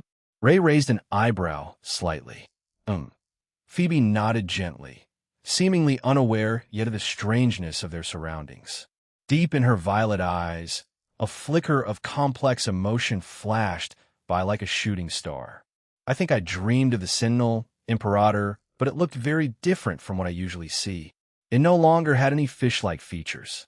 Phoebe's voice was soft as she recalled the scene from her dream, mumbling quietly. But just after waking, the once vivid dream was like the receding tide, gradually blurring until only a single image remained in her mind: a steed galloping freely across the heavens. Why was that? The young woman didn't know, but she felt a vague unease in her heart. Am I not devout enough? The young woman frowned, a confused expression on her face. Why would the Sentinel appear like that in my dream? Hearing this, Ray was momentarily speechless. Phoebe had dreamed of the Sentinel's true form? Could it be that the reason they had entered the Sonora realm this time was because Phoebe's pure and unwavering faith in Imperator had resonated with the tablet, suppressing Leviathan's frequency and allowing them to come here again? Ray's lips parted as he considered whether to tell Phoebe the truth about the Leviathan and the Sentinel. But the moment the words left his mouth, he regretted them. Perhaps now was not the time. Phoebe had a devout and gentle heart. As a priest of the order, she had always spared no effort in helping others. She had a tragic past, and her faith had been like a guiding light in the darkness, a pillar that had supported her until now. If he told her now that the faith she had held so dear had been defiled, would her carefully constructed spiritual world come crashing down? People needed faith for many reasons, and once that faith collapsed, the consequences for a person could be devastating. Phoebe looked at him in confusion. What is it, Mr. Ray? Take a look around you. Ray swallowed the words that had nearly escaped. Phoebe needed time to accept all this, and this Sonora realm was the perfect catalyst. Rather than telling her outright, it might be better to let her discover it for herself. That way, the emotional impact wouldn't be as overwhelming. Around me? Following his instruction, Phoebe looked around. Her violet eyes suddenly trembled violently. Where are we? The familiar church courtyard had vanished. Before them, a tower hung upside down in the sky, defying every law of gravity, floating steadily in the heavens. It's a Sonora realm. Ray looked up, his gaze following the completely inverted corridor. His tone was calm, but carried a hint of gravity. A canal flowed quietly through the middle of the corridor, the water following its predetermined path, showing no sign of spilling over. Sonora realm? Phoebe's eyes widened slightly, a flicker of surprise crossing her face. Her gaze instinctively turned toward the distant structures. Why do these buildings feel like they have the Order of the Deep style? The familiar color schemes, the unique motifs, they were almost identical to those of Cathedral. Having spent so much time at the Order of the Deep, Phoebe was more than familiar with these details. She couldn't possibly be mistaken. Now that you mention it, they really do. Hearing this, Ray examined the structures more closely. The more he looked, the more he felt their style closely resembled that of the Order of the Deep. Could this be the site of the original Order of the Deep? Those 3 towers. The young woman's brow furrowed slightly, her gaze fixed intently on the central tower as she murmured to herself, I feel like I've seen them somewhere before. Am I remembering wrong? The moment her words faded, Phoebe suddenly felt her feet lift from the stone path. She was floating. Before she could process what was happening, she realized she was falling uncontrollably toward the sky. Phoebe blinked, looking at Ray. Huh, what's happening? She could see that Ray, like her, was also falling upward. I don't know either. Without a moment's hesitation, Ray barrado the young woman's hand and pulled her close. But Phoebe, hold on to me. This sudden contact made Phoebe tense up. A flash of panic crossed her eyes, and her cheeks flushed slightly. But in the end, the young woman chose to obey Ray. Centurado, you are an acolyte of the Order of the Deep. Don't forget your place. How can you dare question Mr. Ray? Sentinel above, please forgive my transgression.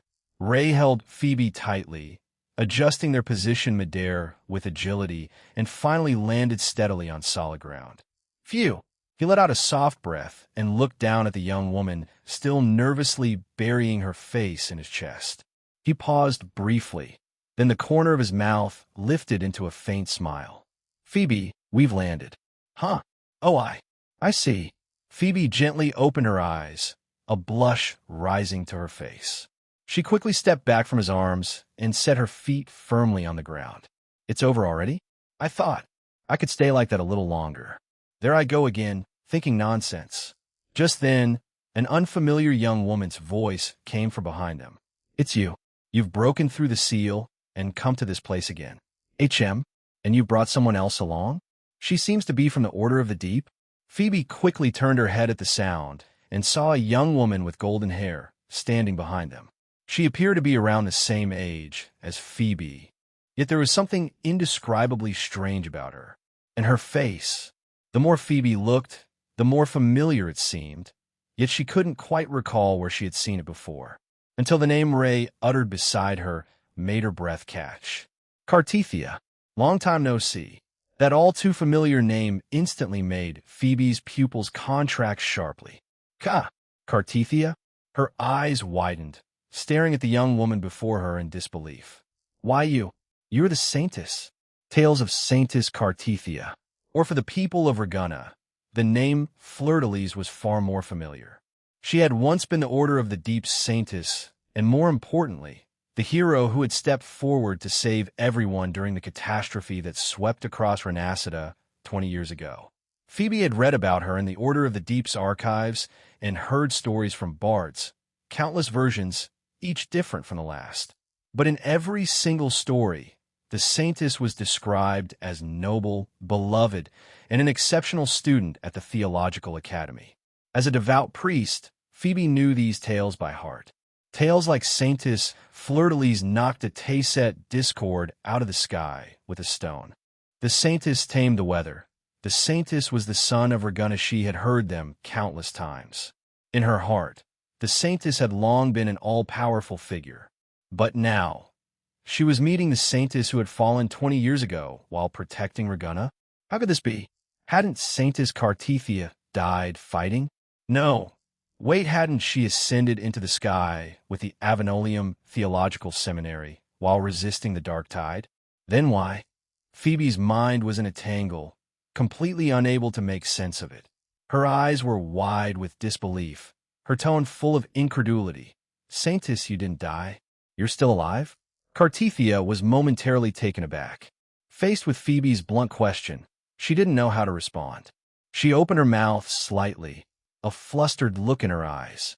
"Well, Saintess, why haven't you returned to Reguna? Everyone would be so happy to know you're still alive." Phoebe was overwhelmed with excitement. She moved closer to Cartethia, her emotions running high. This sudden enthusiasm was too much for Cartethia, who had long grown accustomed to solitude. She shot a helpless look at Ray. "Phoebe." Ray chuckled helplessly, shook his head, and stepped forward to gently pat Phoebe's shoulder. "Cartethia is indeed that Saintess, but for certain reasons, she's lost many of her memories. So when you suddenly get so excited, it leaves her at a loss." "Huh?" Phoebe realized she had overstepped. A flush of red spread across her pretty face. She quickly stepped back a few paces and hastened to apologize. Sorry, I just got too excited. It's just that before, I'd only heard about the Saintess' legendary deeds from books and bards, so..." She pressed her lips together, looking at Cartethia apologetically and timidly. "Saintess, you're not upset with me, are you?" Cartethia watched Phoebe's adorable, flustered demeanor, sighed softly, and a gentle smile lifted the corner of her mouth. "Of course not. But am I really that famous now? Back when I was at the Order of the Deep, no one got this excited when they saw me." Phoebe nodded vigorously, her eyes sparkling with excitement. "The most popular opera in Reguna right now is about you, Saintess." "Really?" Cartethia paused, then lowered her head in thought, her brow slightly furrowed. After a long moment, she still couldn't recall any events from her memory that could be adapted into such a compelling story. Though she had lost many memories, specifically those related to her identity, As fleur-de-lis, she still had some impression of her past experiences. Were my experiences really dramatic enough to be turned into an opera? If so, why don't I remember anything like that? Could it be about what happened to the carnival? But no matter how you spin that, it hardly seems popular enough to be made into an opera. Aside from the great battle 20 years ago, there's really nothing else worth mentioning. Too bad I can't remember most of the details of that battle. So, driven by curiosity, Cartithia looked at Phoebe and asked softly, "Could you tell me what the opera is about?" "Let me think." Phoebe tilted her head, pondered for a moment, then her eyes lit up. "I remember a recent performance about the Saintess knocking a Tayset discord circling above Ragunna out of the sky with a stone." Phoebe looked at Cartithia with admiration. Stars in her eyes. "You're so strong, Saintess. You just picked up a stone from the ground and took down a Tayset discord in the sky." And with the bard's retelling and the actor's wonderful performance, the audience was completely captivated by the story. Huh? Cartithia was utterly confused. Wait, what did she say?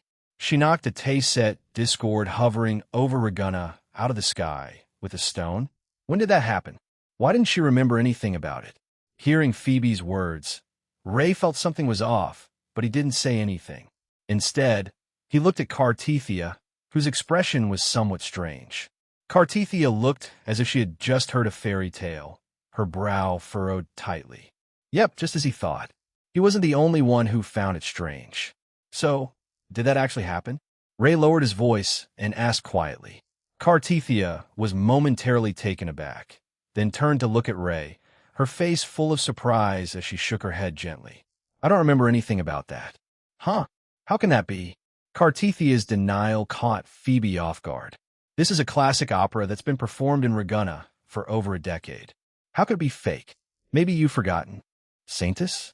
Cartithia's expression remained blank. She was about to shake her head in denial, but seeing Phoebe's devout and innocent look, she couldn't bear to shatter her expectations. So, the young woman tilted her head slightly, a resigned yet subtle smile curving her lips, and spoke in a hesitant tone. "Maybe, perhaps. I forgot." "Forgot?" Though Cartithia's answer was cautious, Phoebe couldn't help but look puzzled. How could that be? Cartithia let out a soft sigh and slowly turned around, facing this upside-down, bizarre world. Her voice was somewhat ethereal. "I'm not sure, but the disaster 20 years ago made me forget many things." Phoebe's shoulders trembled slightly. It suddenly struck her. This saintess was actually much older than she was, yet now she looked about the same age. Questions surged through her like a tide, overwhelming her earlier excitement and allowing reason to take hold once more. She looked around and asked tentatively, "Oh, by the way, is this the Avonolium Theological Seminary?" I think so." Cartithia nodded slightly, a note of uncertainty in her voice. "If my memory isn't failing me." "Hope, so this really is the Avonolium Theological Seminary." Phoebe covered her mouth lightly, her eyes wide with surprise. "I've only ever read about this seminary in books before. But why?" The young woman turned around, facing this world where gravity was completely inverted rather than inverted gravity. It felt more like tumbling into a bizarre, surreal dream. She looked down, but couldn't tell whether what she was standing on was solid ground or the unreachable sky. "Saintess, have you really been living here alone for 20 years? Phoebe's voice was soft, as if afraid of disturbing the quiet, eerie space. Her violet eyes reflected this completely foreign world, nothing but the silent ruins of the old seminary, not a trace of life anywhere.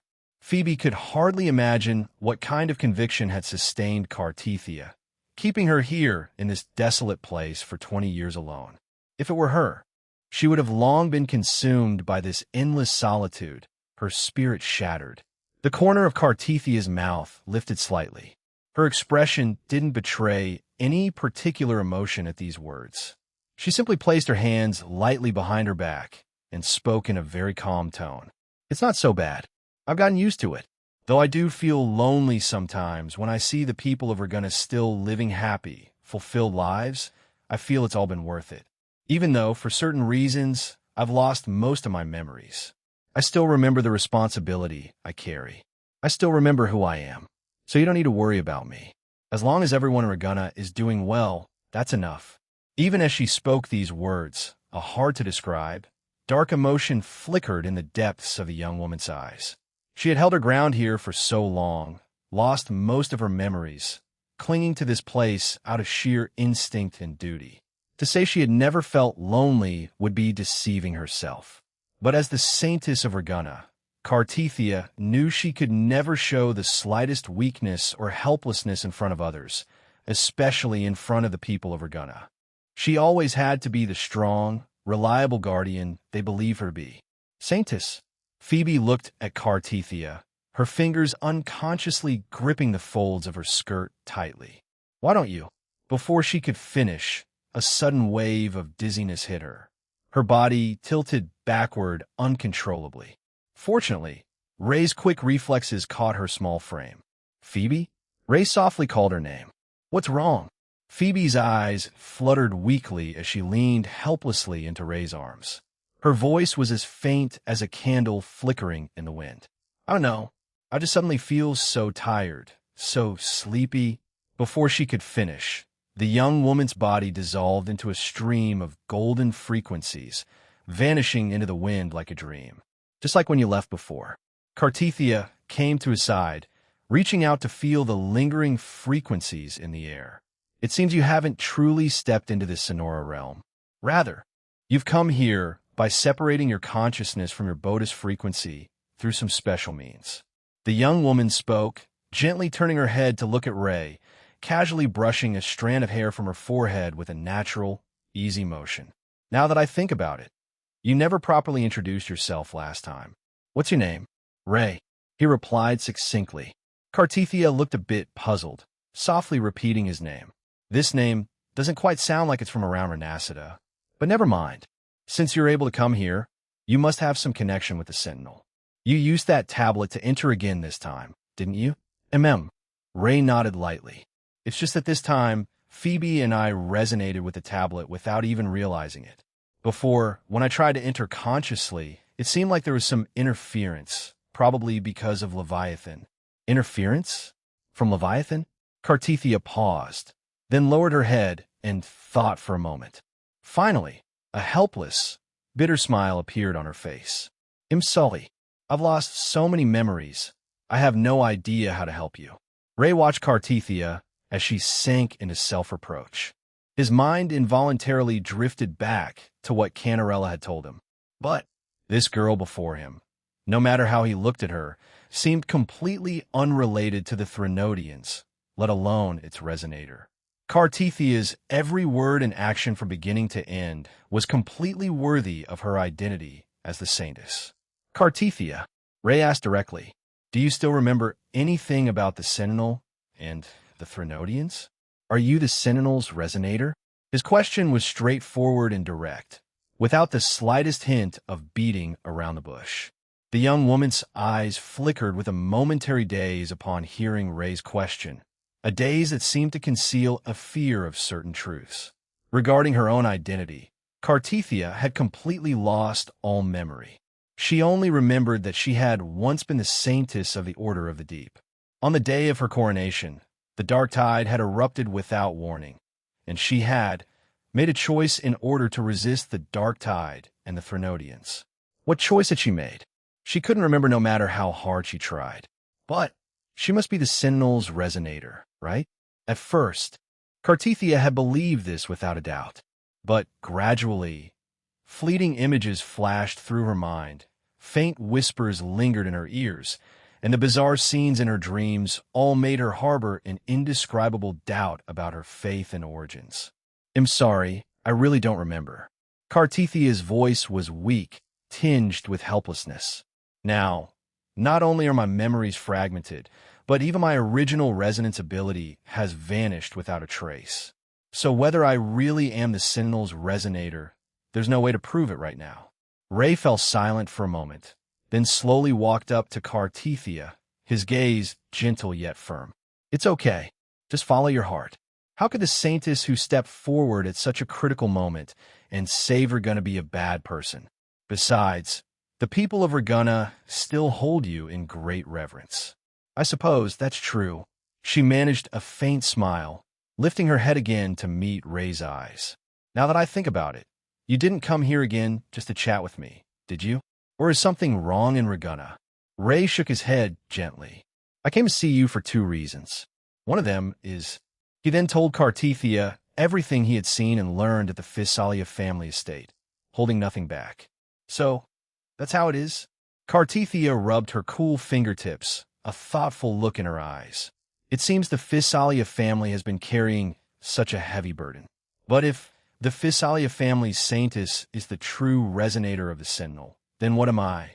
A nameless fear began to spread through the young woman's heart like a cold wind.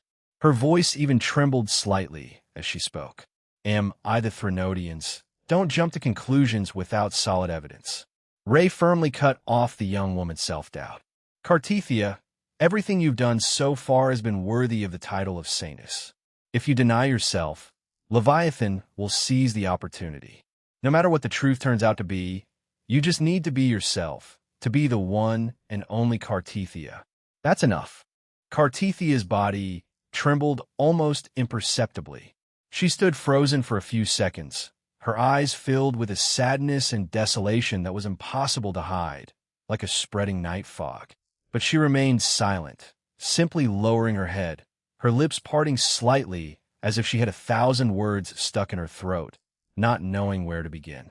Finally, she took a deep breath, trying to calm the turbulent emotions within her. She slowly lifted her head and produced a perfect, flawless smile. Thank you, she said. And the second reason? The second reason? Ray's expression was perfectly natural as he answered, as if it were the most obvious thing in the world. Wasn't it to see you? Huh? To see me?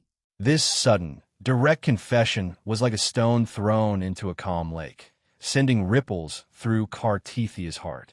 A blush quietly bloomed on her cheeks, and even her elf-like ears trembled slightly with shyness. The young woman opened her mouth slightly, words forming on the tip of her tongue, but she couldn't manage to form a complete sentence.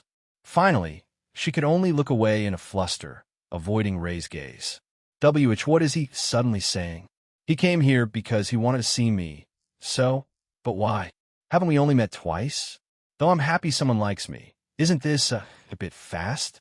And even though I look young, I'm actually quite a bit older than him. No, this is too rash. Ray, of course, had no idea what delicate thoughts were running through Cartethia's mind. He was even a bit puzzled by her sudden shyness. Is it that strange? Have you forgotten what I promised when we first met? I told you I would definitely see you again. Huh? Cartethia paused for a moment, trying to recall. It seemed there had been something like that. But at the time, she hadn't taken it seriously at all. She had almost completely forgotten the casually made promise. Yet he had really remembered. Cartethia blinked. You remember? Of course. Ray's tone was as matter-of-fact as ever. I always keep my promises. Cartethia's eyes widened slightly as she gazed at the bright smile of the young man before her. In that instant, something seemed to gently fall into the empty space in her heart. What was that something? She couldn't answer. She only knew that it was warm. Like hope. It seems my time is almost up. Ray looked down at his gradually translucent body, then back at the young woman before him. I have to go now. Oh, Cartethia, is there anything you want? Let's see if I can find a way to bring it in for you. Huh? That meant there would be a chance to see him again? Cartethia paused, the loneliness that had been spreading through her eyes at the thought of parting suddenly dissipating. She tucked a stray strand of hair behind her ear and smiled softly at him as he slowly faded away. In that case, please bring me a storybook. A secret kept in the courtyard Reguna, Cathedral of Mercury. Phoebe slowly opened her eyes and scanned her surroundings. She was back in the church courtyard. The young woman gently pressed her fingers to her temples, her head still feeling foggy. She wondered if it was because of that Sonora realm. Was it a dream? She murmured softly. But if it was a dream, why did everything that happened feel so real? Every detail etched into her mind as if carved there? And, oh right, Mr. Ray. Phoebe's eyes snapped open wide as she looked at Ray, still asleep beside her. He's still not awake? She pressed her bravado into a firm line, her thoughts involuntarily drifting back to the scene in her dream. Was it really a dream or not? Phoebe didn't know. She hoped it wasn't, because if it wasn't, that meant the Saintess was still alive. Everyone in Reguna and the Order of the Deep would be overjoyed to hear the news, wouldn't they? Should I report this to the Order of the Deep?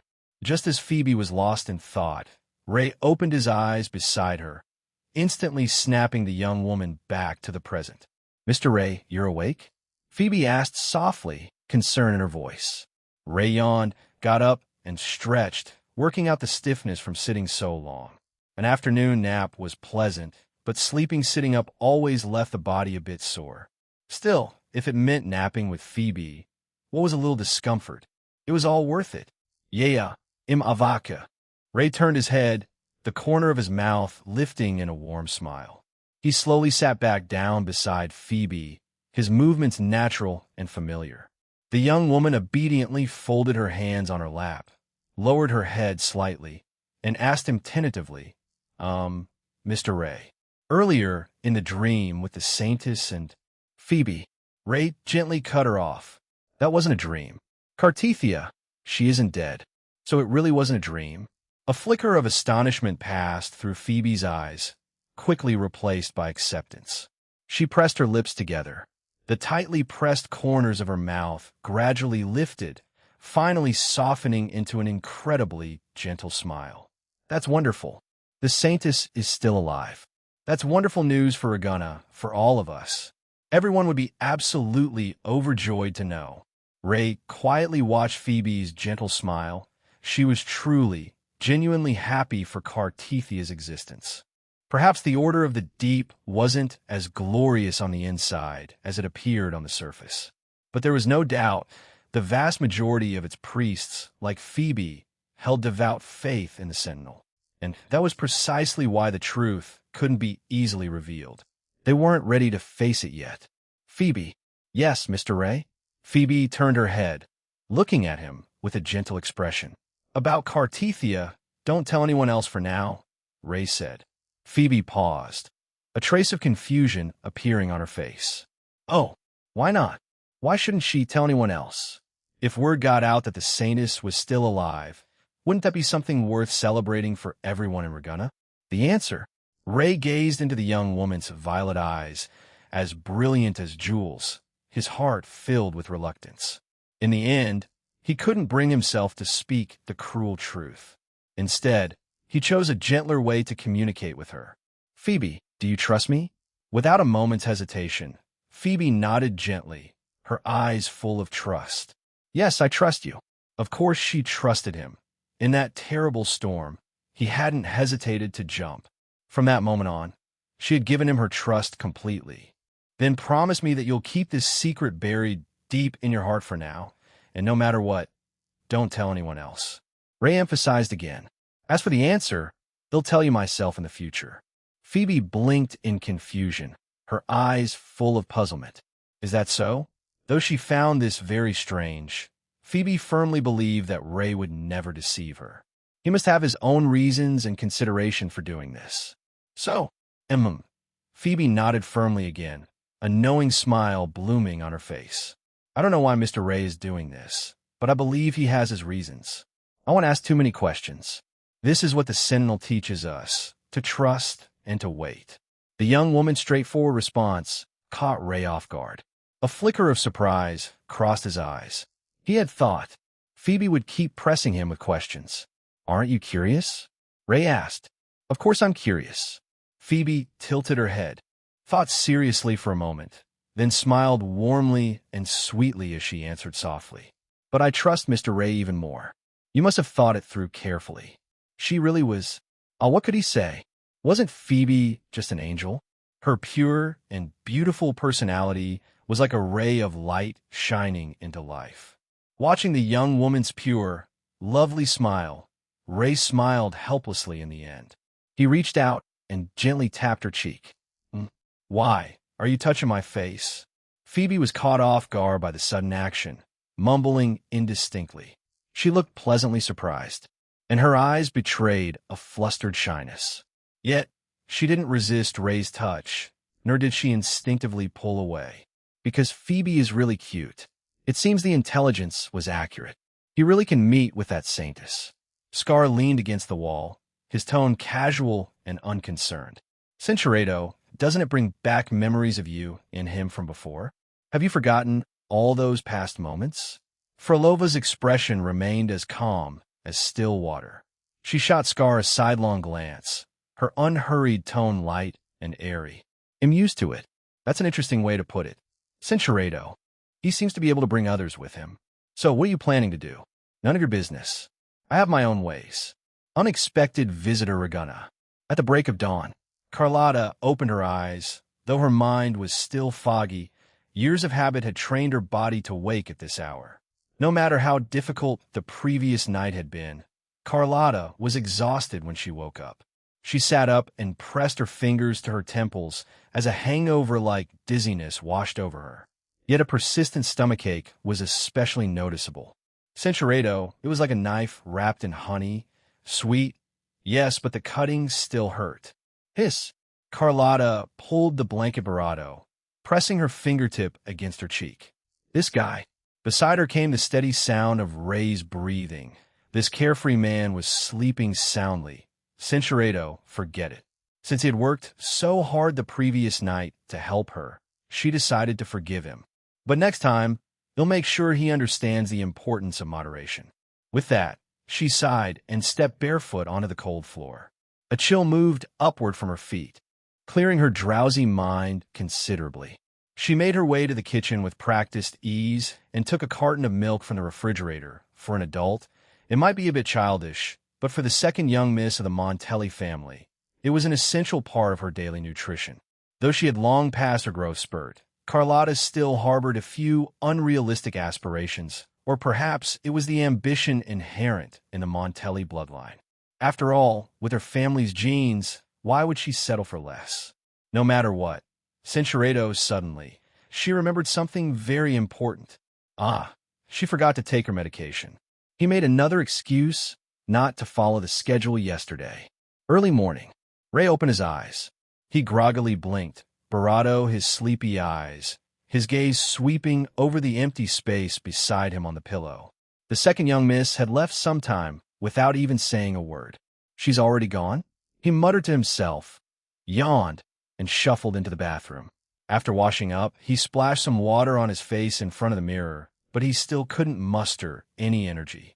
His eyelids kept drooping, probably because he had overworked himself the night before, leaving him exhausted the next day.